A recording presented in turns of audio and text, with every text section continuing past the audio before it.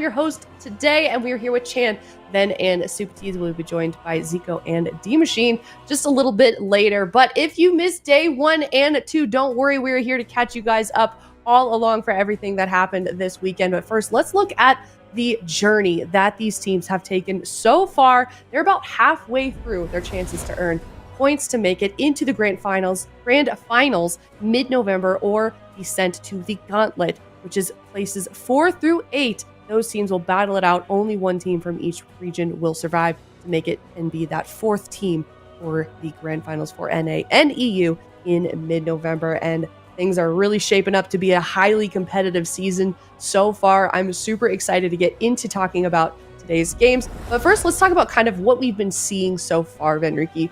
We talked about it on Friday, how we had some changes come in along with that boost, along with some hot fixes, along with some tuning, some buffs, some nerfs. Then, now that we've seen some games from both regions, what are some things that we've seen affect in that regard? Yeah, so slight differences from Cup 1 to Cup 2. Like you mentioned, there was a total item level increase, giving everyone a little bit more main stat, but also more stamina. And I feel like we've seen Warlocks kind of be advantaged from that. Obviously not on this particular list, but having more stamina means bigger dark packs, means a little bit more durable. In terms of the buffs and nerfs, the major difference is seeing a Mistweaver actually make it into the top 4. So buff Mistweaver Monk, Bank, slight buffs to Enveloping Mist and Soothing Mist have actually put them in a position, especially with some crit tech, that have allowed them to make it into the top 4. And other than that, not too much has really changed. Maybe Rets have fallen off just a little bit. Not seeing too much of them in the top 4. Maybe a little bit of Arcane Mage, really not that much either. So I would say it's very similar. Cup 1, Cup number 2, very similar. A lot of the changes were very minor. So it's kind of, same old, but that's not bad because we've seen such a crazy amount of representation in these cups so far.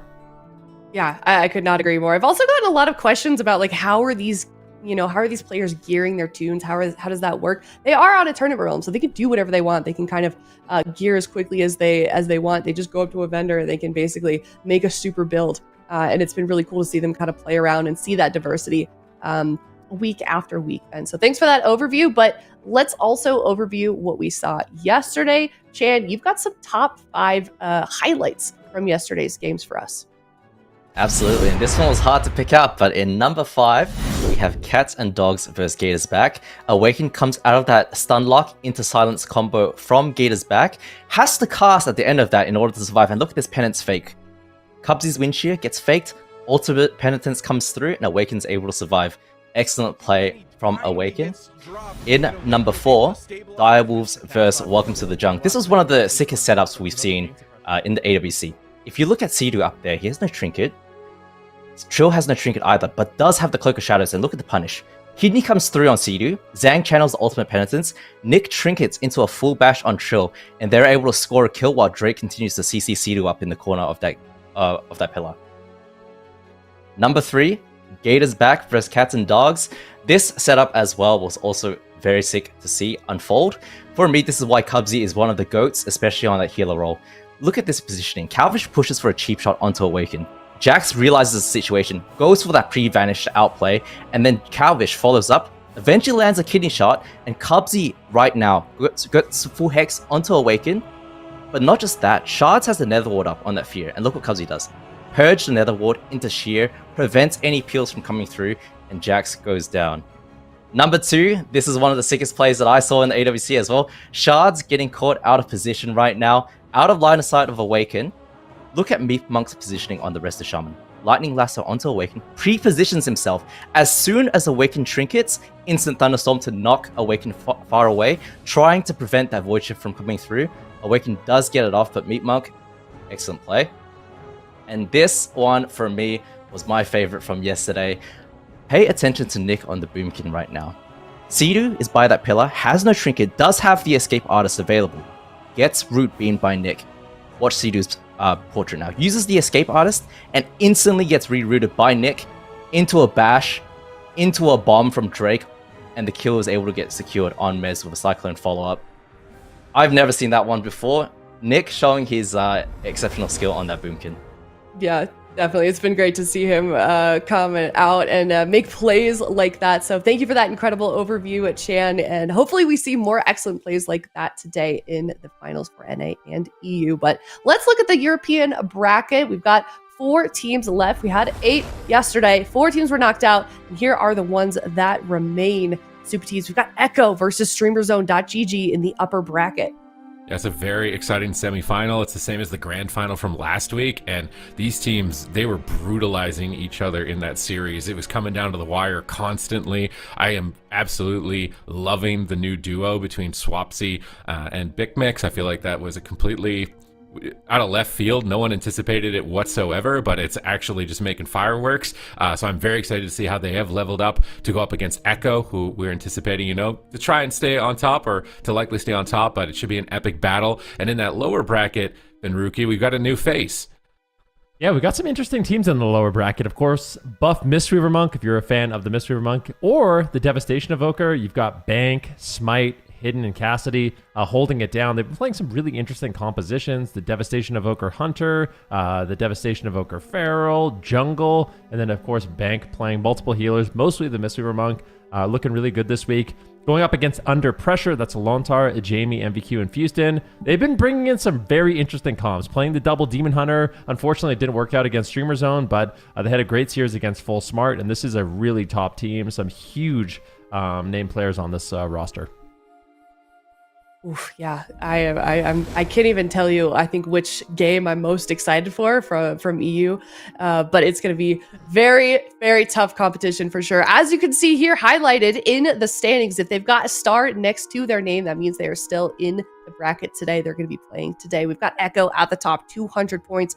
StreamerZone.gg following closely behind with 180. Dobob have been knocked out, 120 points. Under Pressure, looking to make that third spot run with 100 points. And of course, we'll keep you updated if you are watching from home on how those standings change over the course of today. But let's look at the rosters and the players that are individually on them.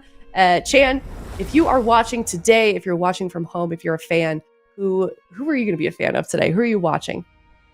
I think the 2 main teams that I want to pay attention to right now is Under Pressure. That's a team with Lontar, MVQ, Fuston, and Jamie. I think these are some of the best players that Europe has to offer, but unfortunately they haven't been doing too well, and it looks like there's a lot of consistency issues on this roster. Last week they bombed out in 8th place, and honestly this is a top 3, top 4 team. They can easily win the AWC, but I'm going to be paying a lot of attention to Under Pressure. Great team, great players, but just haven't found their footing just yet. But the second team I want to talk about is BUFFMW. This team with Bank, Smite, Hidden, and Cassidy is so entertaining to watch. Everyone saw on Friday their series against Dobob, the cross kill. So sick to see. I think Bank, he's the best fist weaver in the world, in my opinion. I hate fighting this guy. I love watching him play, and it's always such a good time. He's got some fans too. I feel like every time I see Buff Mistweaver play, there's a lot of people just rooting for Bank, cheering him on in the chat. So it's definitely cool to see how well that they've done, and I hope they continue on with their success. But speaking of success, let's look at the predictions leaderboard. If you guys know, if you guys have been paying attention, we have been doing a little competition amongst the casters ourselves, and we have the leaderboard for predictions here. And Chan, I want to talk to you because you've been splitting that spot with D-Machine, and you're in last place. How does that feel? I'm gonna blame D-Machine on this one. I think you guys need every advantage you can get, so I'll let you guys have this. We've got Chat at the top, and then Zico in second. Ven, you're losing your spot a little bit. You gotta catch up. Yeah, I'm not happy about it. And I'm not only that, I'm constantly being reminded of it too, Sorry, like today, you're right. Today's a comeback. My fault. I'm sorry. I made some bold predictions today, so I'm hoping we can pull ahead. But yeah, Chat and Zico are looking dangerous, and Super Tease is right behind me, so I cannot be messing up. I need a better day. Yeah, I mean, I think for Cup 1, Cup 2, I speak for everyone. I say there's been a lot of kind of unexpected turns. There's been a lot of upsets. So these predictions are really, really hard to do, at least in my mind. So if you're in chat right now, get those predictions in, get those points in, and we can talk about this first up series. Overviewed it just a little bit already, but it's an upper bracket series. It turns. There's been a lot of upsets. So these predictions are really, really hard to do, at least in my mind. So if you're in chat right now, get those predictions in, get those points in, and we can talk about this first up series. overviewed it just a little bit already, but it's an upper bracket series. It's Echo versus StreamerZone.gg Supertees. Yeah, that upper bracket series is going to be a very interesting one, I think, in particular. I'm just checking it to try and see. We actually are starting with the upper bracket. They're starting with the lower bracket. I was preparing for that. All right, we're getting the the banger series here. All right, we're going straight into it. I'm getting the duo. We're getting the big mix duo here with Swapsy going up against Echo. Obviously, I think StreamerZone are going to focus in on their survival hunter composition. Whether or not they play the feral druid, the jungle cleave, like they did in the finals last week, is the real question, or if they're going to try something different. Now, the jungle was probably coming the closest in my mind, but Echo's probably been preparing a lot, and they may have gotten more war games into it. And when Echo gets more experience, the curveball of the survival jungle gets weaker over time. So StreamerZone may need to break out something new if they do actually want to topple Echo. Oof. All right. We've got Echo, 73% chat vote with a 23% going to StreamerZone.gg. Chan, what's your prediction for this series? Are you gonna make David proud? Are you gonna get those that placement up with your prediction? Well, my prediction is we're going to see the Feral Destrolock Priest like we saw last week, and if Raiku's on the bench, I think Echo's going to win. Ooh. 3-0. Okay. Then, what is your prediction? I'm going heavily in favor of Echo as well for this one. I just feel like it doesn't seem like StreamerZone really has an answer for this composition, so I definitely think Echo's going to take it. All right, Super Tees. I'm leaning into Echo as well, but I think StreamerZone will likely pull off at least one game. I think that the jungle cleave on some maps, they can definitely throw a curveball towards Echo and pull off a win, but a series, that might be a tough one to push it that far. But Botrogue was looking really good also on healer last week, so I'm really excited to see what he's got this week. Yeah, very true. I'm also with you guys. I'm 3-1 in favor of Echo. I do think, and we've talked about it already, how good of a team StreamerZone is and how we've seen them play so far, but they're up against Echo, and I'm tired of getting these predictions wrong. I'm tired of going with my heart. I'm going with what the data says, and the data says that Echo wins quite a lot. But Chan, if you're StreamerZone.gg, what do you think is going on behind the scenes? What are they talking about, knowing that they're kind of the underdogs in this series? I think it's really hard if you're StreamerZone in this situation, because last week, honestly, you kind of got smashed in that jungle versus feral lock matchup. I think they've been experimenting this week, trying to figure out a counter to that feral lock. But based on the classes they play, I'm not convinced that they have an answer. Of course, the meta this week will have shifted very, very slightly. But overall, I think they're fighting a very, very uphill battle, and that's why I voted 3-0 for Echo. Okay, all right. And it's kind of just like, it seems every single time that these guys do get bested, they're just able to adapt so quickly, which is what makes Echo such a lethal team. So I feel like even if we do see Echo fall, we're going to go to the lower bracket and they're going to just wreak havoc down there. I mean, if they were up against, in your mind, Super Tees, if Echo had to fight either Buff Mistweaver or Under Pressure, do you think that one of those teams maybe would be able to knock them out of the tournament? I mean, Bank Mistweaver were able to beat Dobob, which have similar compositions, but I don't know how it would fare into the Destro lock in particular. That variant on Echo is what makes them more threatening than Dobob, in my opinion, for the region. Just having Mercy on the roster. It seems like Flappers isn't able to get in there and provide too much in the current meta, unfortunately, for Dobob. But I would really like to see, it's possible that it doesn't happen, but Bank Mistweaver versus Echo. Like, if it's possible to create that situation, that's like the matchup that I want to see. We've never seen those teams go head-to-head. It's a completely different composition. Those are typically the most challenging for Echo. I think the Hunter composition in particular could be tough for them. So if we get that matchup, that's what I'd love to see. But for that to happen, StreamerZone would have to win here. Bank Mistweaver would have to win, or Bank Mistweaver has to run the entire lower bracket with Echo in the finals. So it's like very low odds of that situation happening. But I thought it was very low odds they'd beat Dobob. So anything can happen. Could definitely happen. You're absolutely right. It looks like more people in chat are kind of believing in StreamerZone.gg. Oh, never mind. As I say that, the number is ticking down. But yeah, you're the underdog in this situation, but we have seen the underdogs win in AWC. We saw it happen in Cup 1. We saw it happen in Cup 2, also in Friday and Saturday's game. So we could certainly see an upset here. But if you're StreamerZone.gg, then what compositions do you think they're going to bring out in the blind pick? Because that is such a crucial choice teams have to make in this moment.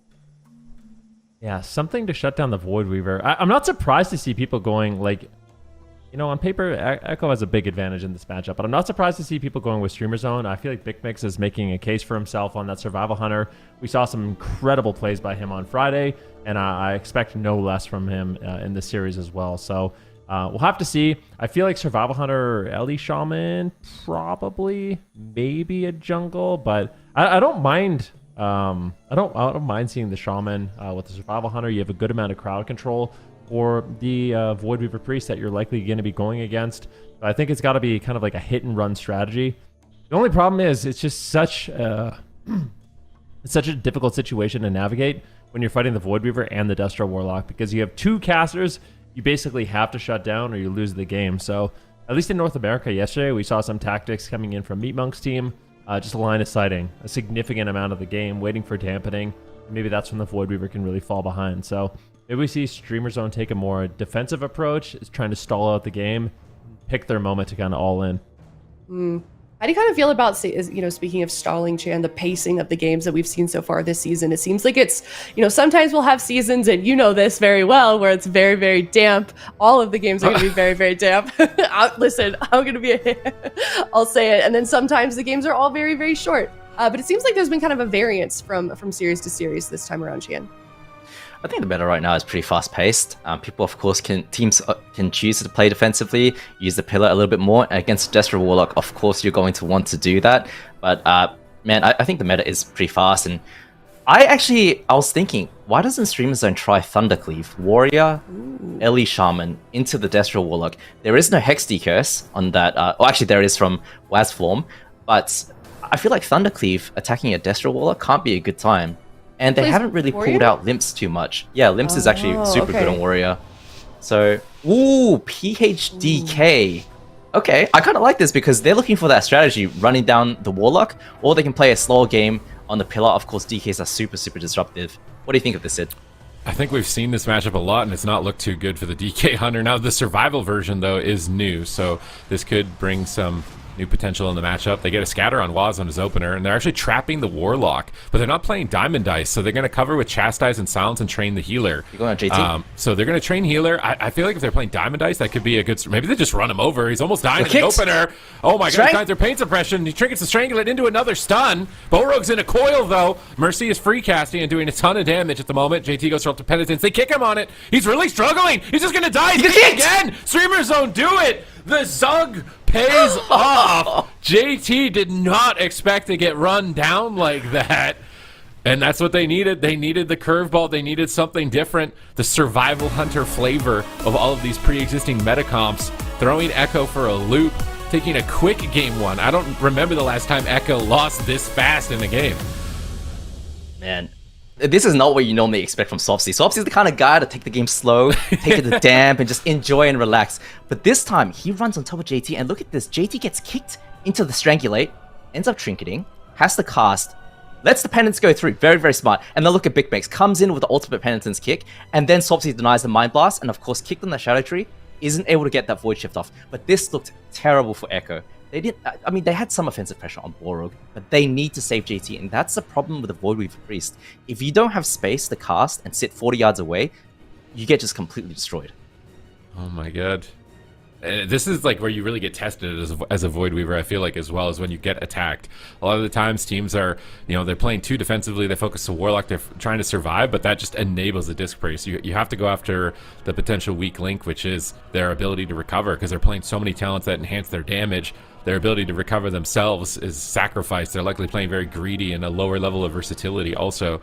So if you can exploit that without dying, right? That's the trick, is get onto the healer without dying to the free casting Warlock. You can run them down. We've seen a couple of games where the healer gets completely annihilated in the opener. And if this ends up working for Streamer Zone more than once, because this is like, okay, JT sees it now. Maybe he wasn't expecting like all that cross CC with the Warlock getting stun trapped and Waz getting scattered. He didn't anticipate that. Now that they've seen that strat, then I think that, and he may also switch his gear. He may put more versatility on. He might switch his racial as well, away from Undead. Maybe he can get a little bit more value out of something like a stone form on a strangulate or something like that.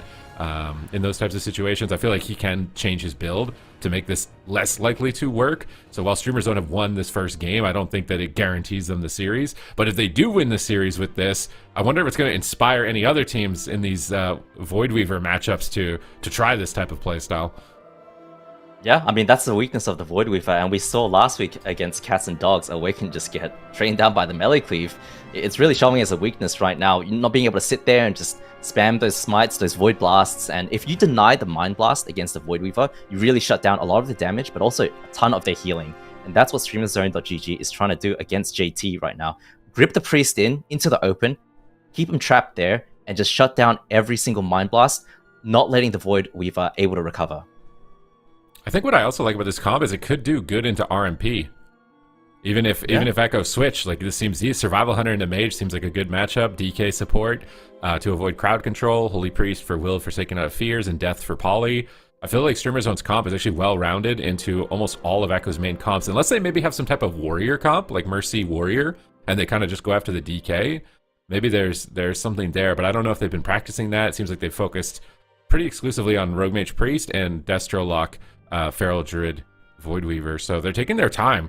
They really want to think this through. They're not sure. They don't want to throw away a series, you know, especially given how volatile the lower bracket could be, because they've got two teams down there that don't really play conventional comps, and those are where Echo really usually struggles in the past, at least. Clock's ticking down. They have to lock in. They're going to do the same thing, run it back, and just chalk that up to a whoopsie. Didn't anticipate that, and they just immediately got punished. So likely we'll see like a build change for JT. Maybe get a little bit more versatility, but maybe StreamerZone throw a curveball. Maybe they go lock this game and JT's like playing overly defensive in the start because he thinks he's going to get trained down. This is where the mind games can start to play a big factor. Yeah, I mean, it's an interesting pick, but from Echo's point of view, I think, you know, let's be honest, JT kind of died there with cooldowns up. He did have the pain suppression available, he did have the void shift available, and he got kicked 3 times in a row, and for me, that was a mistake from JT. He played poorly that round, and he got punished for it. But this is interesting that they're going with it again, because that did look kind of terrible. PHDK can absolutely crush the Voidweaver Priest. We'll see if they can do it again. Empyrean Domain, this is a bit of a bigger map right now compared to Nagrand, but we'll have to see how it plays out.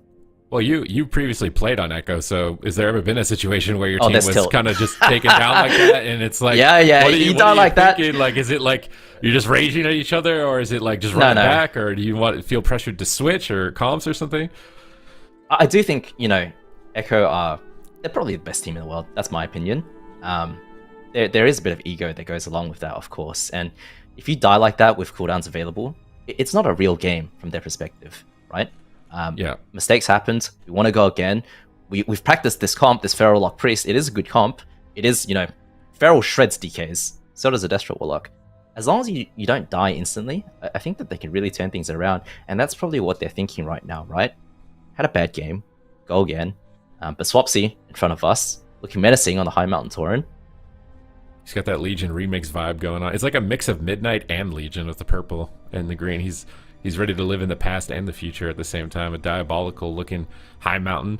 I don't know about the blue face paint, just because it just seems like it does not do well. It does not mesh well with the rest of the set. The eyes look insane.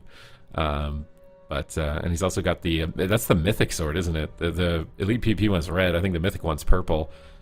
So I'm gonna have to farm that on my transmog runs when we get higher level and Dimensius is actually soloable in the future, because I don't think I'm getting it done in the current patch. But that purple blade's pretty sick. We're jumping in. It's game 2. StreamerZone take the fastest win against Echo.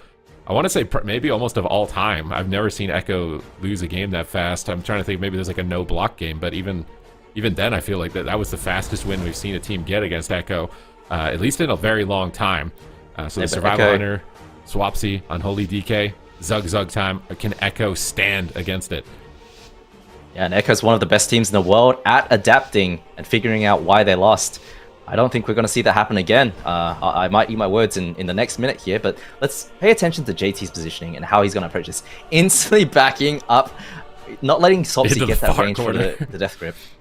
He gets a Mind Blast on the pet. Farming. But the thing is that, I mean, he's going to get a big collapsing void, but if they just don't engage, They are going to start the fight here. That Collapsing Void's going to provide a lot of healing if they CC, but... Oh, Scare Beast! BUFFMW is breaking out the real tech here. He gets a Trinket on Waz. They fear his Trinket. They silence JT on the fade. He manages to gate away. He's having none of that. JT is just instantly in the opposite side of the map. BUFFMW is stunned. Good peels coming through from Waz and Mercy here with the coils as well. And BUFFMW is still trying to get to JT. They finally get there, but Waz is there to assist. They're going to drop the barrier in the opener. Triple pre-barrier on the Blinding Sleet. That's a nice play from JT, but he gets knocked out of it by BUFFMW into a Strangulate. He's trying to scramble around the corner. Goes for Ultimate Penitence. He fakes a kick this time. He's going to get the Ultimate Penitence. A completely different start for Echo. So let's see how Streamer Zone play it out from this point.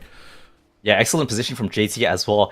Getting, to the gate as well, getting as far away as possible, using the dome nice and early. He knows exactly what Streamer Zone is trying to do to him. So he's just trying to get away right now, try to kite away, and he needs to buy Echo as much time as possible for Waz on the Feral and Mercy on the Destro lock to develop some pressure. And if they're able to do that, Mercy is going to absolutely crush them with the Chaos Bolts. Oh, big pressure here. Nice anti-mag. He's on the grip JT in. Doesn't have fade. He's kind of looks like he's stuck here. Stun trap on the Warlock. They don't cover it. He dispels it instantly. And I actually wonder if Mercy might switch pets at some point. He switched to the Imp in this matchup. Maybe he could like dispel himself in some tight situations. Big Chaos Bolts incoming onto BUFFMW. He's at the pillar. JT gates away. Really good gateway usage this time. And Mercy's playing the low cooldown long distance. So it's going to be a lot harder for Streamer Zone to find that all in. They're trying to go after Waz, but JT, he can just attack pets at the pillar. That's the difficulty of playing pet classes into the Void Weaver, is with Atonement, it heals through line of sight. So JT can just freely attack pets, even if your whole team's behind the pillar. They grip him in. He fades away though. Oh, they fear him. Do they have a stun Strangulate here? They do have a Strangulate. Where's the stun? They're holding on to it right now. Maybe they want to start the chain with a kick. Waz gets a stun. They're actually pressuring Waz while training JT. They get JT's Trinket with the Strangulate. Nice setup, but big Chaos Bolts. BUFFMW's line of sighting. They're doing a little bit of a hit and run this time. They know they can't really stay too far in here. BUFFMW is just taking the closest pillar. Cyclone attempt. That's going to hit BUFFMW with no Trinket. Swapsy's going to get bled up. Borug has good positioning in the back line. Mana even at this point. Still an even game. Nice pet kick into pet stun here on Mercy's Chaos Bolts from Swapsy. But now the crowd control is over and the Chaos Bolts are landing. They grip in the Warlock, but BUFFMW is still low. Here's Incarnation. Big pressure. BUFFMW uses the bending bandage to remove the bleeds, but the Chaos Bolts are raining terror from afar. Borug jumps into Angel form right on the Collapsing Void. They decide to trade Turtle as well amidst the Incarnation. Might have been an overcommitment with Borug already an Angel, though. Yeah, Streamer Zone really needs to get back onto JT. Swapsy is constantly fishing. Look at JT's position. Every time Swapsy peeks onto one side, JT moves backwards or moves to the other side to deny the Death Grip. Because if he does, there it is. He finally gets caught. He doesn't have the Trinket, gets chastised, does have Pain Suppression available, so he should be okay right now. Is able to slip away. But Streamer Zone have committed quite a lot of defensive cooldowns. They're going onto JT right now. Doesn't have aspect of the turtle. He used it earlier. He's line of sighting. Big heals from Borug, picking him up in the nick of time. JT on the outskirts of the map here, looking to try and stay away from BUFFMW and reposition away from Swapsy, pulling them to Mercy's line of sight, but they scattershot the Chaos Bolts, they grip in the Priest, no fade available, but he might get a fear if he's not careful here from Borug. JT stunned.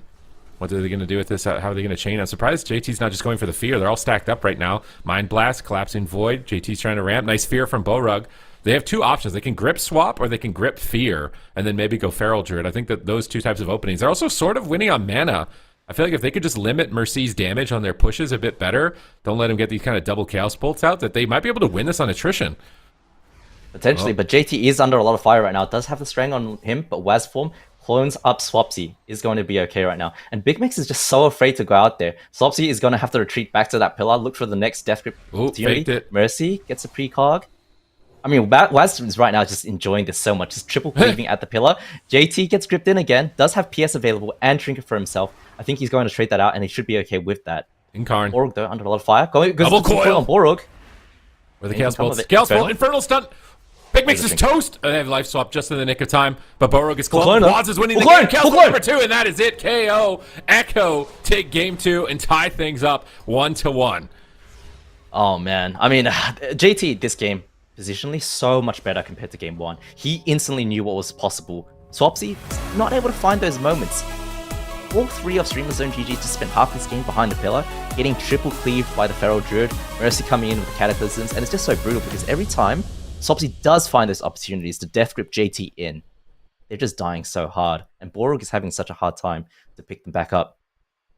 All right, now when we're going in here, game number 3, Now, small maps, though, like this map paid off for JT. Like he was able to play max range. Look at him. He's just having so much fun 40 yards away, just hitting pets and whatever comes in his line of sight, doing as much damage as possible. And Mercy is having fun, too. I like BigMix's adaptation here with Scare Beast. I feel like we almost never see that from Hunters.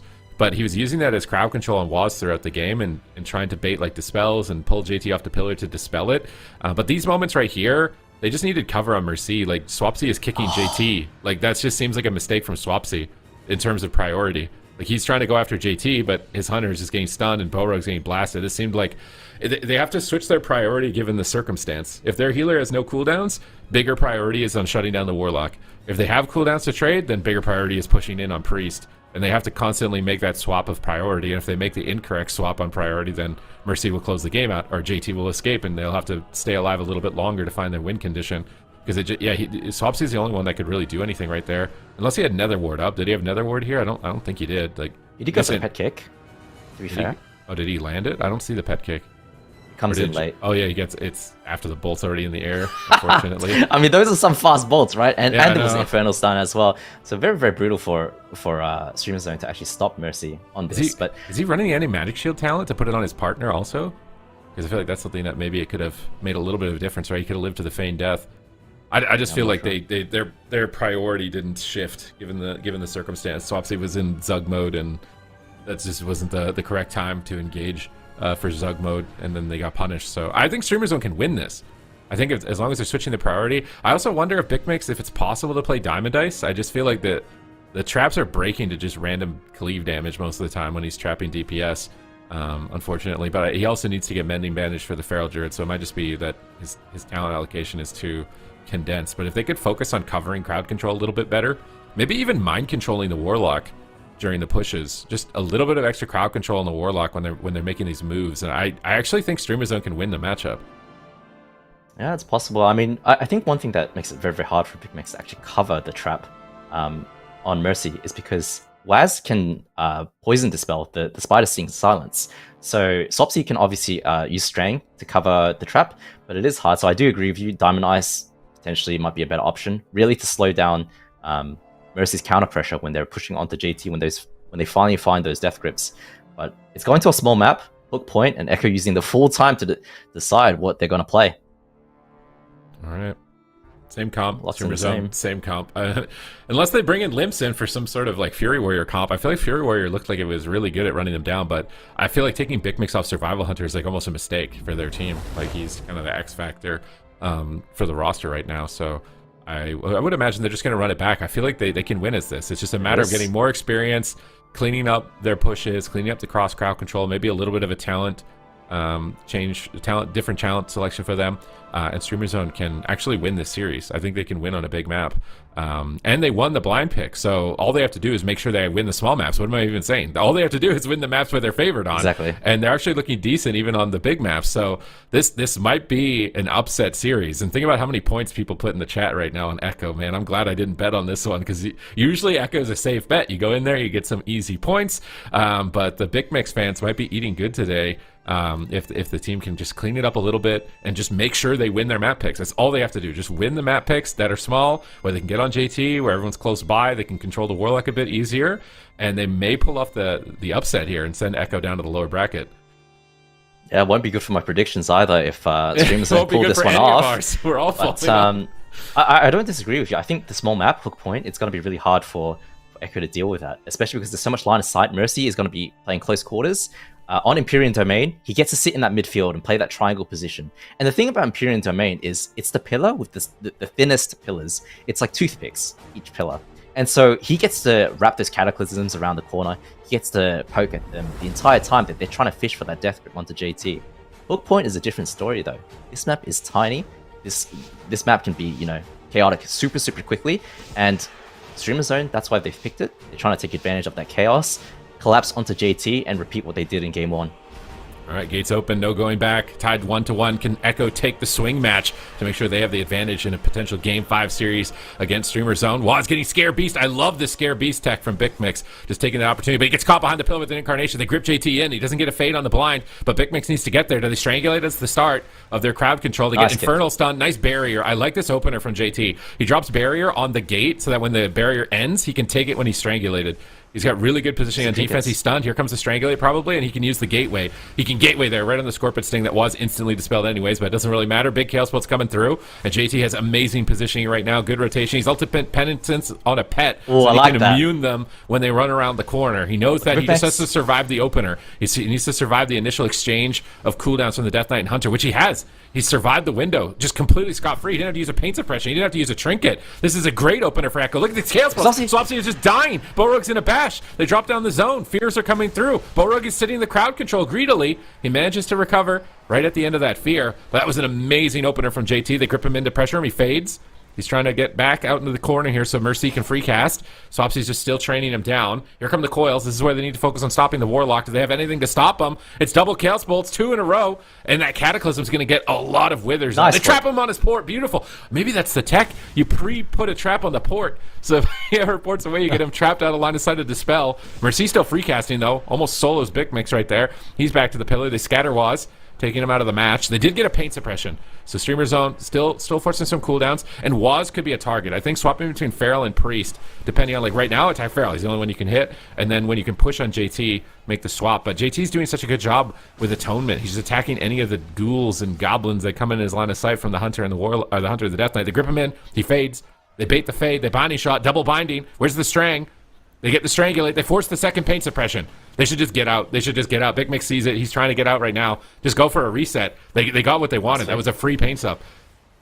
Absolutely. But on Streamer's Zone side, the problem is Borug doesn't have that trinket anymore. So Big Mix has no trinket either. That is a window for Echo to exploit. Mercy with the Chaos Bolts. Big Mix is going to be in a world of hurt if they can follow up any CC onto Borug. Well, Mercy's out in the corner right now. But I like Big Mix's positioning. Chaos Bolt on Borug. Nice scatter shot. Swapsy's caught in a clone, though. They're going after Big Mix. He gets kicked on his Scare Beast, which is kind of nice for Borug. He's taking kicks as the Hunter. Feels good as the healer on this roster. They grip JT in. Where's the fade? He doesn't have it for 2 seconds, but they don't have a stun, it looks like. They get a triple fear. I love that setup. And they get Mercy's trinket. But here comes the Infernal. Borug's in trouble. Big swap. They kick the Chaos Bolt. Swapsy's playing good defense, but Borug is still dying to Waz's Incarnation. Both of them are threatening. He gets into Angel, but now Swapsy is low. He has Icebound. They fear the Feral. Nice Scare Beasts from Big Mix in this position. He's going for the Fear of the Eagle. They got JT at 50% mana. Can they hold on and keep up their pressure without falling over? Coils are coming in. They're still going after Borug. Fear spam. Baits the kick. Chaos Bolt coming. Borug line of sights. Big Mix comes back to scatter the Feral, but now they got a Void Weaver on the right, a Destro on the left. They're getting pinned and pincered at the pillar. This is the problem with the Feral and the Destro lock. Borug trades out his trinket. He does get full stun there. They are trying to go on the Holy Priest, who's stuck at the pillar, trying to prevent him from recovering his team. But Echo, they look so good. JT does get strength right now. He doesn't have pain suppression available. Mercy can make him a gate to get him out of dodge. And I don't think Swapsy has a grip to pull him back if it comes to that. JT moving to the gate, takes it, gets behind the pillar, should be okay. But Streamer Zone in so much trouble. Look at Swapsy. Trades out the IBF as well. Doesn't have AMS available for himself. Triple blind. Can they set up anything off of this? They don't have Strangulate. I really don't think they can. They get the barrier, but it's the coordinated assault. It's the Abomination. JT wants to line up those cooldowns. He gets knocked out of it, but he's at the pillar. He's just lining. They have to pull away. They're going to go on Waz, but Waz has every cooldown. He's just going to Barkskin to stay on top of them and do damage. Maybe he dies through Barkskin, though, as the game moves forward and dampening gets higher if JT slips up at all. Chaos Bolts are incoming. On Big Mix, full stun, no trinket, full clone on the healer. Swapsy has anti-magic zone, but he's too far away. He missed his kick. That's it. Game over. Chaos Bolt in the sky. Oh my god, he almost dies. The anti-magic zone came down just at the nick of time. Big Mix is still desperately spamming Scare Beast. They switch back on Swapsy. And is he going to fall? He's out in the middle all by himself right now. All three players are attacking him, and he's tanking the damage on that high mountain Tauren. Just death striking through it as best that he can. They grip into the binding shot, setting up for the kill onto JT. Borug's in position for a fear. They could swap targets. Potentially in dampening. Maybe it's a mistake. They get a pain suppression for free. It's a free PS. Just run away. Just run, reset. And I swear deeper in dampening, maybe they switch targets. I mean, the mana is looking kind of sketchy for both sides right now. Both teams are about 30% mana, but the problem is Streamer Zone GG. They are under so much fire from Mercy. If he is left alone to cast those Chaos Bolts, he's just going to completely decimate you. All right, Mercy's pulling in to the right. They grip JT, triple blind. JT. Where's the damage? Where's the CC? Ultimate penitence. Fakes the kick. He's going into the sky. This setup's completely botched. They have to run away. They're trying to get out. They're getting behind the pillar. But they're going to stack and get triple cleave. That's the punishment with this comp. They fear Waz. Well. That fear doesn't really. I guess it fears the Incarn for a second. Nice trying on JT. Beautiful. No PS. Crowd control. Trinket fears them away. They're swapping on Borug at the same time, going for the win. Big Miss gets blasted. He's got Borug. But is Borug going to be able to hold on? Waz still has Incarnation into another stun. Massive damage incoming from from JT off to the side. He might just kill Borog by himself. It's looking like a double kill for Echo. How does Borog come back from this? Everyone is dying. He's trying to trade. He manages to recover, but now Swapsy is low health out of nowhere. Mercy is dominating right now, but Borog pulls it off. He's back to 80%. Big Mix is in Turtle. He's immune to damage. Fearing Waz with the Scare Beast. JT instant dispels. Swapsy recovers. They actually stay alive. Double Fear Trap. They're swapping on JT. Can they manage to pull it off? He's got the gateway. He can just click it right here whenever he wants. He's probably saving it for the Strangulate, though. They stun him with the Chastise. Waz gets kicked, but now Mercy, there's no Mind Freeze for him. Look at Mercy's positioning. He might get some Chaos Bolts. Have to be careful. Borog's, he's so far away from his team right now. Is he going to be able to keep them alive while they're pushing on JT? He got a Mind Blast off. He gets a kick on the Void. That's beautiful kick by Big Mix if they can keep kicking him on Shadow. But Mercy's going to free cast in a second here if they're not careful. They pet stun him, trying to buy time. Borog is almost out of mana. They have to make something happen, but they've got such limited defense. Waz is going in. Full stun. Cyclone behind the pillar. They strangulate. They're trying to win while their healer's in crowd control. JT just needs to trade. Just pain suppression. Big Mix gets destroyed. He gets gripped out. Is he going to die? Chaos Bolt in the sky. 10% health remaining. Borog gets 0 mana. They grip Waz away, but now Swapsy's dead. He Icebound Fortitudes, and the push has been thwarted. Maybe not. Deathstrike is actually still alive. Borog does it with 0. He's got Angel in 5 seconds, 4 seconds. They need 3 more seconds, 2 more seconds, and then Borog can top the team here. 1 more second. He's going to use Symbols of Hope, get some mana back. Somehow they're squeezing it through. JT pre-barriers, but he's Zoom. I don't know how much longer he can keep this up. Borog's repositioning to go into Angel form, but he gets caught in a clone. He might have to trinket Angel. Swapsy drops the anti-magic shield, but Big Mix is dead. He's out of line of sight. It's so much damage. Angel form from Borog. They have like literally maybe 20 seconds left in this game as Streamer Zone to win this. They have 20, maybe 40 seconds max to be able to pull off a kill, and JT knows that he's gating out of there. He's not going to give them the chance. He repositions to the opposite side. Borog's getting in position. He fears the DPS. They have to make the push. They have to win the game now. There's nothing left. Full trap Waz. Full trap on Waz, but Mercy can free cast right now. This is the income from Waz, and Mercy is coming in with the bolt. AMC from Swapsy to deny. They need to sit in this for a little bit. They have to just chill for a second. But Mercy goes into the blinding sleep. Swapsy, I don't know how he's going to make it out of this. Full bash onto him. He does have the AMS coming out. Look at Mercy, though. He can channel. JT's dead. AMS comes with JT. He's dead if they stay on him. He's dead if they can stay, but the Chaos Bolts, they're too good. Can Big Mix solo him? He's Zoom. He swaps to Mercy. Oh, he's stunned. No trinket. The coils, the kill. Oh, he can't. He's stunned. It's over. It's lights out. They're fighting so valiantly, but it's so brutal, man. And they lose this swing match. Waz capping over 1 billion damage here in game number 3 and moving to match point. This was very, very brutal for Streamer Zone. The problem is they just have to run every single time. They can only hit and run JT for a few seconds before Mercy's Chaos Bolts just become too much. And he is so good on that Warlock as well. Always understands exactly when they're making that push, has the double coils available to counter pressure, and that's a problem for Streamer Zone. They have these little windows where Swapsy is looking for those death grips onto JT. JT's fading away, trying to make it back to the gate, and Mercy is always just sitting there, big boogeyman playing bodyguard for JT.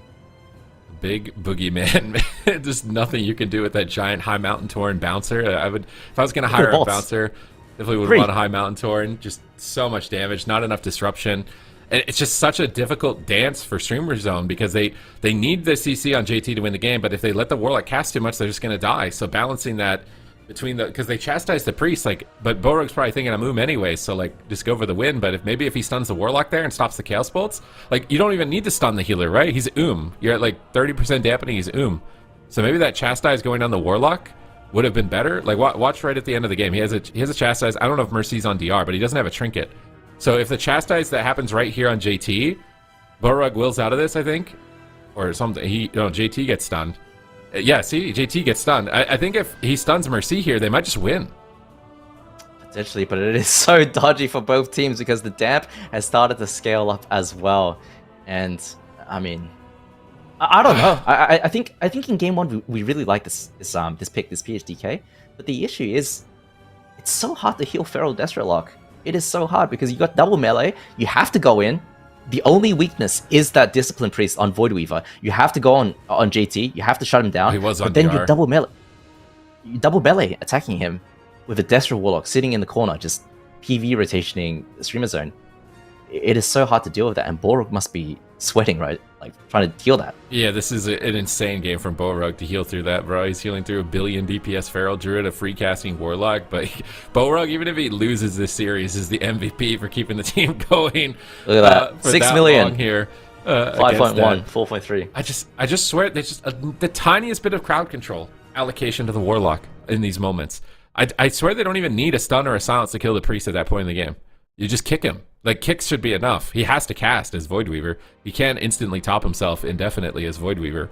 I think they just need to allocate a little more control to the Warlock during those moments. And it's the same thing as last game on Empyrean, where they just left the Warlock open. Just a tiny bit of crowd control on the Warlock. Focus more on shutting him down. Let the Priest do whatever and land one kick, and I think they can just kill him and topple him over. It's such a delicate balance. Echo is so polished, but I feel like Streamer Zone can do it. It's just a matter of making the right call on who to stun or who to crowd control at the right moment. And I don't know if it's possible for BUFFMW, but Diamond Dice would be so good. Just imagine if he's just, even if Waz is trapped, like just one of them is trapped when they make the push. Scatter Warlock. It would make night and day difference for when they're going after JT. Well, they're going for the same matchup on Dala and Sewers, and I do agree with what you say there. You know, there is a potential for BUFFMW to go for the scatter on Mercy to shut him down instead, and use the Diamond Ice on Waz while continuing to train down JT. And I wonder if they had done that sooner in the game, if they could have pulled this one off. Because the thing is, the more you hit and run, the more time you give for Infernals to come back, for Incarnation to come back, for a Waz, and you're going to get crushed if you try to make a push with those 2 cooldowns available. Yeah, it's a tough balance of knowing when to weave in and out, because if you stay out too much, your damage is kind of irrelevant, right? If the Void Weaver is able to free cast, any damage you do is just basically nullified. So you'd rather just stay at the pillar and limit the amount of damage they're doing to you, but then it's also buying the time for their cooldown window. Exactly. The cooldown window it just one-shots you. I really think it's just crowd control allocation. Like, kick should be enough to kill the Priest. It's a Disc Priest. He's not going to run away from you. You just chains advice him and just kick him. Just focus on kicking Priest. All other crowd control goes into Feral or Warlock, depending on what you have. And that's like Chastise Fear on the go should just be on Warlock. And just land kick. Chastise Fear, Warlock, land kick. All CC on Warlock. I think they can pull it off. We're going to Dalaran Sewers. It's match point. Echo might just clean them up here. They got the gateway down at the ramp, so JT's repositioned there. And he'll pre-barrier, and then he'll gate away. But maybe they're switching. They stunned him really fast. I think they want to trap him. Maybe not, but now he's on DR. They fear him. They might be mixing up who they're going to attack here, but Mercy's in such a great spot where he can just free cast on the bottom side. They do trap JT. So they are changing their strategy on match point, but they're just getting annihilated. Borog almost dies in the opener. His whole team is getting ravished. He's in Angel, trying to pick them back up from the brink, and now that looks like they want to swap on JT. He's repositioned away from the gate, but he drops the barrier. Borog is still low. He's going to line of sight down off the corner. Waz is cycloning. He's going to get that on Borog. BUFFMW looks like he's the target, but JT is free casting. Void Blast after Void Blast, playing on the bottom side out in the open, so Mercy can free cast if they go after him. I really like that positioning from JT out in the corner. Ultimate Penitence, he gets gripped on it. He goes for it again. Needs to land the kick. They're not going to go for it. He's in the sky. Big damage on Swapsy, though, between the two of them if they can free cast. That Cataclysm got big value on all the pets. He's got a ton of Withers ramping up right now. He's going to have almost infinite Soul Shard generation. And if Mercy starts to chain these Chaos Spells, it could get scary quick. Yeah, right now Mercy sitting in mid. Chaos Balls, 2 Chaos Balls onto Swapsy. Does have the IBF available. Intimidation onto JT. Full Trap does land, so Mercy in a bit of trouble right now. Dark Pack comes through. The Trap actually gets... it looks like it broke or was dispelled by Mercy. I'm not sure what happened there. But Swapsy under a lot of fire. AMSs himself, has to retreat back to the pillar. And the problem is, if you're Streamer Zone, you can't be playing like this. You're on a timer. You're letting the Incarn rotate back. The Infernals rotate back as well. Finally getting a grip onto JT. Is he going to counter fear? Does land a triple onto StreamerZone.gg. JT gets chastised from Borg. But right now, look at Borg. He's in the main right now. JT into the Strang. Nice trap onto Mercy. He does end up drinking. The Swapsy getting cloned by Waz. Shuts him down right there. Double Blinding Sleep comes through, but BUFFMW is not there to connect. All right, they're trying to get to JT, but BUFFMW is struggling to make his decision whether he wants to commit or stay at the pillar with Borog, and now Incarn is 10 seconds away. Infernal is 18 seconds away. Big hit of damage from Swapsy right now. He's just soloing Mercy at the moment. He's just killing him, and BUFFMW is getting in here. Full stun. Where's the trap? Waz tries to eat it. He knocks him off the side. He still needs to land it, though. I don't think he's going to get it. Double coil, big Chaos Bolt's incoming. Looks like Swapsy is the target of this one. He does land a Mind Freeze, though. They trap JT. There's a PS. They're switching up their strat a lot. They're attacking Mercy's trapped. A lot more. He should be able to get back. He's got cooldowns, so what's going on? Grip into swap. Beautiful pressure from Streamer Zone. They're mixing it up here in game number 4 to try and pressure Echo to game 5, but BUFFMW with no trinket. It's a liability that Borog needs to be aware of. New gate comes down.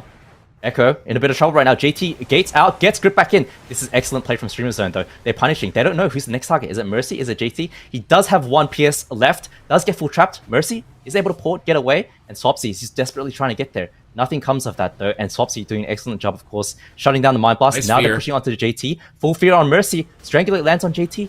He gets gripped down. Nice, Look at nice. JT. He's isolated. He has no life grip. I mean, life stop. He does have PS available. He does have PS. Trades out. No gate available. What can he do? Mercy, you need to save him right now. Double coil comes through. JT ends up tricking. Can they stop the Mind Blast? Entropic Rift comes out from JT. He should be able to slip away right now. But JT, no trinket left, and Mercy could be on a lot of trouble as well next time that Streamer Zone connects. I feel like they need to pull the pets off. JT is just getting so much healing from pets in this matchup. Obviously, with a Hunter and a Death Knight, it's hard, but if they can pull the pets out of line of sight at all, it would be really good for them. They use anti-magic shield on BUFFMW, so they've switched the talents a little bit. Grapple trap, JT fades. Nice, he baits the fade, no trinket. Chastise on Mercy, he knocks him off the corner. Can he root him down here too? If he gets a root there, he might be able to just finish him. Binding shot, fear on Waz. I love the fears from Borug. The last two fears have sat full on the DPS. It's big value. They got his unending resolve. There's no pain suppressions remaining. They grip JT in. To a triple blinding sleep. Beautiful plays right now from Streamer Zone. Borug's getting a position as well to assist, but the coil comes through and the clone lands. Waz gets good peels in reverse. They force barrier though. Now Chaos Bullets get pet stun. They need to focus on Mercy here. Shut him down again. Chaos Bolt. Did he fake it? He faked it. He's got precog, but he's low. They clone BUFFMW. Chaos Bolts are coming in. GT. If they can land the trap on GT, there's no trinket. Stun. I think they should get it. They should get it. Full trap. Look at Mercy. He makes sure he him down. Then they connect. Gates away. He's going to be completely fine. Full fear follow up onto JT though. Ends up trading his will. Still not able to connect, so Mercy makes it out this time. He does have the Dark Pack. He does have the Healthstone. Incarn is now back up. Infernal stun as well. Echo are in a good spot. There it is. Infernal. Oh my god, it could be lights out right now if they're not careful. It's a stun. BUFFMW trinkets instantly. Anti-magic zone, is it enough? Mercy's free casting out in the open right now. Angel form comes through for the incarnation. Really good trade from Borug. Insane play so far here in this game. JT's got a clean position with his pain suppression available and a trinket in a moment here. So they're trying to pressure Warlock. He gets gripped away from the grip. Waz is going after Borug. Dots are on everybody. Waz is tearing in. His damage is going wild. He's doing 2.6 sustained million DPS right now for a 5-minute game. Borug into a full clone. Massive pressure, but a full trap. They need to land kicks on Mercy. If they miss their kick right now, it could be over. If they land it, they can win the game. They force a Hellstone. Nice fear again from Borug. That gets JT's trinket, and Mercy is low. JT's trying to reposition. He high mountain towards his priest, but it's a strangulate that he is met with, and Mercy is being crushed. He's trying to escape. He gets the big heal though. JT Ultimate Penitence. High mountain stun from Swapsy on the Ultimate Penitence. Can they stop the Penitence? Can they stop the Chaos Bolt? It's so many cast bars. They can't stop them all. Swapsy's just death striking to stay alive. Mercy's out of position. He relays the gate to get back to his port and jumps off the side. He jumps off the side. Atonement will heal him. I think he'll be good. JT's free casting with Atonement. He's making more Hellstones. He's staying out of the fight. JT gates. He gets gripped back, but he's got pain suppression. Swapsy is so low. He has a tough call here. Does he icebound? Oh, nice fear on Waz. Maybe they can stay alive. Chaos Bolt. Oh, big connection on Swapsy. The fear was. Oh my god, another insane fear. Full trap. Can they finish the Warlock? Dark Pact. They need more control though. A double coil. They're intercepted, and Mercy is blasting. Oh man, Waz was so sick right there with the meme on Borug, denying the fear off of that trap, and then JT getting the reverse fear. But Mercy under so much fire as well. JT still has no trinket. Use his last PS charge. Mercy does have his health zone. Should be okay. Doing a lot of damage to BUFFMW, healing through atonement. Echo makes it out of this one alive. Swapsy's Incarnation's up in 15. Infernal's up in 15. Yes. Oh my god! 1% health. Yes. Strike behind the pillar. Oh my god, he holds on, but now they're just getting blasted by Cataclysm. They're fully dotted. Waz is eating them alive right now. Oh my god, I think it's over for Borug here. He's started up Cyclone. They stopped the Cyclone, but now they can't stop the Chaos Bolt. They trap the healer, but a triple Infernal. And Incarnation is available. Waz is going to pull the trigger on that at any moment now, but he's binding shot away. Borug's finally out of the Cyclones. He's got Angel. Maybe Borug can pull this off. Angel, divine him. He's going to be able to top the team. And now Mercy's trying to push in. He's got every defensive. Echo have every defensive. They have all the momentum. They're on match point. The pressure is on Streamer Zone. Can they pull it off? JT pre-fades the blinding sleep. He should be good. Mercy's in position to free cast. JT's in position to free cast. It's going to be so much damage. Big pressure up. Massive swap. Waz chomps and Echo take it 3-1. Oh man, I mean this game was so back and forth. It was so fun to watch. Echo, they end up winning this game, but this was very, very close. There were multiple opportunities from Streamer Zone, and I like what they're doing, switching back and forth between JT, between Mercy, getting the trinkets out of JT, getting those pain suppressions, and there were multiple moments where it looked like Mercy might have been caught out of line of sight and punished for it. Oh my god. It's such a close game. It just feels so... If BUFFMW could just get one more talent so he could get Mending Bandage and Diamond Dice, I feel like it would be such a big deal. Like he needs to have an extra PvP talent slot, and then it would be so good for him. He could get the control in these situations because it's just so hard. Like playing with a DK, it just breaks your trap, so you have to always trap the target that's far away, and it's not always the target that you'd like to trap. And then there's mechanics that they can avoid it and immune it, and It just seems like he's not getting any value. Although this game felt like Trap got good value on Priest. I like that they tried to mix it up. They didn't just train the Priest the whole game. It felt like it was a lot scarier for Echo, but Echo just cleaned up their play from game 1 and just absolutely smashed. I can't believe Swapsy survived at this moment. Swapsy's had a few close calls where I'm like, I can't believe he actually lived that. I'm surprised the game isn't just over right now. And Waz was really taking advantage of the fact that he was left open this game, though. He took full advantage of the priority from Streamer Zone, and because of that, they're just able to maximize and close that game out so quickly. And I feel so bad for Borug. He's literally healing through like a combined like 3 billion damage or something as a Holy Priest with a Hunter and a Death Knight. It's just such a hard match for him. But he's putting on a good show for us here. Well, we're getting entertainment, okay? For his blood, sweat, and tears, it's our entertainment. Yeah, we're having fun. The thing about Waz is that he understands the win condition, not just for his team, but for the enemy team as well. And there was this moment mid-game where JT gets into a full trap, Warwick is pushing for that fear follow-up. What does Waz do? Comes in with a maim, intercepts him halfway, JT goes into the air, ultimate penitence, tops Mercy, and then counter fears onto Borug. And that's only possible because Waz saw that, 10-15 seconds, what was coming.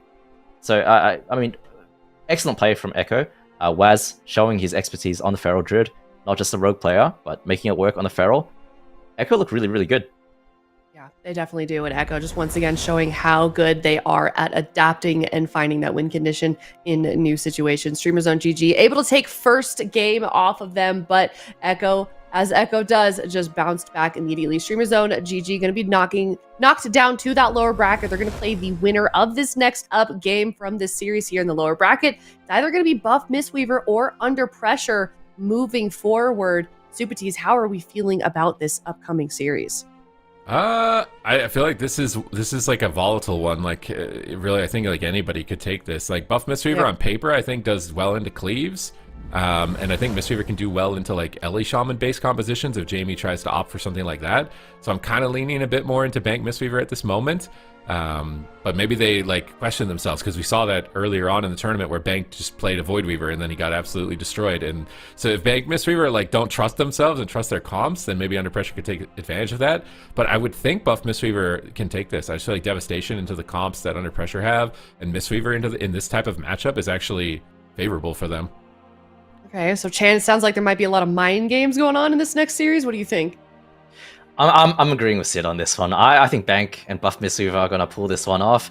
I think Under Pressure are some great players, but I just don't have faith right now. They haven't found their footing. When I watch them play, it doesn't seem like they're doing too well at the moment. And I think Buff Mistweaver, they're a hard team to face, and they're a very hard team to get practice against. It's a hard one. You don't want to be in this position in the losers bracket. Yeah, you certainly don't, because that's one thing for sure, that these teams need those points. I mean, we're more than halfway through the qualifying season to get into that grand final. So both of these teams definitely going to be trying their hardest, but they are up against quite a lot. We're going to head to a break. When we come back, it is Buff Mistweaver versus Under Pressure. Stick around. We'll be right back.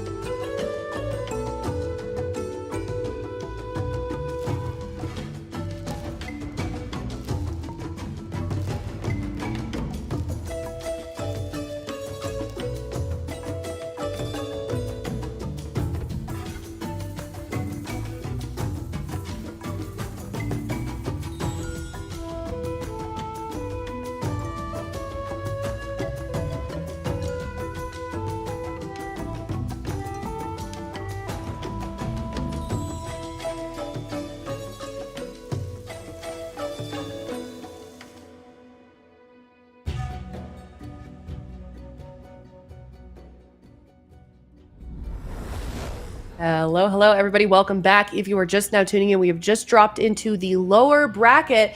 First series of the day was Echo versus Streamer Zone GG. Echo ended up winning that one. Streamer Zone GG now in the lower bracket. And now is Buff Mistweaver versus Under Pressure. I had a difficult time sending in my predictions for this one, Zico. It seems like these two teams, it could go either way here, at least from my point of view. What do you think? Absolutely. I had a really hard time as well.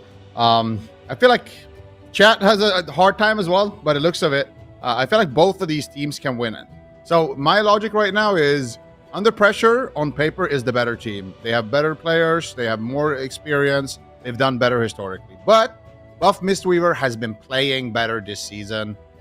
They have just surprised everyone, especially taking out Bob in that banger series. And just in general, looking really solid, looking a bit more flexible too. Previously, it looked like they're only kind of relying on that Mistweaver, but we have seen Bank play some other stuff as well. So I think Buff Mistweaver slightly looking a little bit better right now. Okay, all right. Given that, Zico, what is your prediction for the series? My prediction is in favor of Buff Mistweaver. So I think they're going to take it 3-1 pretty handedly. But honestly, I think it could go either way. It really just depends on, because that's the interesting thing about Championship Sunday.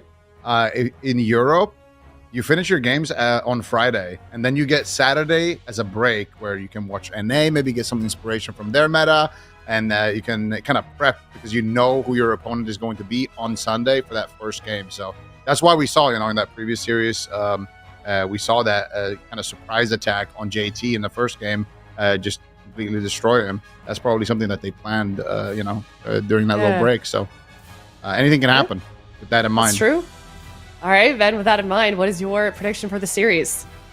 I try to make a bold prediction here because obviously I love the Mistweaver Monk, love Buff Mistweaver, but I'm going against them for this one. I feel like Under Pressure, they're going to rise up. They haven't had a good start to their season, but I feel like today's the day where they show us what they're made of. It's going to be a close series, but I'm going 3-2 in favor of Under Pressure.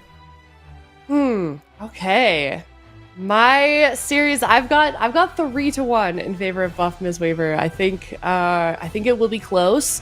I do think that they're going to take it, but see where everybody else is and see if we are all in agreement with a little bit split. Looks like the coin is for Buff Mistweaver. I think the chat was about 50-50 for this, which I think makes sense as well. I do wonder if it's going to stay that way after they've seen our predictions. A little bit more now in favor of Buff Mistweaver, 59%. What do we have for Supatees and Chan? And D-Machine. And D-Machine. I want to be the only one. Oh, Yes. You are the only one. Oh. Okay. This is an opportunity for me to catch back up. I'm not, you know what I mean? I'm not going to catch up by playing it safe. So. You're right. Yeah, you're right. You can't do what everybody else does. No risk, no reward. So true. All right. Well, I mean, you don't think that they are the underdog, Ven, but it seems like everybody else kind of thinks that they are. What do you want to see specifically from Under Pressure? So it's interesting. Zico said he thinks that like Under Pressure, they're a little bit more of like a seasoned roster, maybe even better players. But I feel like for Buff Mistweaver Monk, their classes just aren't good often, and that's why they don't do well. Like I actually think they are top tier players, like as good as anyone. Like Bank on the Mistweaver Monk, I think is as skilled as any healer out there. So I feel like their classes, if they can work, like if anyone's gonna make it work, it's gonna be this roster. So I do want to see that Devastation Evoker. I want to see the Mistweaver Monk, and honestly, the Pharaoh Druid looked good too. So playing that composition, I think is like one of their OG comps, and maybe that's what they should run for this one. Let me reword it. I think that they're all really top notch at their classes. They're probably the best on their classes for the most part, but in terms of tournament experience, for sure, Under Pressure has way more tournament experience, just more deep runs in general. Yeah, and we've seen that a lot before. You know, a team could play wonderfully in the open bracket or together as a ladder, as a team, but then they get onto the broadcast and you kind of see nerves setting in a little bit. So that could definitely come into play, especially when you are leading with like momentum from previous, from previous days, from previous series. I feel like there's a lot of like mind stuff that happens behind the scenes, Zico, that we maybe don't talk enough about. Yeah, well, I think it's also about sweat, like Under Pressure are just bigger sweats.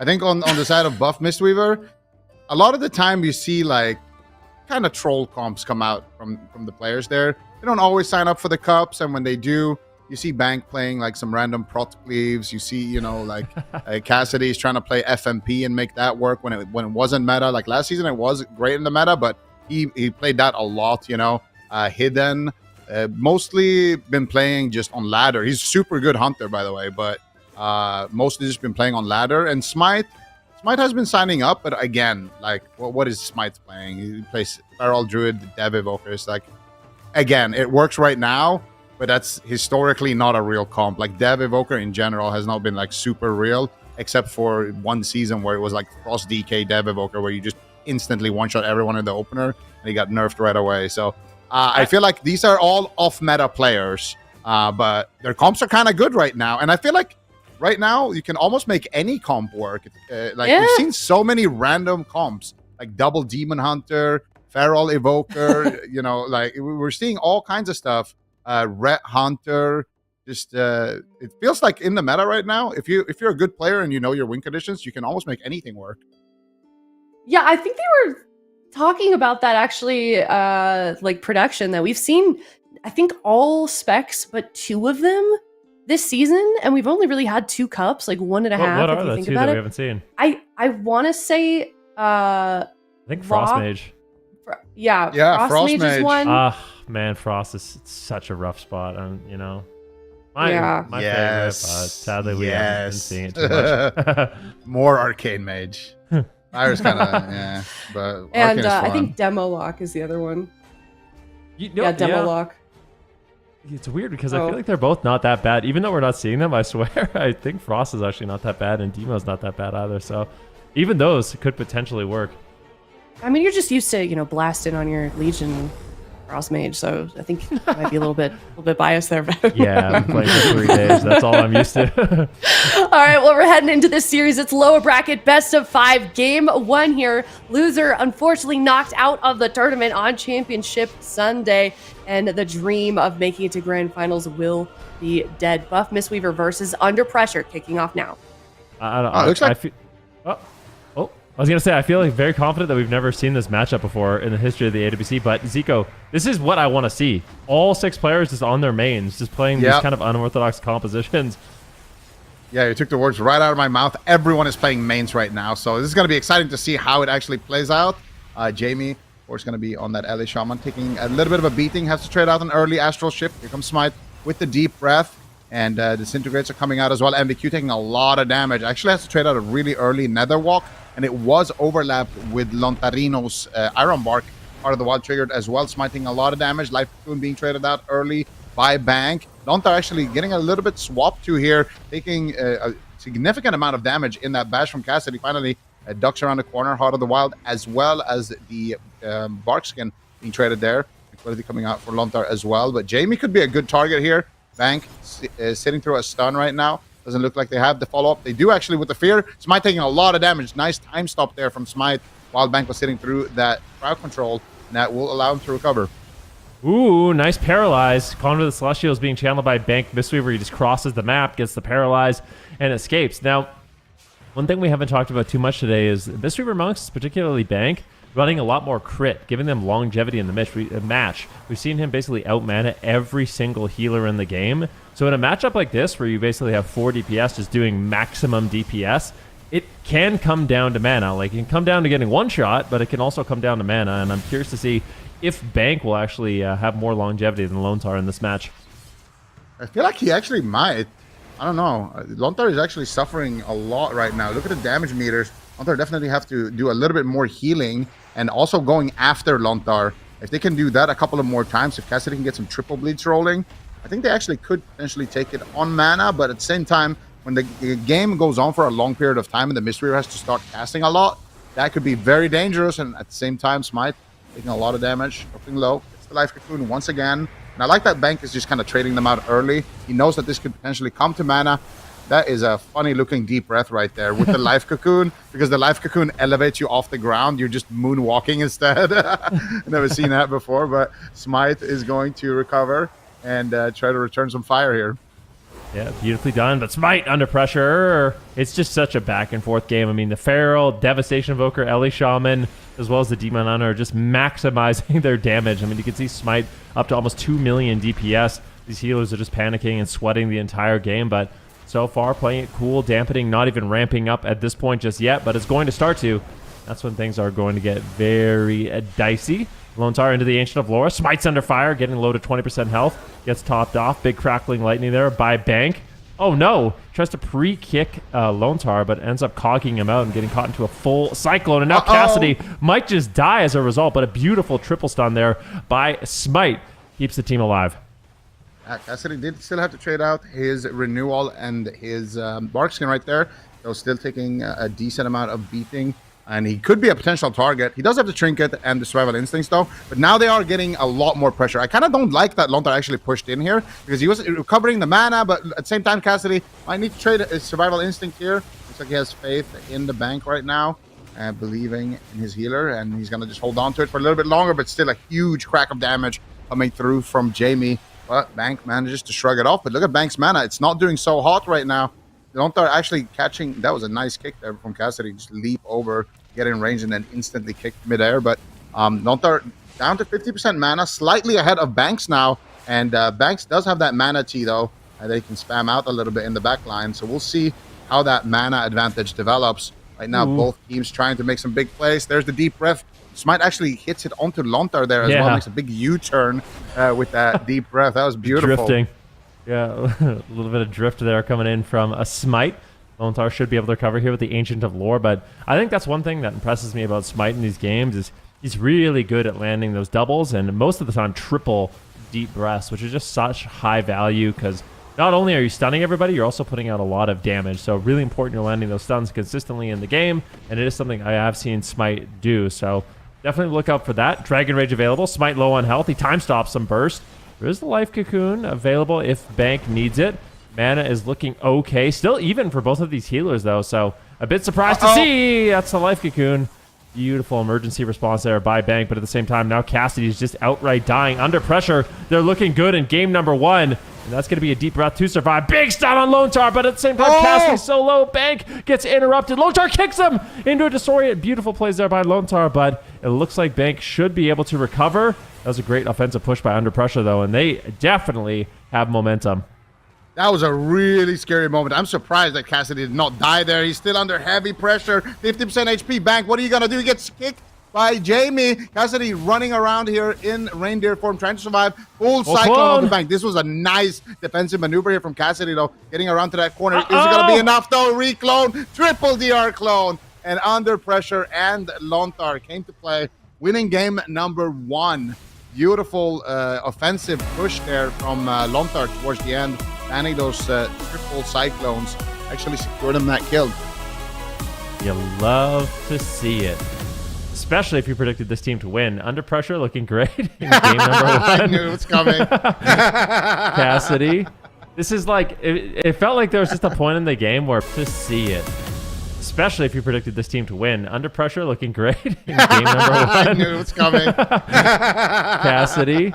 This is like, it felt like there was just a point in the game where Bank just couldn't really recover. Like one wind shear just put him so far behind. And that's a problem as dampening gets higher and higher. Seems difficult to recover. Jamie and MVQ did a really good job getting out pressure in the match. Really unrelenting pressure as well. Whereas it seemed like when Smite had pressure, you know, he was getting feared up, he was getting kicked, he was getting stunned, and maybe even just shut down a little bit more. But this is such a good stun here by MVQ, chasing down Cassidy, catching him in a stun out of line of sight. Bank was in crowd control, but even if he got out of that, there's not much he could really do to recover Cassidy at this point. So really back and forth game. There was moments for Buff Mistweaver Monk to pull ahead. Do you think this is something they're going to counter pick with? Like, do you think we're just going to see this matchup, or do you think they have something better? No, I think Buff Mistweaver are probably going to change it up. I don't think they were expecting this from Under Pressure. I think they were probably expecting some kind of melee cleave to come out, and this kind of caught them by surprise. I would be shocked if we don't see some kind of change from Buff Mistweaver, because I mean this was a full game. Like you got to feel it out, you got to kind of see how the matchup plays, and honestly, they had moments like you said where they had good pressure and things were looking okay, and they were maybe even ahead on mana. But I feel like being ahead on mana doesn't really matter that much because, as you mentioned and as I mentioned earlier in the match as well, the later you get into dampening with that ranged Mistweaver, the more susceptible you're going to become to interrupts. Like at the beginning, you can just kind of free heal and you don't really have to expose yourself to being interrupted that much. But later on in the game, you run out of those instant heals, and then all of a sudden, you have to start channeling Soothing Mists, and that's when, if you get interrupted into a CC chain, you just instantly lose the game. So I think we're going to probably see something else from Under Pressure. Now, that could be a Void Weaver from Banks, or that could be Hidden. Has Hidden actually played for them yet? Hidden? Or has he still been... Is he just Hidden? No, he's not Hidden? No, he's been playing Hunter, right? Like, they've been playing Dev Evoker, Beast Mastery Hunter. Yeah. They've definitely been playing that BM Hunter. So maybe that's what they bring in. It's a big map. You could play Marks Hunter. Maybe Marks Hunter, Dev Evoker. It's, a lot you could of... also play Jungle. I was going to say, I kind of feel like one of the problems with Dev Evoker, especially into this composition, is you can be shut down, right? Like, you have the low cooldown on Wind Shears. Like, Devastation Evoker does a lot of damage, but if you can kind of semi-reliably stop the Disintegrate after an Empowered cast, you really limit their damage and their burst. So the way Devastation Evoker kind of works, after you use an Empowered ability, your next Disintegrate kind of AoEs does a bunch of damage. So if you're Jamie and you're looking out for that and you're grounding after, a Fire Breath or an Eternity Surge, or you're Wind Shearing the Disintegrate, it makes it so you really can limit the damage. I even saw MVQ throwing out like Imprisons and Fears. So they know what they're doing. They know how to slow down the Devastation Evoker, and I think this composition is very good at doing that. Yeah. Yeah, and it's all their mains too, so we are going to see the exact same comp from Buff Mistweavers. I feel like the Hunter is a really solid pick, but Buff Mistweaver, they believe in it. I wonder what they're going to change. Do you think we'll see a Fistweaver? I doubt it, honestly. They're going to run out of mana instantly. Yeah, the rushing Wind Kick nerf was pretty significant, so I kind of doubt we'll see Bank run something like that. Maybe he could get crazy, could get wild, try to get a little bit more aggressive, but yeah, they nerfed that ability by a decent amount. Wow.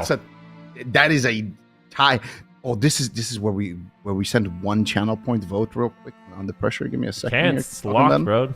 Locked and loaded. Oh, it's locked. Yeah. It's 3 people. Yeah, 3 people different in favor of Buffed Mistweaver. So at least, no matter what, I'm taking the chat down with me if we lose this prediction. So that's always comforting to have in your back pocket. What even happens? What happens here? Does chat just win either way if they split the vote like this? No, because it's 3 people more for Buff Mistweaver that voted. Okay. So the chat is in favor of Buff Mistweaver here. It's you against everyone, Ben. Happy to be there. Honestly, this is a good time to do it. This is a good time to do it. I need to catch up. Like I said, we can't have this. In order for me to catch up to you, we cannot have the same answer. Now, this is a great staff. Unfortunately, this staff is something you can't actually use on the live servers, sadly. This, in my opinion... Hey, why not? Because... You can transmog it, right? You can transmog it, but it doesn't look like this. It looks like a metal sheep, and then when you polymorph, it has that effect. But it's not something you can permanently use, sadly. Oh, yeah, you can't permanently have that effect. Yep. I do think you should be able to, for the record. If anyone at Blizzard is listening, that would be a great addition to Mage specifically. If you got rank 1 as Arcane Mage, you should be able to. Yeah, especially in Legion. Have that. If you that should be like your little, Legion. Yeah, obviously when it was current. So yeah, that I think that would be very fair. But anyway, Buff Mistweaver versus Under Pressure, going in here for round 2. Under Pressure taking the lead so far. Lontar on the signature. Resto Druid getting a nice Cyclone onto Bank. Smite taking some damage. Cassidy also having to trade out his Barkskin, but he does have the Incarnation active. There's a Paralyze onto Lontar. Bank going for the leg sweep. Is he playing? Nah, I was going to say maybe he is playing the Sleep, but doesn't look like it. I guess Jamie just has Tremor for it anyway. Jamie looking for some Hexes as well, but they can't cleanse those on the side of Cassidy, so probably not going to get too much value. Just trying to bait some interrupts. Might caught up in a stun. Cassidy getting cleaved down. No Barkskin. Cassidy's a great target. Jamie is absolutely maximizing his damage right now. Popping off. Lontar, though, getting swapped to. Huge damage coming in from Smite in the back line. but he is going to trade Heart of the Wild plus his Iron Bark, and he should be able to survive with that. Cassidy as well, taking some damage coming out of that Cyclone. Still not feeling too safe. Has to trade out the Renewal. He's still taking a lot of damage while Bank is suffering through that Cyclone. Nice imprison there onto Cassidy, forcing him to Trinket, using it as kind of a pseudo Cyclone on a low HP target is really intelligent. I love that they're going after Lontar. Do you remember when we were watching Zhang Bahai play Resto Druid and it looked insane until they just targeted him the whole game? Then it didn't look so good. So I feel like that is one of the weaknesses of the Resto Druid right now. Go after the Resto Druid as much as possible, and I'm hoping that that's the adaptation we see from Buff Mistweaver here. Cassidy's going to be able to put a lot of pressure. Smite as well. If he can land a big Tip the Scales Fire Breath during those moments, it's going to be really difficult for Lontar to recover, but we'll have to see. I'm curious to see how much a reactive resin is going to be doing for Lontar in this match as well. Maybe we can see that at the end of this one. Jamie down to half, gets interrupted. Still putting out some good pressure. Cassidy getting low, forced to use the Bark Skin. It's super back and forth. Smite coming in for a big stun, but Lontar in that Ancient of Lore completely immune to stun and easily tops off the team. Yeah, Smite looking to load up some more damage, and they're exactly doing what they should be. Just going after Lontar as much as possible, but Lontar is making it difficult for them, and I wonder why they picked Maldraxxus, if that is their strategy. Maybe Bank just wants to have like a really, really far away kind of long range where he can just sit and channel those Soothing Mists. But here comes the Hex onto Smite. Gets dispelled though by Cassidy. Cassidy is still taking a lot of damage. Anytime Cassidy doesn't have that Bark Skin. Oh my goodness! Cassidy almost gets one degged right there, but he does survive with the Life Cocoon. Bank makes the trade. And I was just about to say, anytime Cassidy doesn't have that Bark Skin, he seems like such a good target. But here comes the damage onto Lontar. What are they going to do? They're cleaving down everybody. Triple breath into the DR leg sweep. Huge damage coming out. And look at Jamie rotting down as well. Has to burrow underneath the ground. And Buff Mistweaver is having so much more momentum in this match. There it is, actually. He is playing to sleep. Oh, my God. I can't believe it. He held it in his back pocket the entire game. And then at the final moment, he comes out with the surprise attack. Thanks to Legend. Song of GG. Good game. So he rolls in at the end of that one, gets a touch of death as well. Bank, an absolute legend on the Mistweaver Monk. I love this. Go after Lontar way more in the match. It puts him behind, and it's exactly what I was saying. When we saw Zhang Bahai play this for Welcome to the Jung, Druid looked insane. It's like, wait, what? Why aren't people playing Druid? Like, he's healing so much. And then they just targeted him the entire match. And it was like, oh, okay. This makes a lot more sense now. Like, you fall behind, unfortunately. Like, right here, he just doesn't have hots on anybody. He's trying to recover himself. But at the same time, Jamie is just rotting down. It becomes really, really awkward to survive. Few close calls on Cassidy, though. Going down to 5% health. But a beautiful interrupt quell onto Lontar. And this is where I think Jamie ends up going down. So we can see that Song of Chi-Ji. There it is. Paralysis, Song of Chi-Ji, Touch of Death, Bank, sets him up. We can put that in the top 5. Yeah. I'll just write it down for next week. But no, this is crazy at the end. So I was wondering at the very beginning, because it kind of looked like he was playing the song, but I wasn't sure. And he held on to it. He actually never used it the whole game, right? I never saw him actually cast it. And at the very, very end, during the kill, look at him, sneaks in with the Aura Mastery Song of GG. And James is just like, should I Tremor that? Or like, what should I do here? Because he had Tremor, but using that last Global on a Tremor wouldn't feel too good either. So, a nice little surprise pick there. Well, something really... I actually need confirmation on this, because Tremor Totem doesn't work on some CC, and I think it is Song of Chi-Ji. Wait, really? I think it doesn't work on Song of Chi-Ji, which is really weird. I need confirmation on that. I feel a little bit confident, but I think... Could be right, actually. I think it doesn't work. Yeah, even though it doesn't. It feels like it should, you know, since it is asleep, but I don't know. Yeah, it doesn't work. All right. Take those. Yeah. So it's like Jamie can't do anything in that situation.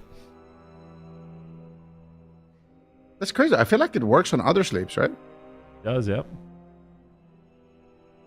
Oh, well. Maybe I'm just mixing it up with Willis Forsaken.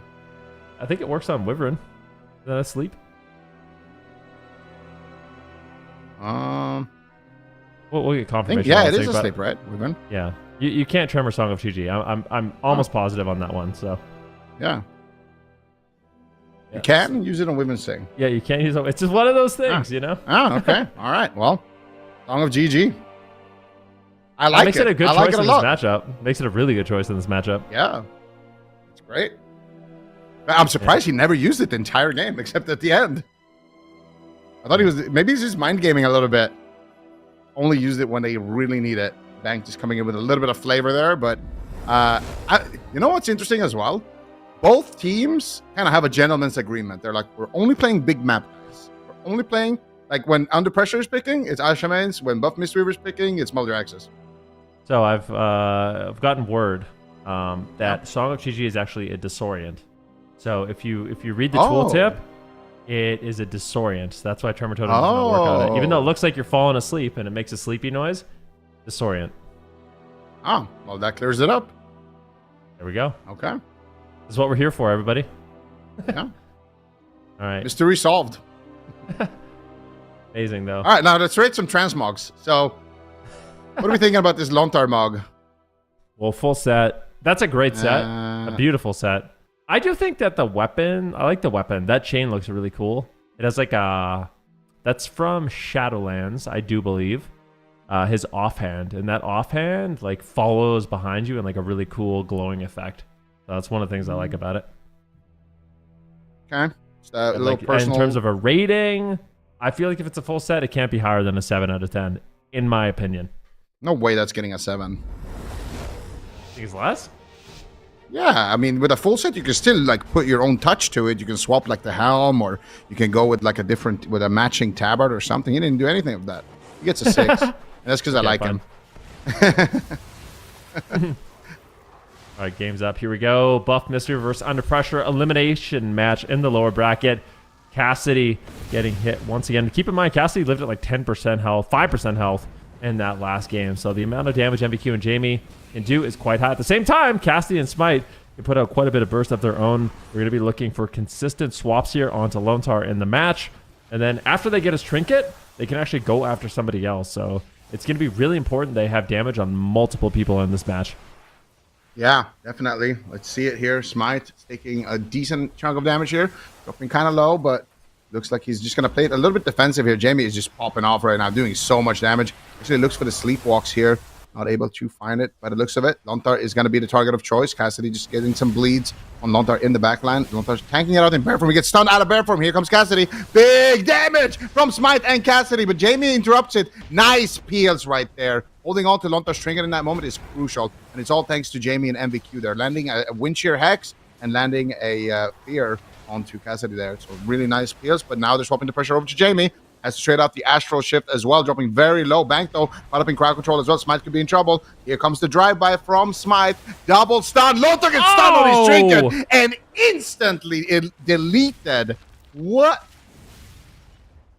Goodbye.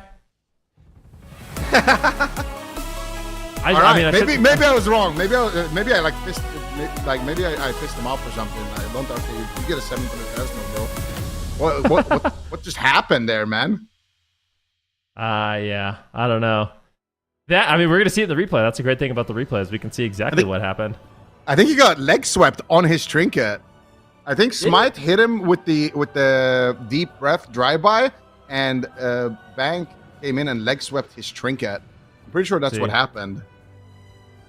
That was really quick. But you see, this is the problem. Lontar's trying to play catch up on Jamie, and then they bash him into the deep breath, and he gets triple. It's just so fast. Yeah, so they actually overlapped the stuns too, but luckily for Bank, he was there with the 3 times DR leg sweep or double DR leg sweep to put him down. Lontar, that's the problem with the Druid is you just fall behind on healing. It's like you get out of the crowd control and you're just worried about Jamie. You have to use globals to keep him alive, and they just make a swap, and he has no hots on himself. He gets out of bear form, he gets stunned, and it's just GG at that point. I don't even know really what he could have done. He does trinket in the Iron Barks, but I think it's just too little too late. And this is the vulnerability of the Resto Druid. Every single time we see Druid and it looks good, the team just starts training the Druid, and then it's really rough. Yeah, no, I kind of like it. Buff Mistweaver right now, looking very, very solid. I mean, I feel like it's so fun to watch them play, actually. Like they're such a good blend of personalities. Like Banks just has like he's kind of the X factor, you know. Like I love his offensive plays. Like he'll do what he needs to do defensively, but his mindset is offensively. You know, he's like a disc. He's like a Void Weaver trapped in a Mistweaver's body.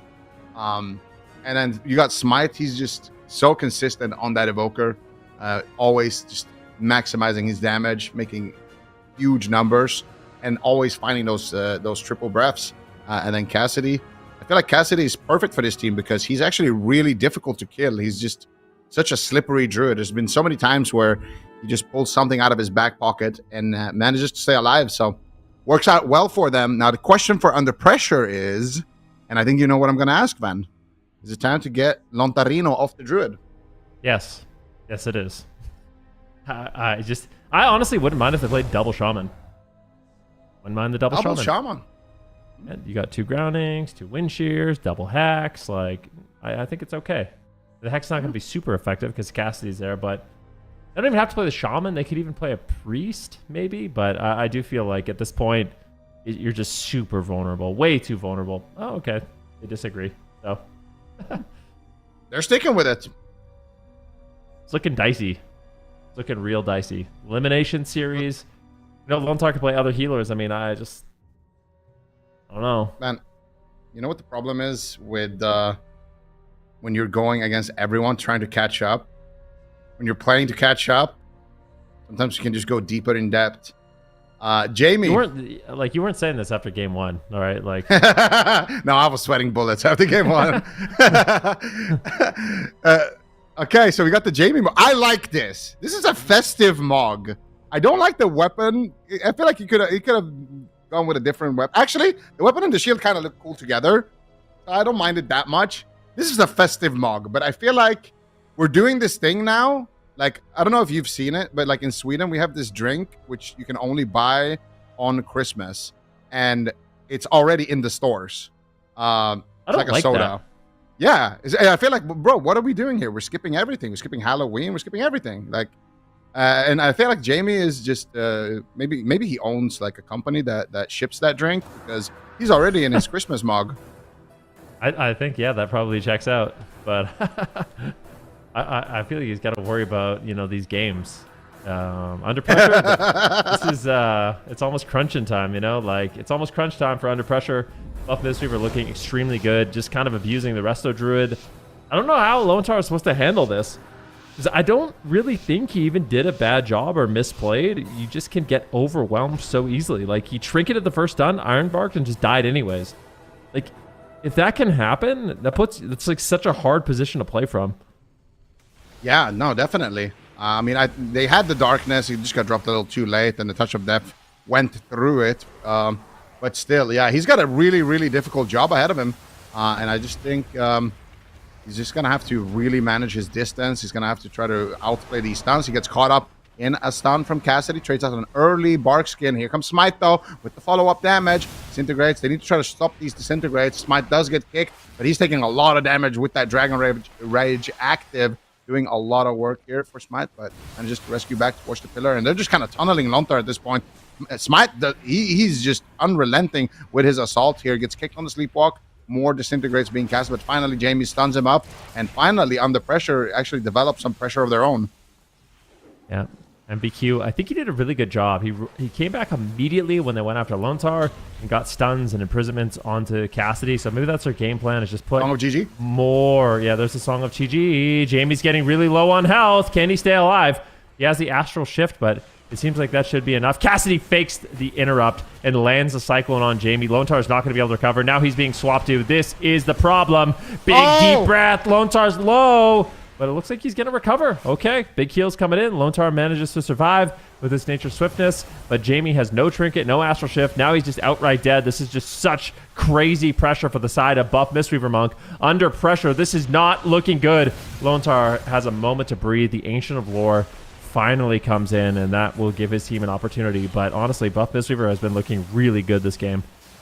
Yeah, no, they're playing out of their minds, but finally Jamie manages to reverse some of that pressure, pushing out the life cocoon there. Really nice push, but at the same time, Lontar gets caught up in the main stun. Cassidy gets fell erupted and knocked behind the pillar. Beautiful play there, but Bank rolls in with the leg sweep, manages to stop the damage on to Cassidy with that leg sweep on MVQ. MVQ now caught up in a sleepwalk. Cassidy just tanking it out in bear form here for a second. They're looking to develop some pressure onto Jamie. Smite is looking for the deep breath there. Can't find it onto Lontar. Lontar gets a stun onto Bank. And now they're going after Lontar again. I think he's actually off stun DR here. And there it is. Full bash connection. He's going to trinket out of that one immediately and get around the corner. Doesn't have the bark skin, so he has to make that early trade. But at the same time, now Jamie could be in trouble. Lontar is susceptible to crowd control. They could cyclone him. They could sleepwalk him. They could get a lot of pressure here with the Song of GG. Or they could just try to develop more dots onto Lontar and set up another swap. Buff Mistweaver is holding all the cards right now. Yeah, he pre-Iron Barks his setup, but could go after someone else. I think Lontar should be able to survive. Iron Barking at 100% health. He's out of line of sight. If he didn't live there, then, I mean, there would be not a lot of hope in this match. So, luckily, he will survive. Buff Mistweaver Monk now under a little bit of pressure with a full Cyclone onto Bank. Looks like he'll get out of that and will recover. Smite doing a great job with another triple stun with his deep breath. Lontar in that Ancient of Lore just throwing out the heals, trying to stay ahead of the damage. And pre-healing himself. Like, he knows he's going to be the target in this match. The problem is, though, when you're putting so many globals of pre-healing on yourself and overhealing, you're burning through mana. So the Bank has developed a massive mana lead as a result of this strategy. Yeah, and Bank is rolling in here for a double sweep. He hits it onto Lontar and MVQ. They didn't get the bark skin, though, which is absolutely crucial here for Lontar. He still has renewal, he still has bark skin, and he has his trinket rotating back up. So actually, they have kind of sustained through that big storm that was coming their way, and now all of a sudden it's going to be Cassidy on the back foot, trading out the bark skin, sits in cat form, going after Jamie. They got a nice quell onto Lontar. There's the deep breath. They're looking for the KO. Almost finds it onto Jamie. Astral Shift will trade. MBQ's taking a lot of cleave damage here. Song of GG being casted, lands onto Lontar. Jamie's Astral Shift is fading. He high mountains back into the fight, trying to stop the damage for just a moment, but there is so much pressure developing here. What are they going to do? They get a stun onto Lontar. He's going to trinket. The Stone Bulwark Totem trades as well. Jamie's still dying through everything. Finally, the Ancient of Lore comes out from Lontar, and his team will recover. Oh, it's just so crazy. It feels like if he doesn't have the Ancient of Lore, he's just falling further and further behind every second in the match. Lontar had to trade out his Barskin and his Trinket during that setup, so this is devastating. Honestly, I'm really worried for Lontar here. If they can push in, they could take him down. They could take down Jamie, but they have to live. Smite going for a deep breath. Low on health. Big heals coming in here from Bank. Still has the life cocoon, but I am worried for Lontar. They're just blasting him. Smite getting some laser cannons out with this disintegrate. Jamie's just outright dead. All three members could fall here. Incarnation is ripped out for Cassidy. Jamie, MVQ, Lontar all down to 50% health, but at the same time, Smite is getting a little bit low. They do have that insurance policy, though. The rescue as well as the life cocoon, who is going to fall. It's super back and forth. I'm surprised Lontar was able to recover there. Great heals by Lontar. Yeah, that was a great play also by Jamie, kind of stopping that setup a little bit earlier. But Lontar now once again in a Cyclone potentially. No, Jamie grounds it, but here comes the Song of GG. Oh, nice kick by MVQ.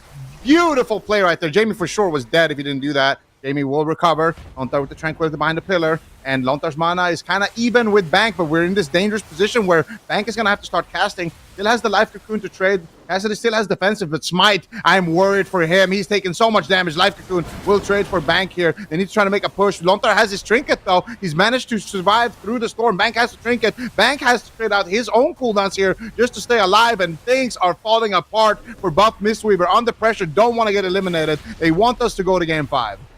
Oh my goodness, this is amazing. Such a back and forth game. Look at Lontar getting aggressive, gets the maim stun, but paralyzed. Can he get the Song of GG? Beautiful knock there. Lontar looking for it. Disorient into a full Cyclone. There's an opportunity, but at the same time, Jamie's a little bit low. Pops out the Bloodlust. Cassidy now is getting absolutely destroyed. Pops the Survival Instincts. That should be enough to survive. It's a massive damage reduction for the Feral Druid, but if they can force more, they need to get the Bark Skin. He trinkets out of the Cyclone. No Trinket, no Survival Instincts. Cassidy's slightly vulnerable here. Celestial Conduit traded out here by Bank Mistweaver, getting everybody nice and topped off. I do wonder where Buff Mistweaver wants to go. Lontar has Ironbark, Barskin, as well as Trinket, so many defensive options are available, but we've seen just how much damage Smite can do. This is the Dragon Rage, the end of the Dragon Rage. They kind of weather that storm. They can recover here. I feel like Under Pressure is in a good spot. Yeah, Cassidy's under heavy fire right now, but he does have the Barkskin Trades to Renewal, and he does have Incarnation here. This is their final push, potentially. Their Life Cocoon is going to connect. Jamie, what are you going to do? He doesn't have Burrow. Astral Shift will trade Lontar. Bank, going for the song. Doesn't find it, though. There's no audience listening to his song, but still, Ancient of Lore is going to block it. Jamie, what are you going to do? He finally gets the Stormkeeper out, gets the position. Ancient of Lore should be enough defense here. And now Cassidy is in huge trouble. No Life Cocoon, no defense on the side of Buff Mistweaver. They need to run. They don't have anything right now. Meta comes out. Big damage onto Cassidy. And he will fall. And we are not biased at all right now in Rookie. Under Pressure takes us to Game 5. You know why I'm so excited? It's not even because I went in favor of them. I'm dead serious. The reason why I'm excited for Under Pressure is because it's such a difficult thing to do. Like, you have 2 games on the Druid that look so bad. Like, it's like, okay, this isn't going to work. But they stick with it. Like, I totally respect teams that do that. They just stick with their main. They say, you know what? We could play better. Like, maybe, this composition is a little bit tricky for us, but we could play better. Lone Star sticks with it. Does a really good job with his team and managing these really scary moments. And at the last second, that Ancient of Lore coming off cooldown. If Ancient of Lore didn't come off cooldown right now, that was GG. Jamie right there, that was another sick play. He did the high mountain into the gust of wind and crossed like 80 yards in a very short second. So really, really nice plays by both these teams. This is an amazing series.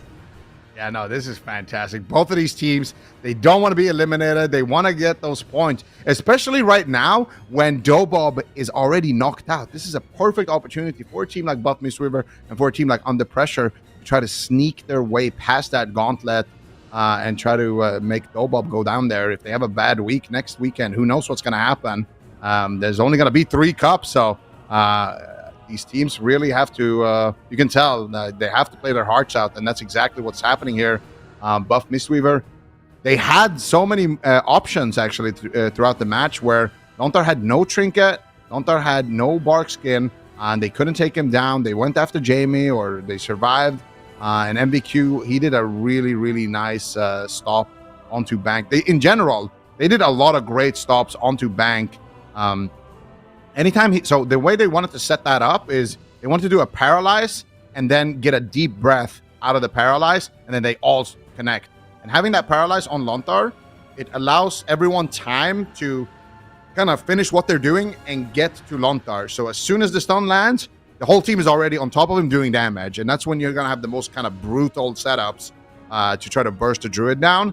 But every time Lontar was in that paralyze, there was always MVQ coming in, dropping a Fell Eruption onto the Feral Druid or onto the target that wants to actually land that stun, stopping Banks from following it up with the Song of GG, just dashing over there and landing a kick. Things like that really is what kept them in the fight. So while Lontar has to play amazing for himself and pre-Ironbark setups and pre-Bear Form and things like that, and keep himself hotted and still manage his mana, his teammates also need to do a really good job for those kind of unstoppable goes where he just gets instantly crowd controlled into a stun.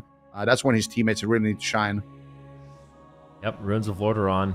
This is, So Isaiah, what Lontar is doing to keep his team alive and survive these setups, with the help of his team, he's pulling off miracles. Like, I'm not going to lie, there's a few miracles in that match. It was not looking good. So, Runes of Lordaeron, we're going to a very small map. Buff Mistweaver, they know exactly what they want to do. I think it's going to be the same compositions, except this map just is going to be even more difficult for Lontar. So, yeah, they're going to have to play a phenomenal game once again. And the thing about this series is it feels like it can end in the first 30 seconds, just based off how much damage is available to both these teams. But also, if everyone's rotating as well as they are, like, we can be going the distance here too. So, yeah, this is a fun one. I love this series. Yeah, this has been a great series so far. MVQ and Jamie as well. This is a Demon Hunter and an Ellie Shaman as well. They could definitely just delete somebody themselves if they're too slow with trading on the side of Buff Mistweaver. So both teams having kill pressure early. We did see Lontar just die on the second setup, I think. So anything is possible here, but Buff Mistweaver are going to lock in the same thing. Under Pressure is going to lock in the same thing. And I think one of the things that actually makes the series so great is that all 6 players, like you said at the beginning, are all playing their mains. Cassidy's on his Feral Druid, Smite is on his Dev Evoker, Bank is on his Mistweaver, and everyone on the side of Under Pressure is also playing the class that they're known for. It's just mains v mains. and it's just awesome to see that. Definitely. Take a look at Bank's build. The crit, I've mentioned a few times today, but that seems to be the new hotness for Mistweaver monks. Playing a little bit of crit, because every time you earn a manatee, based off your percentage of crit, you have that percentage to gain an additional manatee. So you're just kind of RNG procking some additional T throughout the match. And they give you a lot of longevity in these 3v3 games. So cool to see Bank kind of implement that for his build and allow him to go a little bit further in these games. And yeah, one of the only Mistweaver monks playing the specialization that did receive some, I would say, some very minor buffs, like incredibly minor buffs, but Bank is still making it work, and it's not looking too bad when he plays it. Definitely. Bank also with the nice transmog. Is that the Rogue Tier 3 helm, or what is it? What helm that is that? Is, it looks yeah. like, no, it's the but it's like it's such a Sky. mixture of different pieces that it's very respectable. You know, that's a helmet that I normally am like, everyone's running that, but he's done such a good job. Just everything, the tabard, the tabard of the void. Looks. The only thing I don't like, well, I mean, it's kind of okay, but it's the sword. Like the sword looks cool with the rest of the Mog. It looks cool with the rest of the Mog, but it feels like, it feels like a warrior or like a melee weapon. You know, it doesn't feel like a Mistweaver weapon. I don't know. I want to see maybe like some dark staff or something. But then again, he has landed some touch of deaths with that thing, so maybe it does pack a heavy punch. Yeah. Game number 5, Ruins of Lordaeron. Super Tease is crying in a corner somewhere right now because no one is saying his line. Oh, well, you can see it there at the bottom. Would be final. There we go. Fitting final resting place for one of these teams, as it is a cemetery. I just can't deliver it the same way he can. Jamie getting low early on in the match. As you can see, Lone Star in that Ancient of Lore. And that Ancient of Lore is basically the reset for Under Pressure. Oh my goodness! God! Oh, that was almost an overlap. That was almost an overlap of the time stop as well as the life cocoon. So a panic moment there for Buff Mistweaver. But as I was saying, you can see the Ancient of Lore. If you look at Lone Star's frame, that cooldown, that tree that's about 50 seconds right now, that is the reset. So that's what we're looking for Lone Star. Every time he has that available, his team can survive. And outside of that, it is a very difficult thing to heal through this amount of damage. So Under Pressure is going to be Under Pressure when that's not available. Yeah, I mean, I said it in the pregame. They definitely have the damage to try to take somebody down early on the side of Under Pressure, too. We almost saw them go down here in the opener, but Lone Star pre-bear forms the setup, so doing a great job. He didn't have Bark Skin, so that would have costed him his trinket if he wasn't careful. Cassidy gets caught up in the main stun. Lone Star looking for the Cyclone. Can he find it? Finds it onto Cassidy. And that is going to slow down the damage from the side of Buff Mistweaver. Ancient of Lore is going to be active in about 10 seconds. Smite taking a lot of damage here. No life cocoon. How are they going to survive? Nice rescue coming back there from Smite, getting himself a little bit of a shield. Lone Star Dog is caught up in a stun. Doesn't have Bark Skin. They try to push for the trinket. Can they get it? Lone Star greets it out. Had good pre-hots there and does manage to survive with some peels from his teammates as well. Kick coming through there onto Lone Star from Cassidy. But Lone Star now can play aggressive. He's on stun DR. He could look for a Cyclone, but at the same time, Jamie is taking so much damage. He needs to be a little bit careful, falling too far behind. He's pushing in. Here comes the stun on the bank, and now he's looking for the follow-up Cyclone. Gets instantly quelled, 0.1 by Smite, and met with huge damage from Buff Mistweaver. Oh, MVQ in some trouble. Oh my gosh! He's got no trinket. Can they take him down? Such a close call. Lone Star pulls off a miracle to keep him alive, but I love the fact that they're keeping MVQ honest in the game. Like, that was, he's been trinketing aggressive. I like the swaps, but Cassidy's low. Bank casts a life cocoon if he needs it. He fakes out an interrupt, gets the precognition, looking for potential Cyclone. MVQ immunes it. He's being so annoying on the Demon Hunter. This is what MVQ is known for, just immuning it with Glimpse, immuning it with meta, and Cassidy almost goes down as a result.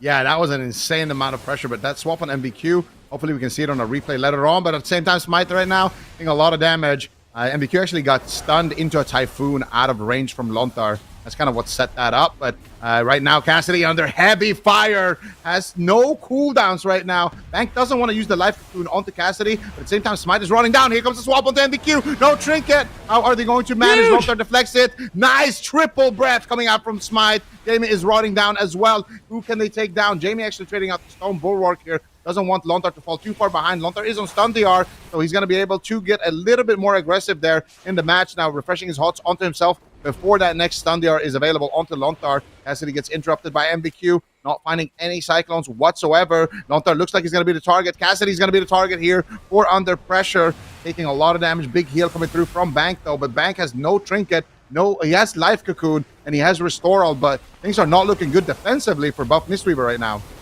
Yeah, definitely not. Picks it up on MBQ once again. He gets knocked out of the darkness. He jumps back in as fast as possible to reduce some of that incoming damage. Looks like he will survive. Bank gets interrupted. Cassidy is so low on health. He gets rescued away. Smite doing an excellent job backing up the team, but that is the game! He gets dropped Under Pressure. They managed to do it. They stick with this composition. Very impressive. I mean, this is one of their main compositions. It's not that popular right now, but they made it look pretty decent in this matchup, and we're able to, you know, against the odds, pull off a victory. Yeah, we were able to do that. That's crazy. Under Pressure. What an insane turnaround that was as well. Like, we can see it here. Cassidy almost going down, getting absolutely blasted. And then they turn it around onto MVQ with a stun. They managed to get the deep breath here. Look at Smite as well, connecting that deep breath, all three members. And then here, MVQ gets stunned in his darkness and then punted away. They get the stun onto a Bank. And then Cassidy is looking for a Cyclone. And actually, it's a stun into a restun onto Bank. Wait, was this trinket actually coming back up? It was like a second left, right? Right when he died there. You can see it one more time. It looked like Bank had no trinket and it came up as Cassidy died. We got Hex. Oh, did he trinket a Hex? Oh, that's brutal, Bank. We can't be doing that. Definitely not be doing that. But yeah, look at his trinket. Okay, no, it's 40 seconds still. So yeah, he gets stunned into a stun by Lontar. That's beautiful. And then Lontar goes over for Cassidy as well, adding a little bit of extra damage. And they have just enough damage to actually take the win there. But did he actually really trinket a Hex? That's, yeah. It'd be exciting, like if Cassidy gets interrupted or something like that. Yeah, no, it's Cassidy possible. might not be playing D-Curse too. No, look. Well, I mean, he might be. Let's see if he's playing D-Curse. I'm gonna look. He was in the other games, but yeah, definitely an aggressive trinket. He has it. Yeah, 100%. Definitely a really aggressive trinket right there from Mr. Bank. I'd be curious too, because you can actually cauterizing flame Hex, I think. So they might have actually had both of them with the availability to decurse that. So small misplay, but it just shows you. It's just really impressive because in game 2 and 3, it felt like Under Pressure, they were just on the back foot. They were scared. You know what I mean? But they played it cool. And then they were able to, throughout the course of the last few games, I feel like kind of put Buff Mistweaver in a position where they're playing a lot more defensive than the first couple of games. Like it felt like they were a lot more scared than these final 2 games, especially the last game compared to the earlier one. So I think there's some mind games, definitely a lot of momentum-based gameplay between these 2 teams. Definitely.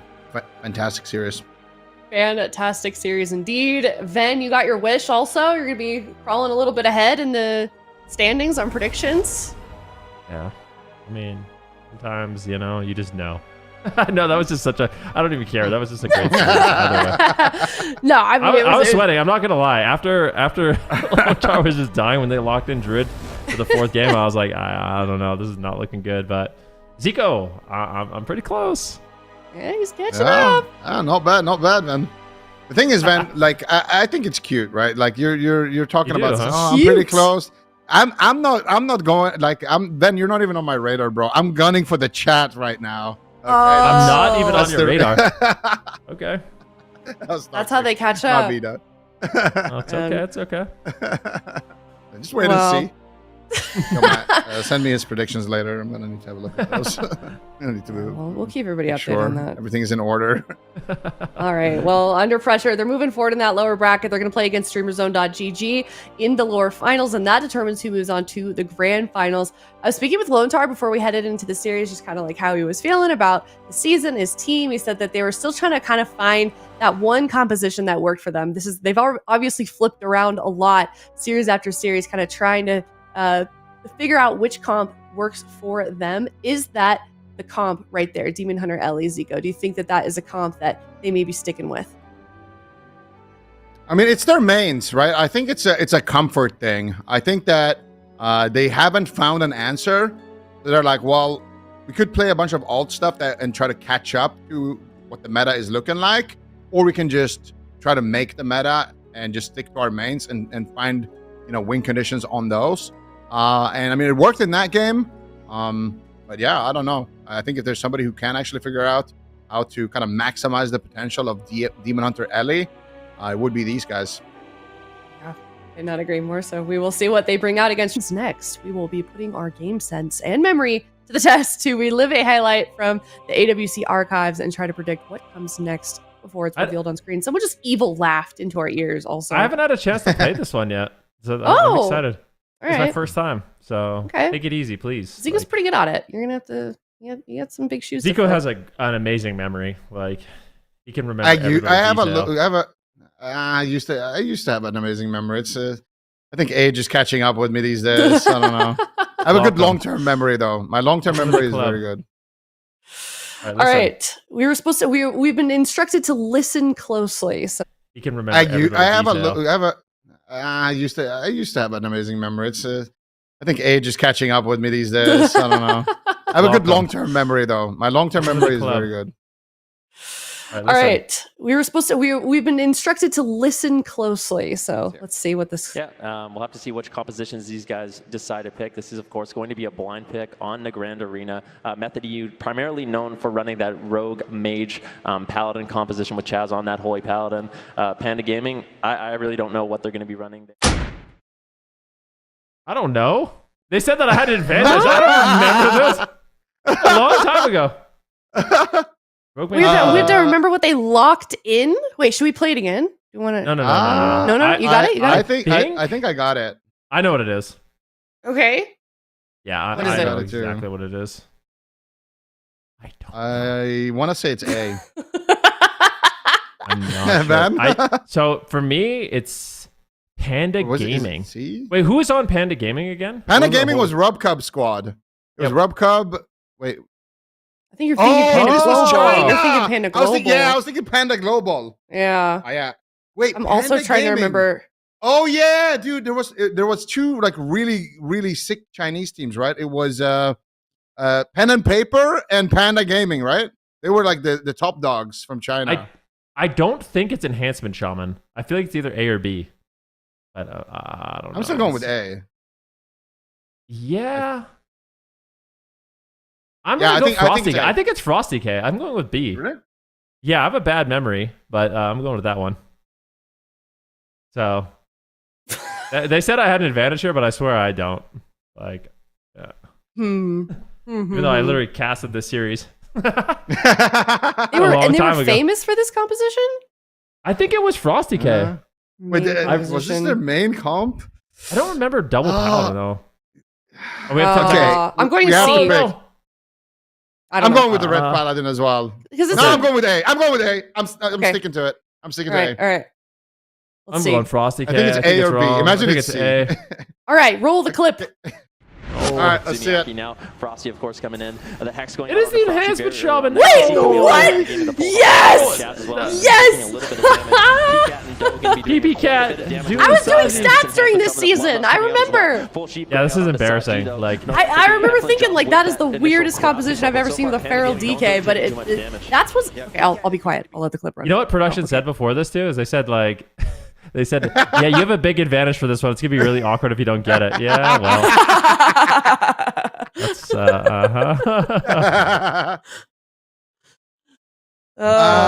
but you were close because the PhDK was the Chinese team the year before. No. We were close. I miss that region. They always brought in fun compositions that nobody ever brought in NA and EU. I mean, to be fair, Van, like they say, like you should have remembered that, but I literally covered the entire China bracket, like their regular season on my stream. I literally streamed it for Blizzard, so yeah, I knew that region pretty well. All right. Well, let us know in chat if you were able to get that one and if you remember that moment. And speaking of Legion, you can play Legion Remix now on the live servers. Go check it out. Go join the ranks of I always forget Calgary Meat. Calgary beef? Alberta beef. Alberta beef. Alberta beef. yes. Alberta beef. I'm sorry, Canadians. All right. And with that, we're going to head to a break. And when we come back, it is streamerzone.gg versus Under Pressure.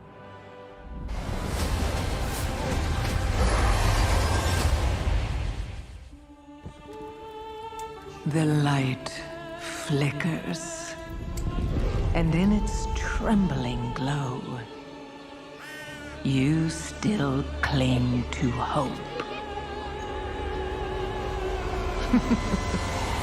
How quaint.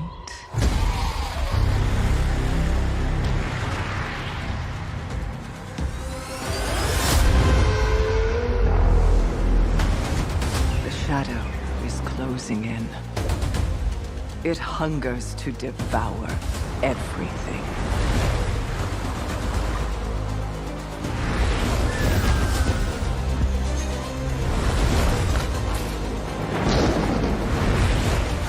Our home, our kin, our hope.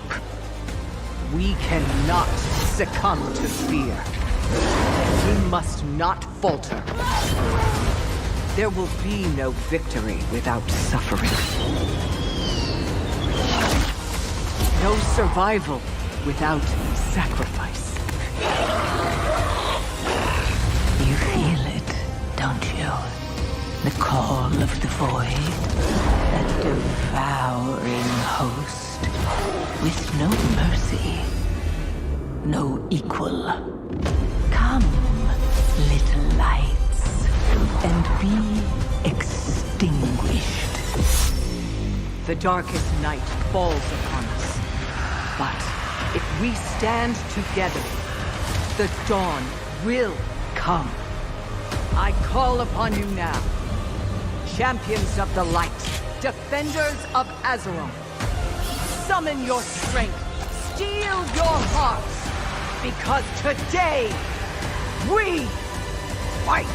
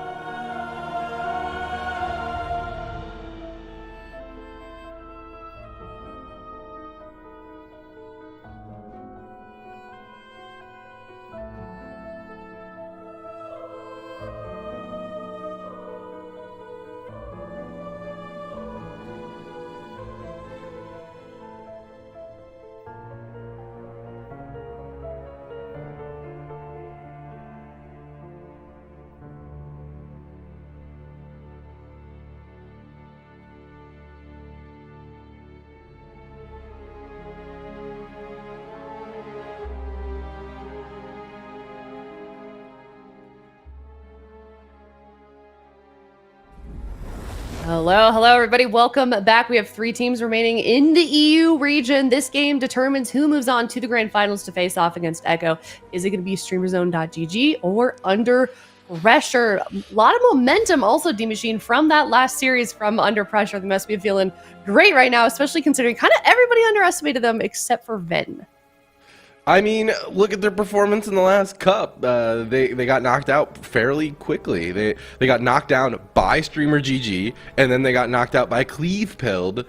And so going into this tournament, I kind of been counting them out, but I think they found the composition they needed. We saw some kind of troll stuff coming from them with like the double Demon Hunter before, but that last series was quite convincing. But oh my gosh, what a nail biter. Buff Mistweaver, that performance was fantastic, but it just was not enough to take out Under Pressure. But the question is, can they take out a team like StreamerZone GG? A team that, I mean, made it all the way to the finals in cup number 1.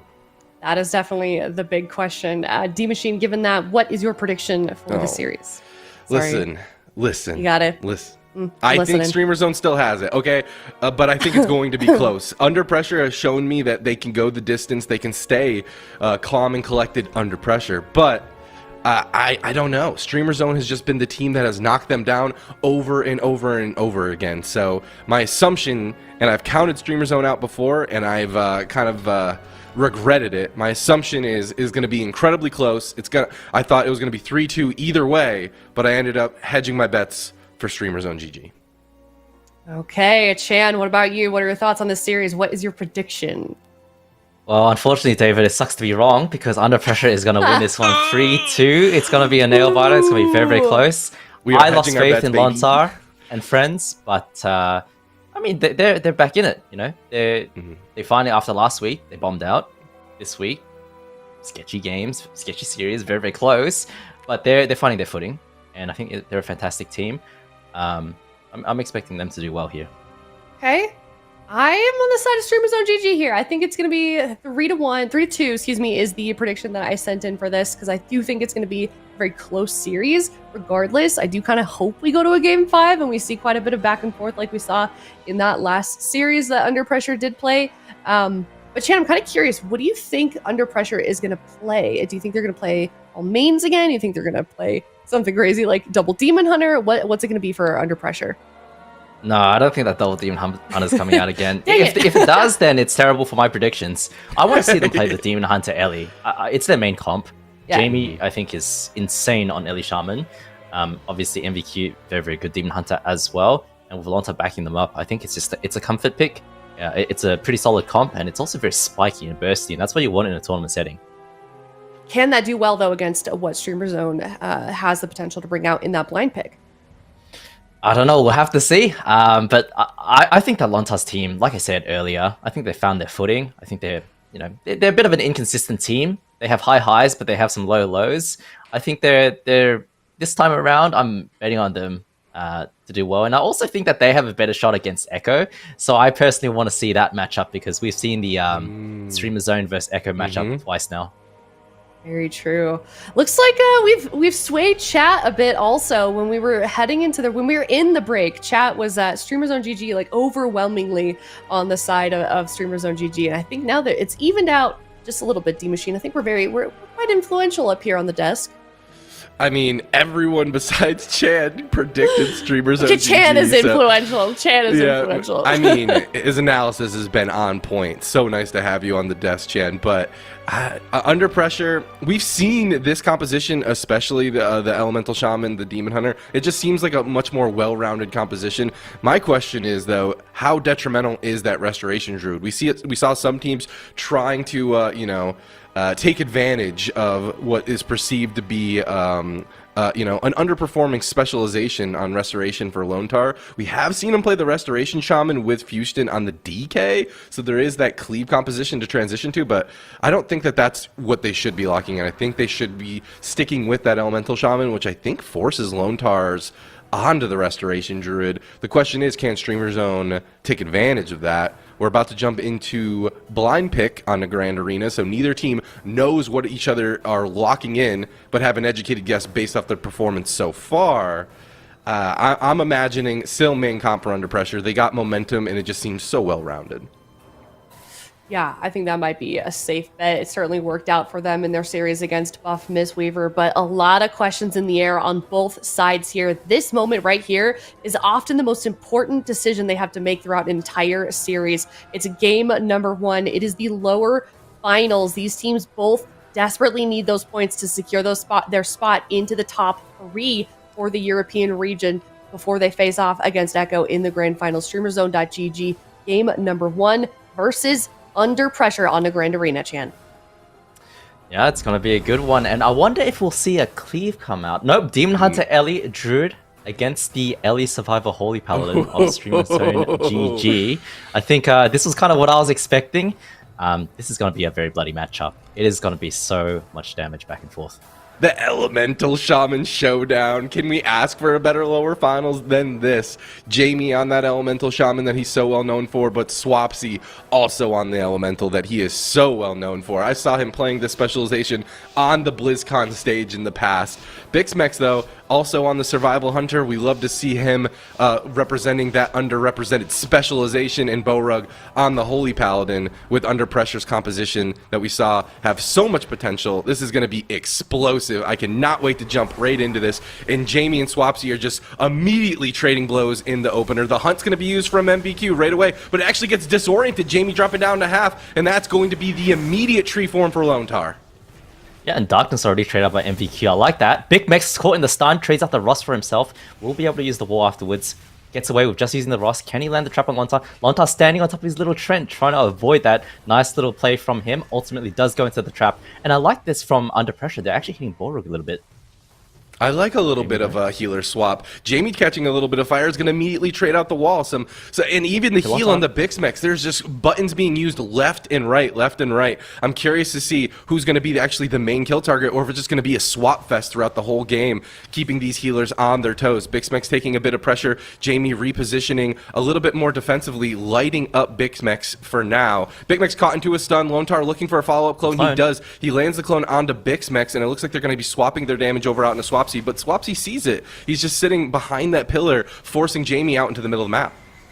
Yeah, Big Mac's having such a hard time right now. Goes for the trap onto Lontar, but MVQ does eat it. Nice play by MVQ, protecting Lontar. But Lontar under a lot of fire right now, has to trade out his skin. And I like this actually from StreamerZone.gg. The rest of Druid is exceptional. Lontar gets a clone on Swapsy. The rest of Druid is exceptional at healing 2 targets. But if he had actually attacked the rest of Druid and forced Lontar to heal all 3 targets, that's when he really falls behind. I mean, look at his mana already. It's starting to get taxed. Yeah, and that's going to be a huge win condition opportunity as we move further into the game. And it also forces Lone Tar not to be able to push in and get those clones that he's so well known for. Hodge lands out onto Burrow. It actually gets reversed by MVQ. If there's any follow-up CC, it could be dispelling damage for BixMex. He looks like he's going to be A-OK, and Lone Tar's going to go ahead and trade out that tree yet again. But look at the mana disparity between these healers slowly making their way. I mean, both teams are kind of trading blow for blow and stopping each other's momentum, being very careful with their positioning as well. This is huge damage from Jamie. He's just lighting up BixMex as well as Bolrog. Bolrog pushing in, trying to get aggressive yet again. A blind out onto Lone Tar, preventing that follow-up Cyclone. And Bolrog is going to be swapped to... He actually gets cloned up at low health. It could be a potential swap target. Yeah, and I like this from both teams right now. They're going after the enemy healer a little bit, but in overall, how the pacing of this game is going, Big Mac is actually the one under fire most of the time. Jamie, right now, is under a bit of fire himself, does trade out his burrow, gets away with saving his wall, so he can save that for a rainy day. Jamie almost dying behind the pillar right now. He needs a lot of work to get picked up by Lontar, but I like this. Going on the healers, I want to see StreamerZone.gg push on Lontar a little bit more, and the same thing from Under Pressure, because getting those traps is way too hard with MVQ constantly playing bodyguard. Big Mex hooks in right there, gets in-capped into stun, and now he's under pressure, and Big Mex has to pull back. He can't get CC. Yeah, nice cross CC Cyclone on the Swapsy too to set that damage up onto BixMex. Borug though across the map, defensively positioning, trying to avoid that CC as much as possible, but Lone Tar now caught into that stun. The follow-up trap will not land as MVQ is just there. The trap does land to follow it up, but where is the damage? MVQ also getting rooted up to follow it up. The Hodge onto Jamie. The Fury of the Eagle coming out as well, but Jamie is going to be A-OK. MVQ even using his darkness there. Cooldowns are not being held back here in game number 1. Yeah, and I like that trade actually, just scripting it to be safe. But Big Mac's under a lot of fire right now. He has no walls. Boruk goes into the full Chaos Nova. Big Mac gets laid on hands from Boruk. Is going to be fine, but they really need to push onto Lontar a little bit more and pressure him. He's still dead, dude. No land heads. He's on in cap low. In cap low. Oh my god, this is huge. If they can follow up the CC, they do. They get the full clone on the Bullrock. It's actually DR clone. Is this going to be his bubble? It's not. It's going to be the turtle, and yet another button off the board for Streamer Zone. But look at Boruk. They swap onto him.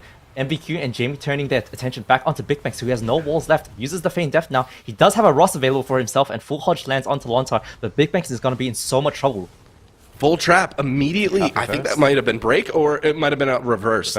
Big Spec is still in a bit of trouble. He's got the Roar Sacrifice up. Borog still has that Hand of Sacrifice, or Blessing of Sacrifice himself, and he is going to use it. He's going to commit it right here, right now. Lone Tar trying to get the follow-up Cyclone, but will catch himself in a blind himself. If there's any follow-up CC on him, maybe he can swap this pressure around. They're actually switching the damage over out onto him in that quick silence. That's going to be the Iron Bark. He still has that Bark skin, but he's still in a lot of trouble. He's trying to cross the map here, and he will get reconnected to by Big Max and Swapsy. Swapsy just unloading the machine gun onto this Restoration Druid. That's the Bark skin and the Iron Bark in just a quick swap.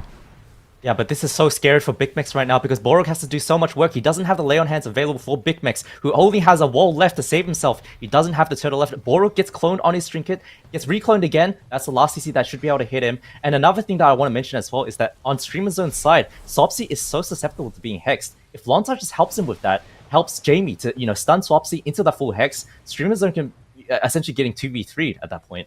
That's a really good point. Borog. These cross CC swaps. Oh, there's the stun on the Borog. He's going to go ahead and use that wall to prevent a little bit of that damage, but he's still in a lot of trouble here. He's got to be careful. Jamie and MVQ smell blood in the water. MVQ is just chasing this Paladin behind the pillar, and it looks like Borog might still go down. He's first aiding behind the pillar. Insane. I'm sure he got locked out there to go for that, but Borog looks like he will survive for now, and MVQ and Jamie opting not to overextend and not to throw their lead away so far. But I'm curious to see where Lone Tar's man at. They're still really close, surprisingly. Yeah. But the thing is, though, as we go into dampening, it's going to be so hard for this Holy Paladin, especially on Borog's side, to recover his team. Goes into the Chaos Nova right now, caught without Trinket. He might have to use his bubble if they can follow it up with any CC. Lontar comes in for a clone to put them further behind. I like this play from under pressure. Just making this Holy Paladin struggle to heal his teammates. And right now, Jamie under a lot of fire as well on under pressure side. Does have the wall available, does get kicked. Lontar, can he keep him up? He has to do so much work himself, and he's almost doomed. He's at 15% mana right now. He really is. That's the wall and Iron Bark on that damage right there onto Jamie. Full Trap does land onto Lone Tar. They're swapping the damage over out onto MBQ. Looks like he's going to be K. Double blind gets landed by Borog. What they're going to get done with it, they're going to swap over onto Lone Tar. He gets the Ancient of Lore out, but is it going to be enough? So many cooldowns being committed to keep this Restoration Druid alive. It looks like he's going to be alive for now, but how much more? Barkskin comes back up in just one short second, but it's not over. He needs to use it basically immediately, but Big Mac's got into a stun himself. He has the turtle available. Trinket is now up for him. Hand of Sacrifice will be used as well as the wings on Borog to keep his team aggressive. Lone Tar survives. Big Mac stabilizes, and we're going to continue to go deeper into dampening. Big Mac's right now. He has the wall. He gets Ross on himself. He does have turtle. He uses it, but that's the last cooldown for him. And Borog does have the Trinket and Bubble to save him next time, but full Hex lands onto Swapsy. Lontar, you need to go and follow up for a clone, but he's stuck in a trap right now. Big Mac's caught in a full lasso. Borog gets fire eruption. Big Mac is going to live. Lay on Hands comes through. He's going to live for now. But that's the last cooldown. Borog, you have to keep him up, but the dampening is so high. Big Mac's hiding behind the pillar. The bubble is used, so he can free cast, but MBQ is going to take him down regardless. We're at 37% dampening. Who needs CC? The High Mountain Torrent for Jamie comes in. Big Max is so low. The in-cap at low health on the Borog. Can he survive? Big Max is just kiting to save his life right now. The horse coming out, and it looks like but Big Max wants to get back in there. They're swapping the damage over out onto Lone Tar. The kick onto the clone, into the pet stun. That's going to be the Barkskin, but he goes down. They were not able to close it out. Lone Tar popping that Ancient of Lore just to show that he still had buttons available and under pressure, showing that they have life in this tournament and they belong on the high end with Streamer Zone GG in game number 1. Ooh, this is very, very good for my predictions, and I was expecting this to happen actually. The thing is, the Demon Hunter and the Ellie Shaman have so much damage, and honestly in this meta it doesn't feel like the Holy Paladin can actually keep up with it. What ends up happening is that the Holy Paladin ends up rotting, the Hunter rots, the Ellie rots, and then you from that position, right? Any CC on Borog to put him further behind and connecting onto Big Max it's just so scary for Streamer Zone. And Big Max is just running half the game, trying to survive. It's unplayable. Swapsy, he's got to deal with the hexes from Jamie. There's no DKS on his team. I feel like this matchup, it's very hard for Streamer Zone to actually play. Big Max, you can't play a matchup in a tournament where you're just running the whole time, right? There are a few moments where he's attacking Lontar, but he's under so much pressure. Look at this. He's just Despy trying to run around and survive. It's just too hard. So the question is, this was the blind pick, right, for both teams. Game number 1, both teams lock in blind. Going into game number 2, Streamer Zone is going to have the comp advantage, right? They're going to see what they're going to be going up against, and they'll be able to lock in accordingly. However, if I'm Streamer Zone GG, I kind of could have foreseen this composition. You just saw a whole series of it, you know what I mean? So I'm curious if they are going to mix it up. We have seen Borug lock in that Holy Priest in the past. Do you think that the same composition with a Holy Priest is the ticket they need? I mean, the short cooldown on that Guardian Spirit could keep Big Mix a little bit more aggressive, perhaps? I'm not sure. The thing about Holy Priest is it really, really suffers against teams of high consistent damage. And that's exactly what Demon Hunter Ellie Shaman brings. You run out of Serenities, man, you're screwed. You're going to have such a hard time topping your Hunter. And also, as the Holy Priest, you're going to be susceptible to CC. Of course, you have the Fade, you have the Shadow of Death to avoid CC. I don't see how he's going to keep Big Mix offensive better than the Holy Pally is in this matchup here. I will say though, StreamerZone.gg didn't look like they were, you know, getting completely cooked start to finish. They did have moments where they were attacking Lontar on the Restoration Druid, making it difficult for him to heal, catching him without skin, and there were potential opportunities, you know, of scoring a kill. Game 2. Perhaps maybe a smaller map? Different map. Maybe if they can push onto Lontar, they really need to avoid Swapsy being hexed. That is key, I think, because that really shuts down a lot of the pressure for Streamer Zone, and they need to keep the momentum going onto Lontar on Resto Druid. It is Hook Point. Under pressure, do instantly lock on that Demon Hunter Ellie Resto Druid comp. They feel good. They feel confident. I mean, that was kind of a stomp, let's be honest. Streamer Zone, you got a minute 30 to reply, and if we know Swapsy, he's going to use the full timer. That's absolutely right. Swapsy using that full timer, whether it's to talk to his team, whether it's to choose a composition and just theory craft, but also more importantly, just to get in the minds of their opponents. Swapsy, I've had a chance to actually be the on-stage admin behind that guy and hear how he kind of composes his team. And when it comes to the draft side of things, he does a fantastic job at just kind of keeping everyone focused, keeping everyone with their eye on the prize, and thinking analytically about what just happened. Like, you might as well think that this dude has the VOD playing in front of him, the way that he kind of breaks down the previous game. But I'm curious to see if we are going to see a comp swap or perhaps a healer swap for Streamer Zone GG. Though, with Hook Point, do you think that Lontar might be a little bit more vulnerable to swaps? Absolutely. And Hook Point is typically, you know, whenever a team loses on Nagrand and they're trying to play offensively, they're trying to close out the game, I swear 9 times out of 10, map ends up being Hook Point. And the reason for that is because it's such a close map. You can't really kite far away. The map is just small in size. And also the pillars are quite close together. There isn't that much distance between the two. And so if you're playing a comp where you need to close out the game, or you need to actually push offensively onto the Restoration Druid, Hook Point is a fantastic pick. So I like this Hook Point pick. If you're Streamer Zone, they end up going for the exact same comp. I think using those 2 minutes to just really talk about what they want to do strategically. But from my perspective, D-Machine, I want to see Streamer Zone running at Lontar, force the skin, force the Iron Bark, cross CC the DPS, make it hard for the rest of Druid to deal with it. Of course, you can cleave one of the DPS, or both. Try to force some hots on other targets. But I think the longer the game goes, it's just going to be so hard for Borog to keep Big Max up. You need to use those cooldowns to stay offensive, in my opinion, to nice snowball the pressure. If they are chasing after Lontar and, you know, they're keeping all of their offensive pressure on there, all the CC all of a sudden is available for Jamie to prevent those hexes, perhaps? You were saying that those hexes onto Swapsy were detrimental. So perhaps if you have that cross CC available because you're all-inning the Druid, maybe that's an opening an opportunity. But, man, it is such a difficult play to be able to be in this tournament competing situation and make the decision of training the healer. Like, obviously we've all been in a ladder situation or even a solo shuffle situation where we're like, let's train the healer. This guy's not doing so well. Let's train the healer. But this is AWC. This is the lower finals. This is Lone Tar. This dude is doing phenomenal. It is just such a different scenario to be in when you're in a completely even playing field on the tournament realm. And you have all these people watching you. I just don't think nerves are talked about enough, because for me personally, it would be just a nightmare situation for me to make such a bold, strategic decision to go after this beautiful High Mountain Torrent, I might add. I'm a big fan. I'm not sure about this transmog. He's got the cleaver. He's got the rolling pin. I would go to this not guy's too sure about restaurant, this mog for sure. on Lontar's side.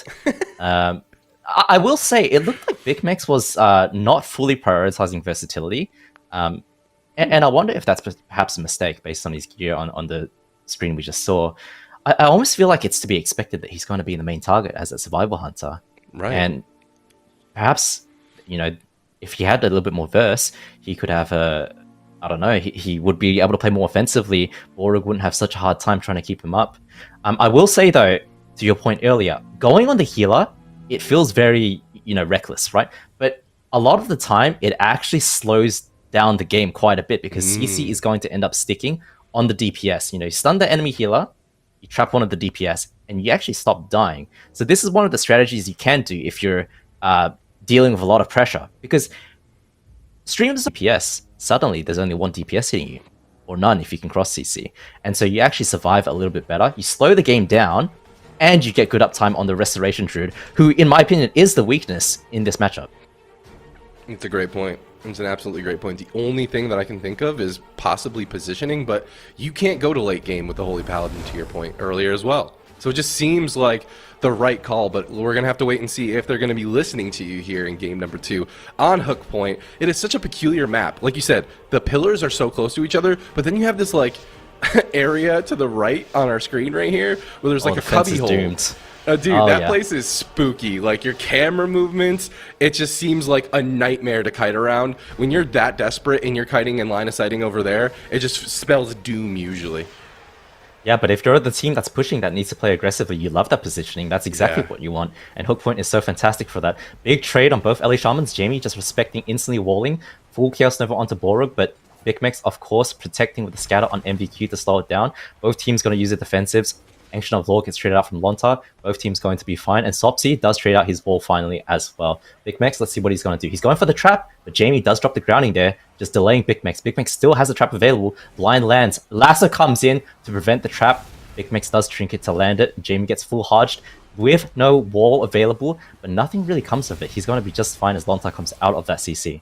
Yeah, I want to see them swap to that Lone Tar. Like, they were all over him. I just thought that they were going to do it. But it looks like Lone Tar is going to be catching a little bit of pressure here, but nothing that's going to cause him to pop any sort of defensive cooldown just yet. They're mainly still looking at Jamie, while Big Mex is completely under fire. Look at Lone Tar high mountaining back across the map here to try to get some CC going onto Borog. He's not going to get caught in it just yet, but Borog is running in and gets a full hodge in human form. It's going to be the Bark skin, and they're going to swap right off of him into the full trap, swap the damage back over on the Jamie. No wall available. He's taking huge pressure. Big Mex is going to be caught into his own trap from the reverse. Jamie's still in trouble. Jamie's still in trouble. So much damage. Lone Tar, how are you going to deal with this? Nature Swiftness does get used. It's going to top him. MVQ. But MVQ swap is going to be the Netherwalk, and Streamers on GG is just giving him the 1-2.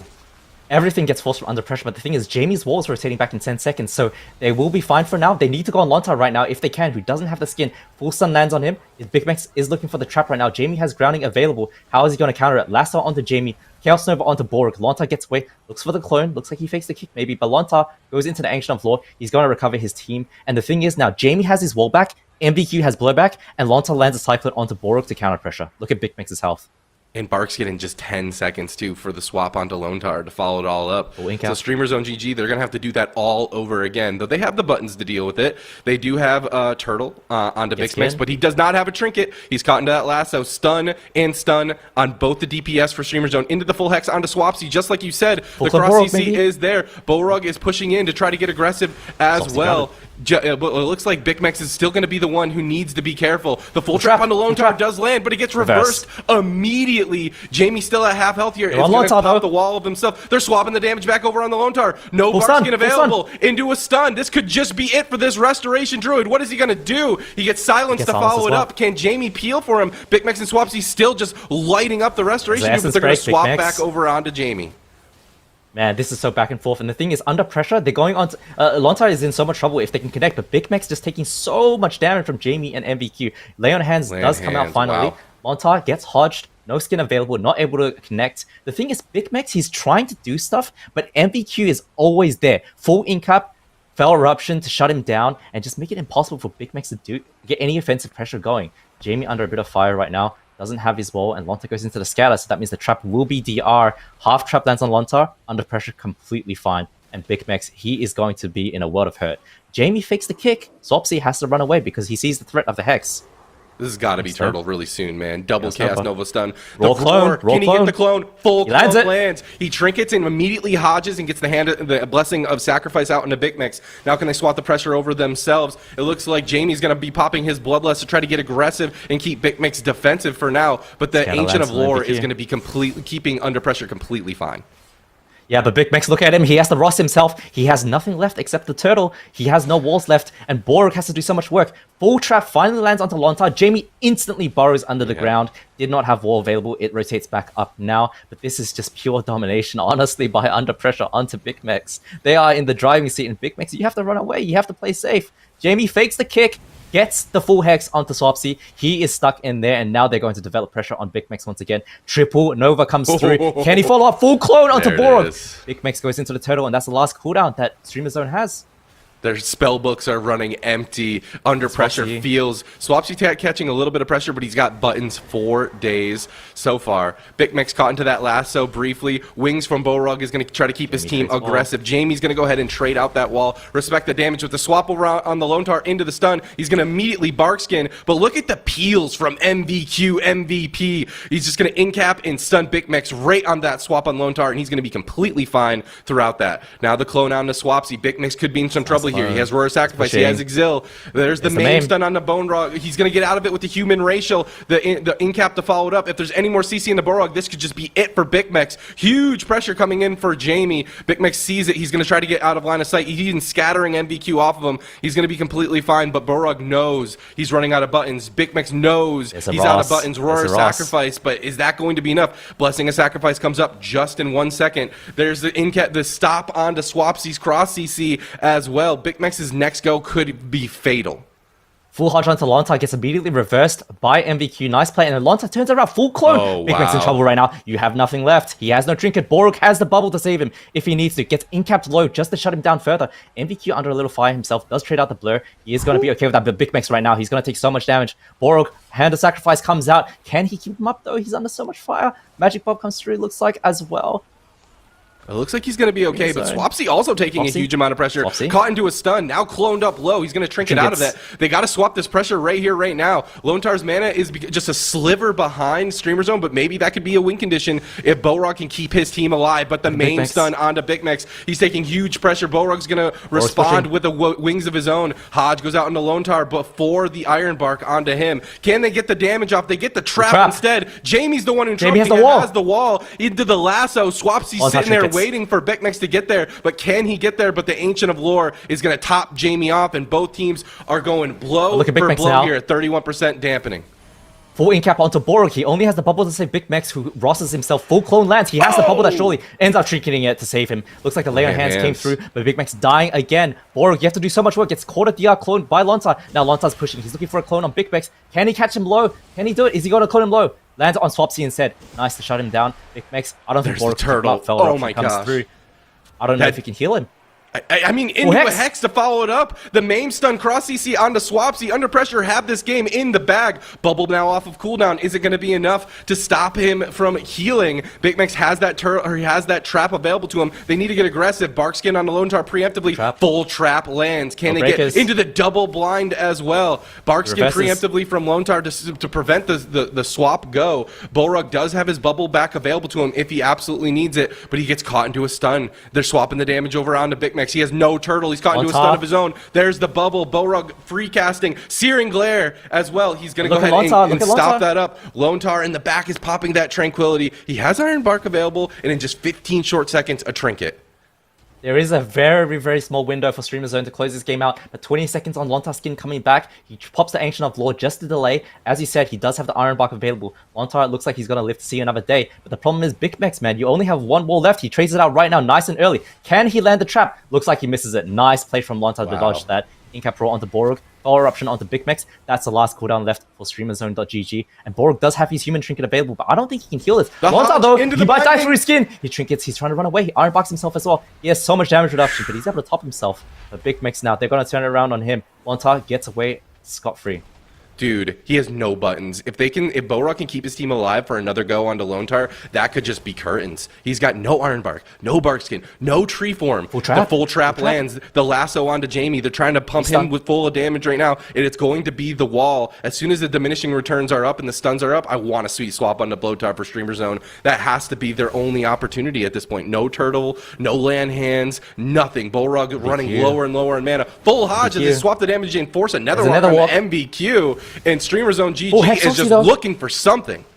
Here comes big meta from MVQ. Here comes big meta. I-Beam comes first, and he has the big meta after that to immune some damage if he needs to. Right now, if you're under pressure, you just need to do damage to Big Mex. You just need to force him defensive and not give him an opening. Lontar gets into the trap, but it doesn't look like under pressure is going to be under any pressure themselves. Borg, though, he's caught in midfield. Jamie goes into the burrow. He doesn't have wall when he comes out of this. Streamers don't have an opening right now. This is the Ancient of Lore, but at 47% dampening, it's still a tall order. Big Mex a stun turtle. on the Big Mex. He has turtle, but no trinket available to them. Borog gets caught into a stun of his own. If there's any follow-up CC, this could be it for Big Mex. He has the turtle. Don't be greedy with the Big Mex, but they want to get onto Lontar. The trap lands. The stun onto MBQ is going to be the immediate trinket. The Hodge onto Lontar to follow it up. Where is the damage? Jamie's out of line of sight. He's terrified as his healer's caught into that CC. Both Big Mex, Jamie, and Lontar could all go down, and mana is nearly at 0. And Swapsy, you need to get on top of Jamie right now. You need to pressure him because Borg is getting swapped to by MVQ. Lay on hands on himself. Big Mex does have the turtle to save himself. Jamie needs to be connected to if your StreamerZone.gg. Full trap lands on Lontar. He does trinket skins. Big Mex trades out his turtle, and that's the last cooldown anyone has left. MVQ throwing his darkness down on the floor just to prevent some damage. He smells the blood in the water. Jamie, he's under so much fire. He might die through the wall himself. Big Mex, though, he has nothing left, and Borg, he can't heal this damage anymore. MVQ's in the meta form. Blessing a sacrifice, a last-ditch effort for Borog to keep Big Mex alive, and he goes down. Jamie does fall. This is insane, but can they still take someone down? Can this be a cross-kill? Borog has no mana left, but they can't. They take him down, and Streamer Zone GG put a point on the board. I need to see that replay. I don't even know if I saw Jamie die. The game just becomes so hard for the Borog to heal, and honestly Lontar too, right? It's the DPS from both classes is just so high, and the thing is, the game just becomes so hard for the Borog to heal, and honestly Lontar too, right? It's the DPS from both classes is just so high, and the thing is, it's Big Mex. I like the Survival Hunter pick. I really like it. It's unique. But it just looks so scary. I swear the entire game he's just running around and he's just moments away from dying multiple times. I don't know how he does it. He is playing so well to pull this off. I'm baffled that both this Holy Paladin and the Restoration Druid are going nearly at the same time. Like Bolorog's mana, there it is. It goes Lontar was a little bit before that. There's Jamie falling to the damage of Swapsy and Big Mex. But holy smokes, that was so incredibly close. I feel like just one botch go could easily be the difference in this series. And when you have this many goes, this deep into dampening, that is just so difficult and such a high performance request of these players to go into such a deep dampening game.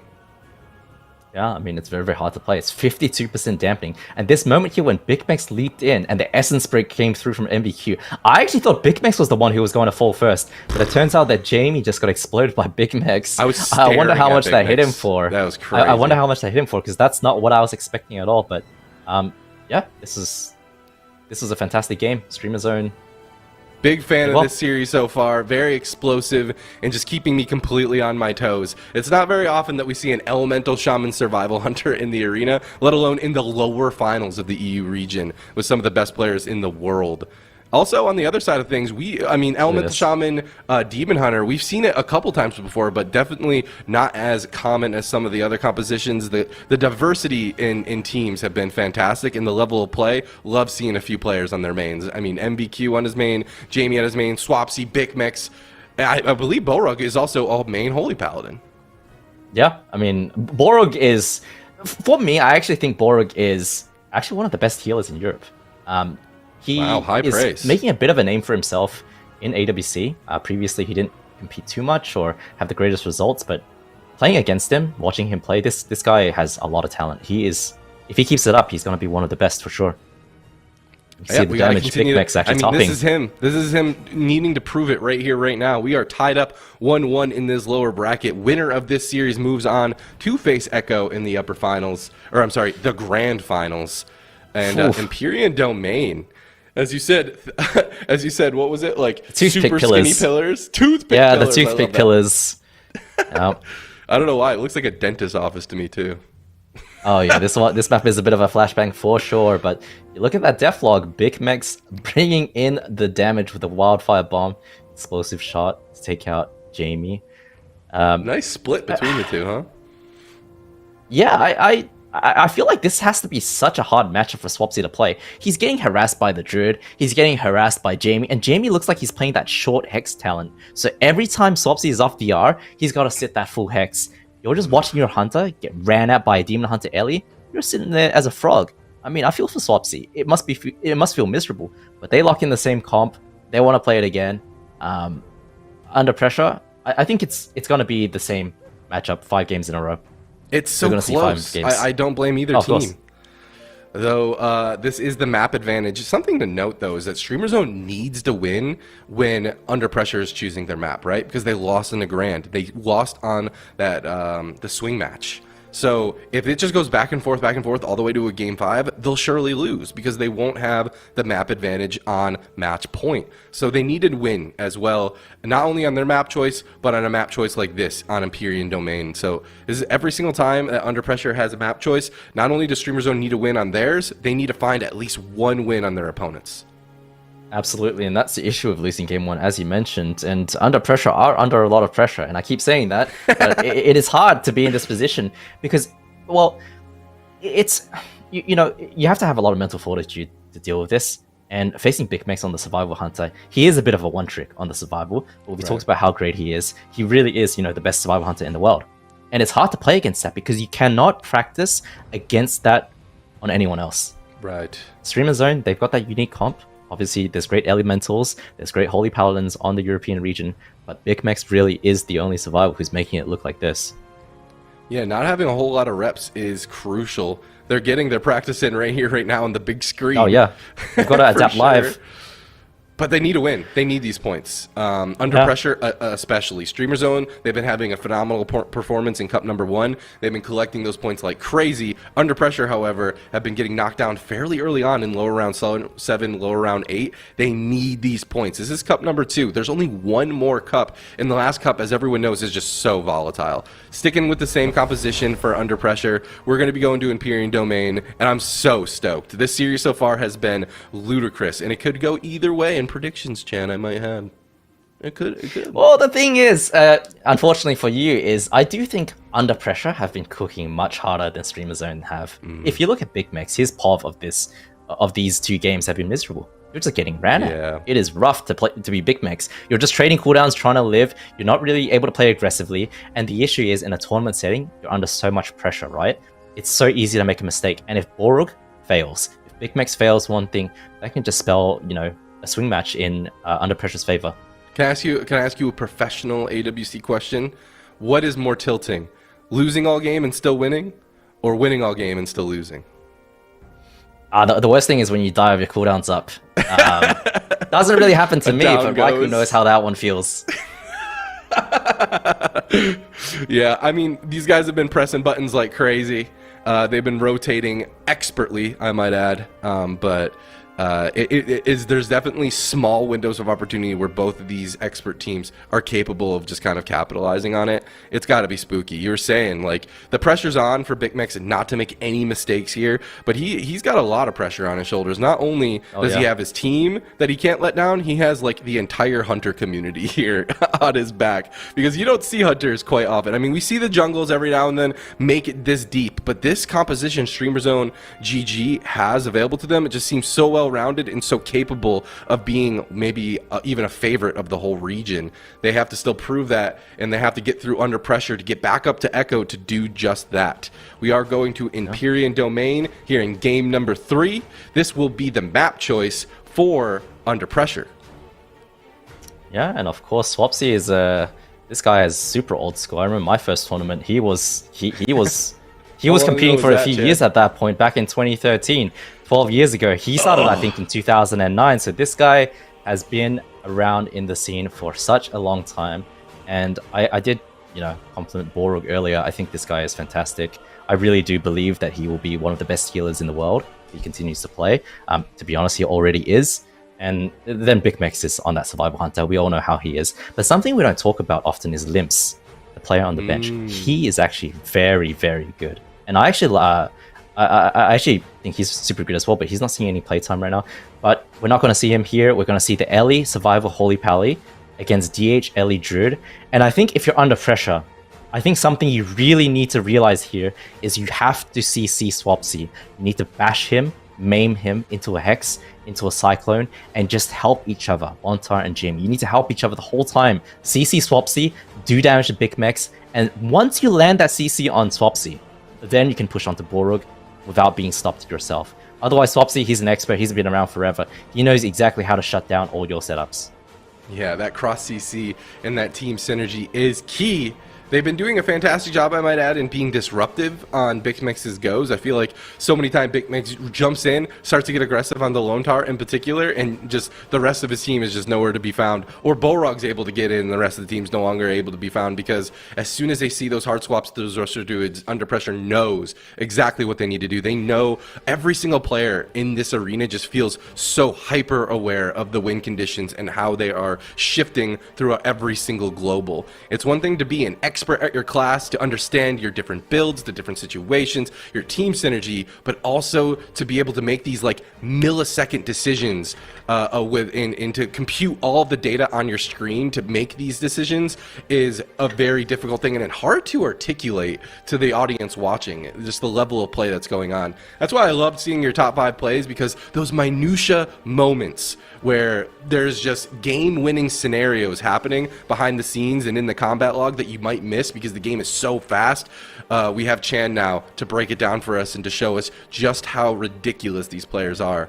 But Empyrean Domain, I can't wait to see the top 5 plays of this series in particular, because I just see health bars flying left and right, cross CC being stopped as well, just game-winning plays every single go.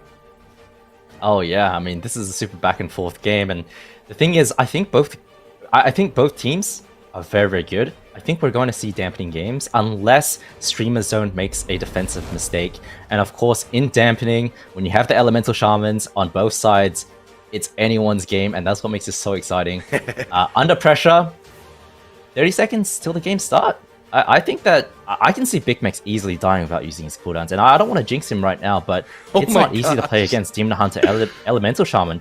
The thing about Big Mex is he's been playing the AWC for a while, but he hasn't been making top 4 Championship Sunday appearances all that often. Right. So this is relatively new for him. He's the one under all that fire from Jamie and MVQ on Under Pressure. So he's the one that we need to pay attention to, make sure that he uses his cooldowns effectively, rotates with Borug well, and helps Swapsy avoid that CC. Because, like I said, they don't have a decurse on that team. Swapsy is the only decurse, and Jamie is playing short Hex. He's trying to turn Swapsy into a frog, start to finish. Try to take that guy out, or he will. Oh, he's a cow right now, but He is a cow right now, but he could Get easily with become a Swapsy. frog at any minute. And MVQ just dashing across the entire map to put BigMex into a stun. BigMex defensively positioned, but whoa, the high Tauren racial coming out, immediately going to be forcing that Lore of Ancient CD for Lone Tar, keeping his team nice and aggressive. Jamie feels that, and he's not going to pop that wall just yet, but BigMex stepping down low is going to be coursing the wings out for Borug to keep him healthy, and both teams respecting each other's opener right away. Yeah, and look at the stun onto BigMex. Lontar, nice play from him. BigMex goes for the trap, does land it. Jamie looking for the Hex on Swapsy, finally lands it. That's a full Hex onto Swapsy. Now Lontar is in the blind himself. He needs to go to Swapsy after each Hex and follow that up if he wants to pull ahead in this game. Yep, Instant shield. Swapsy now free from that. Let's see what he can get done here. Lone Tar, BigMex just Okay, Lone Tar. waddling towards Lone Tar. Huge damage goes out into him, but he's BigMex is not able to connect, and Lone Tar's not even going to use the bark skin throughout all that. Lone Tar very confidently is going to just dispel and get back into the fight. Clone goes out onto BigMex as MVQ swaps over out onto Swapsy behind that pillar there. Borug in the far back using a first aid, not using any mana, just trying to mid-max his way into the late game as much as he possibly needs, but lots of pressure going out onto BigMex. MVQ forced into another walk. Overlap trinket from Lontar as well. Oh, that's a huge opportunity for Streamer Zone. Absolutely, and Streamer Zone, you need to do this next go clean. You need to CC Lontar and pre-stun MVQ as well before the blur comes through, and you have an opportunity. MVQ under a lot of fire right now. Lontar, you need to get out of there. You cannot be playing aggressive right now. Full maim lands onto Swapsy. Does he follow that up with a clone? Lontar, off screen. Looks like he gets windshield from Swapsy. Mistimes it. Big damage onto Jamie right now. But Swapsy hiding behind the pillar. I don't know if Streamer Zone can push under pressure. That trinket on Lone Tar is a big deal. I want to see Streamer Zone take advantage of it somehow, but at the same time, Jamie doing a fantastic job. Whenever BigMex pushes in the map, they want it. They want to go Lone Tar. Full trap does land, and it looks like Jamie's going to be the main kill target for now. He's just going to line of sight for now. Are they going to swap the damage going out on the MBQ? They will, but that Ancient of Lore is going to deflect this go yet again. Now lots of pressure going out onto Borug. That's going to be his wall. BigMex also catching some pressure as well. They're switching the damage over onto Jamie, but he's not even going to press a wall as Lone Tar is free to cast onto him. Jamie looking to get some cross CC over onto Swapsy. He's spamming those hexes. Makes the grounding on a hex. Oh nice my gosh, Jamie knows that Swapsy's in trouble. He even knocks him far away. Hodge out in the Lone Tar. Full trap lands. Jamie, though, going to go ahead and immediately press that wall. He's in a binding shot. Could this just be it? No trinket available for Lone Tar. No follow-up CC, however. This should be okay for Jamie. He is going to be fine, but under pressure is not looking too hot this game. There is opportunities for them to die, and MVQ under a lot of fire himself. He doesn't have the blur available. He doesn't have Netherwalk or Darkness. He needs to be careful because Lontar gets CC'd. Full Chaos Nova onto Borug. MVQ pushing onto BigMex. BigMex looking for the trap. Is he going to get caught behind the pillar? Gets lassoed, but peeks back over to Borug's side. He's going to be just fine. He doesn't have any walls himself. Intim lands. Does he land the trap? Looks like a grounding came through from Jamie. I don't know about that one, BigMex. A little bit... Jamie's not in any CC there, right? So when BigMex throws that trap at Lontar, MVQ tries to eat it, and Jamie has the grounding totem to unit. Reverse for days too. Yeah, it's just so much to stop that go, and they're so important. Ironbark and Lore of the Ancient's going to be used onto Jamie, as well as Darkness. This go will be deflected, but at what cost? Holy moly, that was a lot of buttons. Lone Tar's cooldown, or Lone Tar's trinket is back up, however, for the next go, and lots of damage is going out onto Jamie. He's immediately going to burrow. He does have the wall coming back in 20 seconds, though. Double Chaos Nova from MVQ. MVQ trades out his blur, gets Hodged, should be okay. He does have the reverse available if the trap comes through. Gets relassoed, ends up trinketing it, reversing it with 1 second left on that lasso. MVQ may be overpressing there, starting to panic a little bit. I think he was going to be okay. Lontar does have his trinket still. Gets a full clone onto Borug, and BigMex under a lot of fire because he doesn't have a ball himself. Can they follow up? Swap onto Lone Tar. Lots of damage from BigMex. It's going to force that bear form for now. He has the bark skin as well. Blind cross CC onto Jamie. They swap the pressure over out onto MVQ, but Lone Tar's still in a lot of pressure. Swapsy trying to get that Storm Keeper off in the backline of all of that, trying to get the damage going out onto MVQ, but Netherwalk is off of cooldown. He's getting lower and lower, however, BigMex caught into the in cap. Maim stun onto Swapsy. Under pressure, just stopping the DPS completely in there. There's the Hex, as you keep calling out. Fantastic. The stun on the Borog. MVQ is actually swapping over to the Holy Paladin. He's in a rough position all the way back here in the starting room, but he should be okay. That's the lay on hands from Borog. He was not messing around with that swap from MVQ, but that's a possible window that they could take advantage of moving forward. Yep, and the thing is, Borog is hoping that Lay on Hands is going to come back up. They are swapping back onto him right now. Metaform from MVQ. Jamie connecting as well. Borog taking so much damage. He's on the steed. He's trying to get away. Gets fell erupted.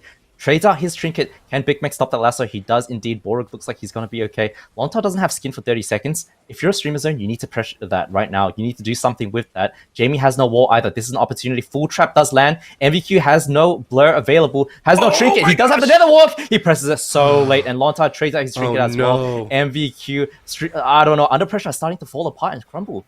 Disaster overlap for Under Pressure and Streamer Zone. They just need to live, and surely they can take out this Demon Hunter. Or even Lontar, no trinket available. He has the bark skin in just 3 short seconds, though. But Jamie's trying to switch it around. He's going to pop his cooldowns and get aggressive. Big Mix overextending, pushing in on to MVQ. MVQ taking lots of pressure right now. Lontar he has no blur. He has no blur. If there's a trap, this could be it for MVQ. No trap to follow it up just yet as Big Mix is across the map. MVQ seems to be okay taking a lot of this pressure. Now this pressure getting swapped over out onto Jamie. He's at half health. No wall available for him either. No bark skin for Lontar. No Ancient of Lore. He has the nature swiftness, but their main stun goes out from Lontar. Lontar trying to get aggressive.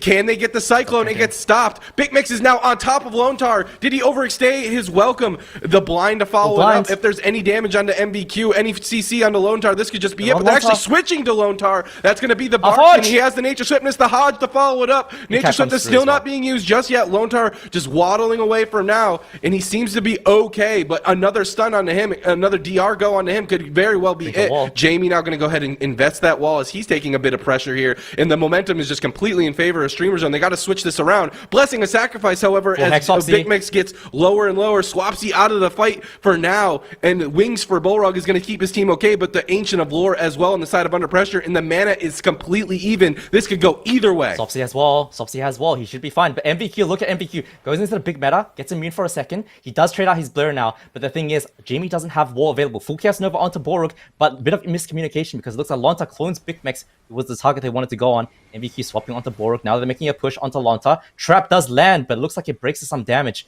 Streamer Zone, what are they going to do here? They're hitting the Lontar. He has no bark skin. He gets reversed on the Hodge. Nice plays from MVQ, making sure he's in position to reverse Lontar out of that CC. But Swapsy is doing so much damage. He's just poking everyone. God.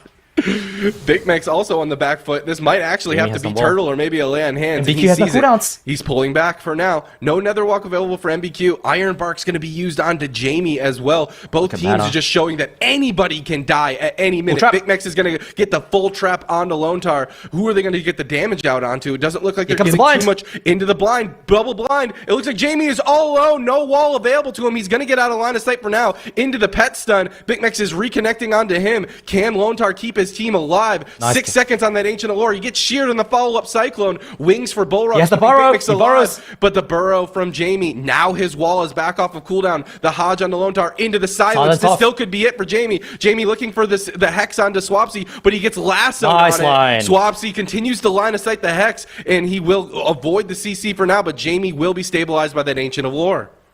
But if you're Streamer Zone, you just need to kite backwards because Lontar is worse on mana than Borog is. You need to just kite backwards and do damage, and you're going to eventually win on dampening. And that is exactly what they're doing. Big Max, you need to stay alive. You need to avoid as much damage as you can.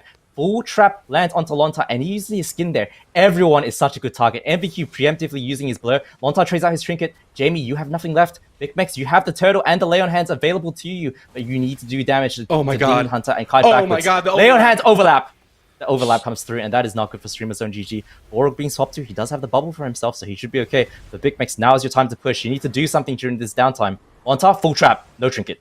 MVQ gets reversed out. Beautiful play from MVQ. But what is Streamer Zone going to do now? MVQ does have the Nether Walk. Essence Breaks comes through onto Big Max. This is so close. Hodge goes out onto Lontar. He doesn't have the reverse for this. This might be the Nether Ward, and it is. Big Max, however, has no buttons available. Bullrog has no lay on hands. He has the wings up, but it will fall very shortly. This could easily go either way. Lontar completely tapped on mana. Bullrog barely anything left. The trap is available. The no reverse is available. If Big Max can get in there, this could be game over, but he's so low. Aurora sacrifice out of desperation. Look at Jamie. Jamie now so low. No wall for 2 seconds. Ancient of Lore floor at 51% dampening. Bolrog, however, is getting taken out by MVQ in the background. Is this going to be a cross kill? And it looks like the stun on the Bolrog is going to be the Bark skin. Jamie also in as well. Big Mix has a sliver of health here. Surely he goes down, and he does. No mana available. Is Swapsy going to play this out? The hunt from MVQ onto Swapsy and the darkness, just showing that they have buttons to play with, and it should be under pressure win. No, there's nothing Swapsy can do in this situation. Jamie's just going to wolf form. He's going to run around pillar, and I mean, Borok just can't heal Swapsy. MVQ's going to solo him. I mean, under pressure this game, this was fantastic. Gosh. It looked like they were going to lose at so many different points in time, but under pressure, running around, rotate their defensive cooldowns back up, using the tiny pillars to just recover themselves, and eventually, Borg is the one who can't keep up with the damage. That was an unreal game, man. That easily... I mean, we saw 2 massive overlaps happen for either side that game. Just small windows of opportunity both teams are capable of capitalizing on over and over and over again, but also doing fantastic defense. Like you said, there was the overlap on the Lone Tar, and he was overextended, and you're like, he needs to get out of there. Immediately was at his pillar. Immediately dipped. The awareness and the win condition understanding from both teams is just fantastic, and not only just for the same goes and the same compositions, but also for swaps. Everyone knows that they could be a kill target. Even MBQ on this Demon Hunter was aware of his positioning whenever he didn't have Netherwalk. Just the level of play that we're witnessing right now is unreal. I really want to see that end again, that ending sequence. What actually happened is MVQ had the trinket. He made the push onto Big Mex, who was about 20-30%. Big Mex traps him behind the pillar. MVQ hesitates, trinkets 3-4 seconds in, and then gets blinding light when he goes to solo Borg into a hodge by Borg. Borg is just sitting there buying time for his teammates to try and finish Jamie. But unfortunately, for Big Mex, he is the one who goes down first. And this game was so close, and something that I really like about this, even though Streamer Zone lost, is Swapsy's positioning. Throughout this game, he's been taking the pillar, he's been avoiding the hexes, and he's been just PvE pumping on the Elemental Shaman on all 3 targets. So it makes it hard for Lontar to heal himself. He's got to take care of the both DPS, and then when Big Mex is able to hook in, get a trap, they have opportunities to kill MVQ. And under pressure, this game did overlap defensives, did double trinket a few times. I always talk about how Big Mex, he's the one under fire from under pressure, but if you're MVQ, if you're Jamie and you screw up as well, the same thing can happen to you. So I like this adaptation from Swapsy. You really have to worry about the hexes, and he did a really solid job avoiding all that, and that's why this game was so close. These small windows of bursts and these crazy swaps and plays really are just showing how easy it is to just make a mistake like that. You don't just see these types of players make these types of mistakes. These mistakes happen when the pressure is ludicrous. But now the map, what was in favor of Under Pressure in last game, now it's going to be in favor of Streamer Zone this one. So Under Pressure now choosing their composition after Dalaran Sewers is locked in, a nice small map available to them. So under Streamer Zone GG, they need a win here. They need a win here, obviously, to go to a Game 5, but also they need a win again on Under Pressure's map choice. So the pressure is on, no pun intended, for Streamer Zone GG. This is a very tough position to be in. We thought that Empyrean Domain, there was a lot of mistakes. On a small map like Dollar and Sewers, it's going to be even more explosive, and those mistakes are just prone to happen again. Yeah, and the thing about Dalaran Sewers, by the way, is this is the map if you have a knock on your team. Elemental Shaman, the knock from the Hunter as well. It is so annoying to deal with, and of course, a potential Typhoon if Lontar is able to snipe one. You can get caught in a stun, knocked downstairs, get caught completely out of position, and just binding shot down there. Oh gosh. Yeah, it's horrible to deal with. So I like the map pick for Streamer Zone. Under pressure, I think they're just going to pick DH Ellie Druid. It's working, and like I said previously, it looks really good. Big Mex is the one just taking so much damage. In Damp, you do have the advantage, I feel like, because Demon Hunter is just so solid. You're taking your healer to Damp with the reverse. You have Blur, you have Netherwalk, and the big meta in Damp is so brutal to deal with. It really is. It absolutely is. And both of these teams, even when there's there was multiple times at 20%, 15% dampening where I thought a kill might happen, and we're going to 50% dampening. So at any moment in this series, a death can happen. It's actually ludicrous and a pleasure to watch. But I do feel for these teams. This has got to be just so taxing for these guys to do this, going back and forth to a potential Game 5. A Game 4 is impressive enough.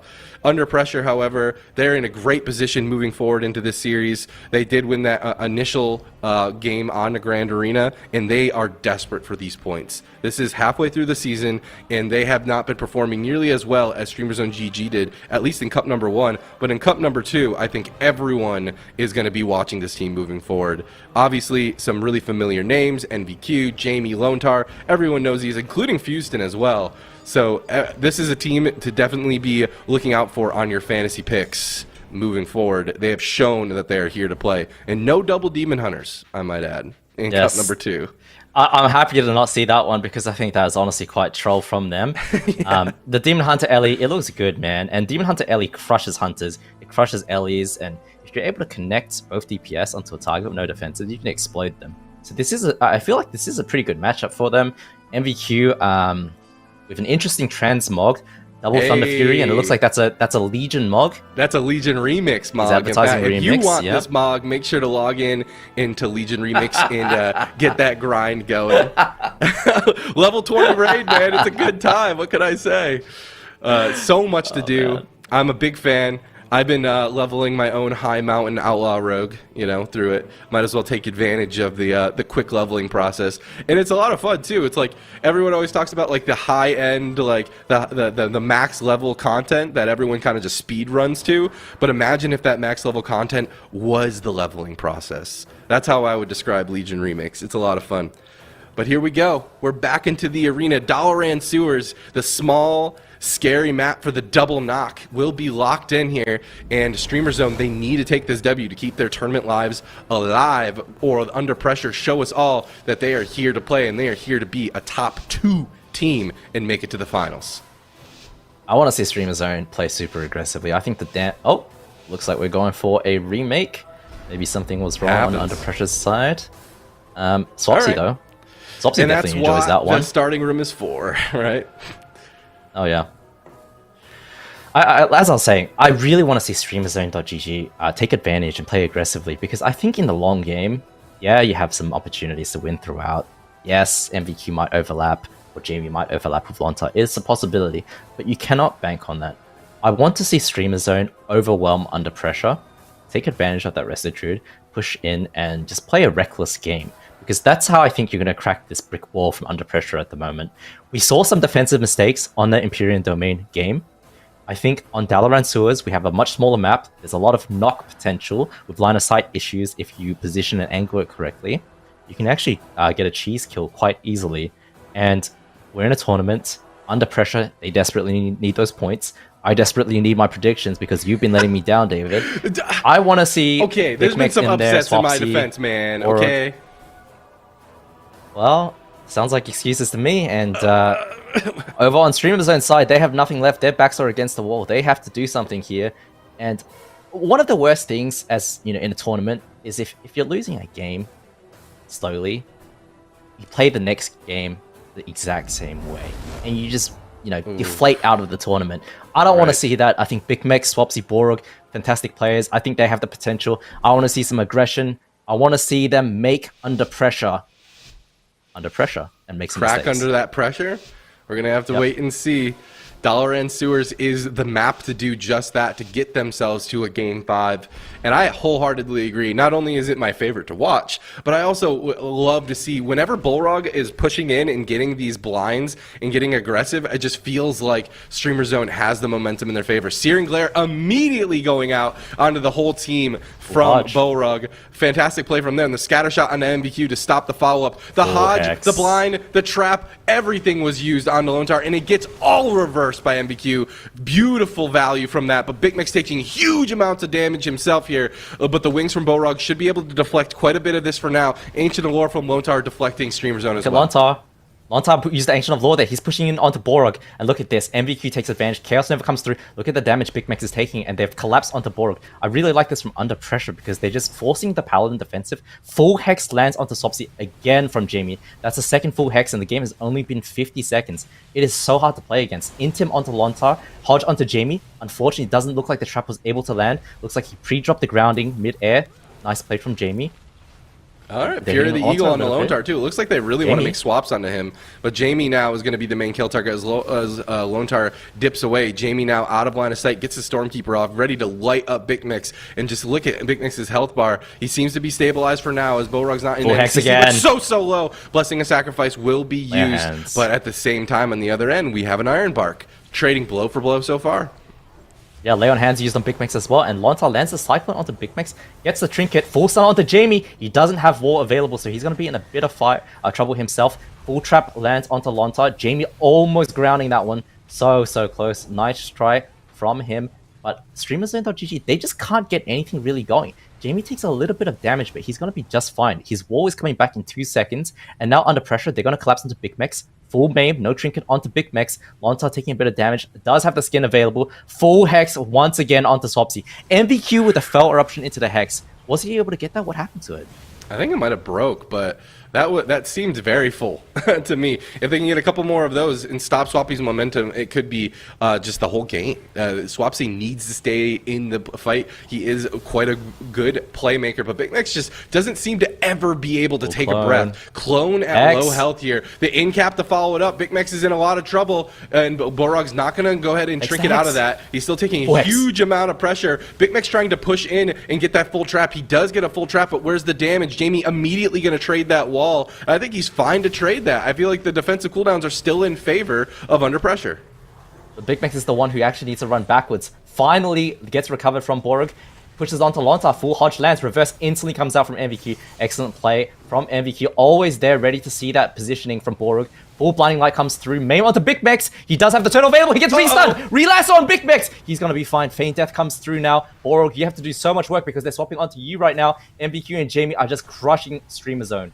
Jamie, yep, full trap lands, but where's the damage? The preemptive Iron Bark on the trap is going to keep him completely fine. Borog so low. He's holding onto that bubble desperately. Big Max caught into a Cyclone himself. Cross CC for days. Borog looks like he's going to be okay as the pursuit stops onto him. But now the cross CC onto Swapsy. Hodge onto Lontar as they push in. Can they get the damage off? The Bark skin immediately is going to be swapped, but it doesn't look like an Ancient Allure is going to be used. It will. Nature Swiftness to get it off, and Jamie should be just A-okay here.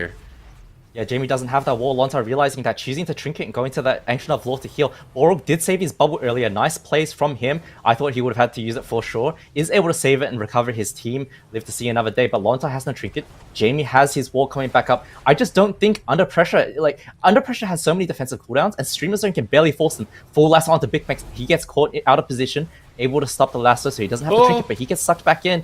He's under so much trouble as well. He has Aspect of the Turtle. He's just running away. Trades out the Feign Death. The greed. Reduces some damage. He's going to be okay. I don't like this from Streamer Zone. They're only really hitting Jamie with a little bit of damage onto Lontar. I don't think you can play like this. It's too slow and predictable for Lontar to heal Jamie. I agree. I want to see Borog run in there, get the cross CC blinds, and just go all in on Lontar over and over and over again. The Bark skin is just such a short cooldown. They can't do this every now and then. They need to do it consistently. Reverse on the Hodge. The stun on the Big Max. Huge damage onto him. The roar out of that. This could be it for Big Max. This could at least be the turtle. He gets knocked out of line of sight of Borog to follow it up, and that will be the turtle. Yet another button to go. Borog still has the lay on hands. He still has the bubble to get through, but under pressure, just feel like they have total control of this game. Yeah, Borog actually had the trinket there, and Big Max using his Ross while in the turtle, basically. A complete waste. Full Hex goes onto Swapsy. Full clone onto Lontar. Big Max, you have nothing left. Full clone low! Full clone is Borog's bubble. Amazing play. Lontar, can you follow it up? He's looking for the re. Doesn't go for it. Lontar choosing not to. Lets Big Max get recovered from Borog. Nice. That's everything. Lay in hand, bubble, wings, trinket for Big Mix, turtle for Big Mix. A Streamer Zone, it's going to be a miracle if Under Pressure isn't able to get a kill. But here we go. The lasso goes on to MVQ, stops a little bit of damage. Swapsy and yet another Hex. from Nova. under pressure. Big Mix gets stuck caught in a stun. Bullrug desperately trying to avoid any CC. He has that Blessing of Sacrifice. He has that Hodge. He needs to make something happen. Hodge onto Lone Tar. Do they have the reverse? They do. It gets off, and it looks like Big Mix is still going to be the main kill target. There's Aurora Sacrifice. He whiffs the I think he might have immediately trinketed. Lone Tar does have that trinket on cooldown, and Barkskin up, Iron Bark in just 13 short seconds. Swapsy caught into a maim. If he gets followed up with a Hex or a Cyclone, he doesn't. It does get stopped. Good job by Big Mix. Burr Sacrifice here. Lots of pressure coming in for MBQ. He feels it. They want to get the win right here, right now. They know they have the momentum in their favor, but with just a Blessing of Sacrifice, Bullrug does have his trinket available to him, but the throughput might not just be there. They could easily just take down Big Mix at any given moment. The cross CC Cyclone, the stun on the Bullrug. This could be it right now, and Big Mix knows it. He's on the run. Jamie trying to light him up. Ancient of Lore being popped from Lone Tar, keeping his team completely aggressive, and time is running out for Streamer Zone GG. Yeah, the only opening is Jamie with that wall coming up in 15 seconds. As soon as that comes back up, Under Pressure is going to be completely fine. If Jamie can just stay out of dodge until then. Full Hex lands onto Swapsy. Swapsy will trinket that out. Jamie goes into the burrow. His wall's coming up in 2 seconds. Lontar doesn't have trinket. Streamer Zone knows that. They need to do something here. They need to land some CC on Lontar if they can and punish Jamie. But his wall rotates back, and Big Mex is the one who has to run away. Scatter onto MVQ. Excellent kiting. Big Mex though. 15 seconds on Turtle, Jamie's coming. 15 seconds. 10 seconds on Turtle. Bullrug full Hex on Swapsy again. Oh, another Hex on Swapsy. Full Clean Bullrug. Oh my gosh, Big Mix, you gotta live. He trinkets, he's trying to get out of there. 1 second on Turtle, but the Blessing of Sacrifice will come out to keep him alive. Now Jamie gonna immediately use that wall. Stun goes out onto Lone Tar. No trap follow-up just yet. They're swapping the damage over out onto Lone Tar. I love to see that, but look at Bullrug. He's on the back foot. He has no bubble available to him. He's gotta be careful. The wings are gonna be popped. The stun on the Swapsy. If there's any follow-up CC, there is the Hex yet again. Full trap goes out onto Lone Tar. Lone Tar's no skin. Keeping him nice and low. If Big Mix can connect, if Swapsy can connect, they can take him down. Maybe this is finally a win condition Streamer Zone needs, but Big Mix with that Turtle has got to be careful. 10 seconds on Land Hands. Land Hands is back off of cooldown, and Streamer Zone GG are back in this.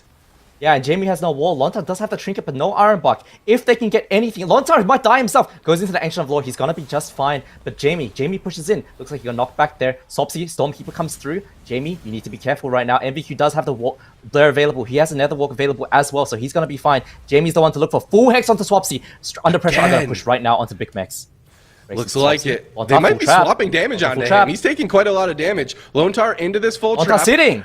And he sits the whole thing into a blind to follow it up. The Hodge follows up on Lone Tar as well. Jamie's in a bit of trouble. They're swapping the damage over out onto Lone Tar. He gets sucked back up onto the high ground. Big Mix reconnects and Lone Tar goes down. Streamer Zone GG do it. The late darkness will not save Lone Tar, and Streamer Zone bring the game to a game 5.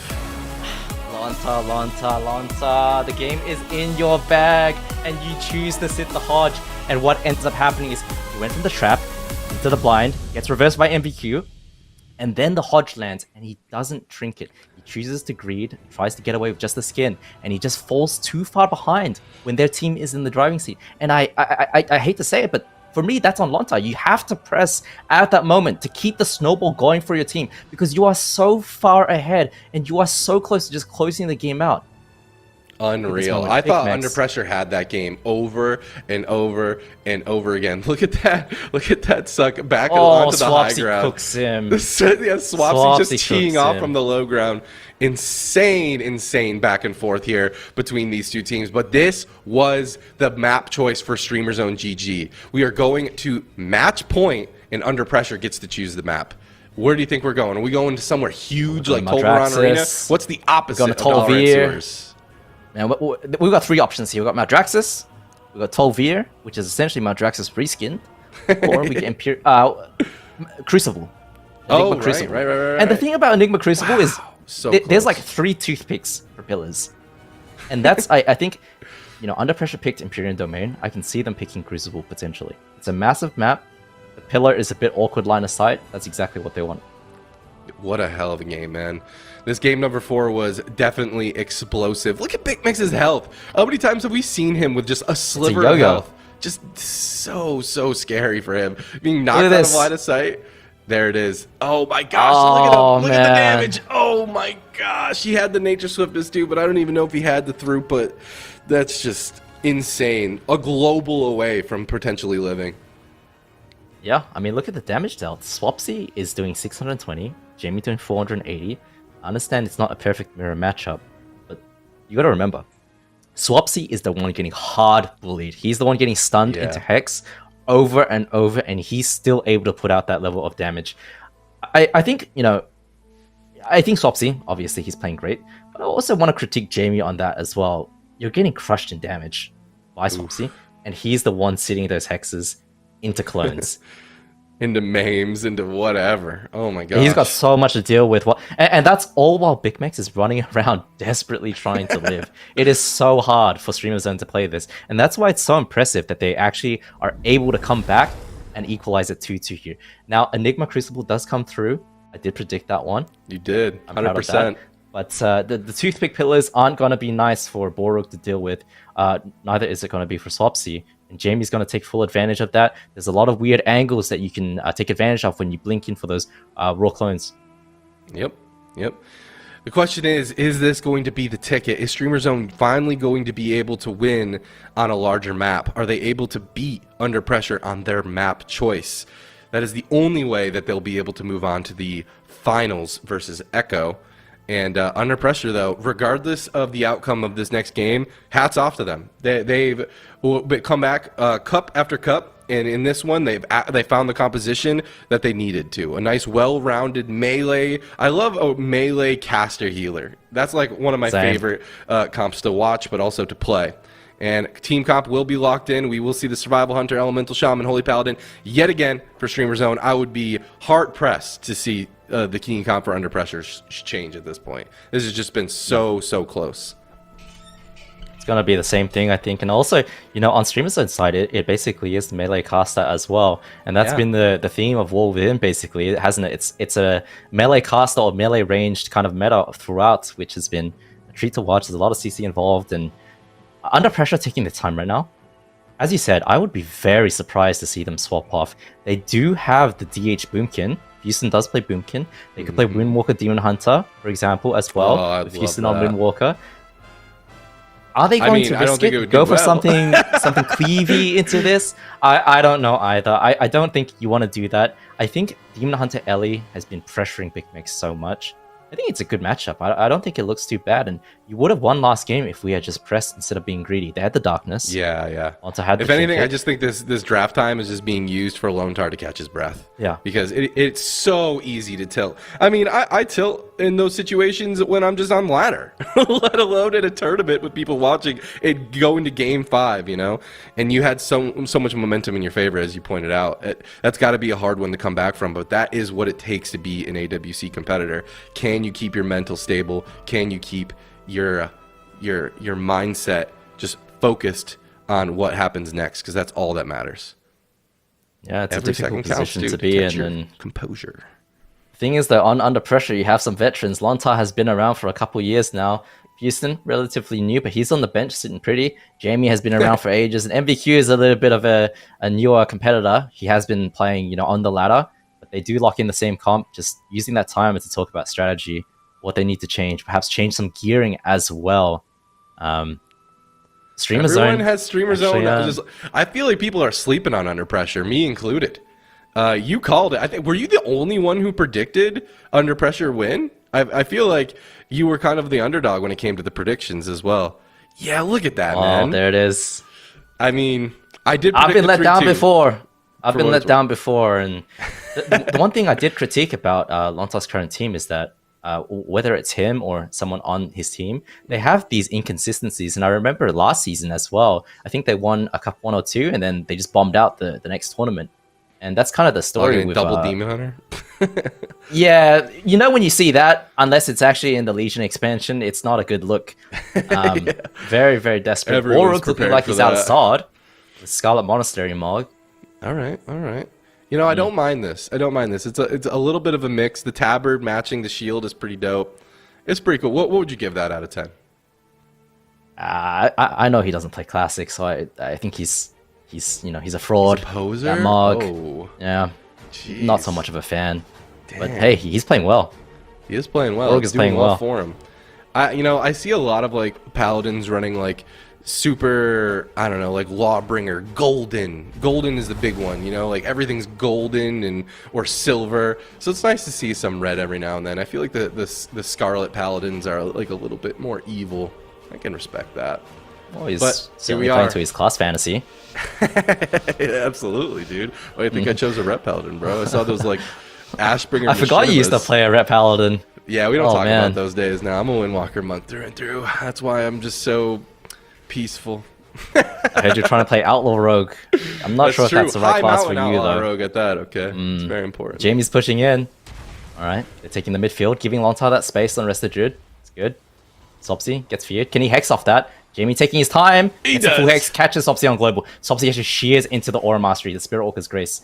Nice play from Jamie, but Sopsy trinketing late.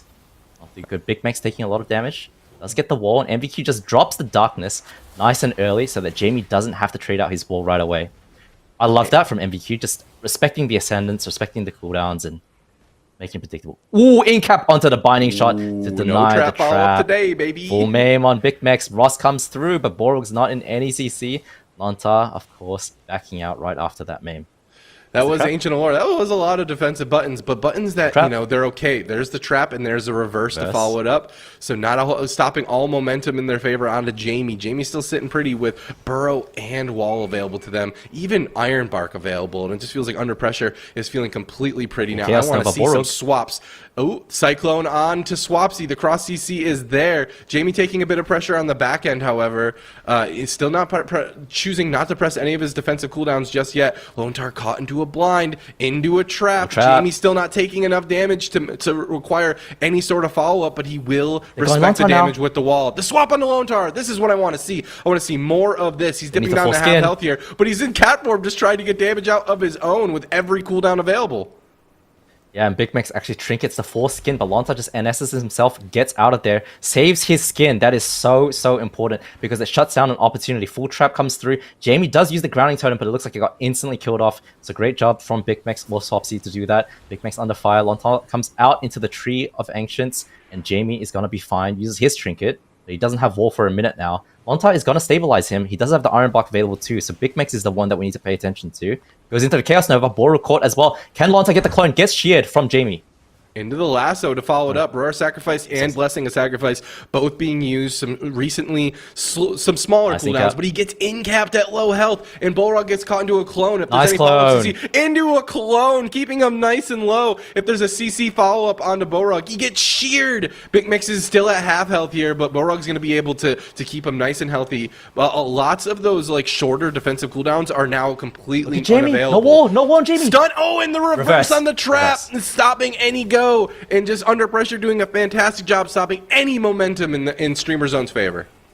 Yeah, and all of that happened because of Swapsy's positioning. Look at him. He's migrated to the next pillar now. Jamie has been trying to hex him for the past minute. He's not able to get it, but Lontar now sees the opportunity. Lontar starting to push in. Look at Swapsy now. You need to line before the hex comes through. Full hex onto Swapsy. Does trinket that out. Lontar into the Hodge now. Lontar trades out his skin now, but Big Max, he's going to be under fire. Jamie trades out his wall as well. Under pressure, starting to crumble a little bit. Full trap comes through. Jamie had the grounding totem for that. Wasn't able to get it. In cap onto Big Max, into Fell Eruption. MVQ just playing full-time bodyguard on Big Max. And he's still at half health here. Look at the mana. The mana is kind of telling a story here. Lone Tar has a huge mana advantage against Borog, and that was not the story in previous matchups. The spread pressure was like very difficult for Lone Tar to deal with, but in this game number 5, I feel like Streamer Zone is just it's not looking good for them. They're reconnecting onto Jamie. He has no wall available, but that will just be a darkness again for MVQ. Jumps But out, he he gets jumps knocked out! out of it into a burrow Boros. that was so close. Nature Swiftness will keep him up alive again, but Streamer Zone finally finding some momentum that they desperately need. Oh man, Under Pressure is crumbling right now, but the thing is, his wall does rotate back in 40 seconds, and Lontar still has his trinket, so I don't think, unless there's a massive blunder that comes through, I don't think Jamie's going to be in too much trouble. Lontar goes into the full trap, reverse comes through from MVQ, again playing bodyguard.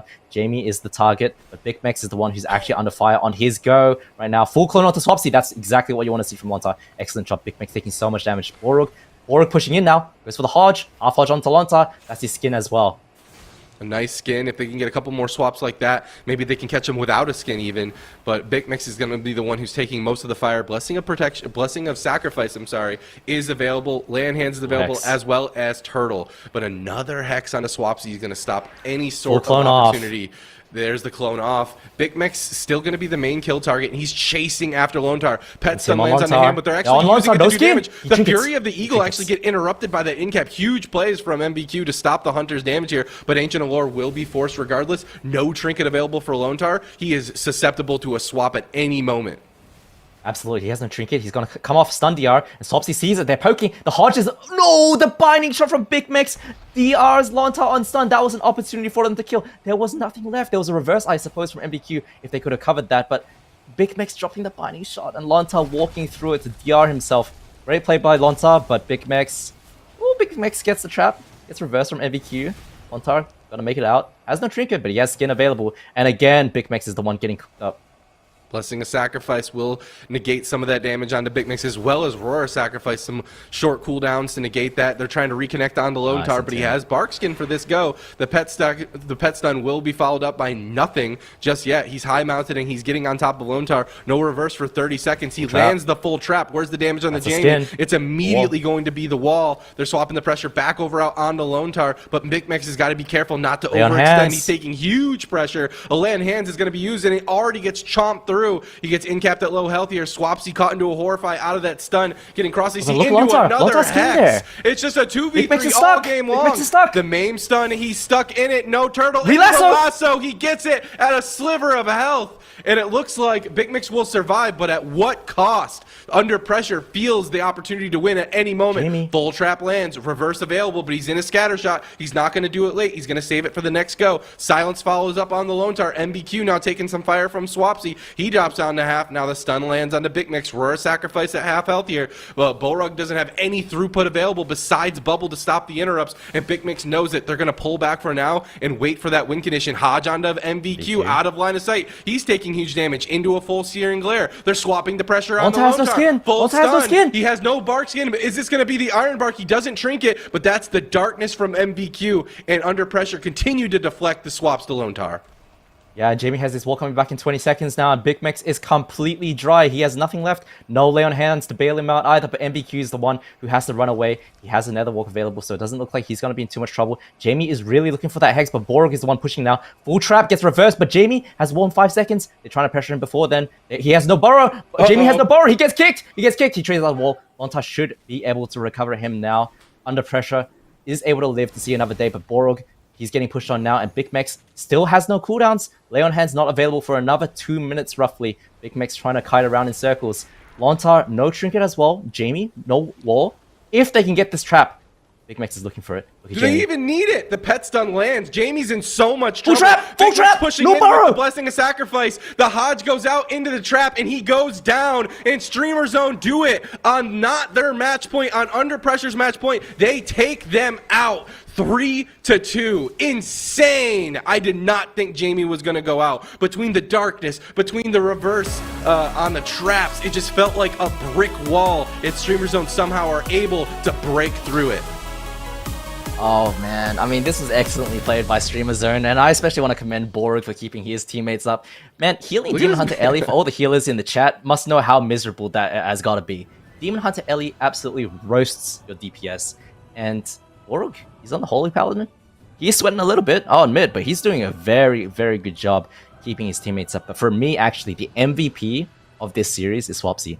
Look at Jamie trying to hex Swapsy at the top, and look at where Swapsy is positioned. He is avoiding so many important hexes at key moments, and because of that, they're able to get cooldowns, develop pressure, and that is what led into that kill later on that we saw.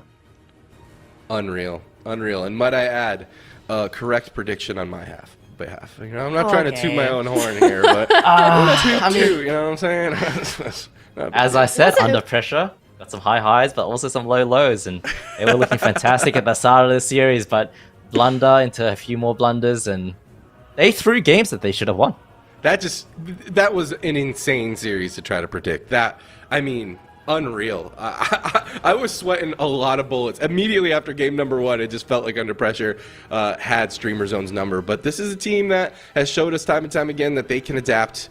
And they're going to have to do just that again, as they will be facing none other than Echo. This is going to be a beautiful series in the grand finals yet again.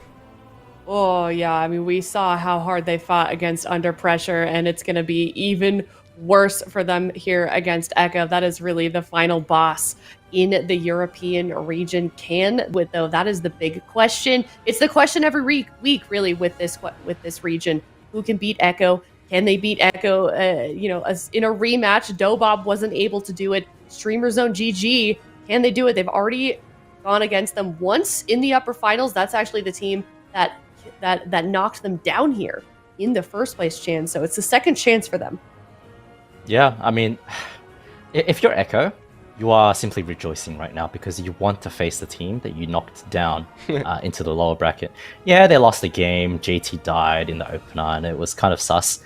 But they dominated the rest of the games. It might have had some sketchy moments, but it was overall Echo favored. And so, like I said, they're rejoicing right now. They don't want to face Under Pressure. You never know what could happen, right? You have to bring out the RMP potentially into the Demon Hunter Ellie. And of course, with how fast-paced the meta is right now, you can easily die pre-block. So being able to stick to that Feral Lock Priest, which is what I assume they're going to run, again, into Streamer Zone, very, very comfortable for them. And they love this. Yeah, and what they did in game number 1 with that upper final series that we saw, first game of the day, David, do you think that's even repeatable? I think Echo is going to be kind of, expecting that this time around, that immediate zug from Streamer Zone. It's possible. Well, listen, we just saw Streamer Zone play a hell of a series against Under Pressure, locking in, the Survival Hunter Elemental Shaman. Before last week, we saw them face Echo, and they were playing almost exclusively jungle. I want to see something mixed up, and even with the jungle, they nearly went the distance. They took 2 games off of Echo, so I think that just with some slight changes, Streamer Zone can absolutely take down Echo. All right, well, time can only tell. We will certainly have to see. I'm sure there's a lot of conversations going on behind the scenes on both sides. But unfortunately, Streamer Zone hasn't really had much time to breathe today, while Echo definitely has. So we were going to head to a break. When we come back, it is the Grand Finals Cup number 2 for the European region. Stick around. It's Echo versus Streamer Zone GG coming up next.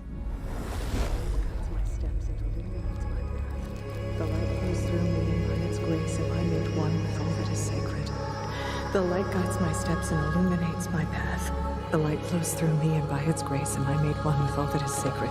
The light Liadrin, it has begun. I need you with me on the wall. Lorthamar, the void will envelop us soon. Only the light can save us now. No. The time for prayer has passed. The Sunwell will not fall. Not while I draw breath.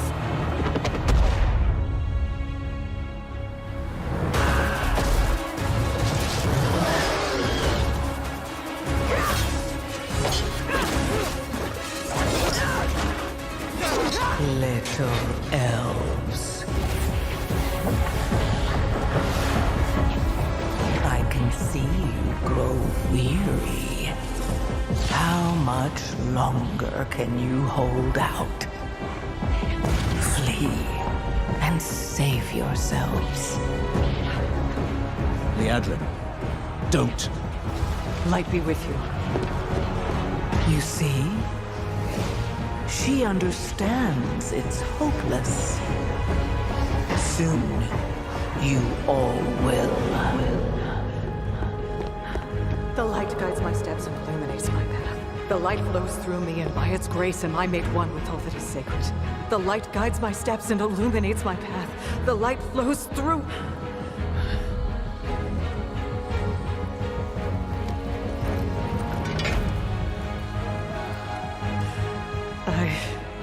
I know that I am unworthy. I don't know if I deserve your help, but I know my people do. Please give them strength. I admire your spirit, but that will not save you.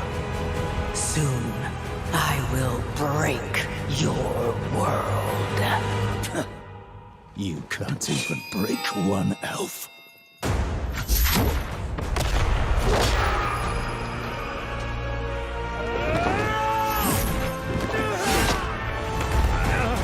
This darkness comes to devour everything. And when it is finished, there will be no more light. Without your aid, we will perish. I beg you, help us.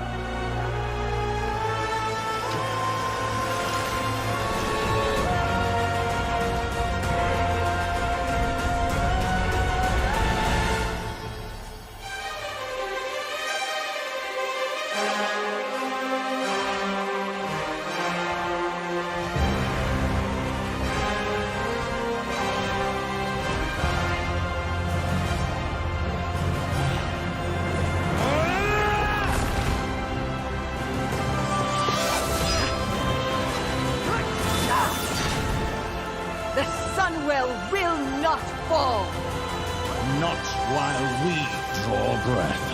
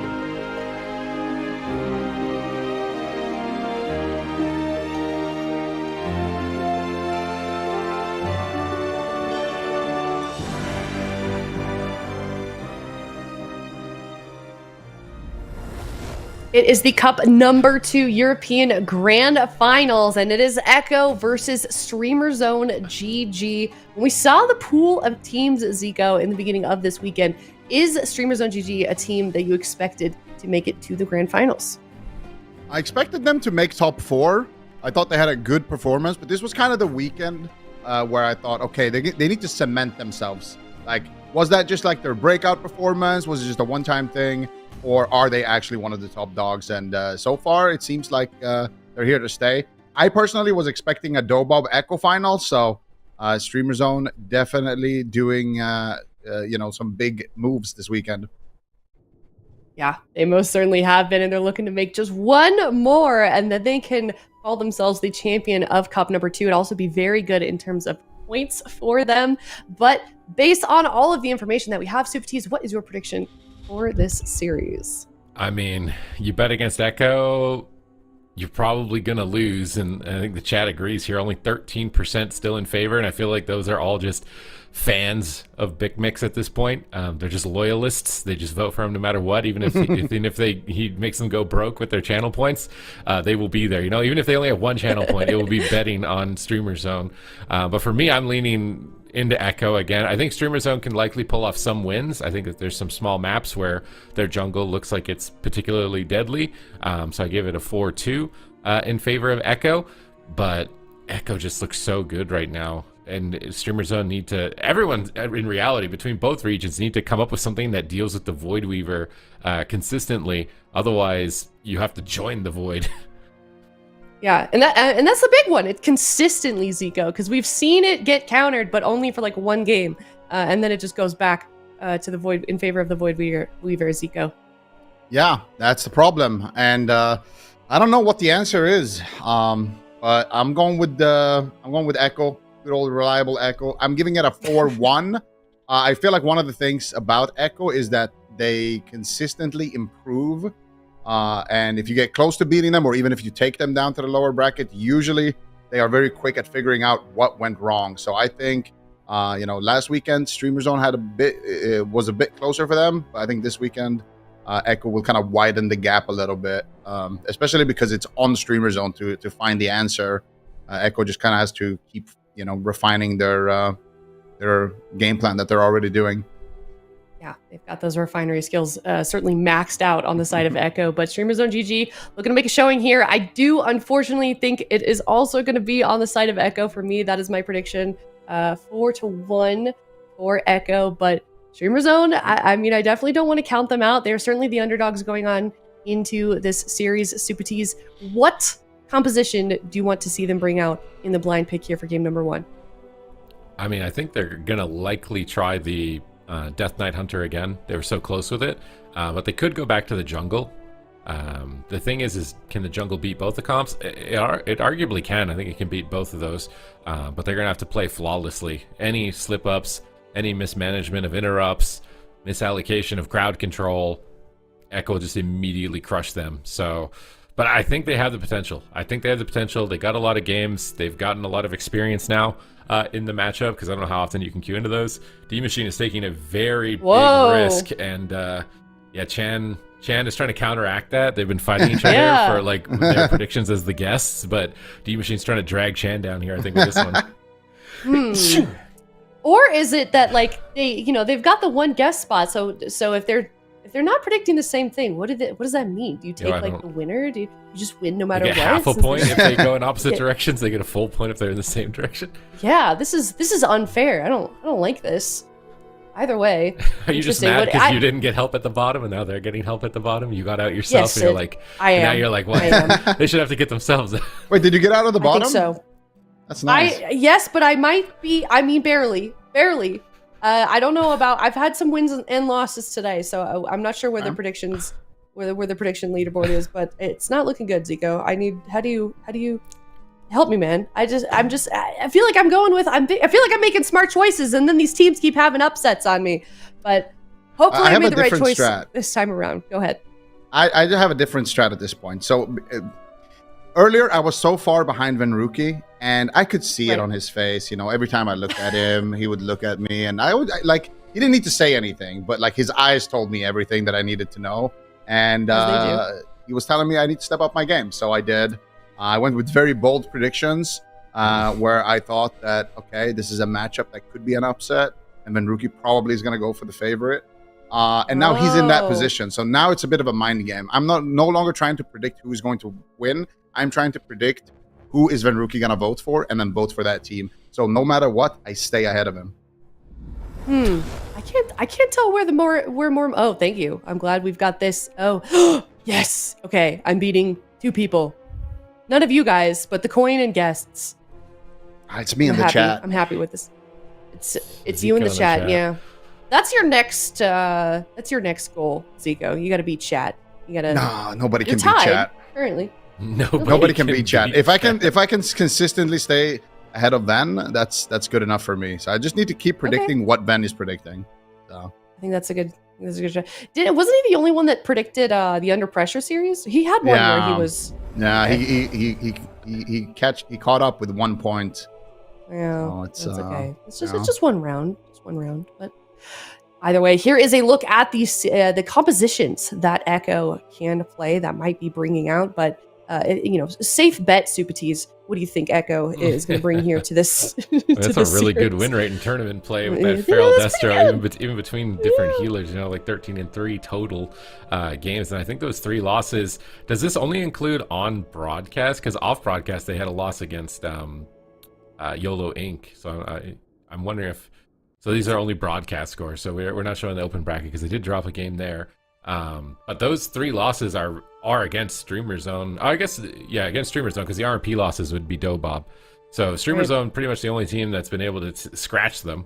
Now they just got to figure out how to consistently finish them in these scenarios. And I feel like they've been getting close every single time. They're like a little bit close. The game's like they're all and they're just about to win, and then Mercy just gets 3 cast balls off and they lose. And it's like, oh no. We dropped the ball there for a moment, but honestly, their win record is not too shabby as that Ellie Survival Hunter here at 10-2. Their jungle score, that's mostly because Echo just beat them down last week, but their jungle looked a lot better than the score, I think, is indicating here. And then based on the score, you would think they would never lock in the Hunter and Death Knight, but the Hunter and Death Knight also looks good. Almost all of their losses are seemingly to Echo, so I kind of want to see the jungle in game 1 and then maybe do the Death Knight maps on the small maps. Ooh. Okay. Yeah, and this is a best of 7 series, so there's a lot of room for back and forth here. There's a lot of room to adjust your composition between series, but I mean, it really is, Zico, that game number 1, that blind pick that kind of sets the tone for the rest of the match. Yeah, and I think it's on Streamer Zone to come up with the surprise.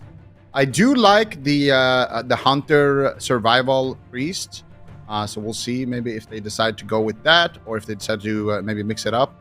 And as I say that, it has a 1-3 win ratio, but I think it actually can work against the Void Weaver Feral Destro. But I also think that there's a bit of a mind game, with Borg maining Holy Paladin.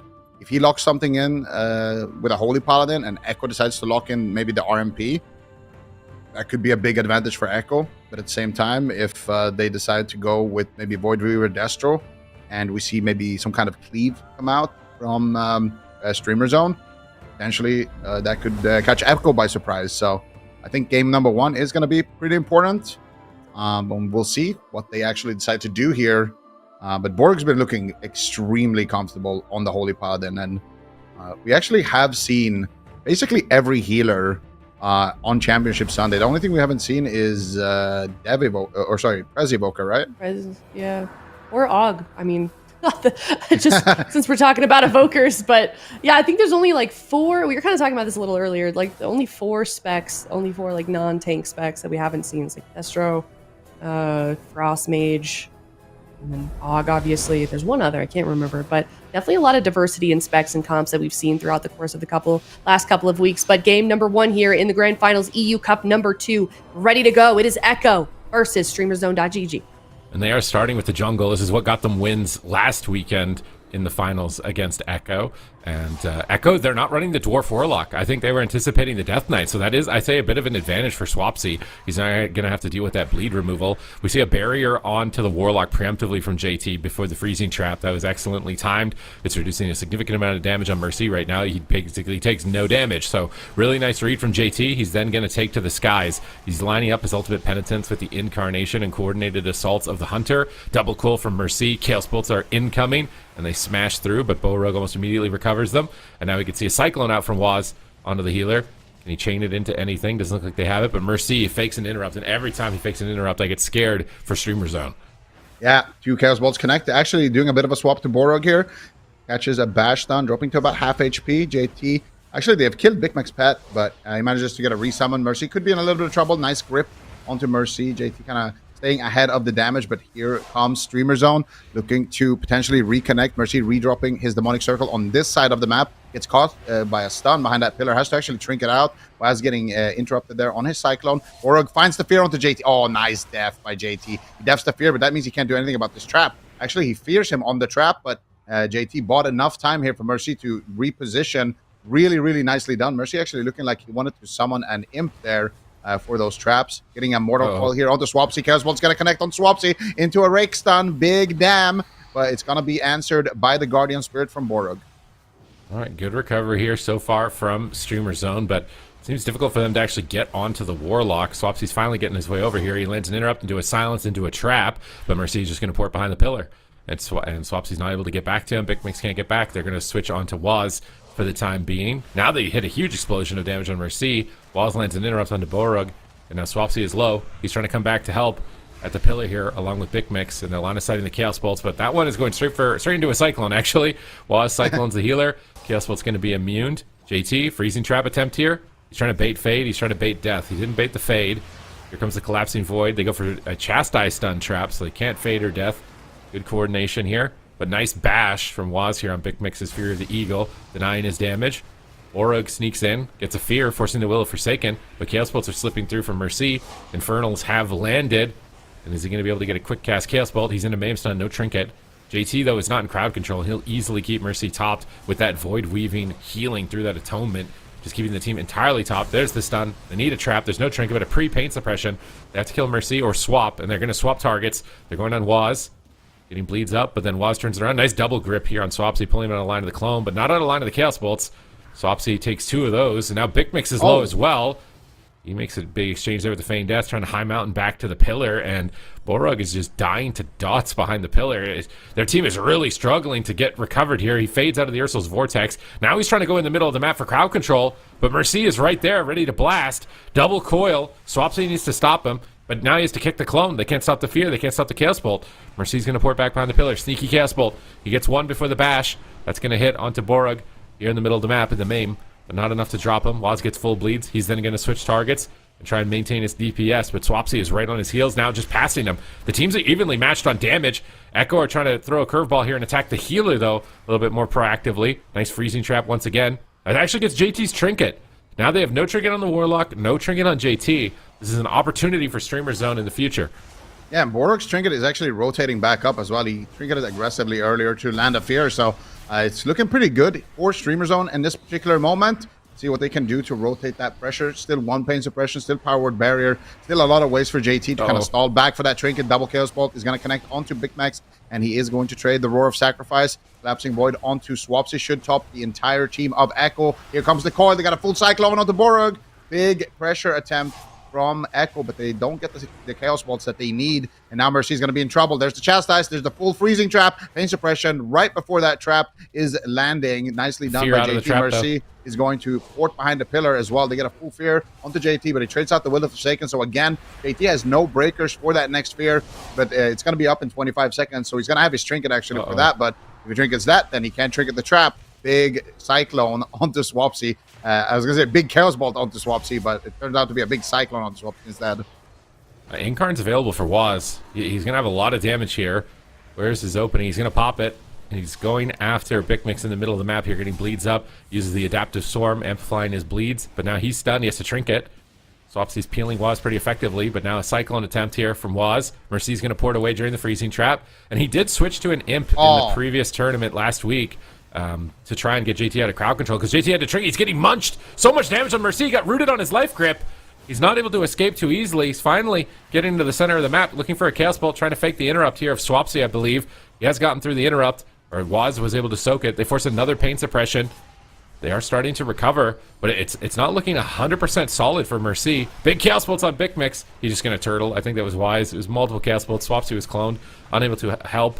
Scare Beast attempt from Bikmix onto Waz here. He's going to get dispelled out of that. Borug is now making his play. JT has no trinket. This is their time to win the game. They have to connect. Swapsy needs to get there. They get the double fear. He's there. He lands the bash. He needs to Typhoon him behind the pillar. If you can get a Typhoon behind the pillar right here, it'd be sick. But he might be playing Vortex. I don't think he's going to be able to do it. JT's going to reposition. He's got life swap. He needs to do it. He gets it off in time. Waz is rotting, but JT recovers. Now Swapsy on the back foot. And Borug is the one who needs to play defense, but he's cloned. Yeah, let's see here. Swapsy with the Guardian Angel as well. Mercy now, no cooldowns left. JT has no breakers left as well. This is a really dangerous upcoming setup here for Echo. How are they going to deal with it? Maybe Waz can save the day, but he has got no trinket. If he does get cross CC, it could be over. Waz looking for the Cyclone. Can he find it? He needs to try to save Mercy during this freezing trap. Mercy teleports away, and JT does have the Will of Forsaken, but it's not going to be enough. Echo will fall in game number 1. A great chain coming out from Streamer Zone. That was a really, really sick play that happened much earlier when JT actually did use his trinket. So what happened back then was he got stunned into a trap, and then Borg was there with the follow-up fear. And Waz made his way over there while JT was still trapped to bash Borg into a Cyclone. But Borg, so he forced out Borg's trinket with that, but Borg, yeah, he just trinketed that Cyclone, got a double fear, and then forced JT's trinket with that. And that's one thing that you kind of have to do on the jungle side. You just have to be willing to trade your trinket aggressively to land CC. Otherwise, your team is just not going to have enough pressure. But you can see it here on the replay. They get a full trap onto JT. Mercy ports away. They get the fear. He's got the will, but no void shift, unfortunately, for JT. No cooldowns really to answer, and Mercy will fall. So a really, really well-played jungle game here from Streamer Zone. And maybe this is a good answer for what Echo is bringing to the table. I said I wanted to see the jungle in game number 1. I feel like it ended up winning the mind game because Mercy was not locked in a dwarf. He would basically have an extra defensive cooldown against this type of composition, but he's the high mountain Tauren. I also feel like Streamer Zone played a much better strategy in terms of crowd control. They had a lot more pressure on JT. Borug was there for a fear every time. It was always stun, trap, fear.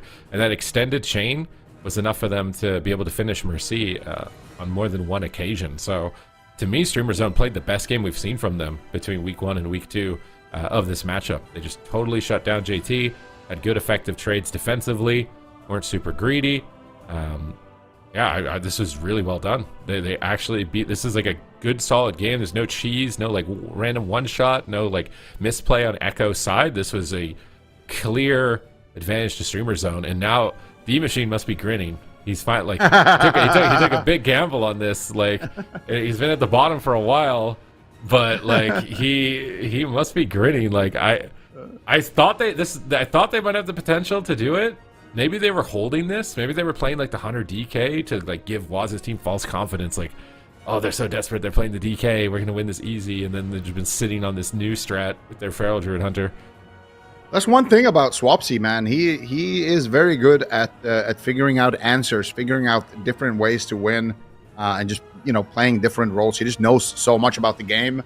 And yeah, you said it. Like this wasn't a cheese win. This wasn't like a fluke where there was a clear overlap from the side of Echo or anything like that. This was just a well fought game from both teams, where Streamer Zone was just a better team. So I don't know what you do on the side of Echo here. Are you going to swap? Are you going to make some minor adaptations? How are you going to actually deal with what Streamer Zone is bringing to the table here? Because their jungle was looking solid last week, but it's looking a lot better this week. You could tell they've got more synergy as a team. And I think the biggest thing that I'm noticing is the way that they've incorporated Borug to their team. He seemed like he was a little bit reluctant to push forward and land those spheres, but now every single time there was a freezing trap, he did a much better job actually getting aggressive and even trading out his trinket, trading out his own will just to force it from the other healer. And I think he can afford to do that because Echo's comp is not a setup-based comp in the same sense where they're trying to win with a long CC chain on the healer. It's usually just a stun on somebody and a short CC on the healer. So I like that a lot from Streamer Zone. Just play aggressive, have your priest find those spheres because every second sphere is going to be super big value, right? The first one, sure, Will of Forsaken, but the second one, if you trinket that, full freezing trap. If you don't trinket that, Mercy has to use something. Okay, so Empyrean Domain, a really big map. You were just talking about Borug being, able to accelerate his team to victory. It's going to be a lot more difficult on a large map like this. JT's going to have a lot more space to position away from him. He's going to get caught more often and more likely here with the Cyclones and Fear Gauntlet that he's going to have to run through as far as that is concerned. So this is going to be incredibly challenging for him to get that because they need it. And the other thing is that Echo could adapt and run the Imp. We saw Mercy switch his pet mid-game last week to an Imp and just dispelled the freezing traps, and that's what won the game for his team. So I think if Mercy flexes and switches the pet at critical moments, that could definitely give them an advantage. They're going to be locking in the same composition, but I can imagine that Mercy is going to be playing a Dwarf for this game to counteract the Feral Druid that he knows is coming his way over the high mountain. And now with the big map, Waz is likely going to be shutting Borug down a lot more as well with Cyclones and the like. Of course, JT is running the Void Weaver Discipline Priest, which I think for a lot of people consider to be one of the strongest specs and probably most fun spec to play right now in PvP. And you can see his build right here. This is something that I'm going to have to yoink for later on my priest, I think, to give it a go. Because when you're able to blast, man, you do a lot of damage on this build. It is a lot of fun. What do we think about this transmog? He's changed up his transmog, right? I feel like he's like a dress combined with the tabard, like one of the. Is that a TCG tabard? Yeah, that is. I can't remember what that one's called. What is this called actually? It's like Tabard of Frost is the blue one, right? And then there's Tabard of Frost, there's Tabard of Flame, there's Tabard of the Void, Tabard of Brilliance, Tabard of Fury. Oh yeah, that's the name. I have that one. I was gonna make my way up there. You were just had to remember them all. Production just needed to wait. I was building up to it, production, but for the confidence, I guess.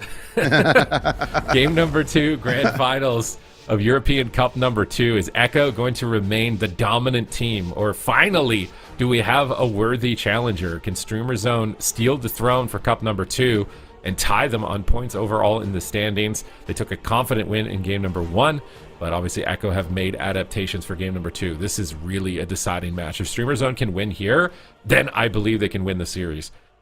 Yeah, let's see it. This is going to be a really tough map, and like we kind of mentioned in the pregame, it's all about Borug getting those fears out of the traps or out of stuns, and if he can do that, they can win the game. But if he can't make his way over there, he's looking for one right now. He gets it onto JT. Nicely done there. Let's see what they get with this. They got Waz's Trinket. They got Mercy's Trinket. Actually, Mercy swapped. He's playing a Dwarf now, so they got his Stone for him. Nicely done there. Mercy was playing that High Mountain earlier, so a lot more defense here on Mercy, having that extra cooldown. But they did also get JT's Will of Forsaken, so this is a solid opener for Streamer Zone. Yeah, this is a great opener, and it's on the back of Borug being able to get in there. He grips Swapsy behind the pillar here on the Chaos Bolts, but one did connect. And now we see BUFFMW charging in, looking for crowd control. Chastise, trap. Do they switch pets? We'll have to wait and see, because Borug is right there for a fear. It's going to get a trinket, I think. Waz is almost dying through Park Skin. Big pressure from Streamer Zone in game number 2. They're switching back onto the Warlock. JT's feared into the corner. Waz is looking for Cyclones. Borug Fade immunes it. Waz is still rotting down. Limited defense. Bit greedy, but Chaos Bolts are incoming as he stuns Swapsy and looks for another Cyclone. Borug unable to line of sight that. Another Chaos Bolt connects on Swapsy. Another Chaos Bolt connects here from the Overfiend. That pet from the Destruction Warlock lobbing out Chaos Bolt after Chaos Bolt. Spam fears on the Feral Druid as BUFFMW is making his play here for crowd control. He gets a full trap. Mercy is targeted down by Swapsy. He ports, but he's rotting to dots. Borug is there again for another stun fear. Mercy might just die to dots behind the pillar. Full fear. He's so far away. He's trying to drain life his way back up. He gates to the opposite side of the map. Waz is now getting swapped to. He has to use survival instincts. And I mean, I think Streamer Zone, as long as they don't choke on these Chaos Bolts, I feel like they're going to take this. It's almost looking like a cakewalk. Yeah, it's looking really good for Streamer Zone. They have finally found a really nice strategy here. Full trap onto JT. They're going after Mercy. He's caught up in a stun. Nice grip, or Ursul's Vortex actually, bringing JT in, but Borug not able to find a follow-up fear this time around. Nice shutdown there coming in from Waz, and he actually rooted up Borug there, I think, on his Dispel, so he was kind of stuck there for a minute. But Borug still pushing for the fear, even without the trap, knowing that he has a little bit of breathing room here, because JT doesn't have his fear. So the scary part is pushing for a fear and then getting feared yourself. But they're going to go for the freezing trap. Borug is already in position. Mercy already kiting around the corner. Nice Inferno stun on Swapsy into a stun. They're turning it around 2v3 here on the side of Echo. Nicely done there. And they will get the Will of the Forsaken from JT as well, though, on the side of Streamer Zone. So really, really good punish there. But they still get themselves the cooldown that they wanted on the side of Streamer Zone. Oh, no. Borug's Angel form is over. Big Mex is looking for crowd control. Full stun on Borug here in the back. Cyclone, no one can stop it. Into a coil as well. They might swap to the healer. Borug's in trouble. He gets caught. Massive damage incoming. Guardian Spirit. Will it be enough? He fades. I think they might have procced him. This was a big power play from Waz and Mercy, putting their team back in the game as they managed to proc that Guardian Angel. If it is a 3-minute cooldown when it stops glowing, we will know that they did. They weren't able to, but a huge swing of damage with Swapsy. Freezing trap again. He trinkets it into a fear. He fades the fear. He still gets feared. Borug is MVP. Mercy is in trouble, and Streamer Zone are so close. Mercy is desperate, using Drain Life to get whatever he can at this moment, and JT is so greedy on the pain suppressions. He's still sitting on 2 right now. He's going to have to be very aware of the near future. If Streamer Zone keep the gas pedal down, they look so good here in Game 2. That was so sick. JT trinketed the trap to try to fear Borug before he gets feared himself. But Borug just fades his trinket fear and then full fears him. That was absolutely insane. They almost won the game based on that. Mercy's got nothing. And here comes the potential last setup. Full trap onto JT. Can they connect onto Mercy? Swapsy's making his way over. Nice coil there onto Swapsy. Borug is kind of pinned at the pillar. Waz is just playing complete defense right now, being a goalkeeper for his team. Mercy fake kick. Oh my god, Swapsy! What are you gonna do? Swap comes out from Borug. Borug once again grips him to safety and then hits the Void Shift mid-air. Nicely done there. Swapsy's over-aggression costed them dearly, and that's all on the back of that fake that Mercy did. Pre-barrier. Swapsy's out in the middle of the map right now with the Warlock. This is danger town for him. Full stun on JT. They're trying to win the game. He manages to recover Swapsy. Swapsy needs to get back into cat form. He kicks the clone. JT pre-gates away from the trap. And did Big Mex miss it? Doesn't look like it. He's moving over Fury of the Eagle, looking to land a freezing trap. Grappling hooks. Waz jumps on top as well to try and eat freezing trap. Double rake stun with Incarn. Oh no, angel form for Borug. Is it enough? They trapped the healer, but Borug's in angel form. He can't fear. There's no way Swapsy is cloning. Double coil. Chaos bolts incoming. Swapsy makes a trade with Barkskin, and it looks like it's going to be enough. JT gets skull bashed. They're trying to get on top of Mercy. Still has no unending resolve. JT has Trinket, the ultimate penitence in the sky. Big Mex charging over with that high mound. Another Chaos Bolt. Swapsy's got to run. He's booking it. He's in bear form. It's so many spells incoming at him right now. As the collapsing void is behind the pillar. Now they're charging back out. Borug is getting aggressive. He's getting close to JT. He dispels the fear. JT deaths the trap. Now there's a stun fear, though. He should maybe get Will. They do at least get Will Forsaken on this push. They don't get nothing, but Mercy could win the game at any point if he sneaks a couple of Chaos Bolts in, and he's pulling them out into the open. Waz is scattered, though. He can't support. They grip Mercy away. Waz is cycloning now. Swapsy can't stop. He's out of the match. Bleed's being built up over here onto Big Mix. And now Mercy is lobbing out Chaos Bolts on Swapsy again. It's all about Swapsy. He seems to be the main focus target. Big Mix goes for a root trap to bait a fade, I think, here. And try and bait his Shadow of Death, but now he's cloned. Borug's moving in position, but his Feral is low. He spent so much mana to keep him aggressive. Can they win here? They're in position for the fear. They have Waz stunned down. Swapsy kicks the Chaos Bolt. They've got beautiful pressure right now. Can they keep it going? Mercy ports, but Big Mex is there. He's got his coordinated assault in 3 seconds. He can amplify his damage an immense amount in the near future. He's popping it right now. He's going for the win without crowd control. Can JT heal through the damage? 30% dampening. He's all over him. He charges over the stun. Pre-pain suppression. He turtles so he can't be peeled in the freezing trap. He's baiting the Shadow of Death. He's baiting the fade. He gets through it. He lands the trap. He forces the trinket. Borug is crossing the map, but he's slow. He's in the vortex. He gets gripped in for a fear, and they might do it. He's got an ending resolve. If they can do it, They're so close. They're both at sub 50% health. JT's out of crowd control. He's trying to get back to Mercy. He gets bounced far away. He's void blasting with Atonement. Mercy recovers, but JT no trinket. Mercy has stone form. He's got, oh no, he faked a kick. Chaos Bolts. So many Chaos Bolts. Big Mix is okay though with the feign death. They stun him. They're going for the win. They're going for the win, Z. Incarn.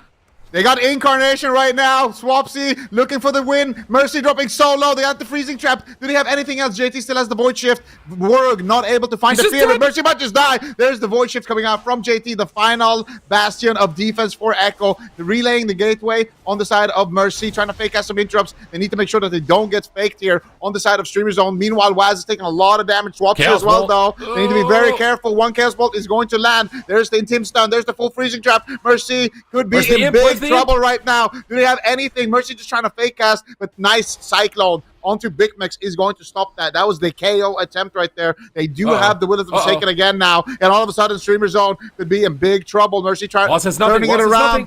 Big damage coming in here onto everyone on the side of this pillar. Waz still looking pretty good with his bark skin. Coming back up soon. No trinket though. He could get 100 ode in a stun, but I don't think they have enough damage on the side of Streamer Zone just yet. That coordinated assault is coming up for Big Mix, so that's going to be the next big hit. Swapsy still taking a little bit of pressure as well. Borog looking for the fear onto JT. Nice grip onto Mercy. They're just playing a big circle around this map, just running together on the side of Echo, with Waz doing a fantastic job with these roots onto Borog. Big Mix almost going down right now, raising his pet. He manages to get it back up, though, but the Guardian Angel is going to fade, and Big Mix could just die right now, Sid. 0 mana, nothing left. They have to win the game. Mercy ports away. Chaos Bolt. One Chaos Bolt. Looks for a second. He's faking the interrupts. He's dogpiling on top, getting towards JT, but Borog is there again for a fear, forcing JT to break out. He pops Pain Suppression. He needs to get Void Blast out right now. Dampity is getting high. He can't even stabilize Mercy. He's free casting Void Blast. The Chaos Bolts are coming. Swapsy. He has wall at 1%, but it's not enough. And they fought so valiantly. They got so close, but Echo denies them once again. Yeah, but how much of that was the map, man? I don't know, dude. This matchup feels like it can go either way. Echo has to play well for so long defensively. They're just constantly on the back foot, and there's so many close calls where I feel like on a smaller map, they easily could fall. So I think we got a series on our hands here. Both of these teams putting on a great show for us. And one of the biggest adaptations that I saw in this matchup was Waz spamming roots onto Borog. Anytime Borog wanted to push in and land fierce, you're gonna see it on the replays. Waz is constantly there. He's harassing with Cyclones, he's harassing with roots, and making sure. That was the play from Borog, where he faded JT's Trinket Fear and then got the counter fear. This was the grip void shift on Swapsy, and Borog played so well this game, actually. Entire Streamer Zone did, honestly. But you can see here as well, look at Borog. Anytime he's gonna push in for the fears, Waz is just there, building up the pressure, looking for the Cyclone, gets interrupted, and they got the kill onto Swapsy while he's looking for that CC. But there, you can see it again. JT getting a little bit outplayed, but JT also made some really nice outplays, deffing a couple of fears, deffing a freezing trap as well. I think both of these priests are definitely at the top of their game. I just feel like Mercy got the upper hand on Swapsy a few times throughout this game, whether it was faking the gaps or catching him. It felt like the Mercy versus Swapsy gap in the mid to end point of this game. Like, just knowing if coil is up and knowing you don't have trinket type of deal. Like, I feel like he barkskin there, but maybe he should have walled, because then he could barkskin when he's coiled type of deal. It's like little minor decisions at these specific moments of time. It just felt like Mercy got a better trade a couple of times towards the end of the game on him, and that's what turned the tide. Obviously, Borog running out of mana was a big deal as well. But I just felt like Mercy got the upper hand. It does feel, I think this is when he got like a lot of pressure by faking a kick and then just going crazy with Waz, almost killing him right there and getting Void Shift. And then at the end, having wall and Barkskin, but choosing to use Barkskin when he wasn't stunned, and then he couldn't use his wall because he was coiled, and then he just ended up getting collapsed on by the Void as well. Just both players right there. And Big Mix is trying to help with Cyclone, so he can't really help Swapsy. And he just got caught. Okay, I mean, he's still doing a remarkable amount of damage, though. Getting kited around like this, 725 million damage. And Big Mix doing his best to get pressure out while landing the crowd control. And we might finally have a team that can stand up to them and not just be a fluke, not just be a miracle, not just be, you know, Echo messing up for a game. This is looking like a legitimate series, a legitimate matchup. We finally have a challenger for Echo. They're not going to go out of this tournament completely unscathed, and we are going to hook point. So Echo, I don't think they're going to change anything though. The crazy thing about that is that the challenger is a jungle, but it's not, and it is streamer zone, something we've seen before, but it's not Casu and Tony. You can take Casu and Tony out of streamer zone, but you can't take the jungle out of streamer zone. They're gonna just have another jungle lineup here that is just looking absolutely phenomenal right now. But yeah, jungle seems like a solid answer actually to these Void Weaver comps. If you can play it, this aggressively, but still on hook point, I feel like on the large maps, I think the roots are super annoying. Waz is just constantly finding these roots onto Borog anytime he's trying to cross the map, and Borog has to choose. Like, am I going to dispel a fear on my teammates? Am I going to dispel a coil? Am I going to dispel myself? What am I gonna do here? And if he master spells, he's gonna go out of mana, and they're just gonna lose, the long game. So for him, it's a lot of decisions that he has to make because of that root. And if he doesn't get the fears, then their setups aren't deadly enough on the side of streamer zone. So I like that adaptation from Waz, but on a small map, it's not going to be as effective. Like by the time you get to root off, Borog is already on top of JT because the map is so small. So I think they're going to need to change their strategy a bit more to what we saw at the beginning of last game, where they did that big swap onto Borog and almost procced his Guardian. I think that is more the line of play that we're going to have to see on this map. Just try to maybe get crowd control on Swapsy as Borog is pushing in, and then as soon as he shows his face in the open, jump over there, get a stun, and start blasting. Because I think that that is one way for Streamer Zone to kind of turn this, because Echo is on the losing side right now. Like, the pressure is on Echo. If we go to game 7, Streamer Zone is going to have a small map to play on. Yeah, it was really important for them to win the blind pick with that jungle, and they're taking their time. I wonder if they're considering if they want to switch or not. But I feel like the Death Knight didn't look that amazing compared to their jungle. Their jungle, like, legit just looks like a solid option. The Hunter Death Knight look kind of like you're kind of just trying to cheese the healer down a little bit more. So I'm really hoping they stay with the jungle. I think that's got to be their best bet. Maybe they're also just trying to like run the clock a bit because they just came off of a game 5 series where they almost were eliminated. So they've been playing like game after game after game. So they might just need some time to just even take a bio break and kind of cool off a little bit, because all of these games are so intense. You're playing at the highest level for however many 10-minute games sometimes against Echo. Like, it's gonna get draining. So they're probably just taking their time to also just take a breather between every match here, because Echo are just, they're well rested. They've just been chilling in that final throne spot, just waiting for their next opponent, watching them just beat each other up to finally get here. So a battered Streamer Zone needs to find a way to win this. They're running out of time though. They are going to lock in the same composition. I think it's wise on their part. It's just looked so good. And there's just all these little mind games. The 1v1 between Mercy and Swapsy, faking the interrupts, baiting his cooldowns, trying to coil them with no trinket and find those windows. Those are the things that are putting them slightly ahead throughout the match. And Mercy, of course, is playing the Destruction Warlock, which is a really fun specialization. I have been playing this one, my most recent specialization, and you just absolutely dunk with Chaos Bolts. But probably the most satisfying spell to press in World of Warcraft history, really, in PvP at least, is the Chaos Bolt. So I would recommend it. 10 out of 10 recommend. Is it a 10 out of 10 transmog, though? That's a great question. I mean, we've seen this one before. I think it's okay. I like the face tattoo with the helmet. Kind of works. I like the tabard. What tabard is that? That's the Wrathful, bro. What do you mean, what tabard is that? That's the most iconic tabard in the game. I was building up to it, Sid. Like, hello? Oh, okay, I see. A likely excuse. Idea. a cover up for not knowing the best tabard in the game, by far. There's no tabard that I've seen. How long has WoW been out? How long has that tabard been out? And they've never had a tabard better than that. I think it's a bit overrated. That tabard is the best tabard in the game. It's not overrated. It's a bit overrated. It's okay. I mean, it's a fine transmog. Wishes they were that tabard. You really think so? You think it's the best tabard in the game? Best tabard all time. But do you have it? I do have it, yeah. I did get it really cheesily, though. Because they did, I can't remember what they did in Season 8. They did something in Season 8 where, like, MMR inflated or something. It was like a post-season, and they left the tabard in. I think I got it in, like, the post-season. But here we go. Gates are open. It's game number 3.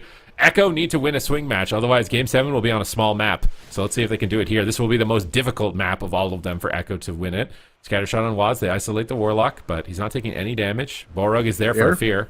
They're switching on Waz. I feel like maybe they spent too much time on him last game. They got the Bark skin, and I think they should just immediately get back on the Warlock. But here comes Incarnation from Waz. He's loading up bleeds on Big Mex. Nice mending bandage to remove all of that pressure. Borug here into a stun. Is Waz going to Cyclone? He's just attacking the healer, and they're doing exactly what he said. Just racing down the healer. Chaos Bolts are getting squeezed. He immediately is going to go into Angel form and blockade their advance. Ultimate Penitence is getting big value on Big Mex here in the middle of the map, and he is free casting Void Blasts. They need to control JT very soon if they're going to come back in this. Big Mex knows that. He's leaping over. Swapsy is getting dunked on by Chaos Bolts. Look at all those Fell Fissures on the floor. It's 3 Chaos Bolts of Fell Fissure. Big Mex in position. Freezing Trap before the stun. And now Swapsy's chasing down Mercy. He gates away, but he gates into the Hunter. Waz is rotting down. Good pressure right now from Streamer Zone, but JT recovers. With the Penance, Mind Blast, Void Blasts. They're going to reposition. Chaos Bolt. Swapsy is just eating these Chaos Bolts like they were packed from his mom for lunch or something. He's got to... They need to be careful of these Chaos Bolts. Oh, man. Look at Borog. Just sat through a root right there once again. But Big Mix, the reason why I was laughing is Big Mix is so funny on that high mountain. Oh, my God. Mercy, though. Looking for the Chaos Bolt. Swapsy is going to immediately get out of there. Around the corner. Borog with no trinket right now. They could actually just win the game outright. Big Mix forced into the turtle. Swapsy as well, forced to run around behind that pillar for a second.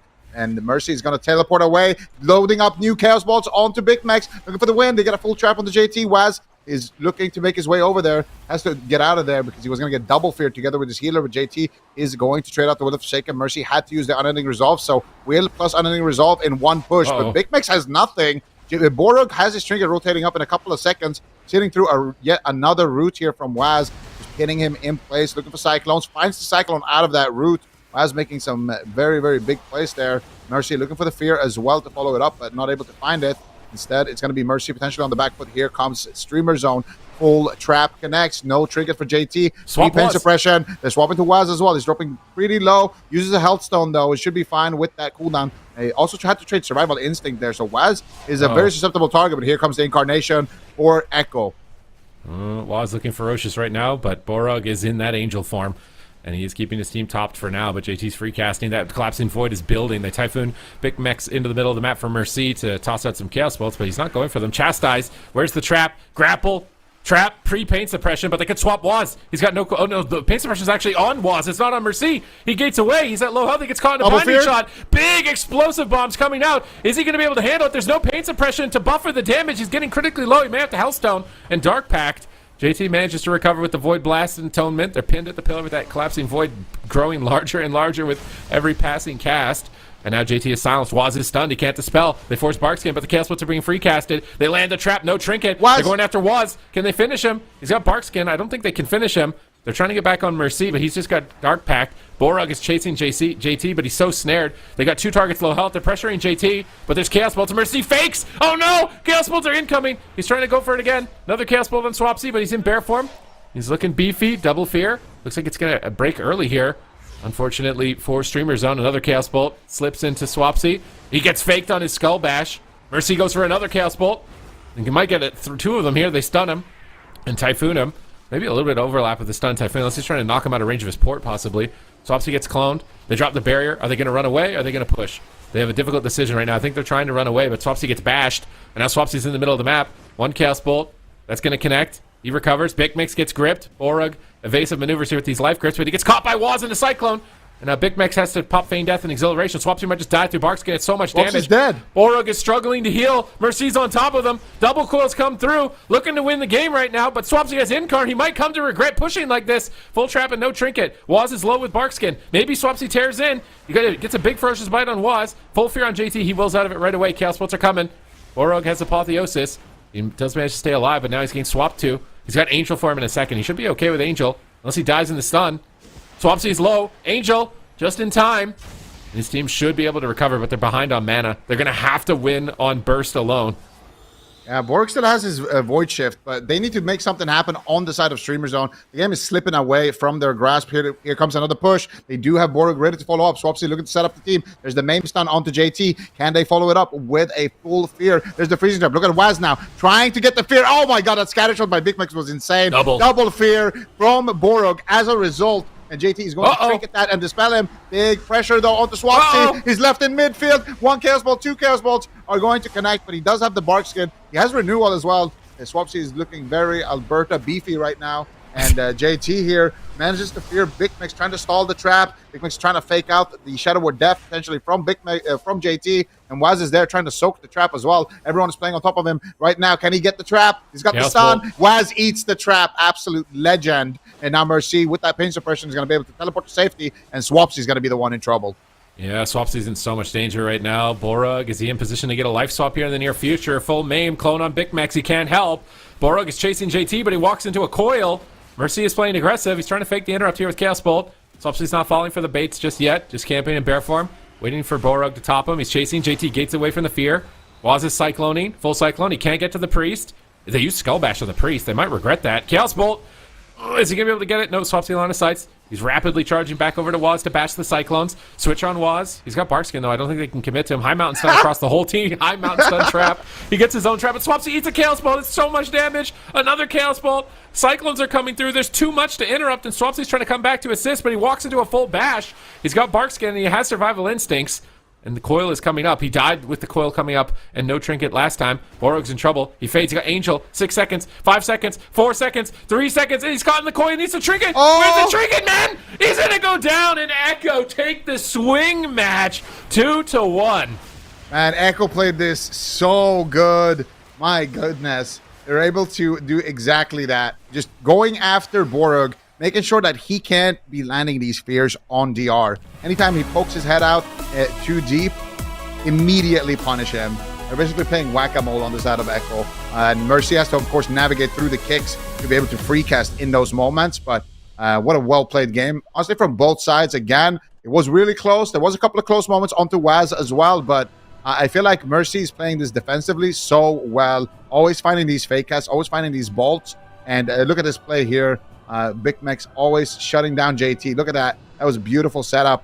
JT was actually going for the fear, but Big Max scatter shot him and then stalled for the fear, so Borug can be the one who gets the first glow ball out of that CC. But here, Borug definitely should have trinketed in this position and try to line of sight maybe, or get a heal off at least.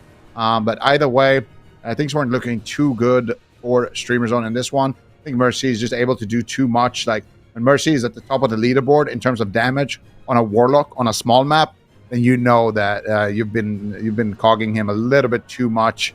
You got to land those interrupts. But yeah, Echo takes the swing match here, and they're looking more and more comfortable in this matchup now, knowing exactly what their win conditions are, and just playing to them. Yep, small map means attack healer, and it works for them here on Hook Point. They get a point. It was close though. Streamer Zone are forcing many cooldowns and finding their opportunities, but I just feel like Mercy is just outplaying these past 2 games. He's just getting so many fakes and so much damage out despite the pressure that's put on him. And if he wasn't, if he's just getting locked down and shut out, then he would just be getting toppled over. So I think Mercy is doing an excellent job. Waz is getting amazing roots as well throughout this game now. They've adapted their strategy to Borug making these pushes, and he just can't get there now. He's getting rooted. He's having to waste a lot of Dispel Globals just removing that, which then means he can't remove other crowd control. And the adaptations from Waz with the Entangling Root, and then Mercy just playing a really good game these past couple of games has made it very difficult for them to actually finish them and put a point successfully on the board again. And now that the swing match has been taken, it means they will have to find a strategy that works on a large map. Assuming they can, I mean, Echo might just run away with this now, and they're going to go back to the Proving Grounds where they barely survived, and it's mostly because it's hard to rotate on this map as a Warlock. Echo loves repositioning and, you know, reassessing where they're going to go, but this map, it seemed like they didn't know 100%, and Streamer Zone were able to capitalize on that, but it came down completely to the wire last time they went here. It was almost a cross kill. Yeah. I feel like it's Groundhog Day. We're just back reliving the same moment here. We'll see what Streamer Zone decides to do in terms of composition. But I think, was that with DK from Streamer Zone last time? I don't think they played DK last week. Yeah, it was just jungle. Upper semis was, I think, the first time we've seen them try the Hunter Death Knight here. Yeah, we'll see. We'll see if it works out for them. They decided to continue with the jungle. I'm liking the jungle, honestly. I think that they should play this entire finals on the jungle and just have a lot of confidence. But you mentioned one thing earlier the fatigue. Streamer Zone has played a lot of series now. They have played multiple game 5s as well. So it's like, are you starting to get a little bit mentally drained? You know, you're playing these super close series. You're you know, they're going the distance as well, and it's just taking a lot of focus. While Echo has been kind of just resting, just watching it all unfold, just chilling. Our Streamer Zone, do they have the stamina that it's going to take to play out a game, potential 7-game finals as the jungle?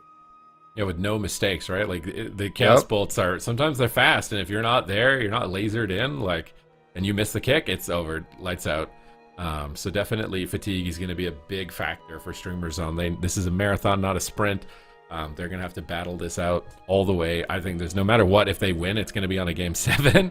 I don't think that Streamer Zone are going to be walking away with this. Whereas Echo, I could see kind of starting to build up their steam and roll through and be able to pull off. Okay. And you can see it's now we're like cooking. Xavier shoulders. You can get those on Legion Remix, you know, if you're not getting lucky, you know, like I haven't been getting lucky. I'm gonna have to get those little Xavier shoulders from Emerald Dream, and he's fused it together with the OG Gladiator Druid set.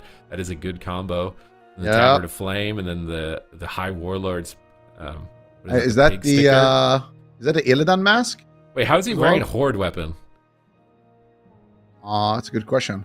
What helm is that? Yeah, it's the Illidan mask. Cursed Vision of Sargeras. Nice, very nice. I like this mog a lot. I like it a lot. I think it's original. It's fresh. It also fits to the theme of a Feral Druid with the bleeds. I am going to give Waz 7.8 but he's for cheating. his You can't get that transmog weapon normally, and a 9.3 for his gameplay. Actually, a 9.4 for his gameplay in that last game. The point one is really important. Really important. If his transmog was a little bit better, his gameplay score would have been a little bit higher as well.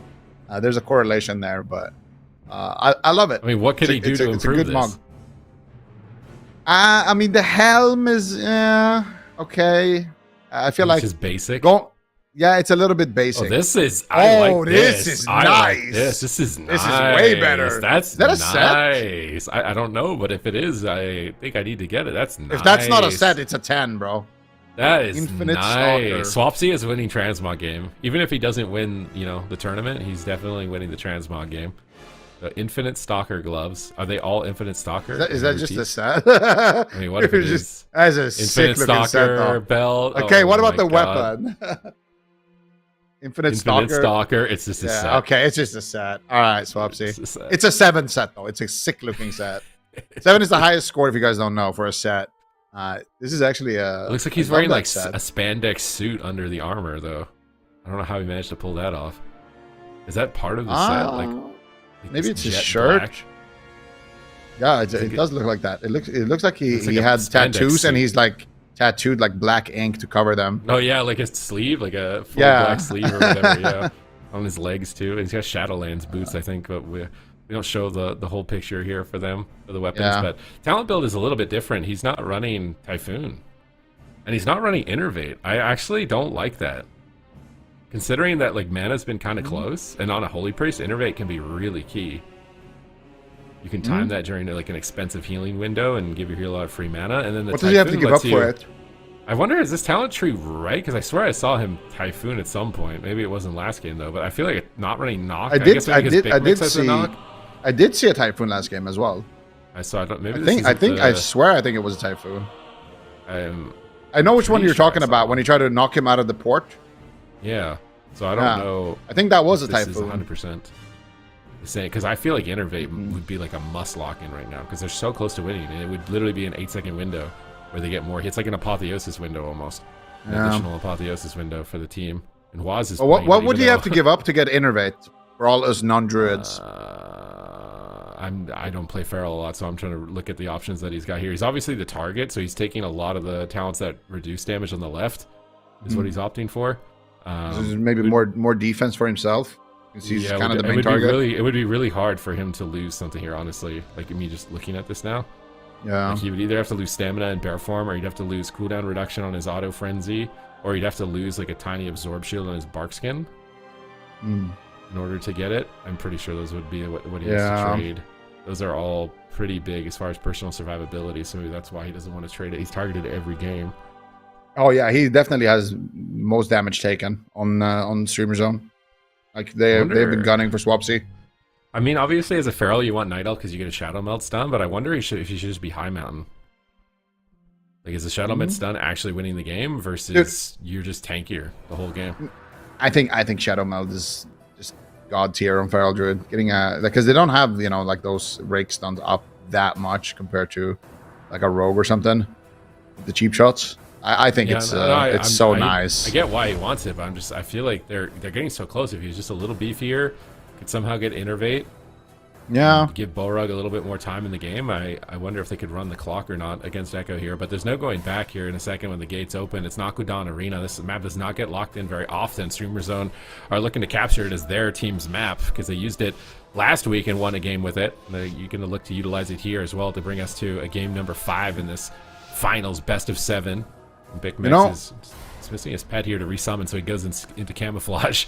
Doesn't get popped out. Mercy's got his gate. Port repositioned. Lightwell is down here for Borug. They want to get aggressive. Looks like the pet got pulled out. Big Mix is sneaking in, but he's building up damage off the pet here. Getting soul shards. And I don't know if it was smart to just let the pet come out early like this or not, but they do get the Void Weaver Mind Blast window. Maybe they're just going to go now that it's over. Oh, they're just sending in the Skeleton Yoshi to poke JT at the moment. Swapsy's moving in. He's going to stun. Stun trap. Secure. Waz is there, though. Where's Waz going to go? He stuns Big Mex. Borug. Oh, he faded the stun. Nice fade. And he gets the fear. And they stun Waz on a swap on the port. It was a really clean opener here from Streamer Zone, but now Mercy is open. What can he get done? Cataclysm to load up the Immolates, or the Withers in this case. Trying to ramp his damage. Big swap on Borug again. Nice kick on the Chaos Bolt, but this is double coil. Angel form. Barrier down. Healers are trading efficiently. Although it seems like Borug is still struggling, even despite having that Angel active. And even on Nakudan, they are willing to knock on the Priest. Knock, knock. Who's there? It's Mercy's Chaos Bolt. Borug actually has played a phenomenal opener so far with that fade earlier, but now he gets caught up in a Cyclone out of that root. Once again, Waz being so disgusting with these root spam, finding so many Cyclones out of it. But here comes Big Mix finding himself a nice little trap onto JT, and it looks like Waz is sleeping next to him. I don't know what that was, but we got a double fear as well, and Mercy is kind of isolated here. Looks like Waz may have disconnected, and they're all just going after Waz here, popping every cooldown in the world, but they're going after Swapsy. Oh my god, Swapsy almost dies while Waz is DC'd, just free casting Chaos Bolts. This is an interesting one because usually you go on the DC'd player, JT grips the DC'd druid. Yeah, but with the Destro luck, I think Waz is actually going to be able to come back just because he plays with a Destruction Warlock. You cannot leave Mercy open. Are they going to get 2v3'd and it was all a bait? Like they bait him to go Waz and then the Warlock free. Waz is back. He used every defensive. They did land a trap. But, I mean, it's better to come back and stay alive, I suppose, for Echo here. They're not going to be able to finish them in time. Well, they didn't look like they were really trying to finish them. They're kind of pressuring them, but not really engaging too much. But JT used everything. No Trinket, no Pain Suppression, no Will. Mercy gets knocked out of range of his portal. That could be a key maneuver here in the future to win the game. Is JT going to look for a grip here? Big Mex is moving in. Wants that freezing trap. Is he going to find it? Swapsy gets the stun. Big pressure on the Warlock on any resolve. It may not be enough if they get the trap. They don't get the trap. Oh no, Borug gets cloned. Oh. Maybe it is enough. Chaos Bolt. He feigns it. Another Infernal stun. Another Chaos Bolt. No kick, looks like. But he's low. JT Trinkets. Is he going to be able to get the voice just in time? Mercy is so low. And Swapsy dies. No way. They were so close. They were so close. And I feel like this is fatigue. It's fatigue setting in. Mercy is the GOAT. You know what? He had Unending Resolve. That's why I didn't interrupt him. He was spam free casting with Unending Resolve. And then as soon as his Unending Resolve ended, he went for another Chaos Bolt and then just instantly canceled it. And he baited a kick, got cogged, and then just free casted some more Chaos Bolts. Yeah, that's brutal. That's very brutal. That is very brutal. I think I realized something. Warlock is like the best DC protection, actually. If you get DC'd, I hope you have a Warlock on your team. You just grip the DC'd guy in the open, and then the Warlock will kill him. It's just a bait. It's actually good. Yeah, it's just a target dummy. That doesn't even need to do anything, actually. But as soon as he comes back, he finds the root. He finds the full Cyclone. Look at Mercy here. He has the Infernal stun. We're gonna see it. He's unending result just ended, and right there, he does a really quick fake, gets the cog. Obviously gets stunned up. Orug is in angel form. Orug had to cancel the angel form and void shift there, but he was greeting that flash heal cast, and yeah, that's very brutal for Streamer Zone. Now Echo is up, match point here, just one win away from taking another cup here. Crazy. Okay, they got through the Nakudun challenge despite all the shenanigans, and Mercy is just playing out of his mind, man. Like, that was such a fast fake. Such a fast fake. Like, what? Whose kick did he fake? Was it Swapsy's? I think it was both of them, Swapsy. actually. They both look like they're pretty close on the same cooldown, but Mercy is just playing a phenomenal game. Waz is adapting in their to head. protect JT, and yeah, he's just in their head. I think they're also fatigued, man. Like, you miss one kick against a Destro, GG. That's you gotta be laser. They both have kick here. So does he fake? Yeah, but he has both of unending them? result right now. Yeah, no, but It's when it ends. they both missed their kick, is my point, I think. Yeah. If you watch here in a second, he fakes both of them. So, number one, you won't want to press your kicks at the same time. That's already a mistake. Yeah. And then number two, they both got faked at the same millisecond, so they're going to get munched on when that happens. Yeah, that's brutal. That's brutal. That's absolutely brutal. What do you do now if you're Streamer Zone? You're getting into Despy territory. Dire times. You're fatigued. You don't know what to do. The brain rot is setting in. Like, they're playing out of their minds in game number one. They're getting so close as well in Empyrean Domain. And then this game was like a complete debacle. It was like you DC'd, and now you're probably feeling like, man, why didn't we close it when he was DC'd? And then you both overlap your kicks at the same time. So it's like you got to not be in a great headspace right now, I think, with how much effort you're having to put in. You're going to go to Dalaran, another small map, good knockbacks, availability on this with the explosive shot, or explosive trap. But Echo are just gonna keep blocking the same thing. And Mercy came to play, man. He came to play. He's just dusting them off. He's just like, is this the best you got, Streamer Zone? Like, really, is this the best you got? He's making it look easy. Great positioning, rotations around the map, great pressure, despite all of the threats being thrown his way. So I can't imagine that Echo are going to, unless Waz needs like a second or something. If there was some type of problem with his computer or something related to that. Disconnection, so maybe they're going to take a little bit of time here, but I don't imagine they're going to change their comp at any point in this matchup. Streamer Zone, maybe it's time to get him off the Feral, maybe get him on a DK, because like Feral is like one of the most maybe it is the most complicated melee. I want to say like Outlaw is pretty close. I think Feral might be more complicated to play. It's like more brain power, you know. You're going to be running at maximum efficiency. If you're fatigued on Feral Druid, it's not going to work. So I wonder if maybe going on something like a Death Knight might ease it up for Swapsy a little bit more to get the pressure out. Oh, I'm not just not in general, but I'm saying like guys, he you heard seems like it. he's fatigued. Death Knights are He face seems roll fatigued, confirmed man. by Super T's. Death Knights, guys, Death Knight's if not you're the tired, most face roll. If But you're tired, and you have to your pick fingers between are those slow. two, you pick DK. Play some DK. Yes, exactly. There are some specs when you log in and you're just like chilling, you're vibing. You know, you're on your Fury Warrior, you're on your Ret Paladin, and you're just like, yeah, this is nice. When you Oh play, my God, when you play a Pharaoh Druid, you're farming the melees today. You gotta be like Mozart, okay? You're playing the most complicated classical piece of music, and if you miss a single note, you lose. So it's like, would you rather do that or play Mary Had a Little Lamb and just vibe out, you know? Just vibe out on Mary Had a Little Lamb or play some Mozart. So I feel like Swapsy's too fatigued right now, and he's missing some notes. Some wrong notes are coming out, and if he just picked a little bit simpler of a class, then they might be able to pull it off. But compositionally, I think the Feral is better. But I'm just wondering if, based on their current state, like mental state, if it would be better or worse to kind of just flip it and just throw a DK game out. Where's Survival Hunter in this in the difficulty chart? The difficulty chart. I mean, survival is definitely up there, at least until midnight, from what I've seen. At midnight, it's going down difficulty level quite significantly. I think it's probably like medium advanced, like a little lower than Feral, but higher than DK. Lower than Feral, but higher than DK. Fine. You know, little, like medium advanced. It's more advanced. Okay, where do you than put most Arcane melee. Mage? That's like near the top of advanced for caster. There we go. Maybe the most advanced for caster. You just wanted me to say that for you, didn't you? You were just setting that up. No, I was just asking that for no particular reason. I was just wondering, like if you're playing Arcane Mage and you're playing with no add-ons, like you're basically just like Ray Charles. All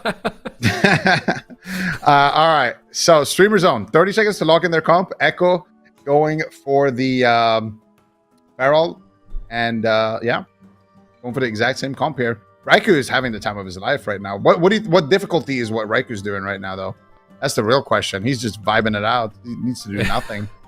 Just chilling. Raikou is just bench, best spec in the game to play if you want to vibe. Is the bench warmer, right? Like, that's gonna be the chill spot. I feel like he's normally playing every game, and it's usually the Warlock that's on the bench. But Mercy looks good off the bench, you know. I like this new Echo roster, man. They have like their RMP is looking the same as it always does, and then they just have these like Warlock-based comps where they've incorporated Mercy in a great way. Waz picking up more melees.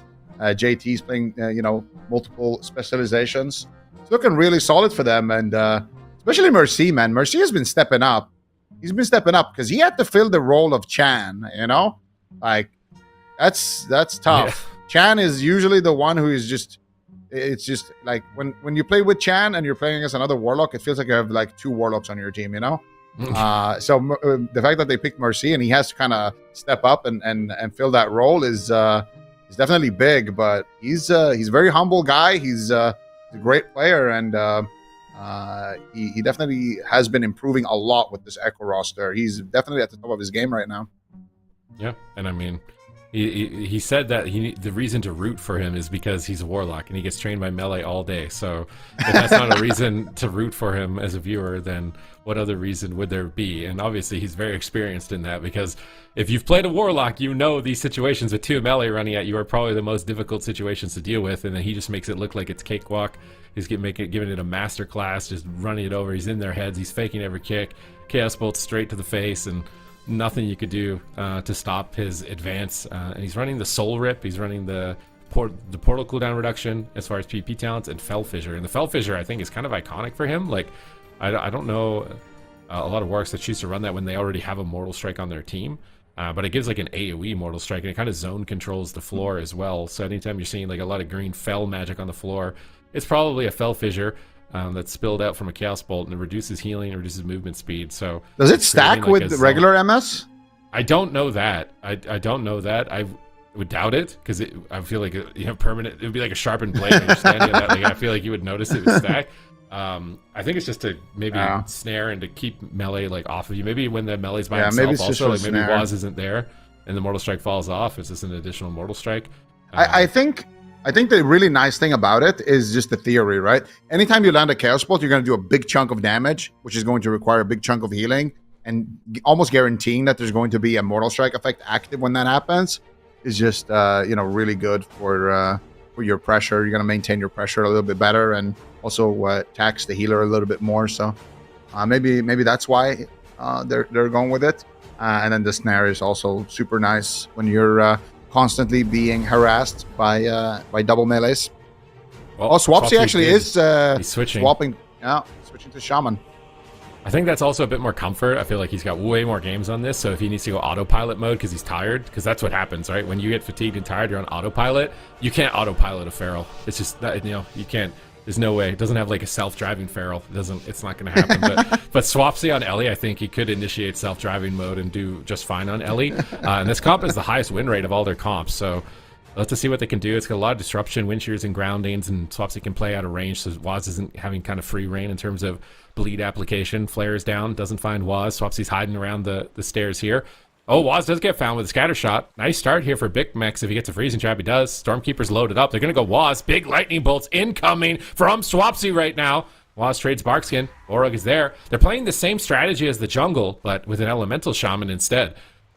Yeah, let's see if that works out for them. Mercy. Oh my god, the coil. The pathing that is brutal. Well, he jumped as it was midair, so he kind of made that pathing happen on its own, because the coil can't bring you from the top to bottom like that unless you're on the stairs where Big Mix is right now. So Swapsy actually making a little bit of a positional play. And that's one thing you can tell, by the way. But oh my god, look at the high mountain trap. Big Mix is so good with that high mountain.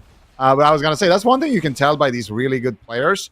Like I always say it, the best way to tell if somebody is really good at World of Warcraft is to see their movement. That is actually a really good indicator of how good somebody is, because the movement matters so much in this game. But Borog finds himself not moving right now, stuck in that Cyclone. Big Mix taking a decent amount of damage. Nice double rake stun coming out from Waz, looking for the follow-up Cyclone. Big Mix is going to interrupt it though with Scatter Shot. They actually did overlap the Guardian and the Roar of Sacrifice there as well. So Big Mex is going to be a vulnerable target here for Echo. They're focusing Waz a little bit more here in these positions. Sees a nice mending bandage there, removing the bleeds. Nice fear from Borog again. Does only get the bark skin though. Big lava burst, nice thunderstorm. Here come the coils. Oh, Mercy gets a kick on the fear. He chaos bolts number 1, swaps the grounds. With that grounding and wind shear protection, should be a lot more safe. He's gonna jump off the side. He stuns Waz downstairs, but Mercy repositions. Big Mex gets a full trap. Mercy's the target. He's got port. Holding on to it though. Feels confident to stay in like this. Waz gets wind sheared on the clone. But also, Swapsy's able to help the healer a bit with Waz. He can kind of do like double duty. He can stop the Warlock and the Druid more easily, but they lose momentum without that Feral Druid, and they're actually just retreating to the pillar. They're trying to play a little bit more passive, take advantage of the ranged DPS that the Elemental Shaman has, bait Waz into a bad spot in between these freezing trap windows. He's going for another stun. Waz is low. Damage out of nowhere from Swapsy here. Ooh. They force pain suppression on this push. Can actually finish him through it. Renewal Hellstone, absolutely not. I like that Waz used those in bear form to get the extra stamina benefits from their healing effects. Waz is building up bleeds. Infernal stun, triple around the corner. JT's attacking on pets to heal the team so they can push around the corner. And Waz is really going deep right now. He has Trinket and Skin, so he feels confident to make the push. Here comes Primordial Wave. Swapsy's got those 3 Ancestors, duplicating his spells here for some additional damage. He's focusing down the Fell Hunter. He's trying to kill the Warlock pet. And Mercy is low, so the pet dies at the same time. Could put him behind. Honestly, I feel like this isn't looking bad for Streamer Zone. They're getting good crowd control. Oh, the Death to Fear, I think, there. JT from Borog. Borog in a stun now. Chaos Bolt. Oh, no. They're going the healer. It connects into a bash. Is it going to drop here? It's match point. It's it for Streamer Zone. They have to win every single game, or Echo are going to be Europe's champions once again.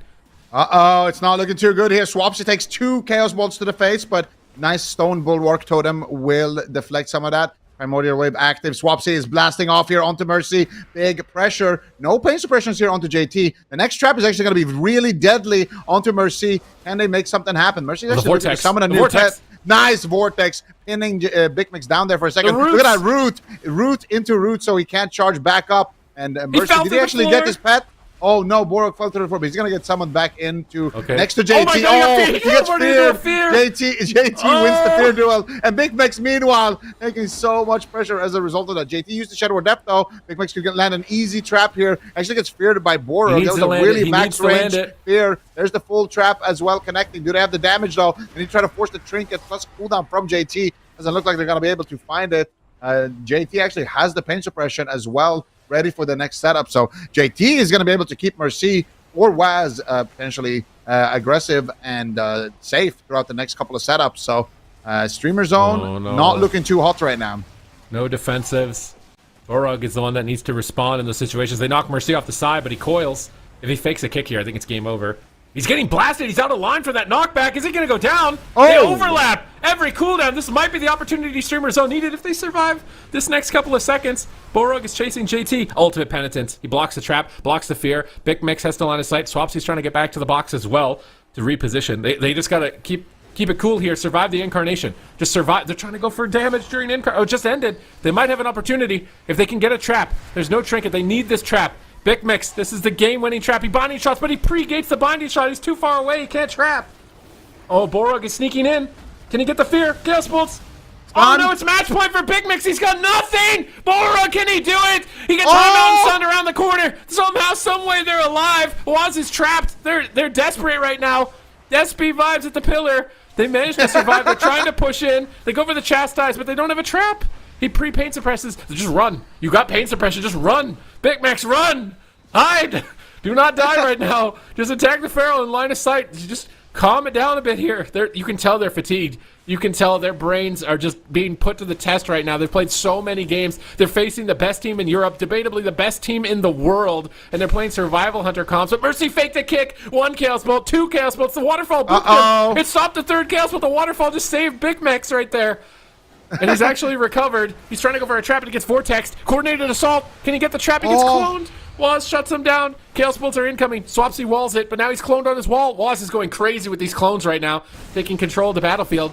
JT got pain suppression out. Mercy should be fine, but no, they get the double fear, forcing the will, but the double coils. Where's Mercy? He's at the box. Is he going to get a Chaos Bolt? He's looking to fake the wind shear. Swapsy has to land this. He's going to stun and not risk it, but JT grips him out of range and breaks the lasso. Big Mix feign deaths the Chaos Bolt. They wind shear, they disengage. They're trying to retreat. They're trying to find their bearings, man, because they're still working with very limited options, and they still have a chance to win. Can they keep it together on Streamer Zone? Swapsy's not looking too hot right now. Can they land a stun onto Borog and to Swapsy? Nice Stone Bulwark Totem preemptively being popped there before he gets into too much trouble. Triple Infernal Stun coming out from Mercy. They have the trap, but JT is going to be able to keep Mercy alive. And now a big swap onto Borog. Can they get the damage? Oh my goodness, that interrupt with the Scatter Shot actually saved him right there. Nicely done there by Big Max. Stormkeeper now active for Swapsy. Looking to blast away. Here comes the zaps onto Borog. He's going to go down. He can't do anything. And Borog will fall. Mercy with a beautiful coil. Waz has the damage to follow it up. And Echo takes Europe Cup number 2, 4-1. Oh my god, dude. Echo is just... They're undeniable. But to be fair, I feel like if Streamer Zone were maximum energy, I think they're still a legitimate threat. Maximum energy, I think they're a legitimate threat. And now that they've seen how good their jungle is, and honestly, this wasn't looking too bad either. I can't believe he lived right at this moment. Close, they were just man. and then the swap on Borog right here. Like the Chaos Bolt actually hits through the Angel because it was already in the air. Like watch, his health gets chunked. If that Chaos Bolt didn't go off, he'd have a nice, a little bit of a buffer for when he comes out because he gets coiled instantly. Just instant coiled by Mercy. And that's what I liked about Mercy is he got confidence. And then the Fear Stun, it sits on him for a little bit longer. He died in a coil to a fear. I don't know last time someone died in a coil fear before in this type of situation. It was so close for them. They're forcing cooldowns. They're putting up a threat, but I think they just ran out of steam. They ran out of gas.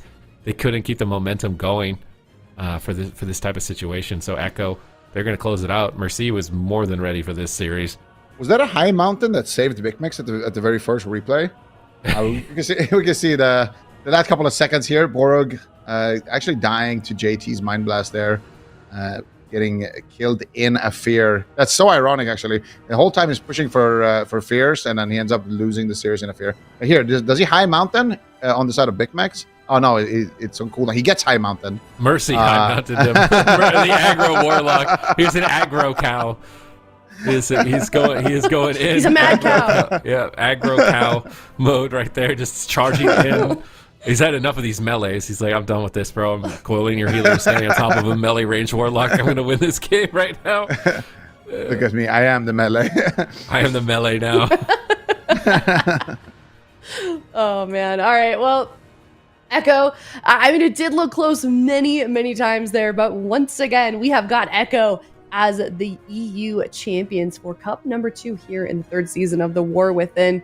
This team definitely put up a very, very strong fight. I'm excited to see what they can do to kind of capitalize on the success that they've had here this weekend and see if they can come back even stronger for Cup number 3, because Streamer Zone GG, I believe we're going to be doing the math behind the scenes for the actual standings, but I believe that puts them in 2nd place. So this is definitely a team, Super Tees, that the rest of these teams are going to have to be keeping their head on a swivel for.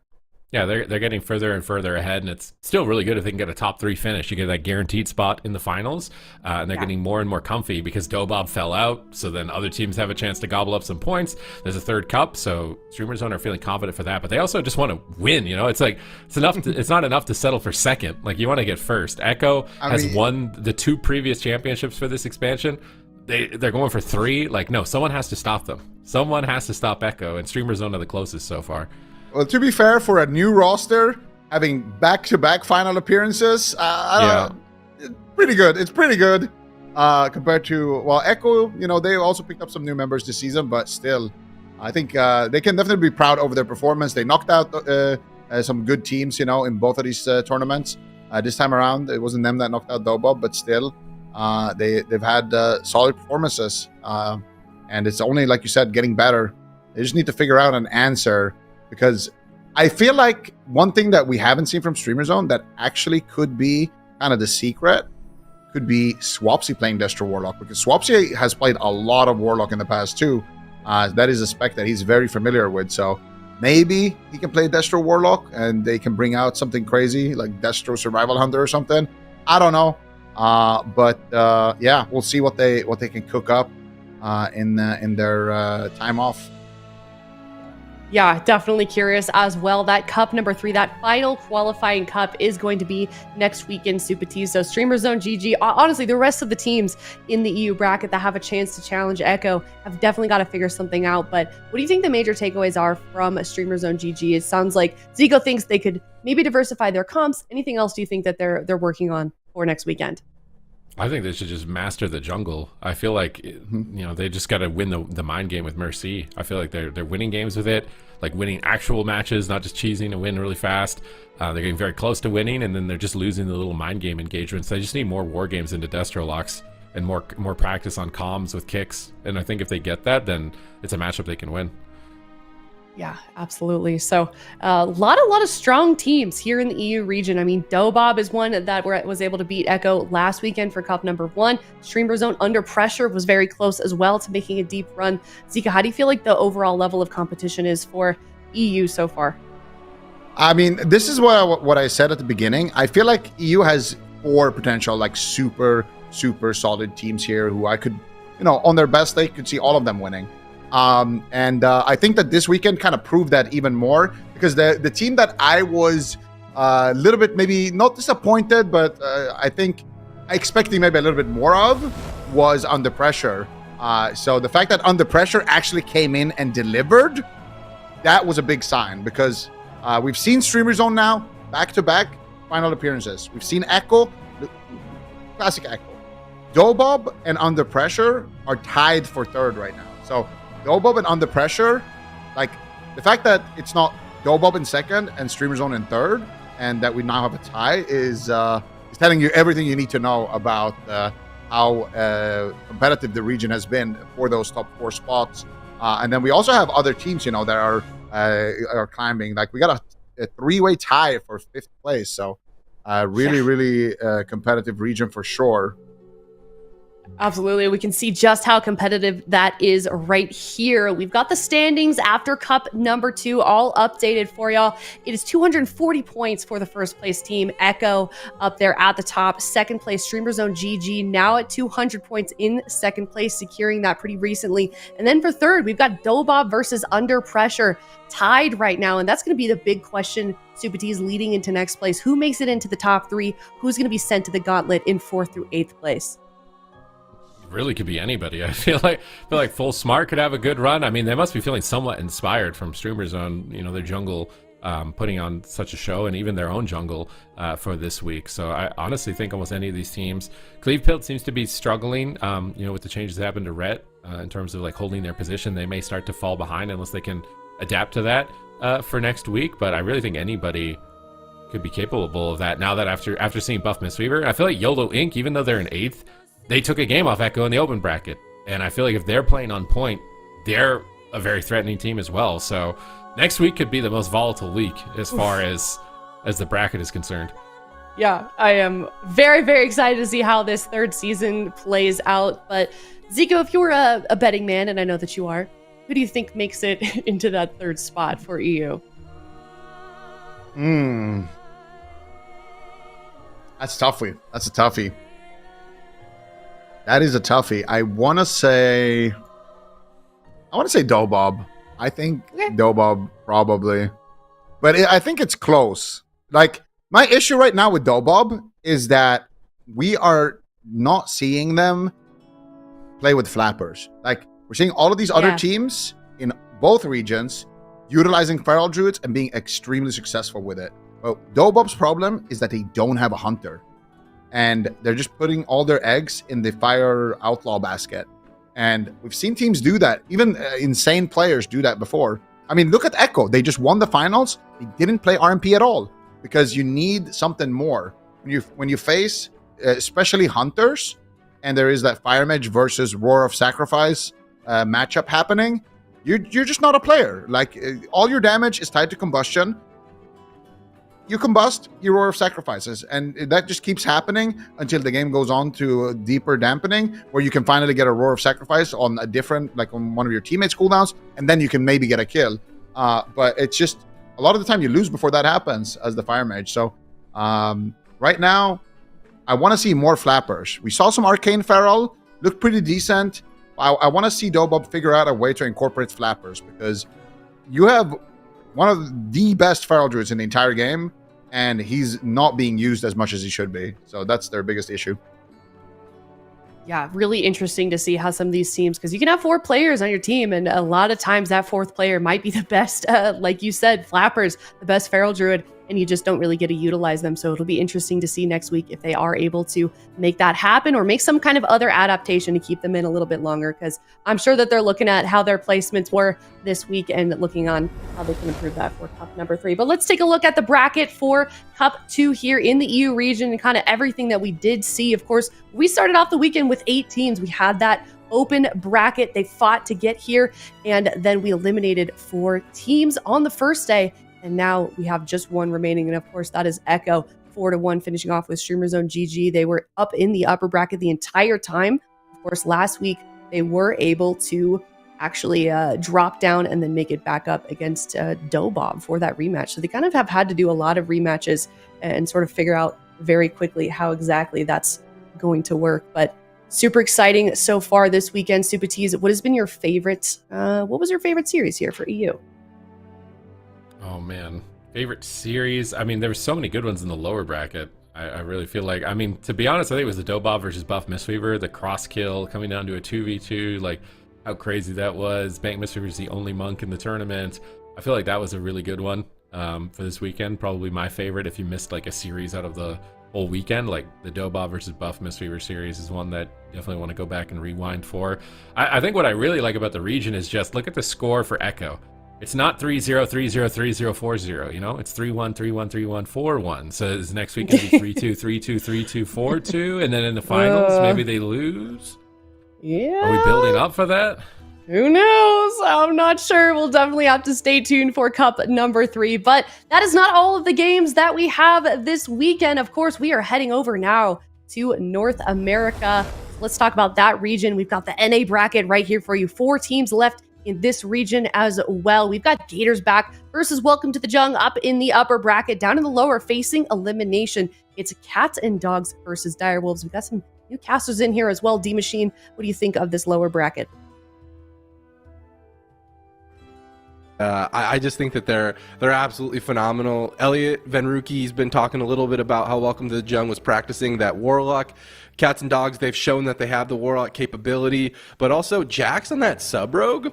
I don't know. Like, we see a lot of Outlaw. We even saw some Assassination. I think Sub-Rogue in the right comp in the right hands can be devastating. But with that all being said, Dire Wolves has kind of been losing to this team over and over and over again. This is kind of the wall, the hump, if you will, that they need to overcome if they want to make it to one of those big finishes. Oof. And then we've got a big game as well. Welcome to the Jung versus Gators back. I think this is the big question with Gators back. Then are they going to solidify that placement that they had last week? Are they going to be able to do it twice in a row? Yeah, I'm pretty sure these teams have only lost to each other. So these are the 2 teams to beat so far. They're kind of just stomping everybody else.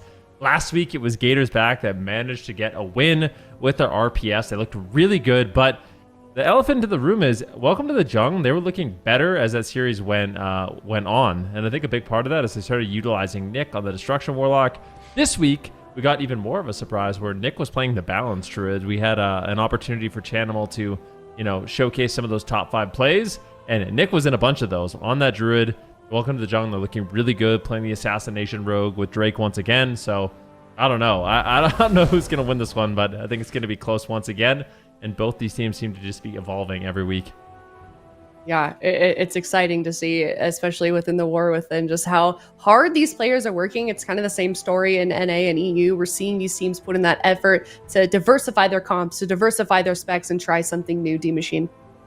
I am so excited to watch this again. I mean, the back and forth for Cup number 1 was so entertaining to watch. Gators back, obviously, falling to Welcome to the Jung 3-1, pretty convincingly. And that was that Rhett Hunter composition that the Welcome to the Jung was going in. But as Venruki kind of alluded to, both teams kind of continue to evolve. But with that being said, Gators back. They've locked in the RPS. I love to see the RPS. You love to see WizK back in his stomping grounds on that Shadow Priest. Calvish, a fantastic rogue on the sub rogue, as I was just kind of mentioning before, and Cubsy on that blue Gator. representing the blue restoration shaman. Before, against Welcome to the Jung, they were locking in like, Outlaw, Arcane Mage. We saw Daze come out on the Outlaw Rogue, Calvish on the Mage, and even Cubsy on the Holy Priest. But now that they've been choosing only their bread and butter, this RPS, we've saw nothing but success. And now they've gotten a whole bunch more reps in. I would love to see them still continue to lock in that main composition, and I think that that's going to be the meal ticket to take down, finally, Welcome to the Jung. Yeah, definitely says something about being able to play your main composition, your main spec, and actually have that be a good comp against the team that might be your biggest rival in the entire tournament. So we can talk a little bit about predictions here. It's got 7% for Gators back versus Welcome to the Jung, 93%, Ben. This one kind of surprises me given Gators back performance last weekend. Yeah, I mean, chat, are you guys listening? Have you guys been watching at all? At 91, Welcome to the Jung lost last week. You guys know that, right? Okay, there we go. I guess not. We got some big, people that have big points now finally getting involved in the mix. But yeah, Gators back. They're looking good. Their RPS is insane. You have Cubsy healing, Calvish being really enabled with this RPS composition. Normally always playing like Rogue Mage, for example, on his Rogue, but this composition seems to really fit his playstyle, and it's up to Welcome to the Jung. They need to figure out an answer for this RPS because they were getting owned last week. We'll see what they have. Is it going to be the Destro Warlock from Nick? Is it going to be the Balance Druid? Something else entirely? I will say, Welcome to the Jung, they are the kings of the region right now. Like, they're the ones consistently winning season after season. So for Gators back to pick up some early momentum, it's a good sign, but you cannot count out Welcome to the Jung. Look at that. As you were speaking, they listened to you, Ben. Good. So they're going back and forth. Yeah, it's a little bit. Gators back 47% now, 53% in favor of Welcome to the Jung. But Gators back, this is a team. It's so cool to see it come together. It's kind of like a hodgepodge of some other teams that we saw have success in AWC. But I mean, I think this particular combination, D-Machine, has sort of surprised everyone with how quickly they were able to rise to the top in the North American region. I think the stars have aligned for this roster for Gators back. You have veterans like WizK and Cubsy, folks that have been on the BlizzCon stage, have been in the most high pressure situations, have that experience, have that presence of mind to continue to be at a high echelon, mixed in with like Calvish and Dazed, who are both incredibly skilled players. I would go far to say that they're still tournament veterans, but also just ladder absolute monsters. These guys are hungry, they have the experience, they have the reps, and they are willing to go the distance. And it just feels like it's WizK's time to shine with this roster. And I can't see them losing again. Once they've caught their footing in Cup number 1 and how convincing they were able to take the series in the grand finals, once they were able to, figure out what exactly they need to do against Welcome to the Jung's Warlock, I just can't see them doing anything but winning. Yeah. 3-0. 3-0. I said what I said. Wow. I said what I said, bro. That is confident. Okay. All right. Well, Ven, given that, what's your prediction for the series?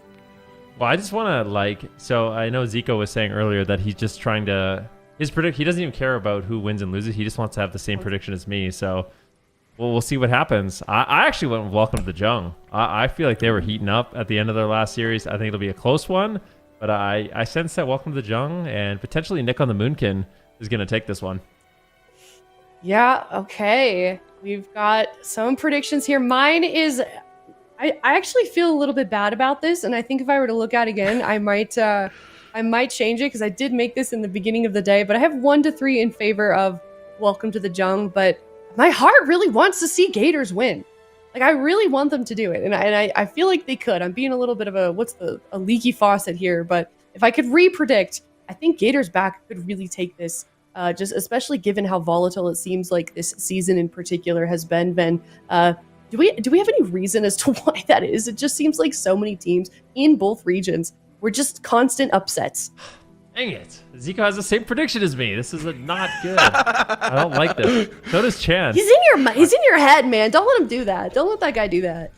He is. We were roommates. Like, he knows me too well. He knows who I'm going to be rooting for. So, but yeah, I don't know. I just feel like you look at these rosters, everyone is an absolute all-star. And not only that, they're so well-rounded, right? Like, I could literally see every single time these teams meet, just new compositions coming out, being played at like the absolute highest level. All All right, that being said, we've got our blinds locked in. Game number 1 here. Gators back versus Welcome to the Jung starting off. Assassination Rogue, Death Knight, and Holy Priest coming out for Welcome to Jung's blind pick. I'm curious to hear what Venrugi's analysis of this is going to be, because in my mind, Gators back is in their bread and butter. Sap does land out onto Cubsy as WizK pushes in, Sap onto Nick, and it looks like Dazed is not going to be pushing in too much too quickly. Dazed on the Outlaw Rogue as opposed to the Sub Rogue though. Yeah, very interesting to see. So we're not going to be having Calvish. Maybe he just wants... Outlaw is pretty good into these cleave setups. You know, you provide a lot of stuns, a lot of lockdown, and a decent amount of consistent damage. So we'll see what they can do. I do feel like Welcome to the Jung potentially won this blind pick. This is also a very team formerly known as Liquid Sea-Doo, Maz, and Trill composition. This Assassination Rogue, Unholy Death Knight. Super duper strong cleave setup, especially good at locking down casters, and we're actually seeing them make a big swap to Cubsy as too. They get a huge trade. They get the trinket as well as the astral shift, so that's a great push there by Welcome to the Jung. A couple more swaps like that, and that could be either a Spirit Link or even Cubsy's death. Huge deal. So defensive fear goes out, but here's the kidney shot onto Drake and a silence onto Zhang Vahai. If there's any follow-up into the blind, this could be spooky for Drake. Evasion is going to be traded out. That should be enough, and Zhang Vahai gets out of that CC for now, gets some of those Serenities off, and is going to top Drake, no problem, but a cheap shot follow-up, and they're continuing the onslaught onto Cubsy. Ascendance is going to be traded out to keep himself alive. The Static Totem to peel this double melee off of him, but he's caught into a DR kidney. If there's a follow-up, there is not. WizK now getting caught into a stun, and Dazed into a fear, and so whenever Cubsy's not constantly getting taken down, there's good cross CC from Welcome to the Jung, and they got good momentum so far. Kidney shot onto Drake is no follow-up CC on Zhang Vahai. Looks like both teams are starting to stabilize for now, as I say. Yeah, Drake forced to trade out the Cloak of Shadows. Will recover though. WizK doing an excellent job following up the crowd control. Gets a full fear here, and now Drake is actually vulnerable. However, he's looking to just get aggressive. Garrote's coming in. Big Garrote here on Cubsy. He gets gripped away. Beautiful grip, but a full kidney shot lands. Here's the smoke bomb. WizK and Cubsy are in trouble. It's and over. They strike back. Welcome to the Jung. Claim game number 1. A beautiful counter pick here. And this is what I'm talking about. It's like things you won't even imagine. This team is locking in, and they make it look insane. That's crazy. I mean, Gators backs RPS has been obviously with Calvis normally, but still with Cubsy, I did not expect them to go down without Spirit Linking. He obviously was caught into those back-to-back stuns, and just an incredibly strong opener for Welcome to the Jungle, taking down the blind pick. And that could be a huge deal moving forward, as both teams are going to have, you know, that composition advantage, but that blind pick could make all of the difference in such a close matchup like this. Yeah, really, really crazy. Even grips him away. So that was such a beautiful play. WizK unfortunately gets feared on his trinket there. He actually does get the Void Shift. So Cubsy literally dies through the Void Shift, which is unprecedented in this situation. But Shamans, it does seem like they are vulnerable to these type of all-ins. So one thing we're noticing. So these cleave setups, especially the Assassination Rogues, when you're following up a full kidney into a cheap shot into multiple Garrotes, you can easily go down as a Shaman. So welcome to the Jung. Yeah, they're really capitalizing on the fact that Cubsy is playing that Shaman. I'm taking a quick look at this hell swap. Yeah, he goes for it. I guess he was kind of low himself, but I mean, like, that's kind of something to expect with a cleave like this. Lots of cross damage going out.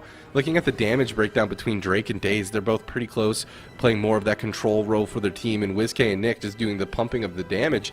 But the synergy on like the cross CC whenever Cubsy wasn't being trained down, just made it feel like Gators back didn't have even an opportunity to catch any momentum. But they will have the advantage going into game number 2. They will get to choose their map as well as know what their opponent's composition is ahead of time. So maybe caught off guard a little bit by this, what we saw Liquid maining this composition, Nick on that Unholy Death Knight, Drake on the Assassination Rogue. So for people who are a bit more noobish like me when it comes to rogues, what would you say is the advantage of Assassination over a specialization like Outlaw or even Sub? The main advantage is Garrote. So actually, what's interesting is Assassination, especially this patch with the tier, is actually quite bursty. So you can do a ton of burst damage in a really short period of time. With Kingsbane, you can see here, Kingsbane hitting for 2 million, followed up by like a 2 million in Venom. So you can do a lot of damage in that situation. But I would say the main thing about Assassination is it's a lot more overall DPS. Like you're going to be bringing, bleed damage to multiple targets. The Garrote silence is something that's very specifically unique to Assassination. So when you get those empowered Garrotes out, you're actually silencing one player or silencing the entire team, which is very obnoxious to deal with if you are a caster. So I think welcome to the Jung. Their main objective in this game is to just CC WizK, dispel off all his dots with the Holy Priest, just playing double dispel, put Garrotes on him, stuns on him, but just train down Cubsy on these all-ins. And it worked out really well for them in game number 1. And Gators back, they're going to be bringing in the Sub-Rogue, which I think is going to be a lot more lethal. Honestly, I think Calvish on the Sub-Rogue is a much better choice.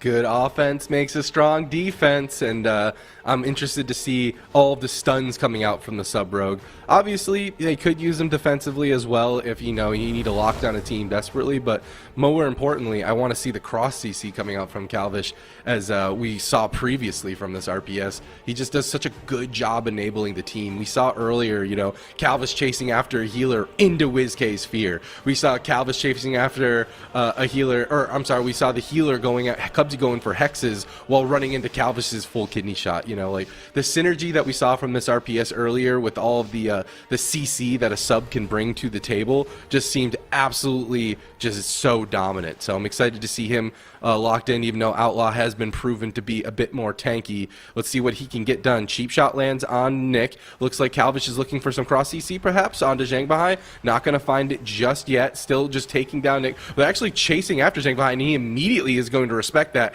and go into Angel, getting that him off, and now WizK caught down at half health here. Yeah, beautiful push. The bleeds are out on WizK, and Nick decided to get aggressive. Big silence coming in. They're making a swap onto the healer. Can they take him down? It's a fear on Drake. I think Zhang Bahai should be okay for the moment. Looks like he tries out the Guardian Spirit. That'll be enough for him to top off. And I think Holy Priest is very good at dealing with the Shadow Priest damage profile. I think that's part of the reason why they locked this in. Cheap shots going out onto Drake. A full blind onto Zhang Bahai. Drake getting low on health. Can they keep him alive? Oh, he's playing so greedy. I can't believe he survived. Wild. They used the anti-magic zone and kind of just prayed that would be enough. But Drake is still in trouble. Kitty shot goes out onto Zhang Bahai. WizK is trying to get there for potential fear if he can find it, but it looks like Zhang is able to top off the team. They tried to do a go on a Cubsy there, and an Astral Shift is just going to trade, no problems asked from Drake. They're going to dispel his big cooldown as well. Now the damage swapping over out onto WizK throughout all of this is going to be a fade. A nice defensive hex onto Nick is going to stop a bit of that onslaught as well. Calvish is caught in a quick fear, but Cubsy's going to go ahead and remove that for him, no problem. And here's the setup onto Zhang Bahai. Cheap shots into cheap shots, big damage, no Guardian for 10 seconds, no fade for 6, no Angel for him. He does have that life swap, but he wants to hold on to it. It's his last saving grace. But now it looks like Drake himself is trying to get the damage rolling onto the opposing healer. Big stuns goes out onto him. Cheap shot into Calvish and WizK. Garrote to follow it up on WizK. No one can help Cubsy right now, and Cubsy still is going to walk away just fine. But a great moment for Zhang Bahai also to catch his breath, but for not for long. Full kidney does land, but the Guardian Spirit's back off cooldown. He can use that while stunned. It's going to be a saving grace, but the follow-up silence, if they can proc it, they can take him down. It was so close there. I believe that it did not proc. I think that was just a Serenity. Holy War. That means it's on a 3-minute cooldown. That's a big deal moving forward. It's huge, but at the same time, WizK is getting low. Cannot sleep on sudden death from the Assassination Rogue as well. If you have a lot of bleeds on a target, you can just execute them when they get low on health rather quickly. But yeah, Zhang Bahai in quite some danger, not having that Guardian Spirit. You're not feeling nearly as safe when you're getting stun locked in that combo. We'll see what he decides to do. Just playing LOS for the time being. WizK gets there though. They're loading him up with dots. A full kidney shot lands. Anti-magic shell trays, but they shred through it really quickly.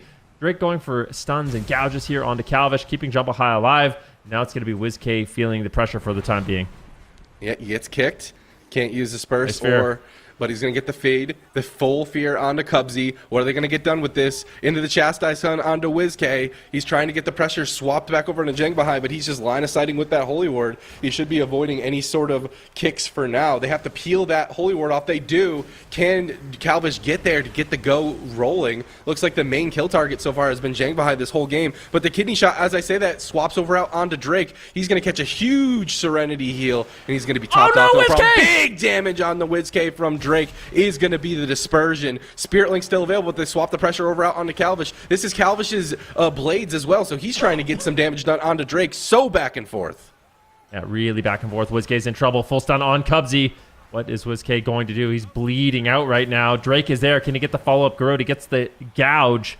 Doesn't look like it's going to be too much more. Calvish tries to shut it down. Full kidney shot incoming, but that was a lot of pressure on the side of Welcome to the Jung. However, that was a death mark, so with no death mark available and no Unholy Frenzy available, Gators back should have some breathing room. Those are very powerful offensive cooldowns. Powered Garrote's coming in once again. Jungbahai just sitting in the back, looking for a smite. Immediately gets wind sheared. Cubsy says, no way. You're not getting that off. Dampening is getting higher, and this is a very small map, so it's curious right now. This is not looking good. WizK, Calvish, Cubsy all rotting down once again. Beautiful Nature Swift that comes in from Cubsy, trying to top off the team, but the pressure is just completely unrelenting. The Shaman having such a difficult time dealing with this damage. However, it looks like Cubsy will recover, and now WizK with the power infusion looking to get something going for his team.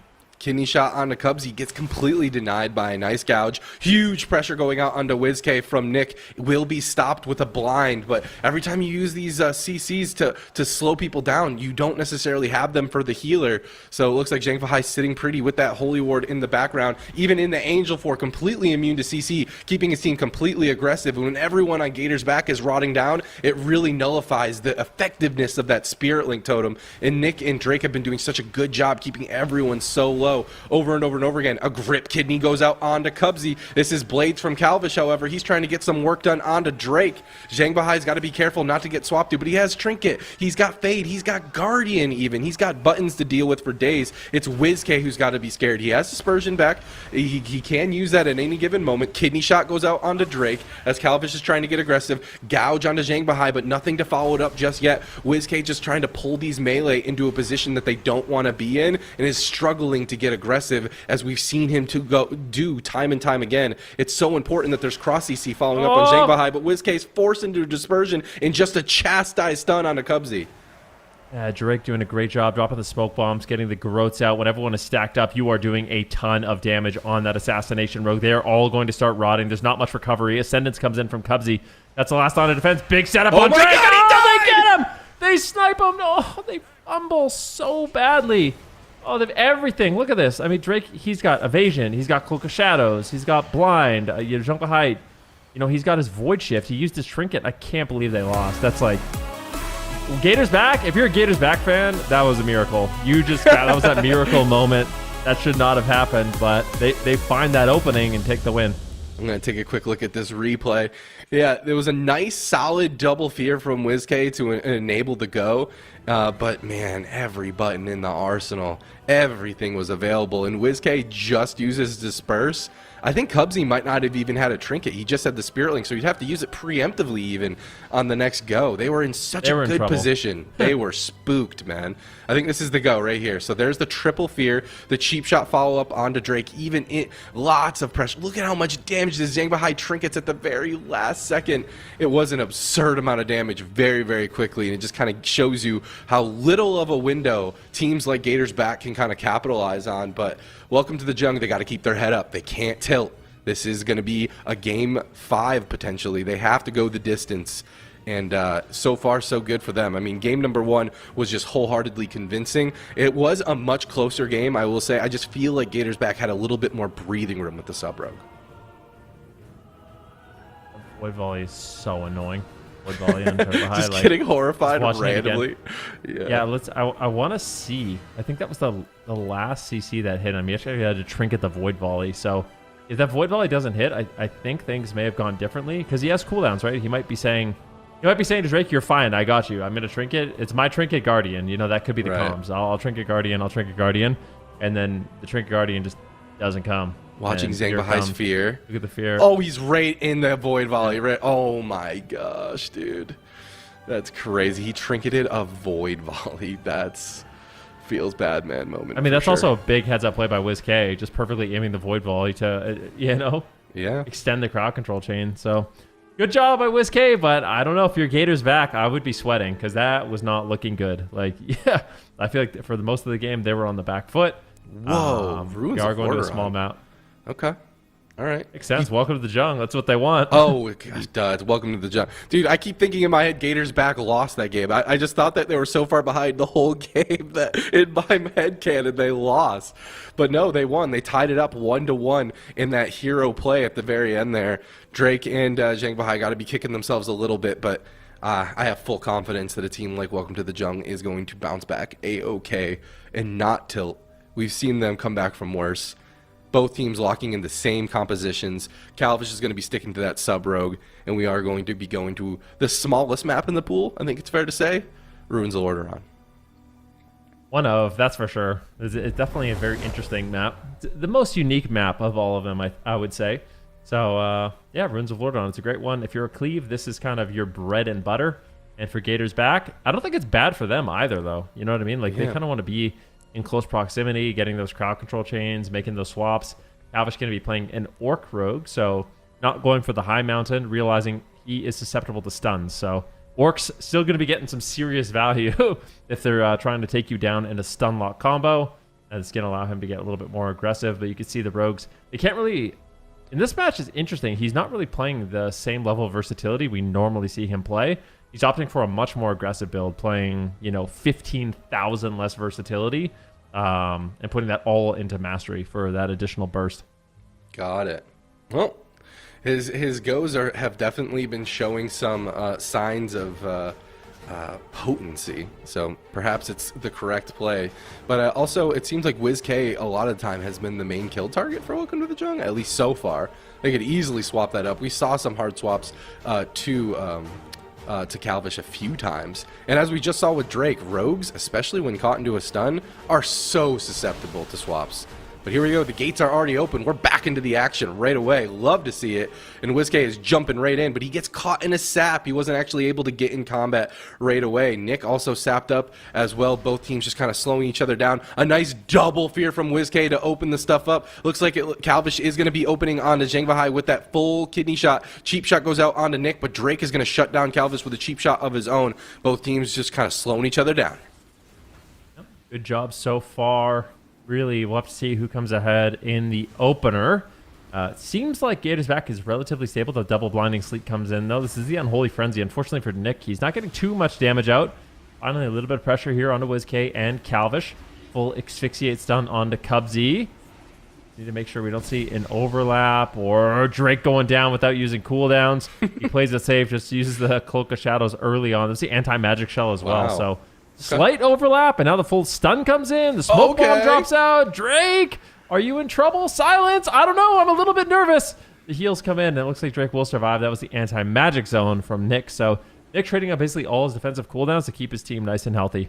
A Guardian Spirit also is used there, and Zhang Bahai without a trinket. I mean, that's some decent buttons to get off out of the spell book here for Gators back. But Calvish has also got to be careful in this backline. It feels like the cleaving pressure of Welcome to the Jung is a little bit more potent. Calvish and WizK a little bit more stacked up. Oh my gosh, Drake nearly just falls. Huge pressure. He will catch a Serenity in that angel form. It will be okay for now, but a couple more of those. No trinket available for Zhang Bahai into this kidney shot. If there's any follow-up damage after this disarm onto Calvish, this could just be lights out for this rogue for Welcome to the Jung at any moment. Yeah. Looks like Will of Forsaken will be traded, so he breaks out of the fear, but still a really, really scary situation, I would say. Silence comes in. Drake might just die. I think he's going to end up surviving. Beautiful peels there by Nick.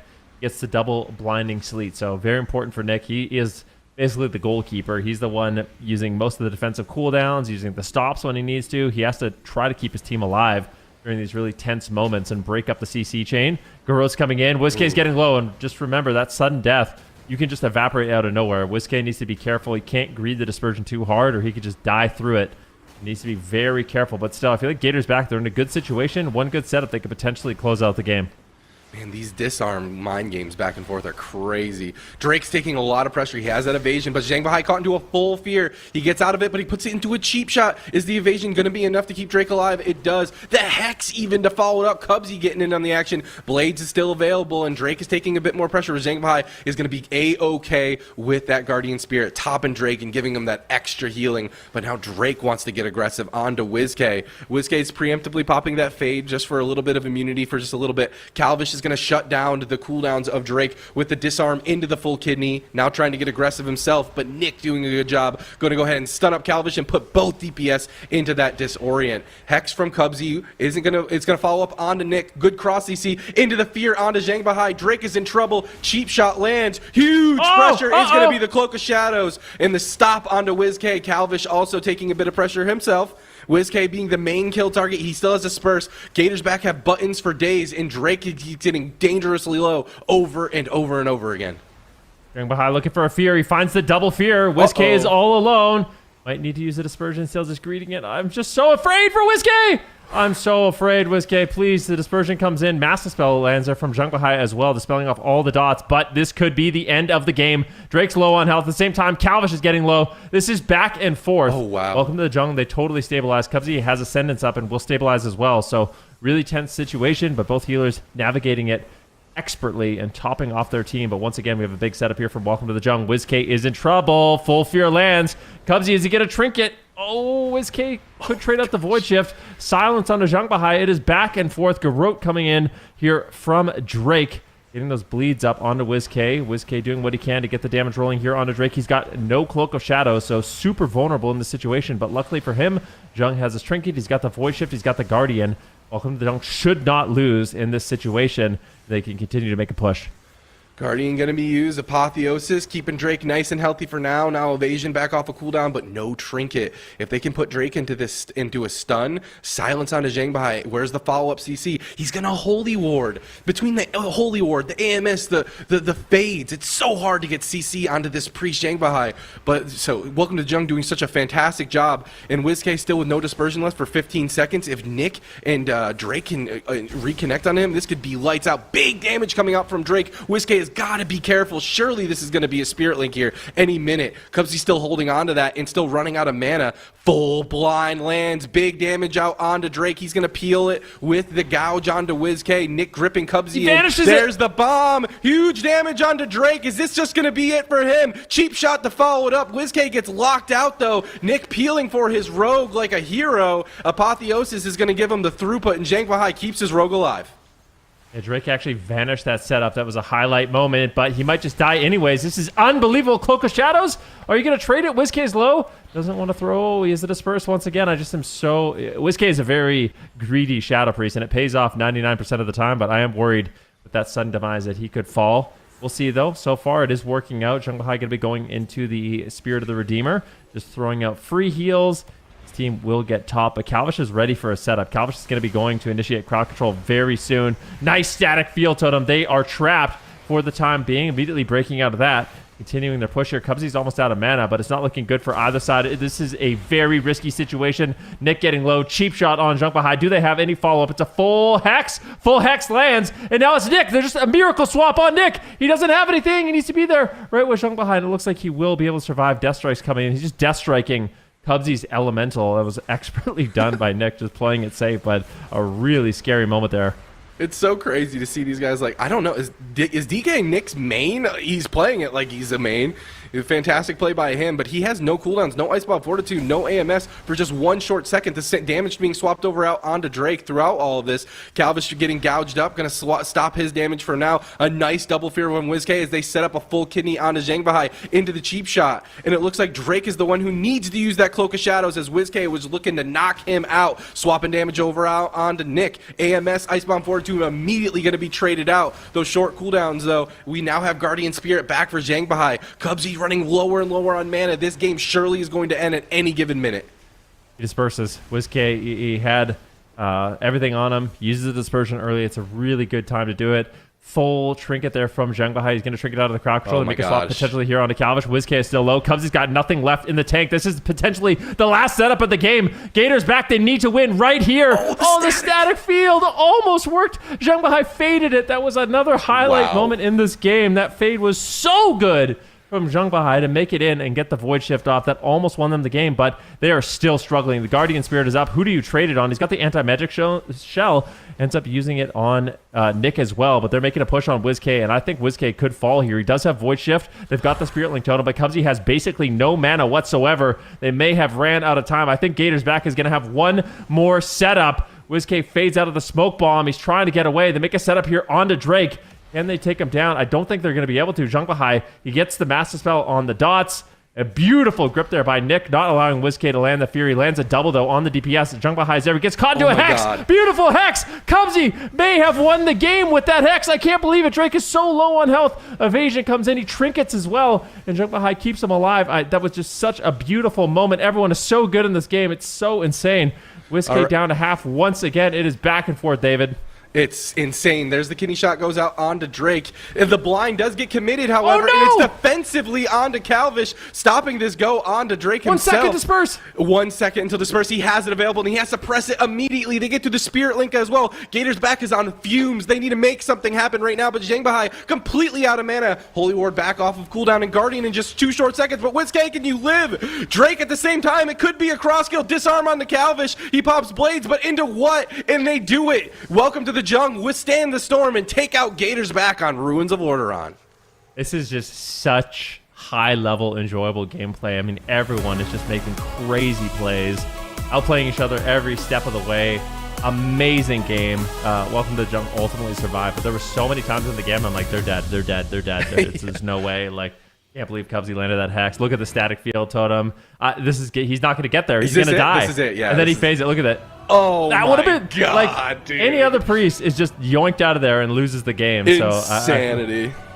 Yeah, there was like so many times too where you see like Calvish land a cheap shot, just shadow step back in. WizK gets into his patent pending position to just get that full juicy fear, and Nick's at the last second just like AMS.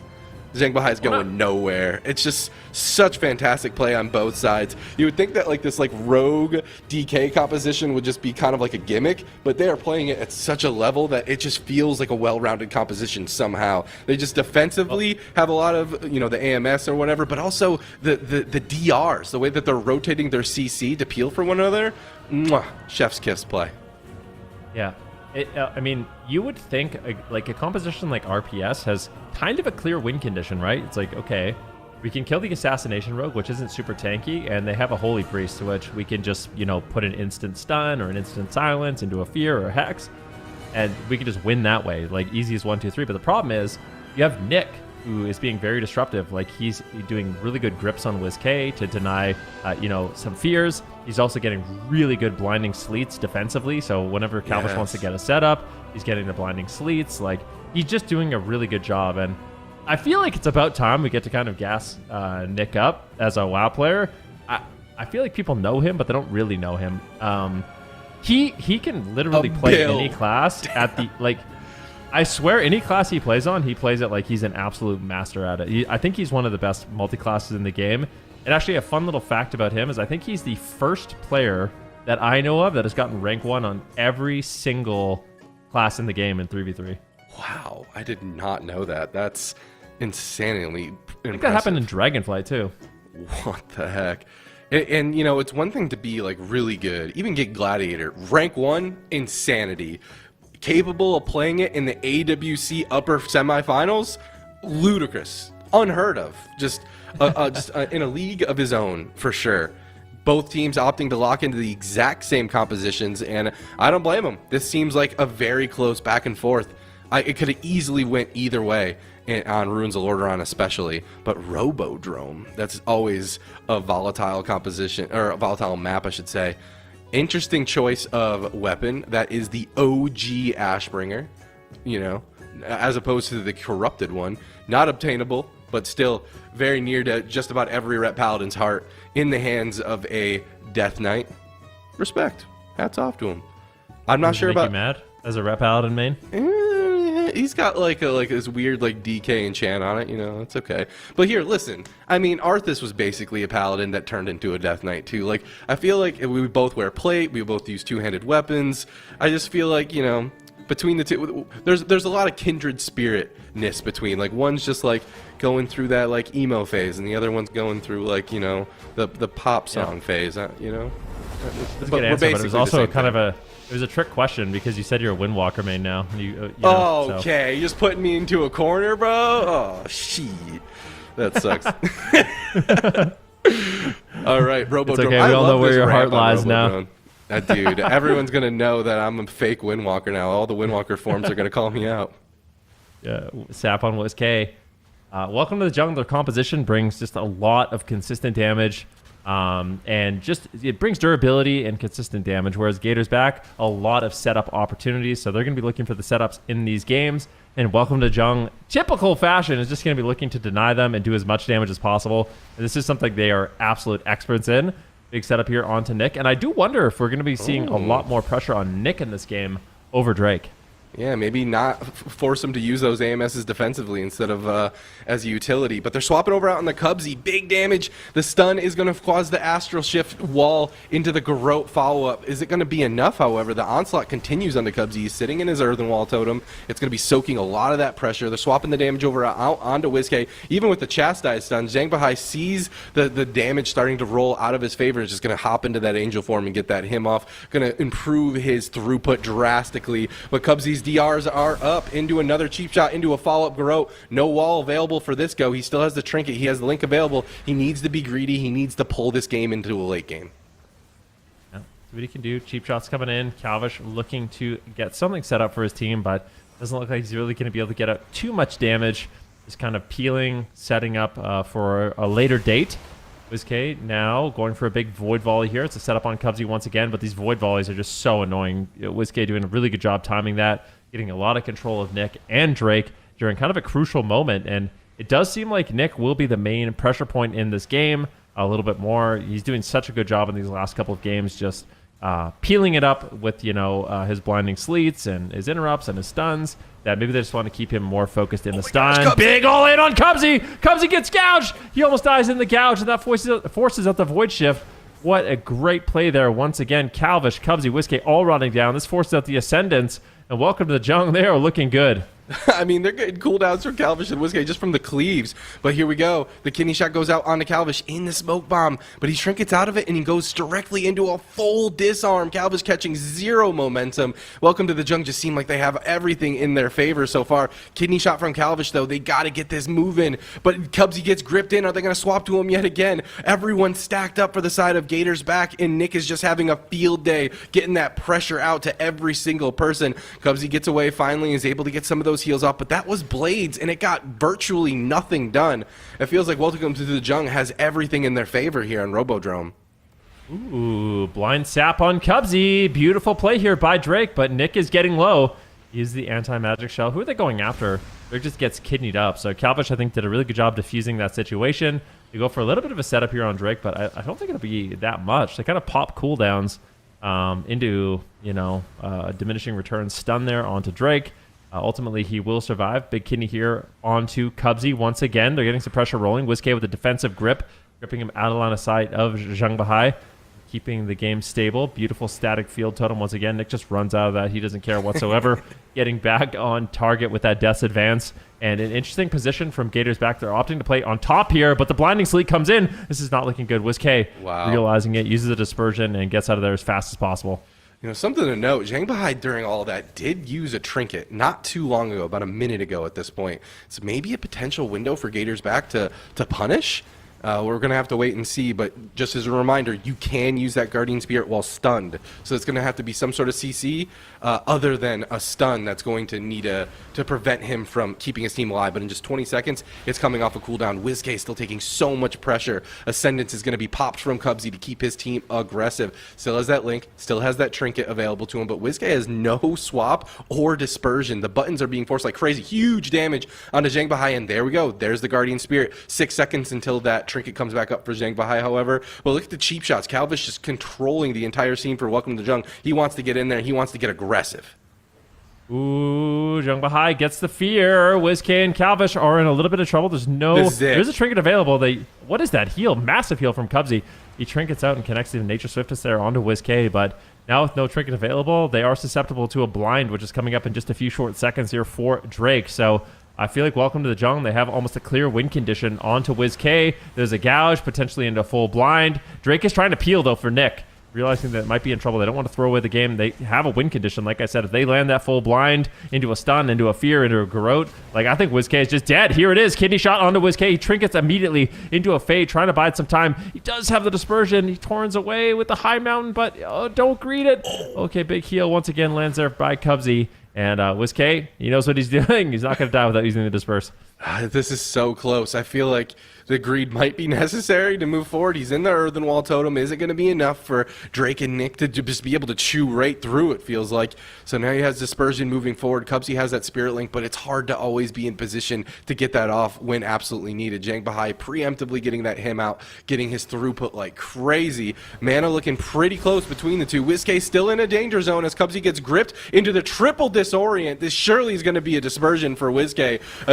A disarm going out onto Calvish yet again, but WizK in the defensive fear onto both the DPS from Welcome to the Jungle will give him the breathing room to stabilize. Nick and Drake also rooted way back into Narnia. Jang Bahai not able to get them both out of it just yet. Drake now hitting up Cubsy. No follow-up CC there just yet. Gouge goes out onto Calvish. Drake is trying to get control of the game, but both Drake and Nick are rotting down. Jang Bahai has his work cut out for him. Huge heal comes in at 30%, dampening grip onto Cubsy off of that stoop into the disarm onto Drake. Do they have any follow-up CC for Jang Bahai and some DR stuns for Nick or perhaps even Drake? They could surely start getting some cooldowns. Gator's back is starting to weather the storm and the cooldowns are starting slowly to become even. Yeah, big garrotes coming in, though. Drake has a lot of cooldowns. He's got a Trinket, he's got Cloak, he's got everything basically he needs. The Smoke Bomb comes down, he decides to just make the trade, and he's going for it. WizK is a double no! He dies to disperse to sudden death. I cursed him. I was talking about that the entire series, and it finally happened. Oh no, an unexpected amount of damage with the Death Mark, and that's what can happen. You get those bleeds on you, the garrote, the rupture, and then Death Mark comes in, it doubles them up, and then if you get too low in health, you just kind of bleed out from the specialization. Welcome to the Jung, though, looking extremely good. They strike back, and these two teams are the only teams that could beat each other right now. It's like they are so incredibly good, and every week they're just coming up with new answers. I don't know. I have a feeling we'll see this rematch in the finals. Just a feeling. I think one thing is for sure, Ven. I don't think they tilted on Hook Point. I think Drake dying the way that he did, he kept his composure and gave WizK a little piece of his own medicine there. I think he locked in. Stop gamer leaning. See there, we'll see it in his death log, the demise, the sudden demise. But I will say, it's the Dire Wolves. The team I was talking about was Dire Wolves. This is a composition that I think they've been experimenting with too. So I would not be surprised to see Trill playing the Assassination Rogue in their upcoming series. I was watching some streams, some games, and I think it is something that they've been practicing with just a little bit. So yeah, definitely give them some options, and maybe we see Dire Wolves play this composition as well. Good to be. Definitely a lot of exciting series that we've got coming up here, but that's going to wrap it up for Gators back so far in the upper bracket, but they have got, like we mentioned, a chance to make a rebound. They're going to play the winner of this next up series, either Cats and Dogs or Dire Wolves. And, despite the score that they just ended with, Gators back still a very strong team. And I'm in the upper bracket, but they have got, like we mentioned, a chance to make a rebound. They're going to play the winner of this next up series, either Cats and Dogs or Dire Wolves. And, despite the score that they just ended with, Gators back still a very strong team. And I'm kind of with you, Ven. I do have a feeling we might be seeing that matchup again. But we've got some other teams first that have another chance to prove their worth. Cats and Dogs, Dire Wolves, lower semis, D-Machine coming up next.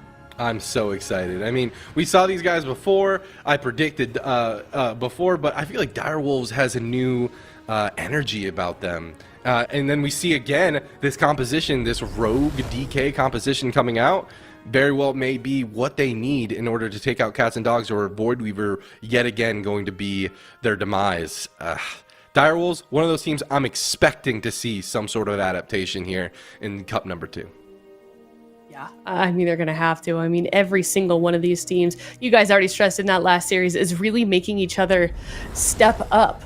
And it's exciting to see. It's exciting to see the development in both regions. So we're going to head down to that lower bracket. We have got 3 series left here in North America before we crown the champion for Cup number 2 for the North American region. We're going to head to a break. When we come back, it is Cats and Dogs versus Direwolves. Stick around. We'll be right back. I have witnessed this battle before. They who would stop at nothing to destroy our world. And the heroes who would sacrifice everything to save it. This is the timeline you know. But the past, like the future, is never etched in stone.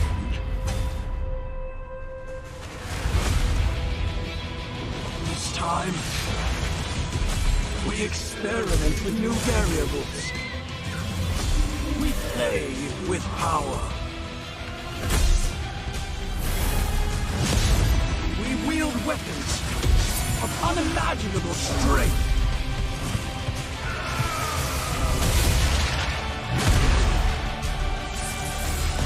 Many dangers lurk beneath the shifting sands of time.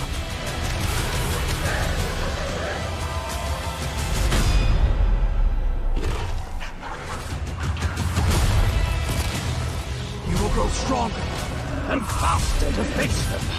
But so will the enemy. Tell me, Time Runner, are you prepared?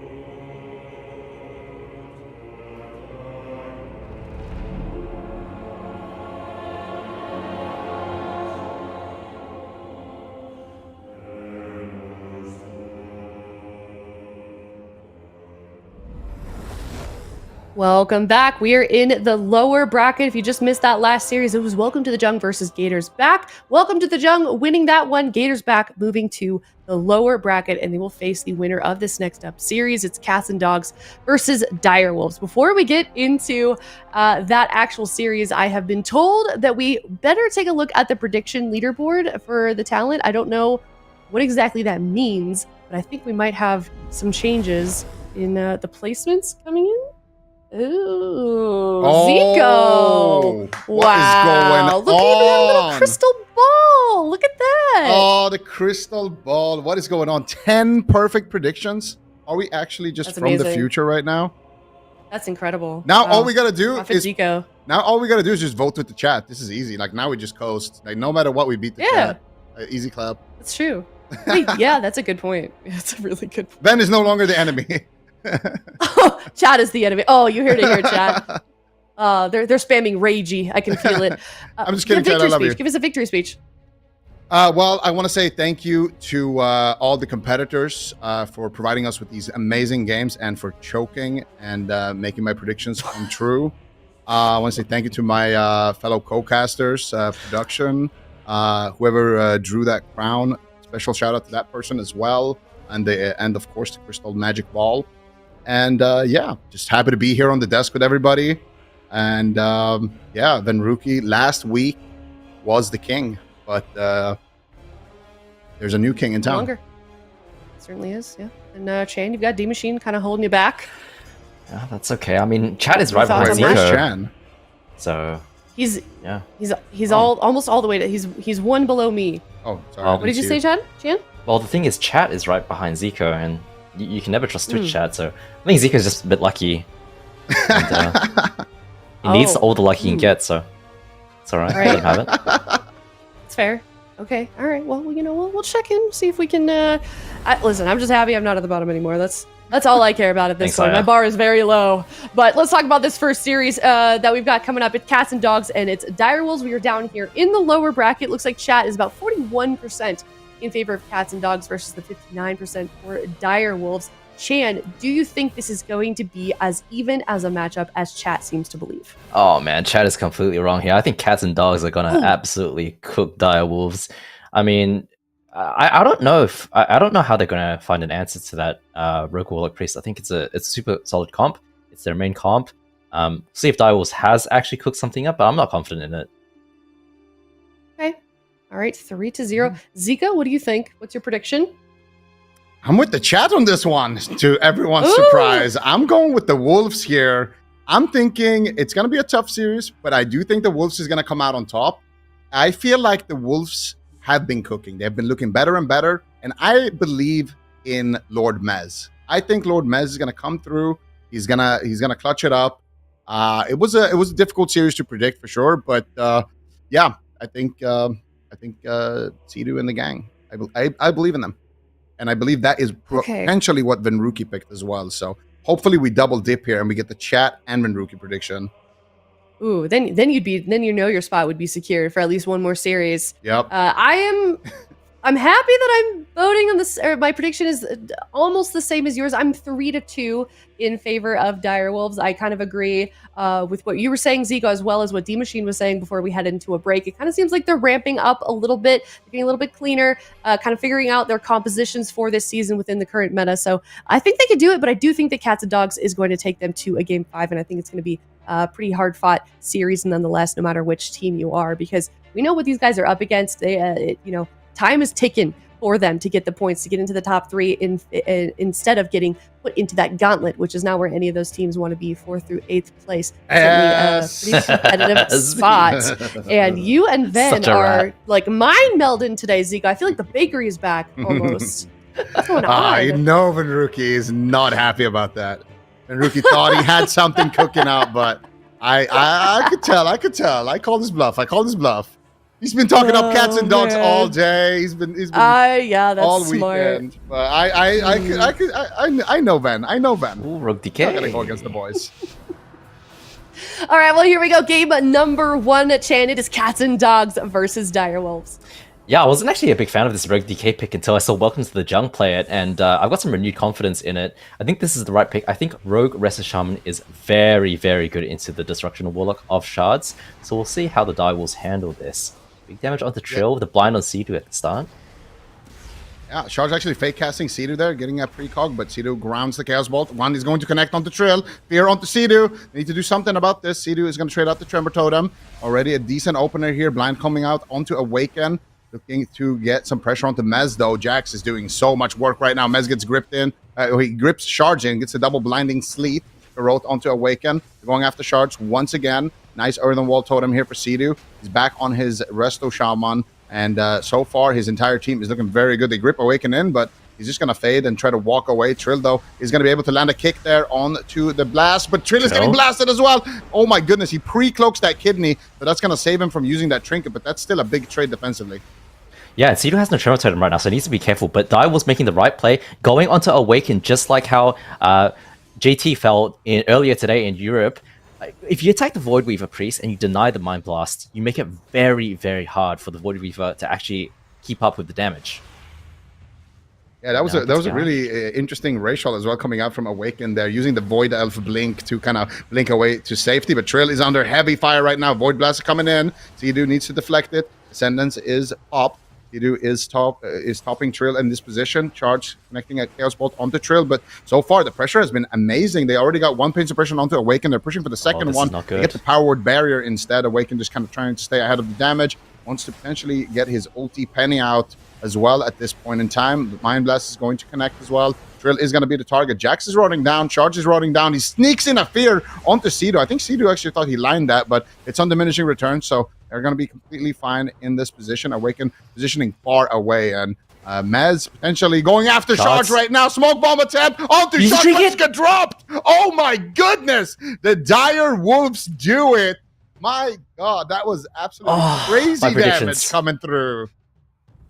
My predictions. I mean, that was a fantastic punish by Direwolves, but Shards, he uses the Unending Resolve the moment the Smoke Bomb goes down, but it's super obvious there that you need to Trinket Fort or use Trinket Healthstone, because against the Assassination Rogue, when you fall to, 10 to 20% health, you actually instantly die to that sudden demise. All the bleeds instantly tick and act as an execute. So for me here, it's a massive defensive blunder from Cats and Dogs, but it's also very awkward because Awaken chooses to cross the map away from the Warlock's port. So even Shards actually doesn't have port at this stage. So, the correct play was to actually Trinket, use the Healthstone, and let Awaken recover you.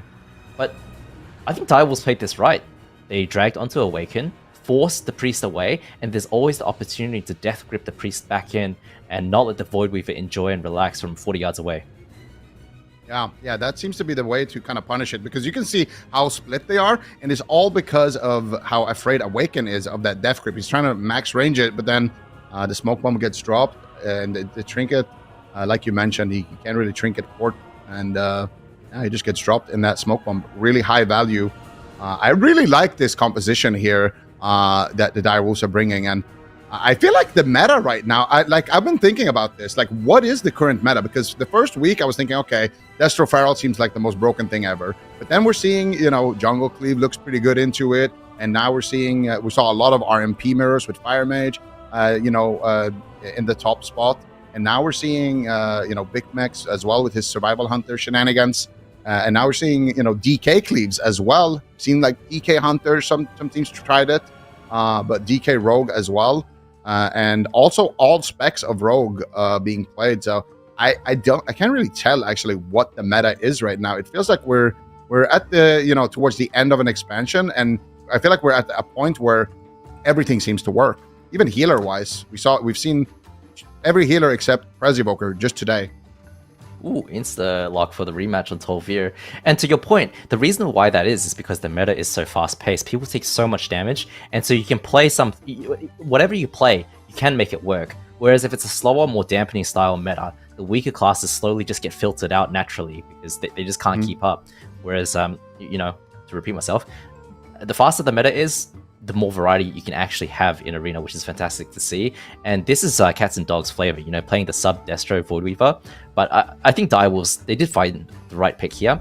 I mentioned at the start of last game that Resto Shaman is Rest Shaman Rogue is fantastic into casters. It's just so hard to deal with because the Rogue is so disruptive. You know, can even gouge you to stop your casts on Shard's Chaos Bolts, and then you have to deal with the Wind Shear, you have to deal with the Tremor Totem, you have to deal with the Grounding Totem as well. So Direwolves, they know the right strategy. Get on top of the Warlock and bring the Priest in constantly. Don't let the Void Weaver PvE from 40 yards away. And Mez, Lord Mez, instantly on top of Shards. Yeah, and already, like, they got the Earthen Wall Totem as well while being on top of the Warlock, so it's just going to add extra uptime. Waken, did he actually fade the Blinding Sleet? He did. Nicely done there by Awake, but still a lot of damage coming out here. Charge is free casting now onto Mez.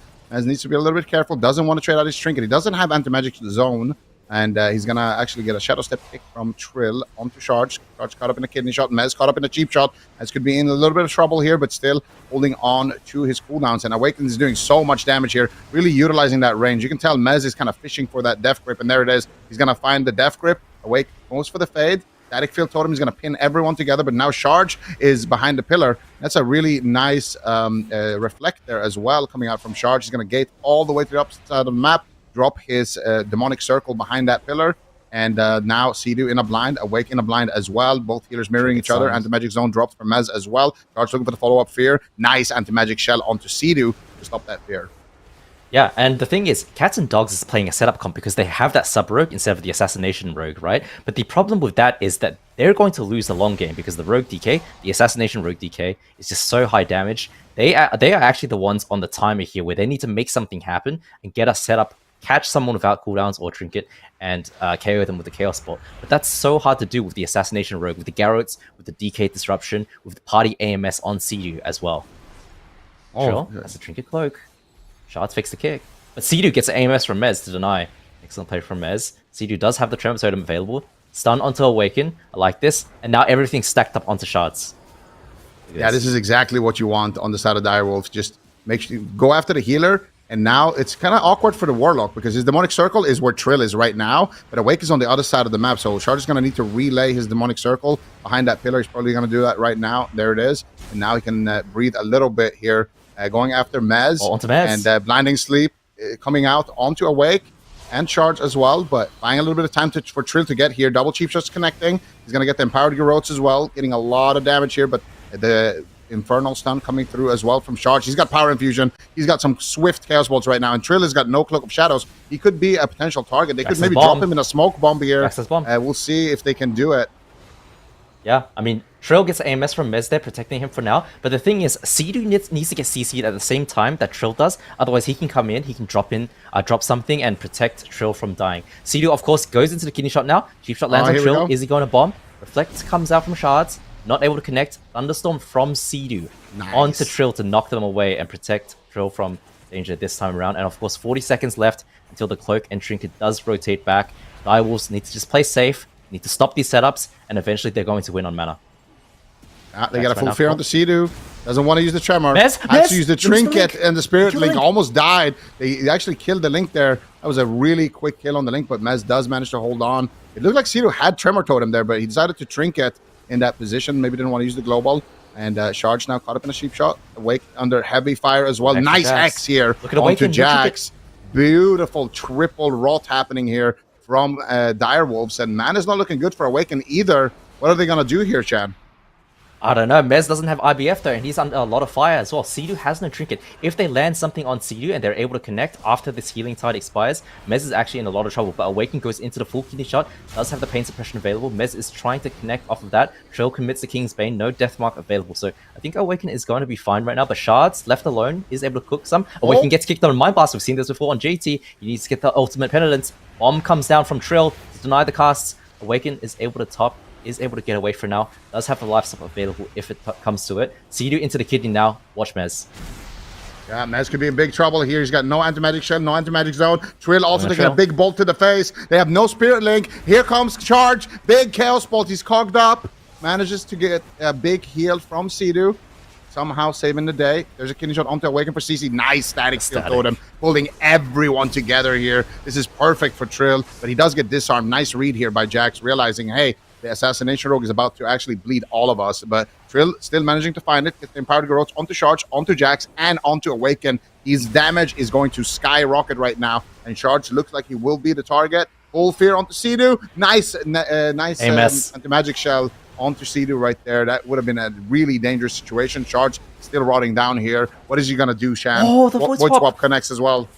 Cats and Dogs kind of crumbling there. Shards did have the Hellstone available, but Awaken kind of panicking there, using the Void Swap instead. Gets lassoed and Shards gets gripped behind the pillar. Gripped again. He does not have the port. Could perhaps gate out of there if he makes one soul burn instantly, but Shard's under a lot of trouble right now. Trill and Mez, of course, rotting a little bit as well. CD goes into the kidney shot. If they can connect on Trill behind the pillar, does use the trinket. Mez double bolt to the face. AMS, IBF is traded out. They have no cooldowns left on the Direwolf side either. Sea-Doo's in a full fear right now. Double blinding sleet to buy some time here from Mez. Nicely done. They're trying to buy time for that Spirit Link. 30 seconds away for Sea-Doo.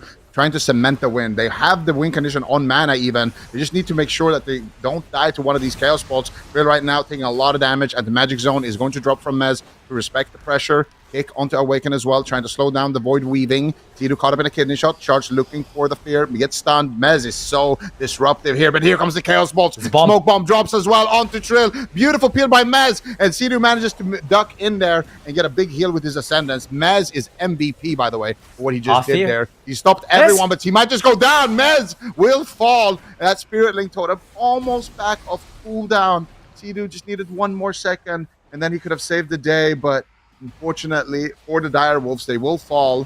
What do you think about Cats and Dogs, how they played this one out, Chan? I'm not the biggest fan of this, honestly. I think playing the Sub-Rogue, it's just you're trying to win off setups. You're trying to win off setups, and you have to deal with Mez annoying you on every turn. AMS on CGU for the follow-up fears. It is such a hard game to play, I think, for Cats and Dogs. And obviously, if you are able to sneak in some Chaos Bolts, do find some windows of opportunity. I think this moment here, this was a really big throw from Direwolves. I don't know how it came to that, because Mez is right next to the pillar, right? If he just takes a few steps over to line of sight, Awaken and Shards, and Sea-Doo just cast a heal on him, I think he should have been fine. But they ended up committing the link there, and that ended up biting them later down the line. But this kill right now, this coil on to Sea-Doo while he was casting that Spirit Walker's Grace heal. Can't get CS'd, can't get kicked. It's a very slow cast, but can't help but feel that they were so close to getting that link off, and Awaken was at 5% mana. Yeah, if they... I don't know, man. It's just one of those situations where if he gets the heal off, he's going to have link for later, but yeah, if he gets coiled on his cast, then he can't link at all. So very unfortunate. Yeah. 3 seconds left on this. He has it right now. Oh, if he just presses it right now. Yeah. I mean, that's a good punish from Shards, but a little bit of greed from Sea-Doo. It's a good punish from Cats and Dogs. I guess he just wanted to min-max his healing output. I kind of understand it, right? He wanted to min-max his healing output because he thought, my link is not on cooldown yet. I have time to cast one more heal, and then I'll have link. So, yeah. I mean, it was a great call anyway, but look at Mez here. This was so good. He asphyxiates stun onto Jax, and then they interrupt charge on the Chaos Bolt as well, giving Sea-Doo time to go in there and save Trill. But, I mean, aside from this, aside from dying right here, they had everything that they needed to actually win. But at the same time, it's Tolvir Arena. Now, as a fellow Warlock here, Chan, how do you think Charge is performing so far in the series? I'm not the biggest fan of his positioning and the way he kites, I'll be honest. But I think Awaken is playing very, very far away. So maybe it does make it a little bit awkward for him to position because of that. But it also means that Awaken gets to have the most space to play the game. And of course, if you look at the damage meter, Awaken is doing 300 million. And I think Jax and Shards did 360, 380. So Awaken is really keeping up as the healer on damage as the DPS, which is absolutely insane. And you look at the damage contributed in the kill here. Awaken actually contributed 6.6 million, more than Shards. Shards was just focused on CC, of course, but this is their style. Jax plays that, sub-rogue, but he plays a more support style. He's not the Calvish, the Waz, the one-shot kind of style. He's playing a much more supportive style, trying to let Shards play his game, get some Chaos Bolts out, while he just focuses on CC on the enemy healer. Like I said, it is how they play their game. It's their style. But I think Direwolves, they play a little bit more aggressively onto Awaken, use every grip onto Awaken, and just let Sea-Doo deal with the Warlock, harass the Warlock. I think that would work a lot better for Direwolves. Do you think Charge would have a little bit better positioning if his transmog game was better? Or do you think this Yeah. mod is fire? No, this is the season two Mog with I think a Dragonflight Tabard. I think he's a little bit confused on his fashion sense over here, but he is using the Legion offhand artifact weapon Mog. And speaking of Legion, Zico, Skull of Manari. Yeah, that is a sick offhand. The gloaming blade. Okay. I will say Very Skull nice, of very Minari, nice. that's actually the Mog I use on my lock, so he's taking some notes. I like that. He is picking a different color though. But we're going to see Hook Point with the exact same matchup. I think this map is going to be very brutal for Awaken. I want to see Direwolves push onto Awaken. Let's see what happens. All right, let's see it. Mez caught up in a kidney shot. Awaken already blasting away. Shards in a cheap shot. Trill gets feared instantly on his opener. And gets dispelled and cheap shotted right away. Awaken F's the blinding sleet there, it looked like. But Trill also breaking it there with the Garrote Silence. Here comes the Infernos. Ulti Penny from Awaken. Blasting away. Solid opener so far for Cats and Dogs. Looking to tie up the swing match here. But Sidu is not in crowd control currently. Being able to free cast as has Anti-Magic Zone and Anti-Magic Shell. Looks like he used it on his teammate there. Grip onto Awaken. There's the kidney shot. This is what you wanted to see in the analysis. More grips onto Awaken. More pressure onto Awaken. Nice cross CC asphyxiate there onto Charge as well. While they are on this disc, can't leave the Warlock open for too long. There's one Chaos Bolt. Two Chaos Bolts going to connect onto Mez. But he manages to leap over there and get a nice little interrupt. And Mez looks like he wants to go back to the pillar, but they're leaving Trill open here. And Smoke Bomb is available for Jax. Yep, Sidu does have the grounding totem, uses it there to eat one Chaos Bolt. Mez grips shards in, he's trying to stack them back up for the Assassination Rogue, for those Vanished Garrots to spread onto every single player, as well as those Ruptures. Now finally connecting onto Awaken. Shards has a Nether Ward up, no grounding totem. It's big trouble for Cats and Dogs, for Direwolves right now, if Shards can find some more Chaos Bolts. Gets the Refear onto Sidu, Trill gets AMS from Mez. Nice job protecting him. Trill now onto Shards. Is able to stop the Chaos Bolt from Shards. Shards getting precog right now. See if we can do anything with that. Sidu is on fear. Mez gets bolted to the face. Has to trade out IBF. And this looks so scary. Shards just getting a little bit too much space, I think. I think Sidu needs to just hex him. Focus on hexing him, shearing him, grounding him, and let the two melee sit on Awaken. Yeah, so Sidu did hex him, but Shards used Nether Ward and reflected it, and then feared Sidu. So Trill has no cooldowns, and Mez has no cooldowns, because Sidu sat through that big CC chain. Charge high mounting over, looking for the nice fake, actually. Here's the Smoke Bomb, though, being dropped. Potential big pressure. Hellstone and wall. wall. Reverse it. Nice Hellstone, nice wall, and Charge looking for the fear still onto Sidu. Not able to find it, though. Sidu, good positioning. There's going to be a Mind Blast coming out from Awaken. He should be able to stabilize the rest of his team. But that Pain Suppression was traded in that exchange, so Direwolves did walk out with something. But beautiful grip here from Mez. Ripping Charge away. Infernal Stun is going to hit both of them. And Charge has precog the entire match here. I feel like he's fake casted literally every single wind shear here from Sidu. He's in his head. Double coil coming out. Here comes one Chaos Bolt. He's trying to fake cast again, but Sidu actually got blinded there. So a little bit of miscommunication between the Rogue and the Warlock, but they drop a Smoke Bomb onto Trill. Trill could go down. Mez is there once again to save the day with the Blinding Sleep. Mez is so annoying to deal with when you're trying to do a setup comp. And that's the thing I love about seeing him on the DK is he knows exactly what's going on. Shards again with another precog, double bolt to Trill's face. I mean, Direwolves have to pull it together. I think that was Sidu's shear that gave the precog. Trill under so much fire right now. Shards doing so much damage. See if he can connect some more Chaos Bolts. He needs to look for some fears on Sidu, but Sidu playing super defensively. Gets another precog. Trill getting Chaos Bolt to the face. AMS comes through and gouge onto Sidu. Jax looking for the kidney shot after that. See if they can follow up a fear. All right, let's see if they can get it. Trill actually getting aggressive onto Awaken right now, but he's got no trinket. He does have Cloak of Shadows out of the stun, though. Charge did get the Pain Suppression. He's gate to get the fear on Sidu, but this time, Sidu's holding his wind shear, so Charge definitely getting a little bit too many precogs right now. There's the coil. Here comes the Chaos Bolt. Sidu holding his wind shear this time around. Kidney shot onto Charge.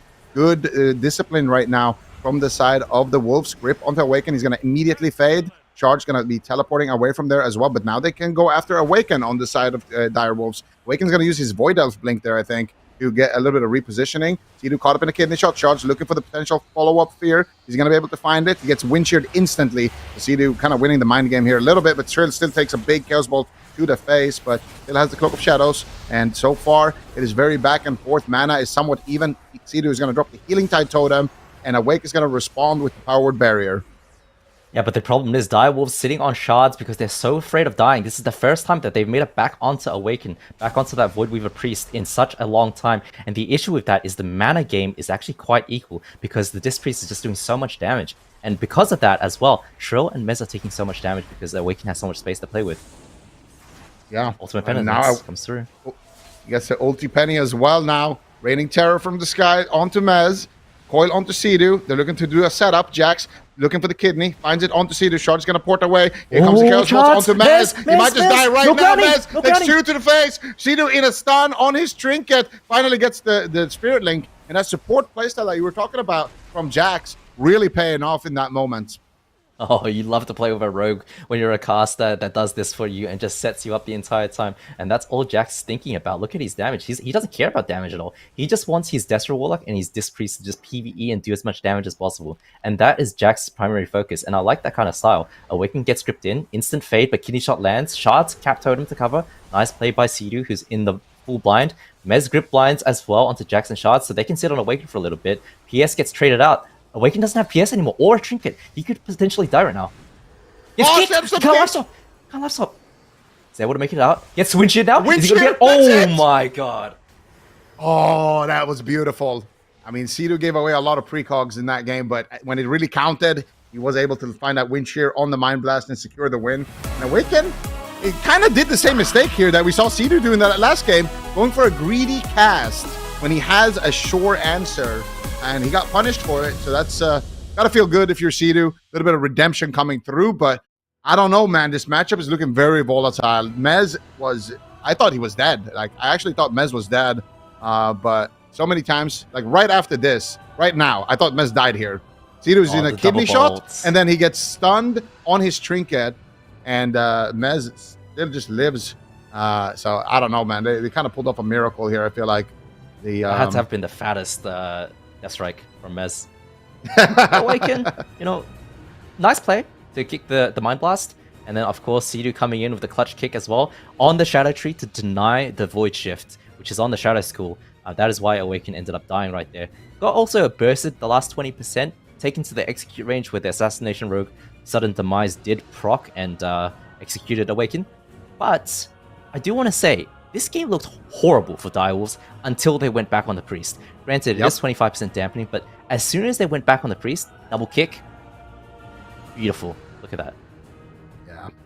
It's so hard to recover as a Disc Priest when you have to cast so much. And the thing about the Void Weaver is the key to actually healing is getting the Mind Blast off, because that summons that rift that follows. You see right now. Collapsing Void. Yeah. Exactly. That is what actually does a lot of healing and also a lot of damage as well. If you can't get the Mind Blast off, it is so hard to deal with. And so that's why all these cleaves, all these teams against the Void Weaver has been collapsing on the Priest and trying to shut them down. Yeah. I have a prediction for next map. I think... One sec, let me check my crystal ball. I think we're going to Maldraxxus Coliseum now. So can you replicate that? Oh, look at that. Oh, another perfect prediction here. So on Maldraxxus Coliseum, you're a Warlock, you're playing with a support rogue. How do you do? Eventually, dampening is going to get so high that the Disc Priest can't heal it. And if they're able to shut down the Disc, 20% dampening, 25% dampening, it just becomes so hard to deal with. So you need to make something happen. So if I'm Shards, I'm trying to get a fear on Sea-Doo, right? I don't think the Shaman is a kill target. I want to fear Sea-Doo off a Gouge, off a Cheap Shot or a Kidney, and try to get 2 Chaos Bolts on Mez or on Trill if he has no Feint available. That's how you're going to close out this game. The problem is you have to deal with Mez. And Mez knows that. He's always there. AMS on Sea-Doo, protect. And you also got to deal with Sea-Doo, who's obviously got Tremor Totem, Shear, and Grounding Totem as well. And Shards is having a hard game because when he does have those openings, Sea-Doo can just drop the Grounding Totem. But he has been faking a ton of kicks. Sea-Doo's been gifting a few too many cogs. Sea-Doo need to be a little bit careful with that one. Redeemed himself last game, but honestly, I think I saw like 5 or 6 Wind Shears missed in a row. Jax gets caught. Yeah, Sea-Doo took a page out of my Rogue's book. My Rogue is named Free Precog, so that's what I like to do. Queue up shuffles and donate precogs. But right now, Mez might be donating a swift death here as Jax finds a beautiful setup there. Blind into Gouge, but doesn't get the trinket, so Mez is able to actually just sit through that with the Anti-Magic Shell. And now Awaken in the backline, recasting. You see the Collapsing Void here already. onto the DPS. So all of this damage that they're doing is not really going to net to too much. Lightning Lasso onto Jax from Sea-Doo. Meanwhile, double coil. Here comes the damage potentially. Charge trying to fake cast Sea-Doo's interrupt, but Sea-Doo is actually in a kidney shot, so not able to find it. Trill making his way now over to Awaken. There's a kidney shot, and Trill is actually getting all of his bleeds up onto Awaken solo, while Mez is struggling to get there. Actually, it looks like he just blinds him, so I'm not sure if he was able to get anything done with that, but now Trill triple bleeding the entire squad, and Charge could be in some trouble here. Let's see how he deals with it, Jen. Yeah, but the thing is, Mez is not gripping Awaken into the action, and that's what you really need to do, because you need to attack the Priest. Look at what Awaken's doing right now. This is not a problem to heal. Shards can port, they have damage on Mez, IBF gets forced because of that. The Disc Priest is just sitting all the way back, out-damaging the Sub-Rogue at the moment. Gets kidney shot now, Shards has no port, so Mez under a little fire right now. Awaken does get into the full Hex. Lovely play from Sea-Doo. Mez though, he has AMS himself, he does have it available. Nice wind shear from Sea-Doo. Main suppression comes out on Shards. There's the grip onto Awaken, who instantly fades and counters away. Yeah, let's see if they can actually get some uptime onto Awaken. Nice Garrote silence, but the Mind Blast did go off there for Awaken, so he's going to have a big heal here, potentially. Sea-Doo caught up in a kidney shot. Mez is going to be the target once again. Ulti Penny coming out onto Mez. Doesn't want to trade too much just yet. Sea-Doo is pushing in, potentially for a Spirit Link, but doesn't look like he's going to need to. And once again, let's see if we can get some pressure here onto the Priest. So far, he's just free casting. Another Mind Blast connects. There's the gouge onto Awaken. They pull Charge back super far away. Sea-Doo with the Lightning Lasso. Kidney shot onto Awaken. Nice trade there. That is going to force out the Health Stone as well as the Pain Suppression. But Trill needs to be careful so he doesn't have to trade out these Cloak of Shadows in this position. You get a kidney shot onto Sea-Doo. That's going to be the target once again. Fear onto Trill. Triple CC. Beautiful play. Sea-Doo will respect it with the Trinket and the Spirit Link. Yeah, and Shard's got a Chaos Ball onto Trill, forced him backwards, and then right there, Jax kidney Sea-Doo. Shard's is able to follow up, stuns Mez in line of sight where a bolt connects, and look, they get the Trinket Link just from that. Coil parting, a bit unfortunate, but Trill is there to kick Shards. But this is so awkward for Shards because they're playing on his port. Right now, you need to relay a port, you need to move, and otherwise you just get trapped, because if Mez grips Shards right now, it's going to be so scary. Shards just replays the port. Okay. He put it on this pillar. Is that the right play? I mean, they're trying to push right now, but I personally, I would be going backwards a little bit, because I think you want the Disc Priest to just cook and pushing in. The problem with pushing in as a Destro Warlock, right, is you can't do damage while moving, really. And the Disc Priest can't cast on anyone. Look at what Mez is doing. He's gripping behind the pillar, just poking from the side, and Awaken can't do damage right now. And if Awaken can't do damage, Awaken can't heal. So it's really hard to deal with, but full blind comes on Sea-Doo, half fear follows up, Mez trades out the IBF and the AMS, but Trill caught now in the cheap shot, does have the Trinket, does have the Cloak, uses the Cloak, Sea-Doo doesn't have Trinket, how are they going to recover from this? That's the question. Awaken has precog, but double Garrotes coming out here onto Jax. Everyone is rotting down, and this is the result of the positioning here. Awaken actually felt like he had to kind of push in a little bit, and he's getting punished severely. Jax also taking a little bit of damage, but trades out the evasion. Now going after Mez. Sea-Doo in a kidney shot once again. And even if they don't get these fears, just going for a kidney shot into a stun and casting 2 bolts on Mez seems to be doing pretty good pressure still, with Awaken blasting off as well in the back line. But now no kidney shot available here for Trill. And the next kidney is going to be up for Jax, which could be very scary. Awaken is free casting. He drops a power word barrier just so he doesn't have to worry about any pressure. Mez, I think, should maybe look for a grip here onto Awaken.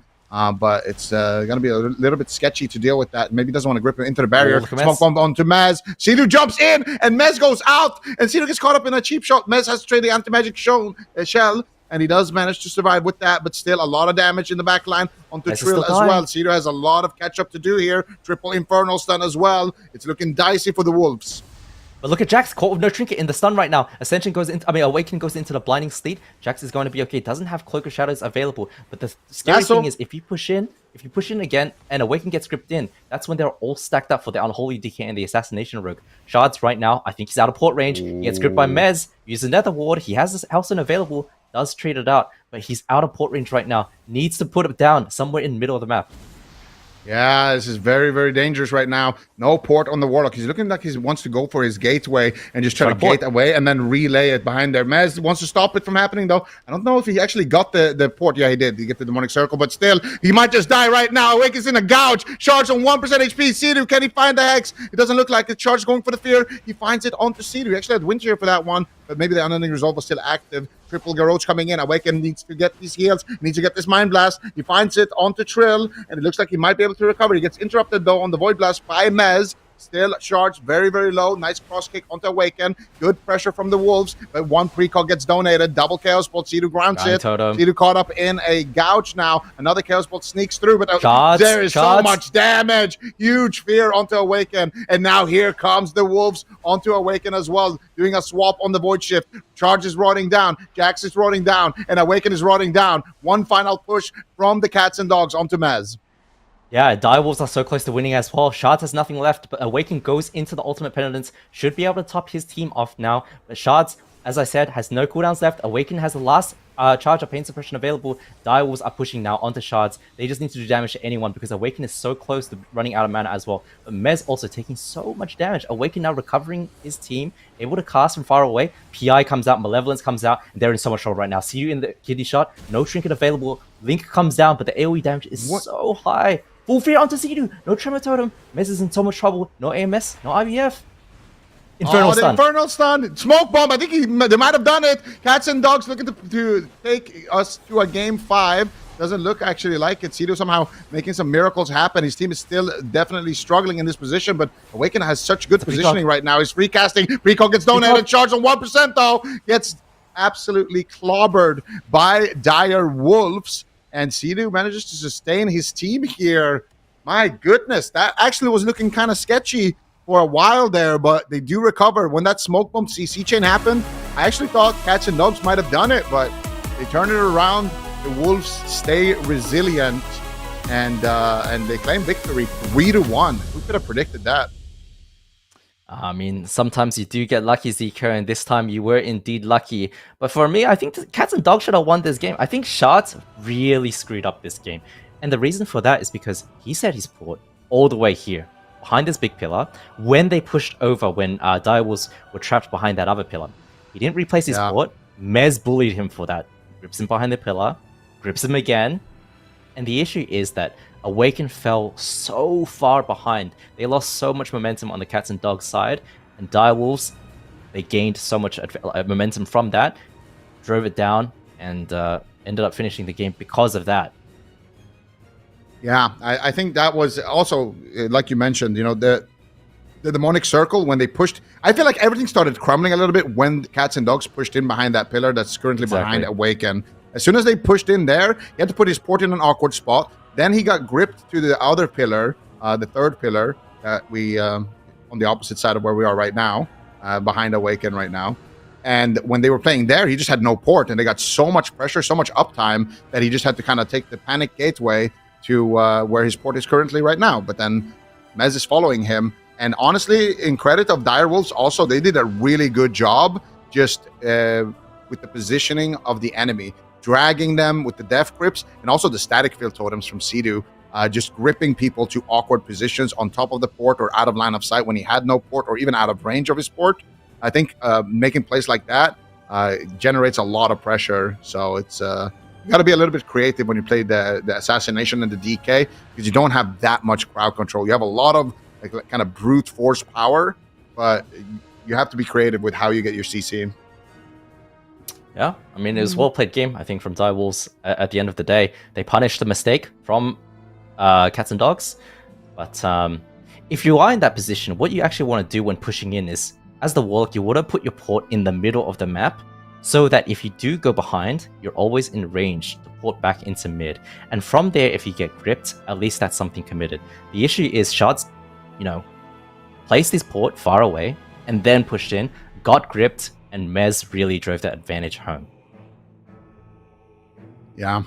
That is where that arena veteran, AWC veteran experience definitely going to come into play. Direwolves, well done by them, 3-1. That is the end of Cats and Dogs. Unfortunately, as you can see here on the bracket, they are out, and now they're going to be going up against Gators back in yet another lower bracket series. This team is really fighting for their lives down here. They've won 3 series so far in the lower bracket. Can they win a third, though, Zico? Are they going to bring out that composition, that rogue DK against Gators back? Do they have something else that they could play? How do you feel like they're going to do here against Gators back? I think, honestly, it's kind of hard to kind of guess what is going to happen here, because the Direwolves looks like they've been cooking, and they might, they're kind of one of those teams that can also just bring out a big surprise later on. Like we could just randomly see them play, Trill on the Hunter and Mez on the DK for like a surprise game 1 or something like that. But I don't know. I feel like the Gators are looking so solid. I don't want to say too much, of course, because Venruki is listening and he might do the opposite of what I'm saying right now. But yeah, Direwolves looking really solid, Venruki. If you're out there, you definitely should vote for a 3-0 for the Wolves. Yeah. Okay. All right. We'll see if he's listening. But look at this. We've got the standings here for North America. We've got first place tie between Gators back and Welcome to the Jung. Very another interesting tie to have behind tie it on second place. Yep. And then we've got third place tie of Cats and Dogs versus Direwolves. So this is looking to be very interesting region so far, Zigo. Left 4 Dead and F tier are also tied. We just have. Oh my god! There's another one. Yeah. Okay. The entire left side is just all ties. But it just goes to show what a fun season so far this has been and how competitive it has been. I mean, 200 points, and those two teams are still, in the tournament. And then Cats and Dogs and Direwolves as well. That was actually kind of the battle for that third place position. Now Direwolves has a chance to kind of overtake Cats and Dogs in the standings, and that's so like, assuming now everything plays out the way it did this week, and all of these teams make top 8, and nothing crazy happens in the open bracket. This could actually be a big moment for Direwolves, because being tied with Cats and Dogs, if they win their next series, that could be what separates them, because that is the most important spot out of the first, second, and third and fourth position. That third, fourth spot is the most important, because fourth place goes into the gauntlet. Third place gets guaranteed qualification. So, of course, there's still another cup, but they have a chance to kind of make their fortune. Yeah, they certainly do. And they've got a very difficult team to get through to do that, though. We'll have to see if they can keep it up. They are fighting for their position in the standings. They're fighting to stay in the lower bracket. They've just got to get through Gators back to do so. But Gators back definitely not going to be making it easy. And then, of course, after that series, you go to Welcome to the Jung in the grand finals. So not an easy task for any of the teams that still remain here in Cup 2 for the North American region. But before we head to a break, we've got another segment ready to go, and we're going to be playing a game. What happens next? Put your game sense and memory to the test. We will be reliving a highlight from the AWC archives and try to predict what comes next before it is revealed on screen. Are you guys ready? I was born ready, Chan. This is all you, this bro. was like 10 years ago at this point. You have to carry this, Chan. I mean, I think you were there, weren't you? Since the Snuts had to drop low, I remember because this. It's pet he had to trade out the bubble. There he had to trade out only 16. Raikou having It's to trade out his... I was born ready, Chan. This is all you, this bro. was You're like 10 years ago at this segment. point. You have to carry this, Chan. I mean, I think you were there, weren't you? Since the Snuts had to drop low, I remember because this. It's pet he had to trade out the bubble. There he had to trade out only 16. Raikou having to trade out his block now. So little defensive cooldowns available on either team. I would love to see a swap over onto Sea-Doo. Look at his defensive cooldowns. This is at BlizzCon. Yeah, you can see the stage. Okay, so what happens next? Sea-Doo gets taken out by a hard swap. Minpoike dies in a double stun. That's a classic. It's gotta be that one. Poike always feeds in the tournaments. He always dies. Dude, you two are toxic. You're cackling. That's the Poike Poike's classic, not even man. here to defend himself. Oh, man. Poor guy. It's gotta be B. Real talk. It's gotta be B. It should say Minpoike dies with Barkskin available. I'm just kidding. I'm just kidding. I love you, Poike. I have nothing to do with this. I love you, Poike. I'm just kidding. No, I think it is B. Yeah. Sea-Doo gets taken out by a hard swap. Hey, look at the cooldowns. Raikou just entered the block. Yeah. I don't think he dies. It's just 9% dampening. Minpoike has a lot of mana left. Actually, yeah. Wait a second. Has no bub. Sea-Doo has no bub. Yeah, but they have no combust and they have no vendetta. How do they kill him? Maybe Poike didn't press skin. I gotta go with C. I actually think it's A. I think Raikou dies. I think Poike probably tanks a CC and Raikou dies, not like out of the block. I Hey, why are knew you where the laughing? bracket I'm this going with was. C. You said he tanks a CC, like you could have lined it. I'm going with C, man. I have to. I'm going with A. I'm going with A. Okay. Yeah, I'm going You with guys laugh A. harder. The Aya? production's gonna dig up some of your clips. Dude, I don't know. I don't. Okay, you know what? I'll go with B. Okay. What We've about hedged you? our Okay. bets. I'm gonna be wrong, but I have to go for Crusader it. will shortly fall. This could be NG Blue's opportunity. Okay. Oh my Yeah, they god! definitely need to try and take that opportunity. Watch Of course, it. they're not playing with add-ons. They might not know Oh. that Sea-Doo is completely exposed Look, he's here. pushing in. Waz getting Classic- feared up classic by here it Snow. is. Method are trying to push them back Oh. here. Spicy Looking at connects. some defensive poly Yeah. side, but 5 Oh, bullets here we get go. popped. They're trying to make a swap Oh, to there's the They get stun. set up with no parts kit. What is this damage? With no bark skin. You even called it. Oh gosh. That is a wicked classic Wow. right there. That's brutal. Oh god. All right. Well, if you want to play some Legion and relive the glory days, unless you're Minpoike, apparently, you can play Legion Remix right now on the live servers. Definitely go check it out. It looks like the next thing we've got coming up here is on October 31st. Is that the next phase? If I'm reading this correctly. So a lot of content coming up in what did I say? The 31st? Yeah. Oh, I'm just excited for Halloween, I guess. October 21st. A lot of content coming up in Legion Remix, so definitely go check that out on the live servers today. And with that, we will be heading to a break. And when we come back, it is the lower finals winner of this one determines who moves on to the grand finals to face off against Welcome to the Jung. Is it going to be Gators back or Direwolves? Find out next after this break. We'll be right back.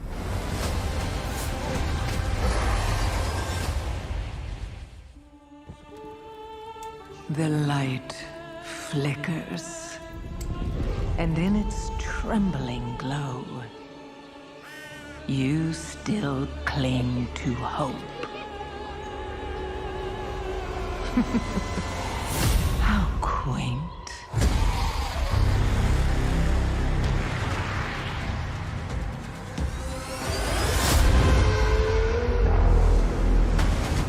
The shadow is closing in. It hungers to devour everything.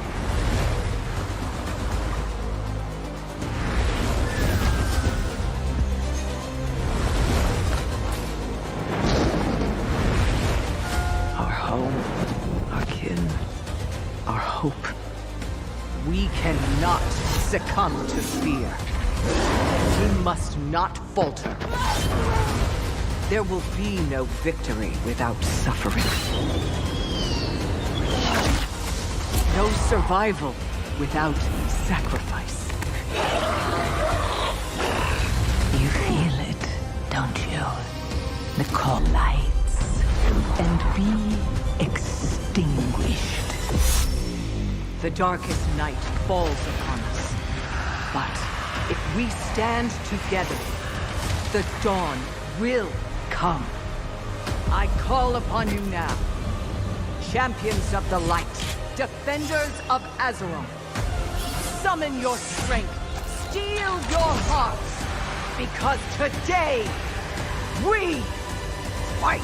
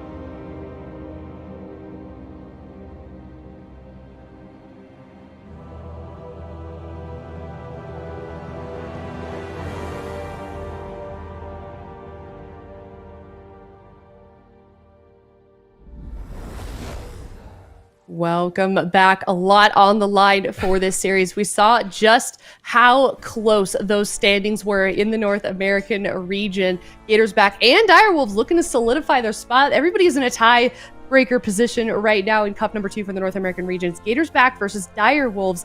David, a winner of this one, moves to the grand finals against JUNG. I can't believe Direwolves did it. They finally beat their nemesis and they moved on in the lower end of the bracket. But now they're tied in points, and now they have to beat Gators back in order to surpass them on points. That's going to be a tall order of things, but the new DK Rogue composition that we saw coming out from Welcome to the JUNG has just, like Chan said, given me a lot more confidence in the matchup as well. And in the hands of Lord Mez, I think anything can happen. Certainly. It looks like chat kind of thinks so as well. A little bit split. We've got 65% on the side of Gators back, 35% Super T is on the side of Direwolves. What is your prediction, given the information we know about both of these teams leading into this series? I mean, we just saw Welcome to the JUNG kind of thwomp Gators back in the upper bracket, and Direwolves have been playing Rogue DK for a while now, and they're warmed up on it, and they look good on it, so I think it's Gators back need to adapt. I feel like the Shadow Priest Rogue Shaman is not a good matchup. We've seen that these Death Knight Rogue comps are hard for Shadow Priest, so I think if WizK goes on the bench, then I think Gators back have a higher likelihood of being able to win this, but if he doesn't, Direwolves I think are going to be grinning their ways to the finals right now. So I'm predicting Direwolves to take this at the moment. All right, wow. D Machine, what is your prediction for this series? I totally identified that Gators back did fall to, the bread and butter composition, apparently, of Direwolves. However, that also means they got some reps. And if we know anything about Gators, is that they have the ability to adapt, whether it's their strategy of the same composition or composition change. I gave it to them. I could never count them out at this point. I thought they were going to 3-0 Welcome to the Jungle, but I digress. I still think that they have it. I still think Gators back are going to make it back to the finals. Okay, I'm kind of with you, David. I think it's going to be a little bit closer. I have 3-2 in favor of Gators back. I love this team. It's fun to see a newly formed roster do this well. So I'm kind of rooting with I'm predicting with my heart and my brain in this one, and hopefully it pays off. But still pretty even with chat. So Direwolves, slight underdog just based on what we're seeing in predictions. I'm kind of curious what the other casters think, though, heading into this series. We've got Zico, Vent, and Chan. Wow. Not currently on the desk. Okay, so we're right down the middle. And Supatis, I feel like when this happens with predictions, I think if anything, it really does say that both of these teams are very strong teams, and really it's so difficult to predict, and I think that really speaks to the level of competition we're seeing with these two guys. I think it's just new discovery, so now no one knows what's going on. If this Assassination Rogue DK comp wasn't discovered, I think we'd be in a completely different situation right now as far as outcomes. So now everybody's kind of just scattering around trying to figure out what's going on as far as compositions and spec selection. So I'm excited to see what this blind pick looks like, because this could be some crazy stuff, actually, if they get in their heads thinking like, well, if they expect DK Rogue, then they'll play this, so we should actually play this, and then game one ends up looking really weird, possibly. Yeah, it certainly could. And we know how crucial also that blind pick in game one tends to be. So here's a look at some of the compositions we've seen in their win record from Gators back. So pretty good record on everything except for that Shadow Priest Rogue down at the bottom there. But I mean, what do you kind of want to see from either team, D Machine? Do you want to make a guess as to kind of what's going on behind the scenes on either side for this blind pick? Oh man, I mean, I'm gonna be honest with you. The RPS, those games were so close, but you don't want a close matchup like that. You don't want, especially against Direwolves' main bread and butter, Lord Mez on the Death Knight in a tournament in a composition that you just lost to. That is a spooky thing to choose to do again. But they do always look so good on the RPS, and they're going to lock it in. Calvish, however, is going to be on the sub-rogue. They did lock in Dazed on the Outlaw Rogue for game number one. This time they're just sticking with the sub-rogue RPS, and we're seeing the exact same composition for Direwolves on Holy, Assassination Rogue, and Holy Priest. Why aren't they playing Dwarf? I feel like Shards made the mistake last time on Warlock, and WizK is not a Dwarf again. It's an Assassination Rogue. If you don't have a way to remove bleeds, Assassination Rogue is probably one of the strongest specs in the game, and they just can't as this composition with the Shaman, the Rogue, and the Shadow Priest. So no Stoneform, I feel like, is a big blunder here from two teams now in a row. WizK trying to fake some interrupts here, but Cubsy's locking down Trill with a lightning lasso and a blind on Sea-Doo. They're setting up damage on Trill. He's going to use Cloak of Shadows, goes for a blind of his own. Now where are they going to go? Kidney shot onto WizK. He trinkets that immediately. Cheap shot on Calvish. Cheap shot on Cubsy. Trill's peeling everybody in the game right now. Garrotes are now going to be spread. He's going to get massive bleed damage beginning to ramp, so Cubsy anticipates that with Healing Tide Totem, which is ticking right there in between the pillars. He also gets a proc Ascendance on his Riptide, so Cubsy's got a lot of healing output right now. He's fishing for Hexes. That's going to go out, and it looks like it's on Sea-Doo.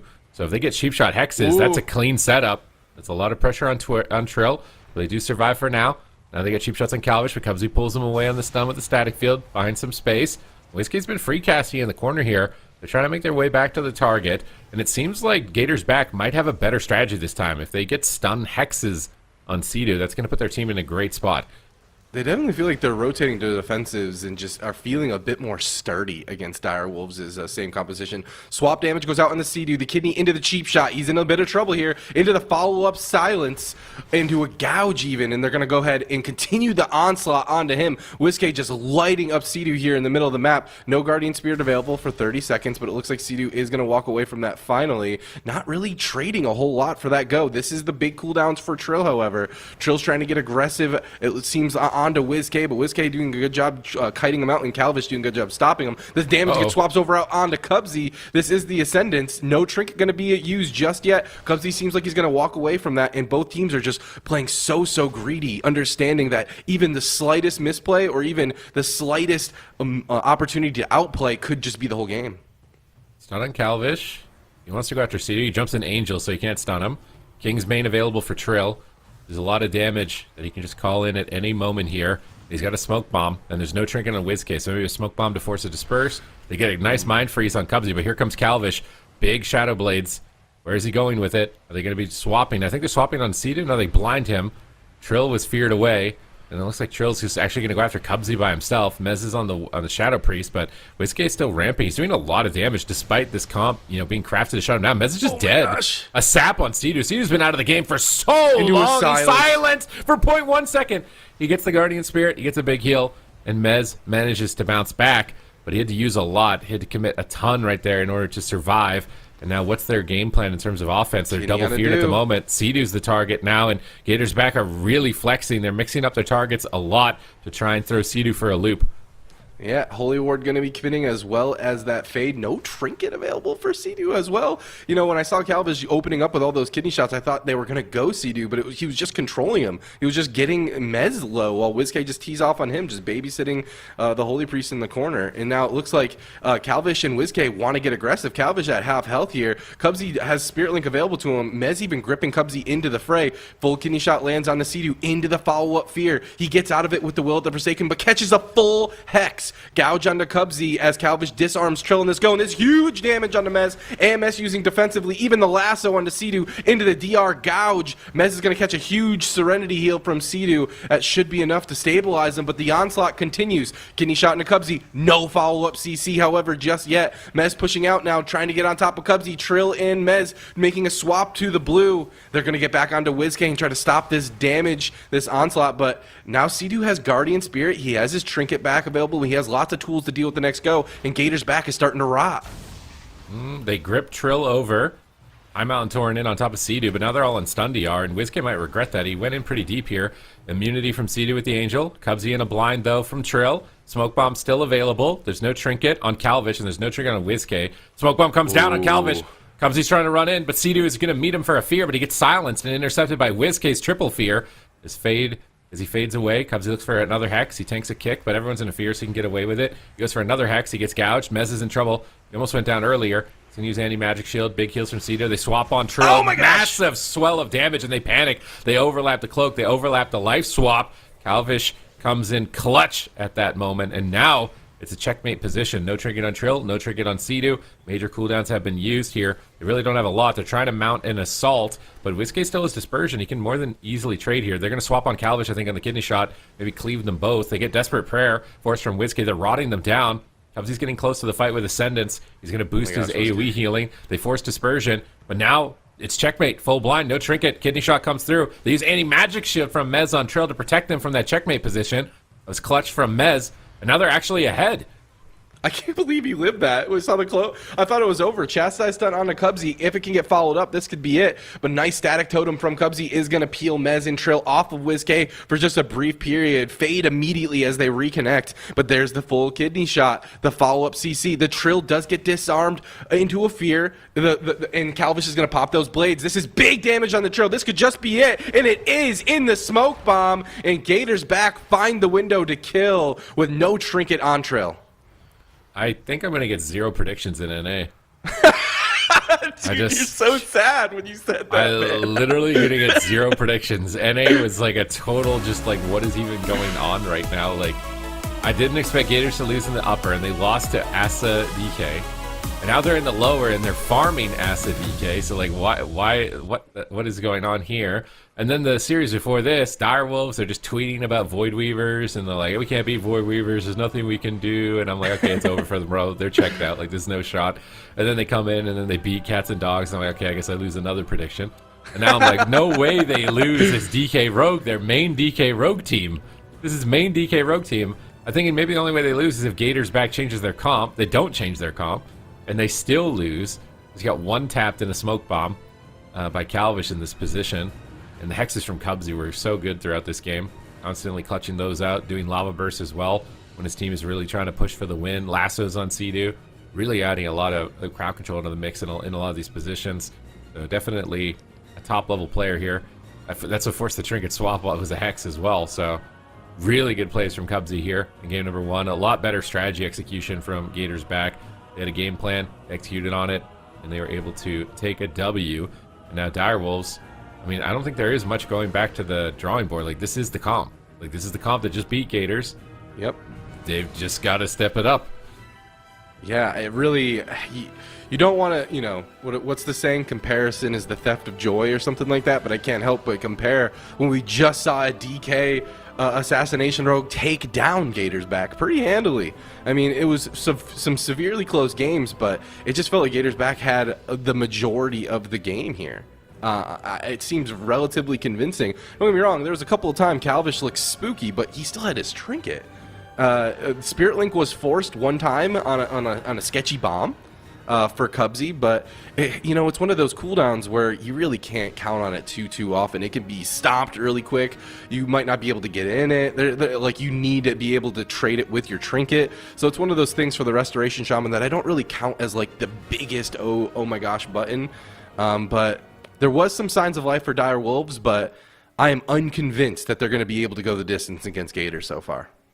Okay, Ashmane's Fall. They pick a big map as a melee cleave. I guess it's the Salty Rogue is a little bit more favored because you generally want big maps versus them, so it's harder for them to get crowd control in the healer and then get back to their target. So maybe that's their thought. They also might be changing comp though.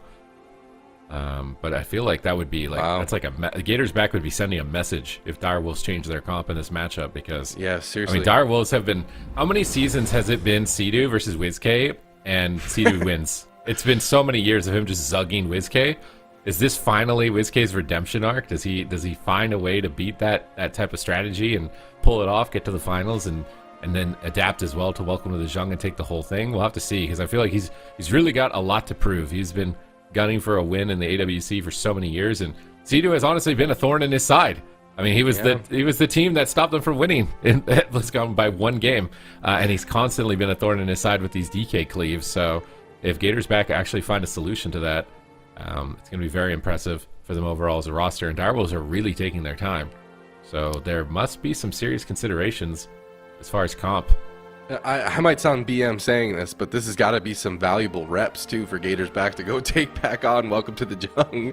You know, like warm-up reps. Direwolves are the warm-up reps for Welcome to the JUNG. That sounds way worse than I meant it, but like seriously, Gators back. We saw that matchup. There were so many close calls over and over and over again, and they did take a couple games off of them. I think just one in the matchup. So if they're able to figure out some sort of strategy here, I mean, they started hitting Nick on the DK a few times, but we are going to see a comp swap. That's so crazy to me that we're seeing a comp swap after we saw Welcome to the JUNG beat Gators back on this. But Dire Wolves, they also are very well known for having the ability to adapt and having a plethora of compositions available to them. Sea-Doo jumping over onto the Evoker. Sam I Am on the Boomkin. He's been playing it a whole lot, but how do you feel about that lock in there? I don't know what they're thinking. I do not know what they're thinking. This seems like they're not instilling confidence in me, brother. Preservation Evoker into a Subtlety Rogue?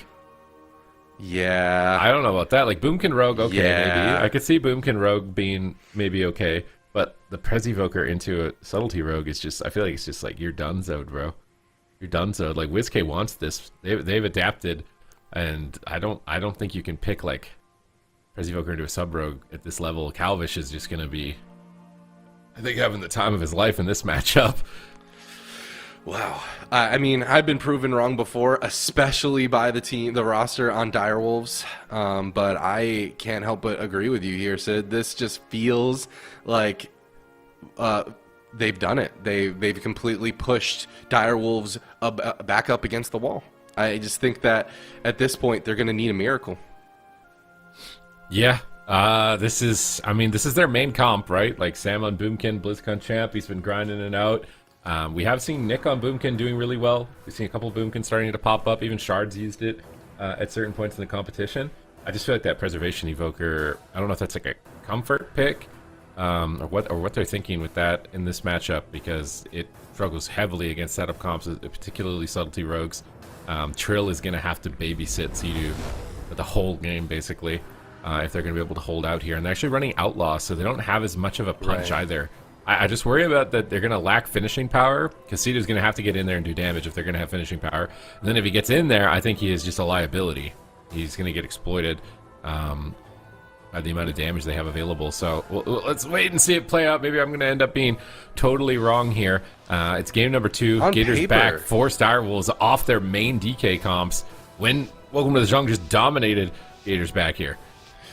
On paper, I'm looking at this comp, and like, there's durability, there's cross CC, there's good synergy with the DRs, and I know Sea-Doo can absolutely play aggressive, but we're going to have to wait and see. Sleepwalk onto Calvish right away, just stopping any potential opener that Gators back might have been able to garner. WizK got in a cheap shot and immediately going to sit in that earthen full blind onto Cubsy. He's opting to sit it, but WizK in the desperate pair, he's spooked the grip beam onto Cubsy. The smoke bomb to follow it up. Is WizK just going to fall right here? He gets cloned at low health, and that's going to force a trinket.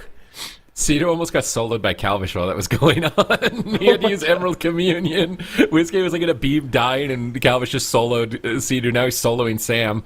He's getting Barkskin here. I mean, forcing Shot Pre-String is not a big deal. He can just disperse the next setup. And they had to use Bomb to get that, so it's not really that good. And Sea-Doo is still just dying. He rescues Sam, pulling him around the corner. We see Cyclones coming through here onto Calvish.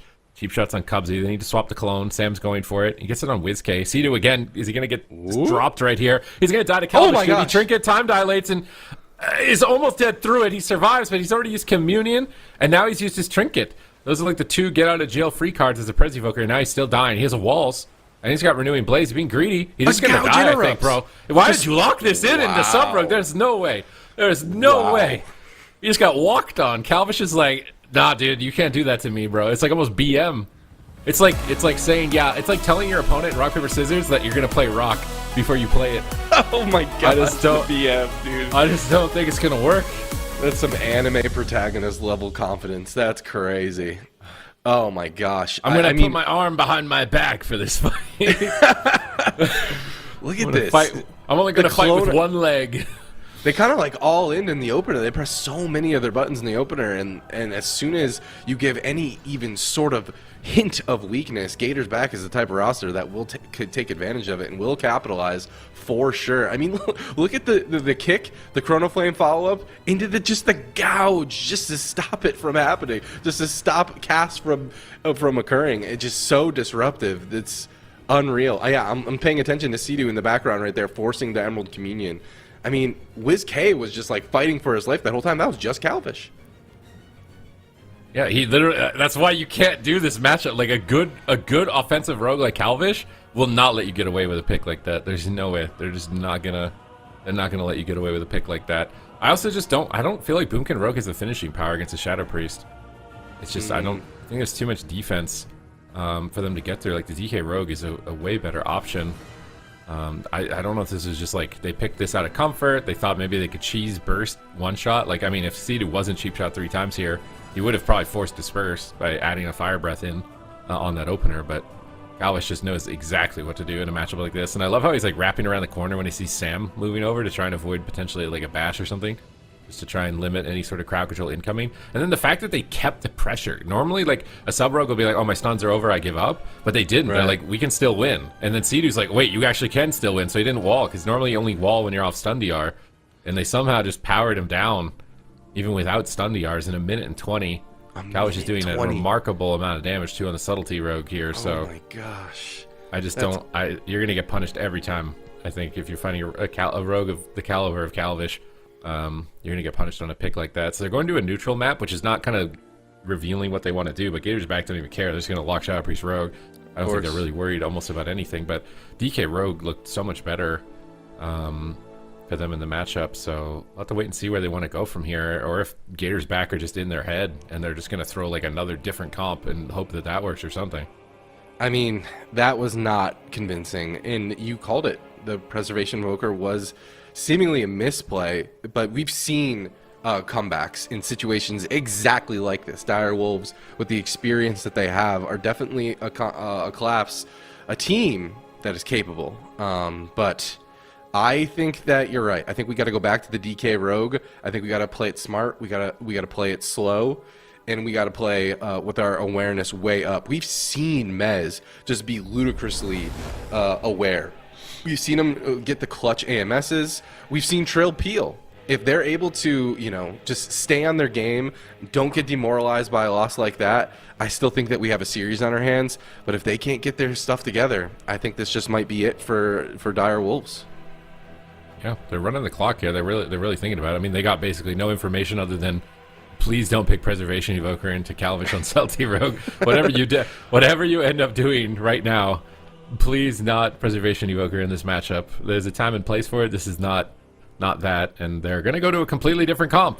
They're going to go to the Hunter Death Knight Holy Priest with Beast Mastery Hunter and Holy Priest. So they're just throwing different comps. To me, this doesn't signal confidence. I'm very concerned for Dire Wolves. I think confidence would have been doing DK Rogue, but maybe Gators back just adapted so much that they're like, how do we win that? They're just getting cross CC and we're eventually going to lose, so maybe we need to do something different. I mean, this is bringing decent pressure, at least towards Whiskey, but if Whiskey's on the ball and he's faking kicks, I don't even know if it's going to really matter at that point. So Gators back look really good right now.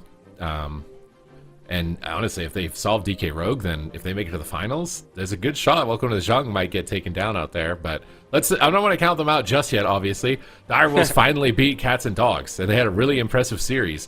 So that's why I'm honestly sitting here just like, man, this is not how I wanted things to go. Like, they were looking so good. And also my prediction is on the line. My prediction is on the line, and things were looking so good.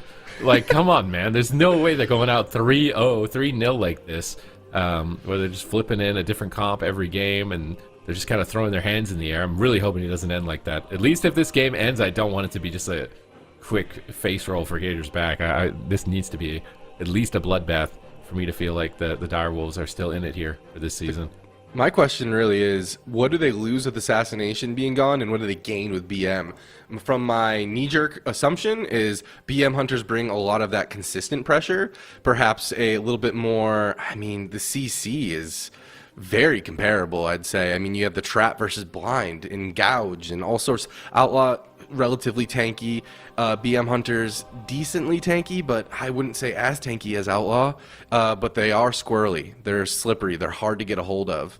How do you see those tools swapping in terms of what they lose and gain? I mean, maybe it's a little bit higher survivability than an Assassination Rogue, but I don't really think so. It'd be pretty close. Like, I feel like pre-feint is just about as good as like a pre-survival of the fittest. Damage is more automatic, but I feel like it's kind of like an all-in comp with Beast Mastery and Unholy. It's got the Abomination and it's got the Bestial Wrath and the Call of the Wild window at the start. And if you survive that, the damage falls off pretty heavily.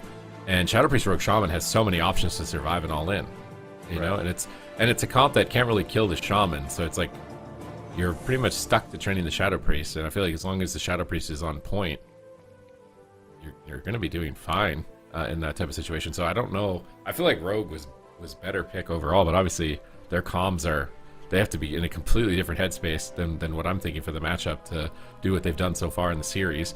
Calvish over here on the Subtlety Rogue, playing the Death Stalker and doing tons of damage, basically soloing Sea-Doo to kill him in 2 goes in that last game. And he's looking lethal, as threatening as ever. They really want that redemption in the finals against Welcome to the JUNG. They only need 1 more win. And I personally don't have the confidence in the Beast Mastery pick here from Direwolves, but let's see what Trill can do. He's gonna rip a lot of DPS, that's for sure. So if they can stay alive, they will rip a lot of DPS. Maybe this comp can get a lot of pressure, later in the game. But they have to survive so many setups. They have to get. They're gonna need dampening, I think, to be able to take down Gators back. And can you make it to dampening with how good Calvish is playing? That's the question. Sea-Doo has made miracles happen before. Can he do it again? This team, Dire Wolves, have been queuing up with each other for years. Do they have what it takes to continue to survive, to get to deep dampening, to potentially take advantage of the constant pressure of this PHDK, or will they fall to a setup of Gators back? Their tournament lives are on the line here. This is the lower finals. Winner goes on to the grand finals, and Dire Wolves desperately need these points. They desperately need to prove that they are in the higher echelon of the region, or surely they may end up facing the gauntlet. All right, gates have opened. Sap on the Mez. Take it away, Sid. He's getting dots out for free right now. That sap was really nice to set up WizK. So doesn't have to deal with too many interrupts, and even if he gets interrupted, he's already got dots out. Calvish in position to open as soon as possible. He finds Trill. He hasn't stunned just yet. There's the cheap shot, actually. WizK's moving in on top of Sea-Doo in a moment here. Silence. He's engaging. Calvish steps over. They might swap Sea-Doo. They cheap shot him for now into a Psychic Scream. Oh my god, there's so much crowd control. Trill's in trouble. Sea-Doo wills out to go into Angel form. Already just a major trade behind in this engagement, and they're still hammering Trill with damage. He's trying to be greedy. He has survival of the fittest, but he doesn't want to use it while Sea-Doo's in Angel form. WizK taking some hits finally from Mez, as he's got that Abomination slowly marching towards WizK. Binding shot hits the whole team. Instantly dispelled by Cubsy. Here comes another kidney shot. They're doing another engagement. Shadow Crash to reapply dots. Cubsy getting in position to possibly blind, or hex off the blind, but he's a little bit too far away. Calvish goes over to try and sap. He can't. Sea-Doo grabs combat. They survive the blind. They go for silence. Do they have more? Can they squeeze more? They don't. That's really good that Sea-Doo escapes the blind go there without having to use Trinket. Yeah, it looks like it, but WizK's still just flailing at half health here. Cubsy in an offensive position to try to help get CC potentially onto Sea-Doo. It looks like he's pushing in right now with Calvish as well, but he gets caught into a trap right next to Trill, but Trill in that cheap shot wasn't really able to get much done with it, however. Trill now pulling back. He's at half health here. WizK trying to light him up. Calvish reconnecting out onto him. I'm just staring at Sea-Doo's health, and there it is. There's a silence. If there's any follow-up CC, this could be at least a turtle for Trill. He's so low. He's got to be careful here. He's in death range. His full fear lands on the Sea-Doo. He's not turtling. Why is he not turtling? The greed is insane. Roar Sacrifice gets used. This is Guardian Spirit as well. It did not proc, but the turtle is used as well. CC'd. That's so much already gone. And the health swap? He pre-swapped the bomb. He pre-swapped the bomb. He would have died. He pre-swapped the bomb, but that's every cooldown to stay alive. They're trying to. They have to kill WizK now if they're going to win this. Oh my god! They have to fat finger and not trade any CDs and just press everything if they're going to win this because they're so far behind. Maybe they can do it. WizK, don't just die without dispersing. He void you. Are they actually going to do it? WizK's getting pressured pretty hard right now. He's trying to heal. He's choking. He might choke. He's so low and not trading. A scatter with no trinket. He's kicked. Can they actually do it? They have to do it right now. Oh, he recovered, and Trill has nothing. Trill is going to pop wall at 30% health, but as soon as he's off stun DR, I think it's lights out. They're desperate. They trap the rogue. He gets dispelled. Hex on the healer. Beautiful hex from Cubsy. They got the gas pedal down, and Gators back. Go to the finals. Unreal. That was a little dicey there for just a little bit. WizK holding on to that disperse, trusting Cubsy absolutely, but they will fall. Dire Wolves try to pull something out of their pocket, but it's too little too late. Gators are just too strong.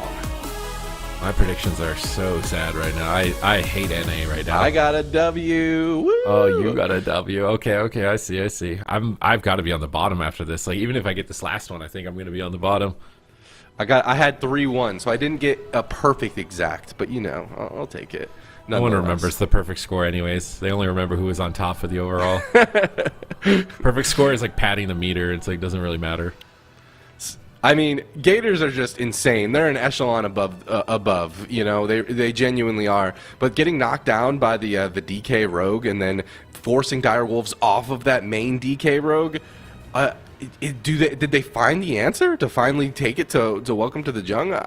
I don't know. Maybe Direwolves just aren't at the same level as Welcome to the Jung.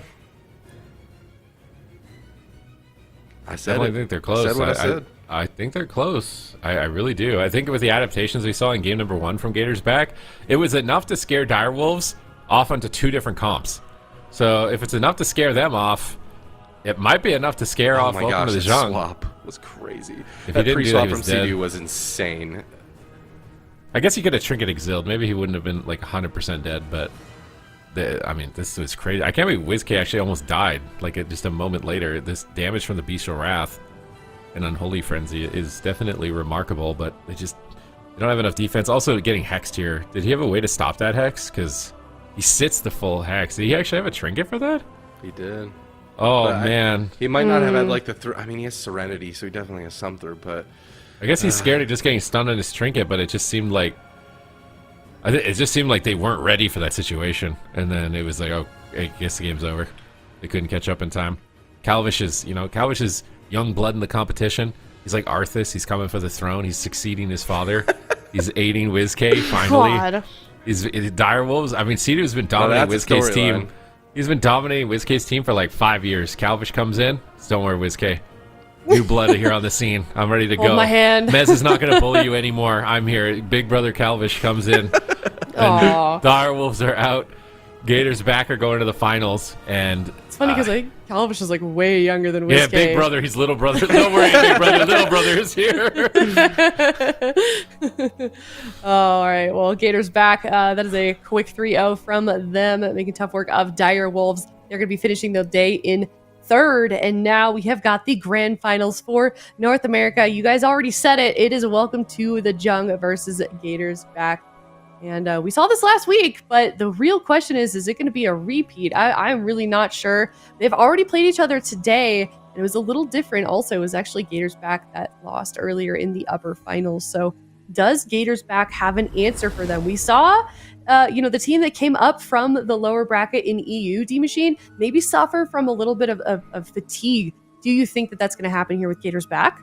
Nah, these guys queue nonstop. When I saw Cubsy in his prime, he would like queue until like a team, like his main team, would go to bed, and then he would go to someone else's main team and continue to queue all night until his other team came back online. It was unreal. That's though diabolical. I do not recommend it. Is not healthy for you. Do not do that. You need your sleep in order to perform at the best, but Cubsy is a monster. I think that these guys definitely are capable of bringing their A game back into the finals, and we've seen that they are capable of beating the DK Rogue. But the question is, are they capable of beating the DK Rogue? They also have to go up against potentially the Feral the Feral Destro, right? Like Welcome to the Jung also had that and was able to nearly beat Gators back with that. But honestly, the story of the finals is going to be the RPS versus the DK Rogue. Genuinely, that's what I think is going to happen. And they're the last two teams in here and basically fighting for first place. Oof, yeah, it's Gators back. They kind of remind me of when Welcome to the Jung came on the scene. I know Gators back are full of arena veterans, but you make this new roster and then they're just instantly making it consistently to the grand finals. And now you're seeing both of those two teams kind of a mirror of each other, just in different timelines, now facing off head to head for the second week in a row. And this just means that North America so competitive, and Gators back. They're trying to keep that first place spot, but Welcome to the Jung is not gonna let that go very easily. They are hungry to get back to the top of this North American hill. And we're going to head to a break, but it's going to be a short break, hopefully, because I am so excited for this finals, for Cup number 2, North American finals. It's Welcome to the Jung versus Gators back, coming up next.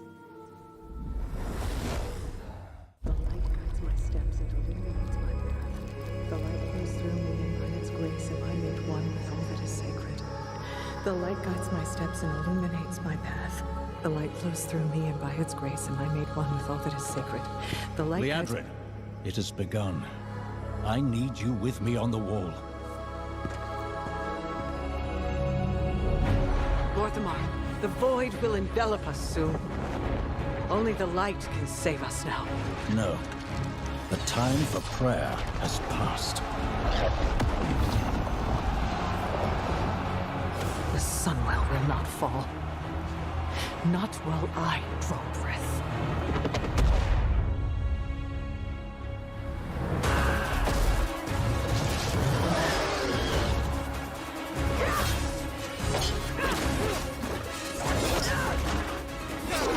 Little elves. I can see you grow weary. How much longer can you hold out? Flee and save yourselves. Liadrin, don't. Light be with you. You see? She understands it's hopeless. Soon, you all will. The light guides my steps and illuminates my path. The light flows through me, and by its grace am I made one with all that is sacred. The light guides my steps and illuminates my path. The light flows through...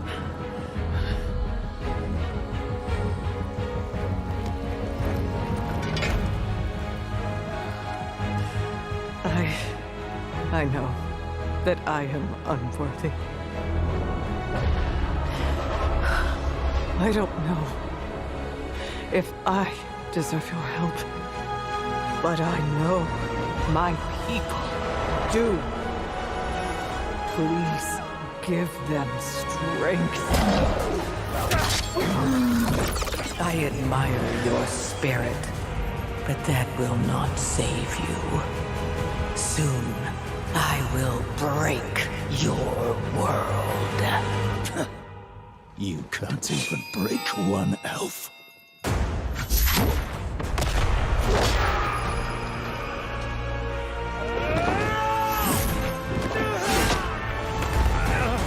This darkness comes to devour everything. And when it is finished, there will be no more light. Without your aid, we will perish. I beg you, help us.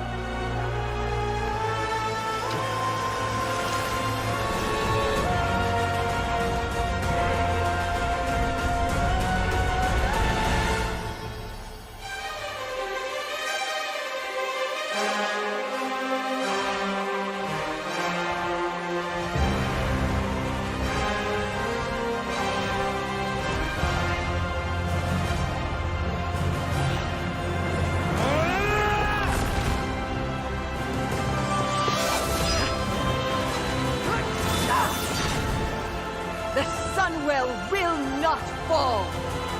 Not while we draw breath.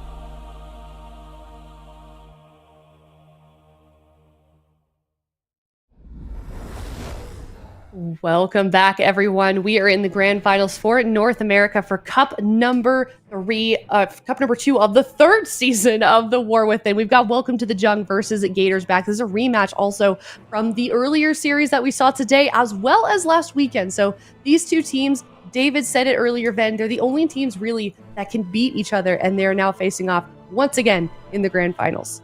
Yeah, it really feels like Welcome to the Jung and Gators back. They're kind of a cut above the rest of the competition right now, and it's back and forth. I mean, at first, Welcome to the Jung won, Gators back strikes back, they win the second cup, and now Welcome to the Jung. We'll see what they can actually get done here.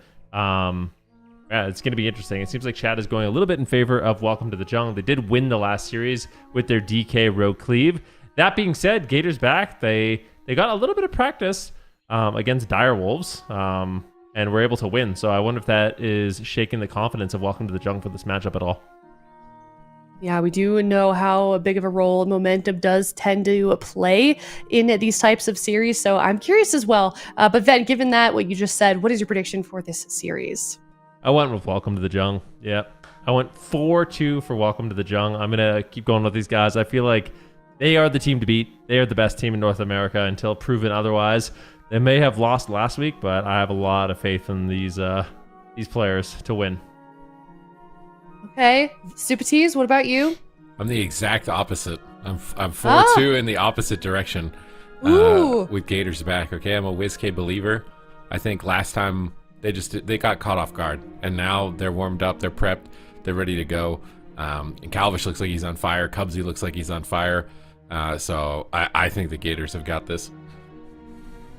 Okay, I wish I could be on your side, Super Tees. I love an underdog story. You know, it's nice to see the team Welcome to the Jung that has been on top for so long actually get beat and knocked down to the lower bracket a few times. We didn't see that today yet. Maybe it happens here in this series, but I am a 4-3 actually in favor of Welcome to the Jung. I do think that Gators is going to put a good fight. I think they're going to go toe-to-toe. I think it's going to be very back and forth, but time can only tell. And I am also curious as to what everybody else predicted. Yeah, I need to see Zico. Zico's on the desk. That's the most important to me. I'm very curious if Zico. Yeah, let's do Zico first. I'm very curious if he ended up to. He's been like 3 series in a row. He's been copying every series exactly. I do. Yeah. How is he that? Like he knows me. Not even just the team you're favoring. He knows me well. I hope it's not well enough though. Maybe he thinks I was trying to get fancy in this last one. So last but certainly not least. Come on. It's the same number, too. Straight down. Okay. Is he like bribing production to give you... Can we get some confirmation he's actually putting these in and not just copying my homework? Because this is insane. Something going on. Even the numbers. Conspiracy here. There's a conspiracy here. That's what makes that crystal ball Ben. is secretly a DM to the person that gets all our predictions. Yeah. I almost can't believe it. Like, what is that? 4 series in a row, the exact prediction? I'm with you. I'm starting. There's something going on here. Something is amok. Play the Among Us suspicious sound. Confirm organic crystal ball sold at Zico Shop. The Zico Shop. He sent a screenshot that it is. You get one of those. We are just that in sync. I guess he's telling the truth. So that's crazy. All right, here we go. Right into the game. Game number 1. Welcome to the Jung. Gators back. Best of 7 here in the grand finals. Okay, here we go. I mean, it's going to be a very similar matchup to what we saw. The upper finals between these two teams. Welcome to the Jung. They've just been sitting pretty, waiting for the finals. Gators back. Going on a little bit of a journey to the lower bracket, but they are back where they belong in the grand finals. Let's see if they can turn the tide of this match with some sort of strategy change. Ooh, he got a sap. I wasn't expecting that. Jungbahai makes a mistake. He drops combat. He tries to fade the silence. He doesn't hit it. Whiskey's in a cheap shot. He's probably going to... Maybe they're going to wait for the DRs. The kidney shot the healer. And Calvish is going after the healer a lot here. Drake sees that and disrupts it with the dismantle. Nick is just mounting up his assault towards WizK, building up his damage and popping wounds and trying to ramp and trying to pressure him so that when Drake comes back with a kidney shot, they're able to pressure him. WizK high mountain charges away. Nick mounts up to chase after him. Drake being pressured by Calvish, and Calvish is standing in between Jungbahai and the melee right now. He wants to engage, but Jungbahai is making it difficult. He finally does get a cheap shot. What's he going to do out of the cheap shot here? He blinds him. He really wants to get a sap. Is he going to smoke bomb him maybe to get the sap? No, he gets the sap, so he's just letting WizK get dots out. He's controlling the healer by himself, but eventually he's going to have to come back to the fight. He saps again. He comes back in. Maybe a smoke bomb. They're going to hold it. He hasn't danced yet. He's still holding his dance. He really doesn't get a lot done there. Maybe he was trying to... I feel like he was trying to bait something, and they just were like, nah, dude, if you don't commit, we're not trading. That was nicely done. Another kidney shot here onto Zhang Bahai, but he's just out of line of sight. Zhang Bahai's positioning is so incredibly good. Yeah, they are, but I think he's going to be okay. Anti-Magic Shell, Guardian Spirit. I mean, that's not committing too much. A 1-minute cooldown, 30-second cooldown. I think Welcome to the Jung handled that situation well. Zhang Bahai sits like 20 seconds of crowd control on that blind sap kidney. And Welcome to the Jung is continuing to make a push here, putting WizK a little bit on the back foot. Cubsy jumps away from the grip, getting some distance. He's been chucking in some lava bursts, trying to add to the damage here. Nick is trying to dodge a fear right now. He's moving away from WizK. He doesn't want to get hit by a Psychic Scream. He grips into a double blind. Drake's in position. Are they going to swap Rogue here? We saw the Rogue as the main target in the previous matchup on swaps, but not going to commit to it just yet. Still just ramping up their damage here onto WizK. Drake has Kingsbane available. Calvish is coming in with a cheap shot.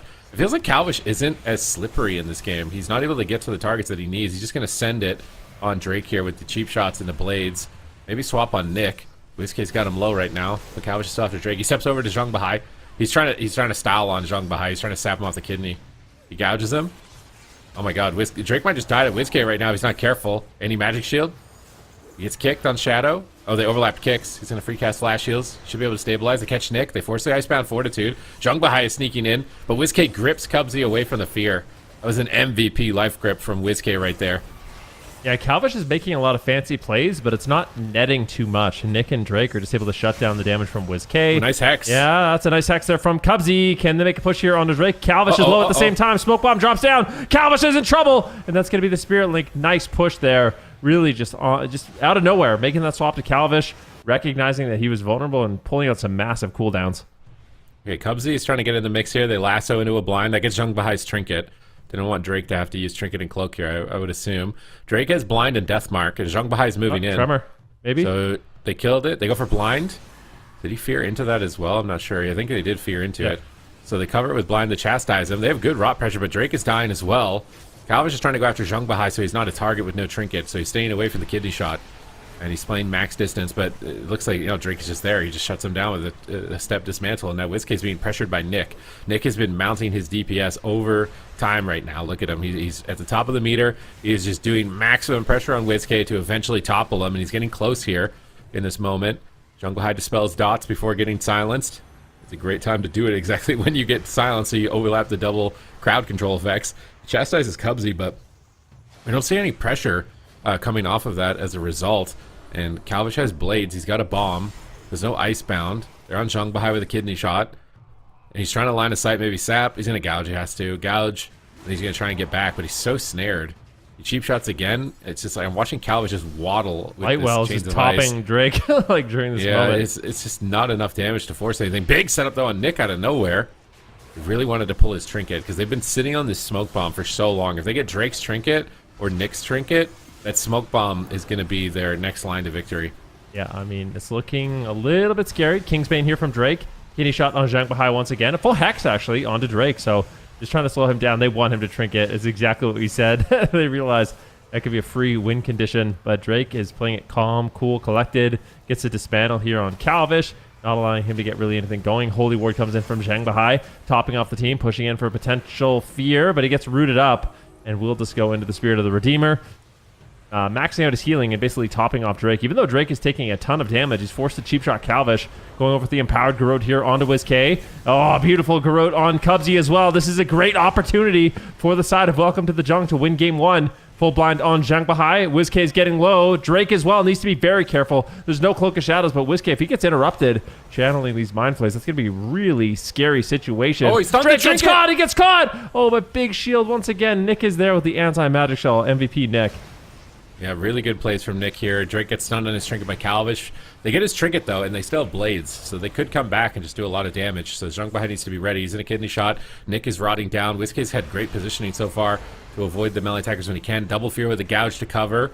Nice setup here. Do they have more out of the gouge? He dispels dots. They hex Rogue. I like these hexes. There's no decurse. Just take globals away from the Rogue every now and then. But Drake has Deathmark, and he's got Kingsbane, and he's got Smoke Bomb, and he's got Blind. So Drake has a lot of potential just sitting in his pocket right now, waiting to be pulled out, and he's popping it. Nick is just going to die, though. What is this damage? WizK just rips them apart. Drake almost goes down at 1%. Nick almost topples. Zhang Bahai, the skin of his teeth, a miracle, manages to keep them alive in that moment, but now he's in a kidney shot. WizK Shadow Crash, double Fear on the kidney shot. I like the Fear stun combos here, and they get a Hex out of the kidney shot. This is a really good coordinated attempt from Gators. Cubsy, though, gets gripped into the fray.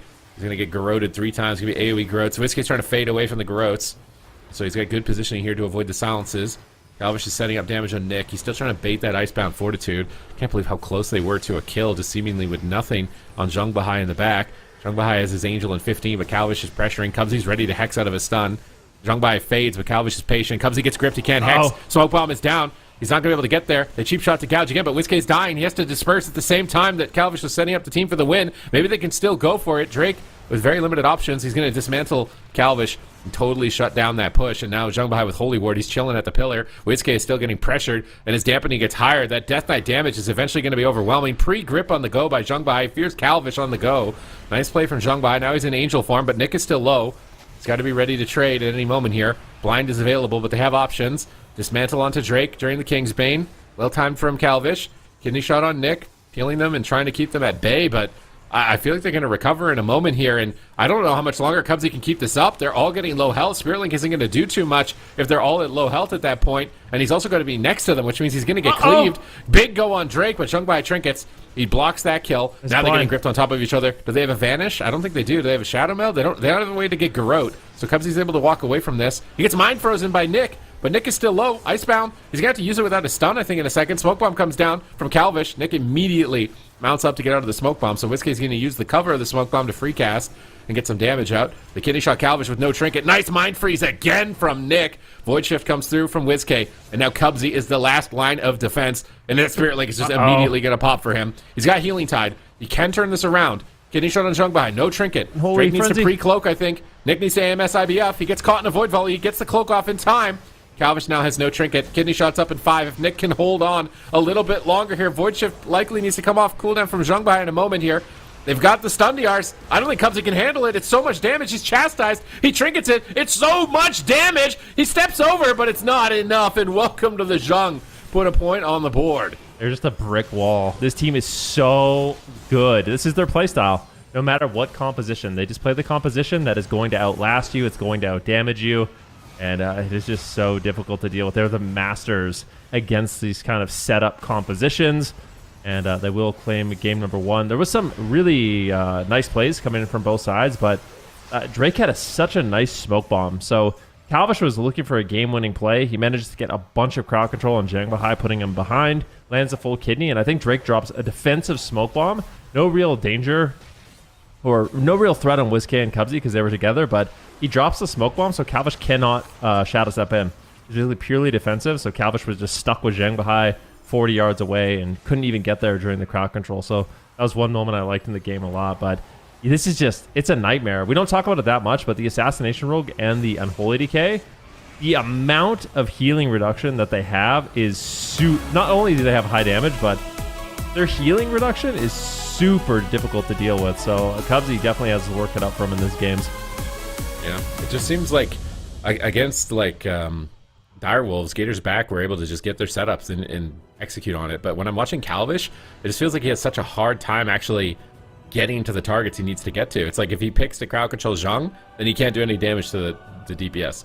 If he picks to do damage to the DPS, then he can't crowd control Jung. And that was the main difference. That's the distinct difference that I'm noticing in this matchup relative to Direwolves, is maybe it's just the Chains of Ice on Calvish. He's just not able to get around the map to where he needs to. But this was a flashback to a moment where they almost won. He almost didn't cloak. He almost choked instead of cloaked in that moment in time. But they do make the exchange, and they're so close. He's so close. But the he had Garrotes. There was no way he was not gonna. That was also not gonna come back from that. Yeah, that was Deathmark as well as the Unholy Frenzy. So those two cooldowns at 51% dampening, I don't think a Shaman could deal with that. It's not, unless he has Spirit Link and Ascendance, like, you're just not going to be able to heal through that amount of damage. So I just wonder, like, is there going to be a time in the game where we see Gators back switch it up? Because I feel like some of the compositions that they have could be okay into this. For example, like Arcane Mage Outlaw Rogue. I mean, that's pretty good in I was expecting them to switch to RMP against Direwolves. Yeah, me too. Like, legitimately. But maybe they feel like they need to win this. Like, they have to win this matchup to win the tournament. So it's like... Yeah, but if you know it's in game 1, just play RMP and just... What is Drake going to do? He's just going to die. I swear Drake just explodes to RMP. There's no way RMP doesn't just farm this. Now, I get they don't want to play RMP maybe into like the Destro Feral stuff, but if you know they're going to do this in game 1, I don't know why you wouldn't want to play RMP, but they go to the small map. They want Calvish to be able to move around for sure. Yeah, Calvish is just stuck. They noticed, yeah, him being in Chains of Ice and just like RP walking like he's on Moon Guard on one corner of the map. It's just not working for them. So this should enable him, but it also enables Drake and Nick to be able to get Cubsy into the fight more. And Nick got a lot of like mind freezes on Cubsy from getting really close, and that put him behind quite a lot. So the map might backfire. I do wonder if they maybe switch comp or not. I really think they should play RMP though. If they know this is the matchup, surely it's got to be better. I can't imagine that DK, especially Assassination Rogue, right? Bring in Rat Warrior. That's what we need. You know what I mean? How are Gators going to play that? How's Gators going to play that though? Calvish Warrior, WizK Ret Paladin. No, they could do it. I don't see that happening. I don't think it's going to happen either, but I feel like this is one of the situations that Ret Warrior would just completely destroy this composition. Yeah, there's no way DK Rogue is just untouchable. There has to be something that completely... Yeah. It's an anti-caster comp, in my opinion. Yeah. Like, Assassination, Unholy Death Knight, especially with the Holy Priest, very good in the Shadow Priest. So, in my opinion, we need to get WizK out of there. Not because I don't love WizK, but I just feel like this composition is made to beat Shadow Priest. So, I'm not saying Gators back can't win this matchup, but I think they're putting themselves in a situation where they have to massively outplay Welcome to the Jung, which that's a difficult thing to do. All right, they're running the clock here, thinking about their odds, probably running back how that game went, and they're sending it again. Rogue, Shadow Priest, Shaman. I wonder if Chan's going to end up being right. I wonder if Chan's going to get the 4-0 prediction, which I feel like that He put 4-0 Welcome? He put 4-0 Welcome to the Jung to try and cap this off, and now I'm leaning into Welcome to the Jung. I just feel like they're so clean. They know exactly what the win conditions are, and they just immediately shut it down. They're just like, we know what you're doing, Calvish, and you're not going to do it today. And it's just whether it's like him getting dismantled at a critical moment with Shadow Step or swapping to him, they know exactly when they're able to win the game, and they just block them every single time. They know what they're going to do. So it's going to be hard for Gators back, especially if they want to rely on this comp exclusively for the entirety of the series. So let's see if they can pull it back. Calvish needs to find a way to be able to crowd control the healer and get back to his target.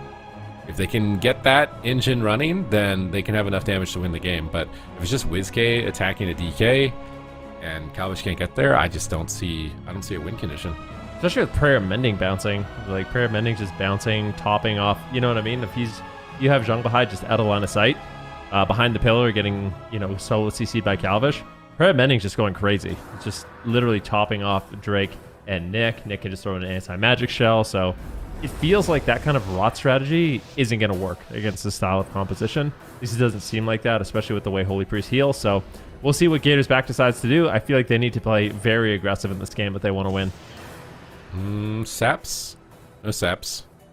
It's going to be Nick and WizK going at each other in the middle here. And they're kind of having a damage fight. If WizK can beat Nick on damage, then their team will have an advantage. But Nick was able to keep quite a large lead by the end of the game. Grip. He's trying to bait a cooldown with that grip. Doesn't bait anything though. Prison Wall Totem is protecting WizK. Drake is getting close here. Wants to maybe Garrote. He's going to blind Garrote. Alright, clean opener with the blind. And a fear on Calvish from stealth. Oh no, that is so bad. He feared like one global before the silence. Calvish gets the kidney, he gets the cheap. He's connecting to 2 targets, which is great. And they get a Hex. So this setup's already a lot better. This is how the Gators back were looking against the Dire Wolves. So this map should enable Calvish a lot more potential. Yep. Beautifully done there by Nick. Once again, just making it miserable for Calvish with the Chains of Ice, with the grips, just keeping him locked in place.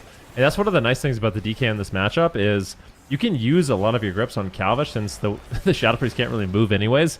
You don't have to worry about like gripping him back, your target back. You can just be annoying with your grips and make it really difficult for Calvish to get anything going. Look at this rot pressure. Gouge on Cubsy. Calvish and WizK are both rotting down low. Full kitty shot lands. And welcome to the Jung. They're taking this small map and giving themselves a big advantage with this rot damage that they have with this comp. Just garroting everybody, moves over. It gets cheap shot by Calvish. Maybe they go Drake here around the corner. Shadow Crash to get dots up. Dark Ascension follows through. Cubsy gets gripped in, but no blind. Nick is just gripping him to annoy him and reposition him so he can't hex Zhang Bahai. And he's doing a good job keeping Chains of Ice on the whole team so they can't collapse on Zhang Bahai and get that crowd control chain. Nick is doing a really good job of just balancing Chains of Ice, grips, and maximizing his damage overall for the team. But here comes a swap on Cubsy. You see him into the kidney shot, into the garrote. He doesn't have wall, and he's sitting through these garrotes. Oh my Is he gosh, gonna he's regret it? dead! He's done! Welcome to the Zhang, ringing him up 2-0, and now only need 2 more points to be North America Cup 2 champions. Oh my gosh. Yeah, it's that. I want to see the death log there, but every single time Drake uses Kingsbane, it's such a massive cooldown for the current build that Assassination Rogues play. It's a ton of burst damage, and getting threatened with sudden demise where you just rot down low enough, you're just inevitably going to get executed by all that bleed damage, which I think is what happens here. Cubsy gets gripped in, and he just kind of underreacts. Like, a lot of the damage comes in at the last second, but there was a gap between the stun and the garrote. I just feel like they didn't respect the Unholy Frenzy nearly enough. You can see Kingsbane gets popped, and Cubsy does go down, I think, before the Kingsbane even landed. So lots of damage there from Welcome to the Jungle. A beautiful setup, and this is what I'm talking about. It feels like if Gators Back wants to win this matchup, they're going to have to massively outplay Welcome to the Jungle, and it just doesn't look like that's going to happen. Like, Gators Back is the type of team that can normally just outplay their opponents. But I feel like they're very evenly matched skill-wise, so I think it's got to be a different comp. They have a lot of experience too with the matchup, it seems, and Nick is just on fire, bro. He's got full control of the game, top damage. He's kind of been on the bench for a while, so it's nice to see him come in here, and it's on a death knight. I feel like that just feels like it's completely out of left field. Like, he was playing mage for the most part for his team, but now coming in on death knight. I guess he played Destro, didn't he? He plays Destro. He played Balance Druid already. Okay, never mind. Nick has been very important so far this season. Nick is insane, yeah. He's been very important. I think in the past, maybe Prev was kind of like the dominant caster for their team, and we'd see a lot of Prev in these games. But Nick has really stepped up this season. He's good. Looking like a key factor to their team's success. And Gators flipped a script. They're going big map. They're changing comp. There's no way they're doing Shadow Priest Rogue on this map. This map means Arcane Mage to me. 0% chance they're doing Shadow Priest Rogue anymore. So they're going to bring in some type of Rogue Mage. What type is it going to be? Like you say, it's probably going to be Arcane Subtlety. Could be Fire. Possible. Fire? I mean, there's no Hunter. I think Fire particularly sucks against Hunters, and there's no Hunters, so part of me feels like Fire's just better in the situation. And Calvish is like Calvish, even though he's known for Rogue, he's actually exceptionally good at Mage as well. And he was playing Fire when literally nobody else was, and now Fire actually happens to be like the best spec, so I would be surprised if we see him not lock in the Fire Mage if they're going to play the Rogue Mage route, but we'll have to wait and see. I'm really hoping they just have something, because if this finals fizzles out, man, after everything they went through that lower bracket, after Cup number 1, there's no way they can just fizzle out. They need to have more on the table here in order to thwart this threat from Welcome to the Zhang, because there's no way this comp is just unbeatable. All right, WizK is getting benched. Dazed is getting substituted. Onto the Outlaw Rogue. Cubsy is swapping to Holy Priest. Calvish is on Arcane Mage. The El Clasico Rogue Mage Priest. If Welcome to the Zhang somehow beat this, which I really don't think they should be able to, then I don't know what Gators Back are going to do, because that is dire straits, I think, for them if they lose this matchup.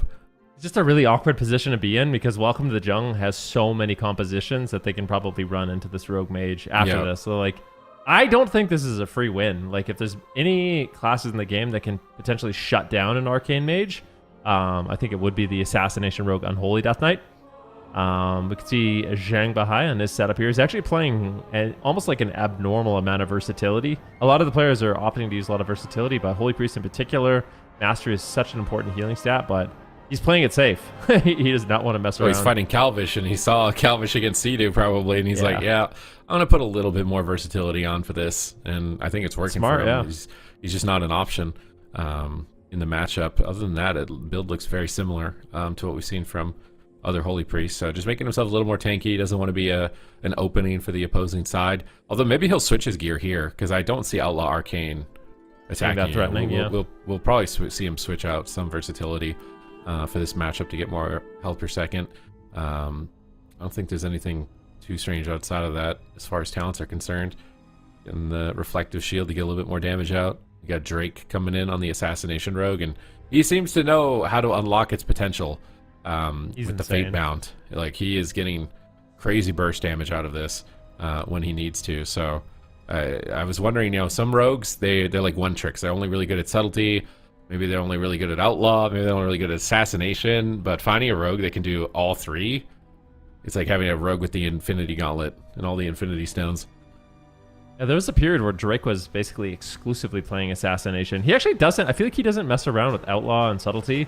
He definitely favors Assassination and the Feral Druid right now as his melee DPS. But we've seen him win tournaments on Windwalker Monk. We've seen him win tournaments on Rep Paladin. We've seen him win tournaments on Arms Warrior. Like, this guy can play whatever he needs to for his team. And it's what makes this roster so deadly. But Gators back.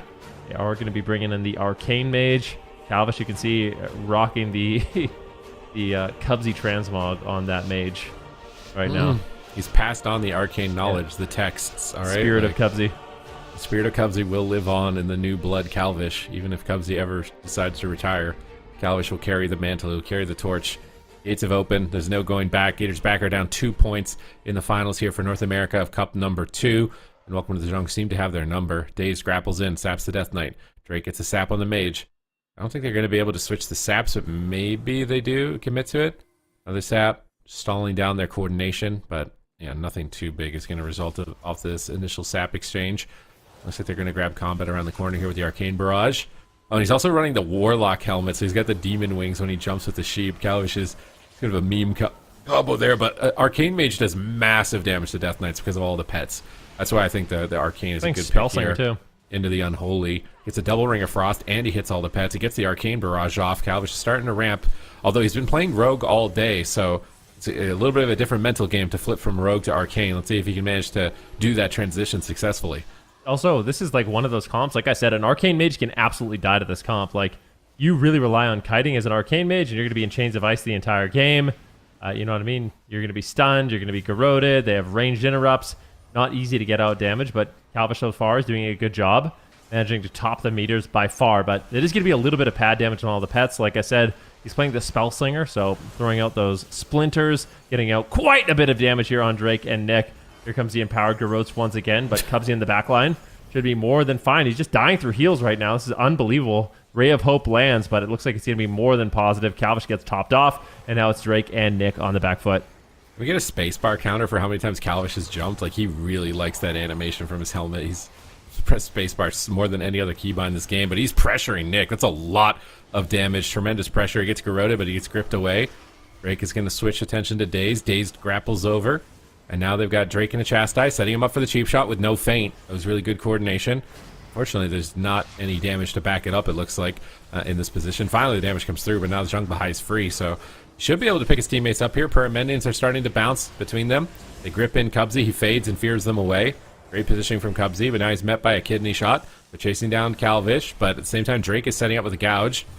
Doesn't have any follow-up just yet. There's a cheap shot. Grapples back over. Cheap shot on Drake. Cheap shots on the whole team. Arcane Surge. If he gets this off, it could be scary, but the nice pet kick. interrupt from Nick is so clean. He drops a Ring of Frost down, goes for it again, gets shut down again. Is he going to go for it a fourth time?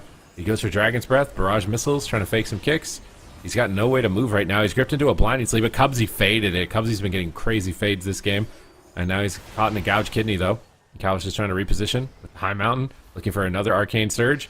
Still can't fake the kick. Nick lands it on Arcane instantly. Nick is just on point. Yeah, they're doing an excellent job shutting him down. Inevitably, it's inevitable, right? Inevitable, no! Stunned it. Stopped over and over and over, but Calvish will get the surge off. Maybe not. I mean, here comes the Garrote. I don't know. The triple Garrote. He doesn't die here. Oh, this shield gets dispelled. Calvish looking to fake an Arcane Surge. Oh, He pet's gets done. kicked. Are you kidding Cast me? it on the pet, bro. Power Just cast Infuse. it on the pet. Power Infusion. He gets gripped. Tries to fake the evocation. There's no Does he get way. the precognition? No, he doesn't. They are not falling for it. Is he going to get it off? There's no way he goes the whole game without getting it off. He's gotten it off at least once already. I mean, from this point though, I feel like from this point, he's actually never going to get it off for some reason. I don't think so. I actually don't. If they're just, he's going for move cast. There he got we go. it. He got it. Let's get some applause in the chat. Now he's garroted. All right. He triggers a garrote. Okay. I mean, I guess it's because my blink's done. Oh, but he blinked on top of a DK. Uh-oh. That is a big no-no. He just plays back. Calvish is floundering. He has to. Oh, they block. They overlap. It's Guardians. Guardian block. I mean, everything. welcome to the Jung. They're just going to walk him over, I think. There's no way. It's looking so shaky right now. He's getting pressured so hard. It just seems like maybe he's unfamiliar with the matchup. He manages to get away at least. Shifting power, resetting some cooldowns, but there's just no pressure. Like, we see Dazed stunning the whole team, but there's no pressure. Drake is there on Calvish. There's no block. No tricking on Cubsy. Gets gripped back into the engagement. They dismantle Drake. Dazed is doing what he can here. He's doing decent damage at least. Maybe Dazed can make something happen for his team, but Jung Bahai ducks into the fight. Stun into fear. Cubsy on the run. He gets kicked.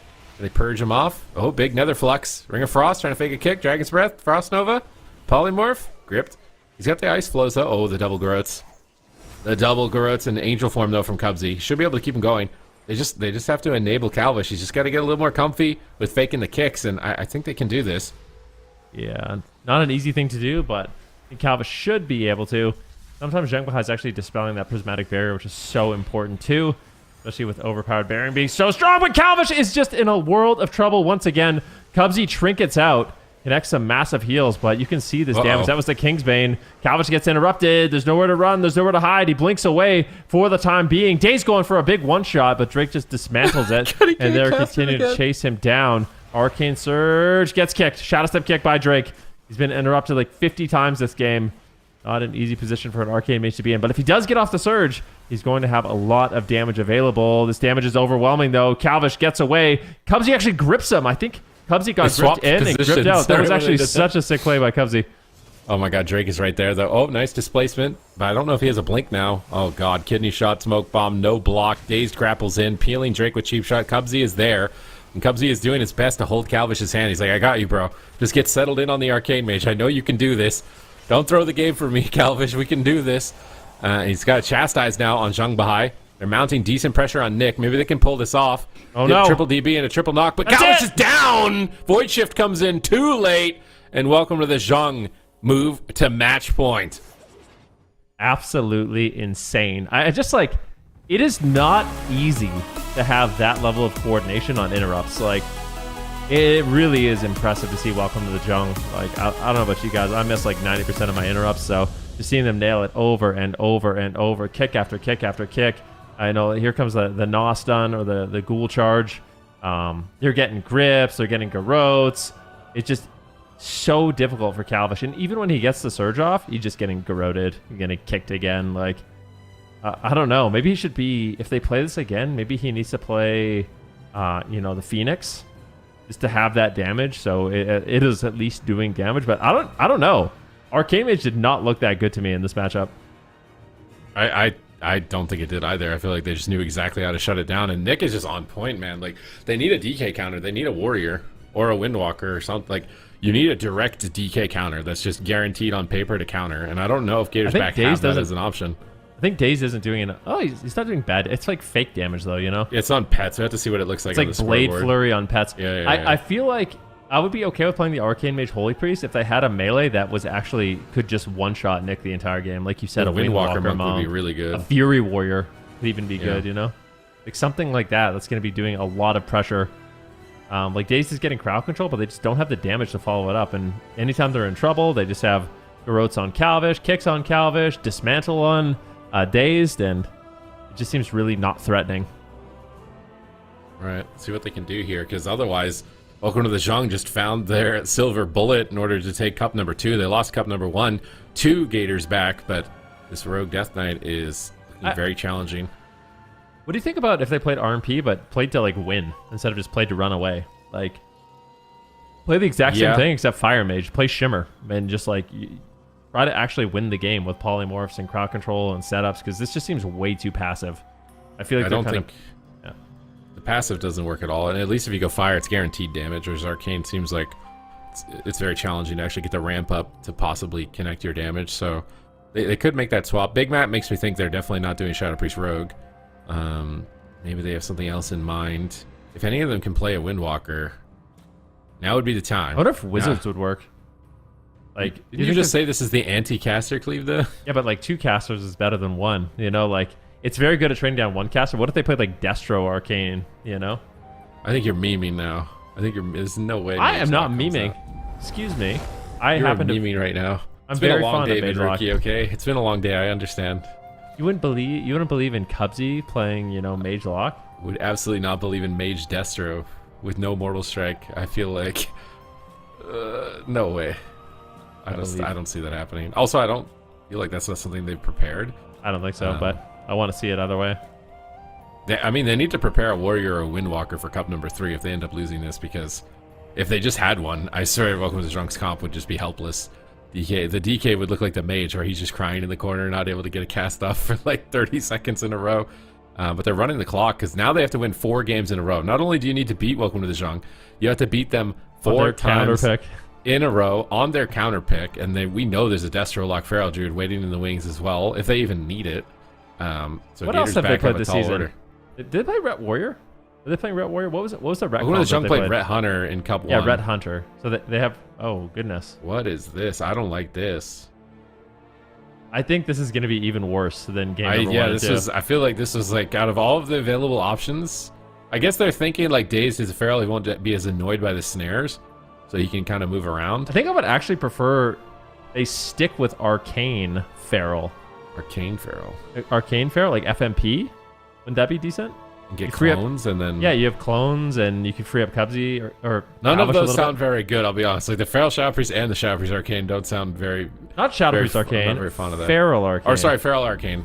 Either of those Feral comps don't sound very appealing. I feel like they have to have a Warrior or a Windwalker. I feel like the Feral... I mean, maybe it has enough AoE damage that it could like run the Rogue and the DK down and then like a stun silence on the healer. Maybe. I could maybe see it. I feel like they need a Paladin healer though, maybe instead of a Shaman. Freedom would be real nice. That's for sure. When we see this comp from other teams, right, like from Left 4 Dead, they're almost always running the Holy Paladin, but maybe that's because Tuna can't play anything else. This is the most normal Cubsy transmog I've ever seen. Like Cubsy normally comes up with like some very interesting, like he always has a stylish hat, but not this time. Right? Like he's always wearing goggles or a cool hat or like a really colorful mug, and he's usually got the sunglasses is what it is. Because he's always wearing the sunglasses IRL. Calvish is obsessed with this Warlock helmet. He's just got a giant sheep head on a stick and these demon wings while he's jumping around the arena, not able to cast Arcane Surge for 40 seconds straight. At least he's having fun with the space bar. He can press that uninterrupted. But this does seem kind of desperate from them with the Feral Shadow Priest. I can sort of see it on paper with the AoE damage from the Feral. I just feel like they're going to lose a lot of lockdown without a Rogue. They're going to lose like outside of the Incarn window. I think as long as they trade effectively with the Incarn window, then the Assassination Rogue and the DK are just going to start gas pedaling them. All right, is it going to be 4-0? Is Chanimal right? They're just 1 away from winning the second cup. Welcome to the Jung. They're looking extremely good.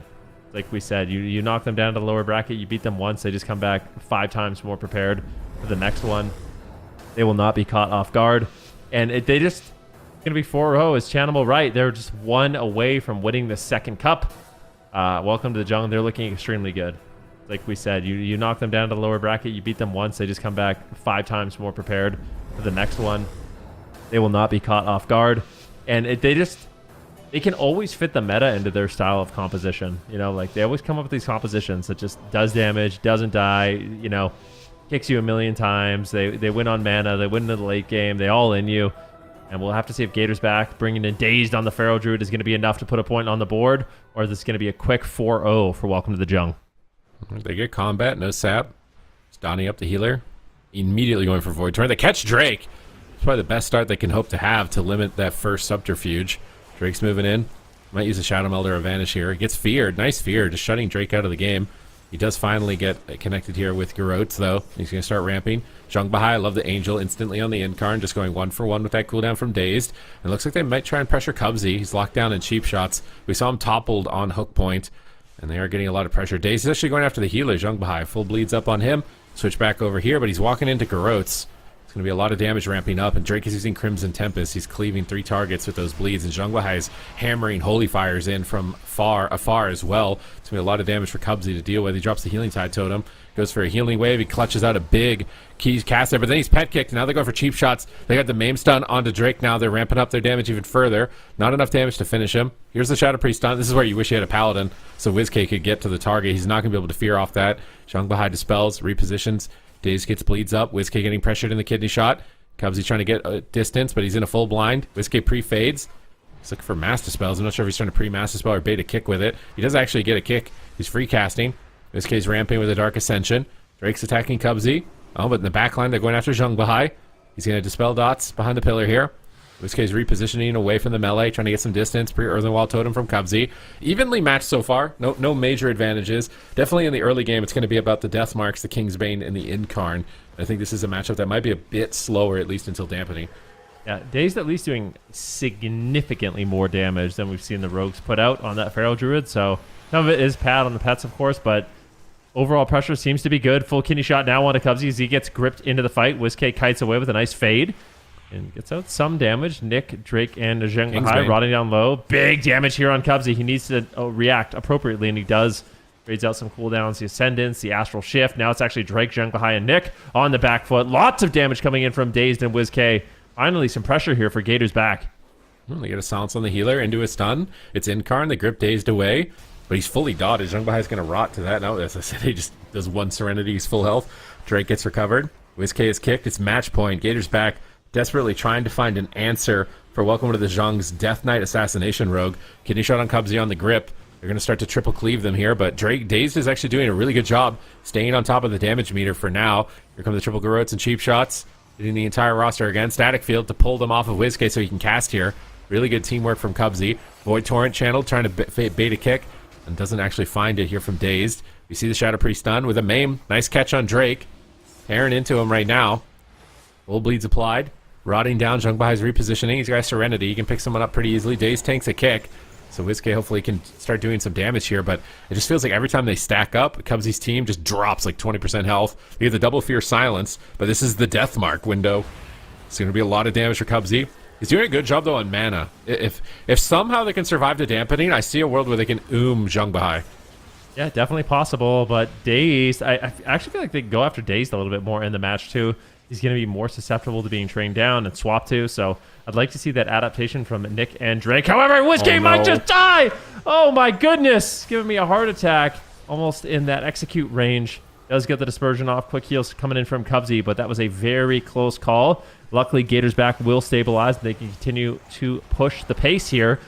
Nick taking some damage. He just drops the anti-magic zone, not messing around. Keep in mind, they're up 3-0 in this best of 7. If Welcome to the Jung wins this, they eliminate Gators back and win Cup number 2. Gators back, they have to pull off a miracle, but it's not going to be easy.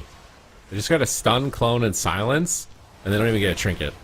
They don't even get a trinket from Welcome to the Jung. So they were really hoping to get a trinket and then pop Incarn. I guess they got Guardian Spirit. Maybe this Incarn can get value. It's coming out in 2 seconds. WizK will have Power Infusion for it. He has his Shadow Priest stun as well, but they need to purge off the Holy Ward. It's protecting Zheng Bahai from crowd control. And Zheng Bahai needs to stay out of range until his Angel is available because he needs to Angel this Incarn. So he's staying really far away, waiting for his Angel, and he'll probably get close and press Angel. He's getting closer and closer, squeaking in. See Kidney Shot. Dazed is looking for Cyclones, Double Fear. And Dazed is just going to get gripped or jump in, and Zheng Bahai immunes it. That was a really nice Angel timing for Zheng Bahai. Saw Dazed fly across the map, knew that he committed his mobility and wants to stun, so he immunes it with the Angel. Now Dazed is forced back, and he's not going to be able to start any crowd control. Zheng Bahai is adding damage, looking to reset his Chastises here. Triple Garrotes, and my god, the pressure is high right now. It's match point for Gators back. And Cubsy just has to do so much work to keep his team alive. He's in a stun. It might be a triple kill on match point. They're getting clean swept right now. They're going to the cleaners. They get Dispersion. They get Survival Instincts. They get the Spirit Link. They get the Ascendance. They get the Earthen Wall. Welcome to the Jung. Just took everything from the grocery store of Gators back, and they're going to be playing with very limited options. A kick from Nick off to the side on Cubsy, putting him even further behind. Deathmark gets committed. Nick trades Icebound Fortitude to stay aggressive. They smell blood in the water. They want this Cup 2 championship. They are so close to a win. Cubsy's doing what he can, but he's into a cheap shot. No trinket available. WizK charges to try and get to safety, but he's met by a cheap shot. And that is it. Lights out. Welcome to the Jung. Clean 4-0. You can never count this team out. They are the reigning champions of North America, and they're going to claim Cup number 2. They're back on top, but Gators back. They're looking extremely good. So just such an impressive performance by this team. Bringing in a composition I really did not expect. And it's not a free win either. I mean, you know what I mean? We saw Sea-Doo, Mez, and Trill play the exact same composition. The matchup did not look like that. So welcome to the Jung. They definitely figured this out. That was really impressive. Welcome to the Jung. They did their homework. They're like, all right, we lost Cup 1. We got to figure something out. They go to the drawing board. They theory craft a composition. Just happens to be the perfect thing. The one weakness they have, a Windwalker or a Warrior, Gators back don't have it. So they just saw that opportunity, crafted a composition around it, and absolutely smashed them 4-0 here. in the finals for North America Cup number 2. And despite their best efforts, despite their crowd control, their setups and their trades, just overwhelming pressure. Look at Drake. He's having so much fun with Fan of Knives. He's just spamming it on all 3 players. Crimson Tempest is doing max damage. Basically tries to reposition, but you're not going back from this. Like, maybe he could have swapped, but I swear even if he swapped, that target would have just died a second after that. So the Pharaoh, it did more overall damage. The problem is that it's not threatening damage. And Holy Priest doesn't care. Paramending just bouncing on dot damage. He's just having a fun time just dispelling dots, staying 40 yards away, and watching his Paramending heal through all that damage they're doing. So they need some more like single target focus damage, like the Fury Warrior or the Windwalker. So for Gators back, that's what I want to see. I want to see them come back with more composition options, because I want to see a cleave. This is going to be, yeah, exactly, because this is going to be a problem. This is definitely looking like a really solid option for the North American region. Definitely. Welcome to the Jung, taking cup number 2 for the North American region. I'm very sad Gators back didn't manage to get a single game off of them, but I do think that they have a major takeaway from this weekend, and they're taking away a lot of points as well. So now I'm kind of curious what the difference is, if anything, between Gators back between this weekend and next we might see, because they've got basically every team figured out. It feels like Super T's, but welcome to the Jung. Yeah, this was definitely their kryptonite, and it's not even just a comp thing, because they beat Direwolves with the same comp. It's a strategy and an execution thing. They just know how to play around Gators back, and they came prepared for it. They managed to, they lost cup number 1. They're tied on points, so now it's Gators back opportunity to do their homework, see what they can do to improve moving forward for the final cup, to break that tie, hopefully get on top for the finals. But this is very exciting, I think, for the North American region. All the teams evolving, like Direwolves adapting and beating Cats and Dogs for the first time, even though they kind of fell on their face against Gators back. It feels like a lot of teams are starting to figure out answers to matchups that previously they thought were impossible. Yeah, and then they just keep getting better and better. They're forcing each other to adapt to each other, and they're just going like this. And it's really cool to see here in the North American region. And I think cup number 3 then is going to be even better. What do you think these teams are going to be looking to do heading into that final week? That's a great question. I feel like for Gators back, it's figure out this cleave setup, most important thing. And for Welcome to the Jung, it's staying one step ahead of the game. Like, I want to see them continue to play this composition, the Assassination, Unholy Death Knight, and Holy Priest, but then have a counter ready for the counter. You know what I mean? So I think these two teams are just absolute titans. They practice so much. And yeah, it's been fun to watch that matchup evolve, but just so many great teams this season. Yeah, you got to be playing 5D chess to keep up in NA and EU, honestly, here in the AWC this season, it seems like. But here's a look at the standings, where they currently are. I think this team's pretty tied up here. We got first place, Gators back. Welcome to the Jung, 220 points. And then Cats and Dogs and Direwolves also tied at 140. And then Left 4 Dead and F Tier tied at 60. And just to reiterate, they're trying to get into that top 3 for grand finals in mid-November. And if they don't get into top 3, hopefully they're in 4th through 8th, because those teams will be heading to the Gauntlet Super Ts to battle it out, and only one team can survive through that and make it into the top 4. You don't want to be in the Gauntlet after what we've seen throughout multiple seasons of the Gauntlet. Like, you think just because you're in the Gauntlet and maybe you're number 1 seed, you think you got a free ride into the tournament? Absolutely, you do not. You do not have a free ride out of that Gauntlet. We've seen teams come from the bottom of the Gauntlet and come out into the top 4. So you obviously want to avoid that at all costs. And with it being a tie right now between Cats and Dogs and Direwolves, there's a lot on the line for those two teams, and also any other teams to sneak up in this third cup to kind of close things off before the finals. Yeah, here's a look at the bracket that we had for North America this weekend. As you can see, Gators back. They dropped down to the lower bracket from Welcome to the Jung, and they were able to get back up and have that rematch. But a lot of other good teams, Ben. Were there any surprises, any performance surprises from any of these teams here in North America this weekend for you? There was a few. I liked watching Draco Cleave. I feel like they brought some interesting surprises. Unfortunately, they did lose to Cats and Dogs. Cats and Dogs finally getting an answer from Direwolves. I feel like seeing Direwolves actually kind of level up, come prepared, have an answer for this Void Weaver that has been just destroying them over and over and over. I was happy to see that, but yeah, there's a lot of good teams. I feel like Wizard Unit, they could qualify next week as well, but potentially F Tier also, maybe playing a little bit more Elemental Shaman, but there's a lot to still discover with this meta, I think. Yeah, there definitely is. And maybe some of those questions will be answered next weekend because Super Tees, it feels like even late in the season, we still kind of see these teams come up with new metas, new answers, and new compositions. Yeah, it's really cool to see.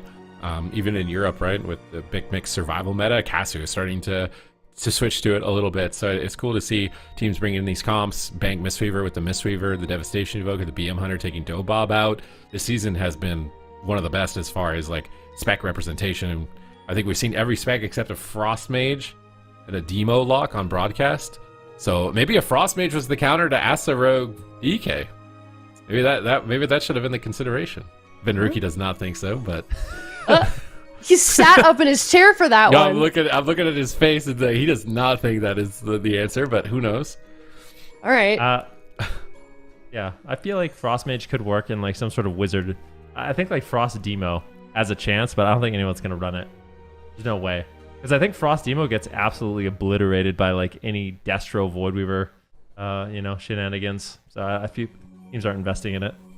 Yeah. What are the specs we haven't seen yet? Also, there's a few left, but we'll have to see if they can mix that in. But one thing we should definitely look at before we do sign off for the week is the final prediction leaderboard. I have no idea what this looks like. I don't want it. No, I do it, production. I got every Show it to us. Wrong. Let's see it. Every single NA one wrong. Don't do it. Oh no, Super Tees. It's bad. At least I'm beating the bad. coin. At least I'm beating the coin. Yeah, you are. At least I'm better than a coin. All right. Yeah. The coin doesn't deserve that crystal ball anymore. I don't know if that should belong on there, but can I just say something? Why I should be ahead of chat? Like why is chat? Oh? I know it's in alphabetical order, but at least I get some perfect predictions. Chat hasn't That's landed true. that yet. Yeah, that should be like a weighted thing. Makes me seem so far behind if you're Zico, tied. but I'm only one behind. You know? Oh, I agree. I think that's fair. I'm 4 behind you. Oh my gosh, you're really I hate NA. They just threw me. Like, I cannot believe I got every single one It's going to be hard for you to catch up. I don't even... There's 0% chance I could catch up now. There's no way. Yeah. It's honestly, it's both regions. We just keep having upsets. They need to stick to the plan. This isn't making us look good at all, but let us know how you did in predictions. But that is going to wrap things up. Remember, we've got 1 cup left for these teams to get enough points to secure their spot in the grand finals mid-November or be sent to the gauntlet. So make sure you are tuning in for next week. But that is it for us. Thank you everybody so much for watching. Here is that schedule. Like I said, mid-November, that gauntlet and the finals, and then that next cup next weekend, 17th through the 19th. You better be there, chat. I'll see you there. Twitch.tv/Warcraft. We are also on YouTube. Also follow us on Twitter @WoW Esports. Thank you everyone so much for watching, and we will see you next weekend for cup number 3. Bye-bye.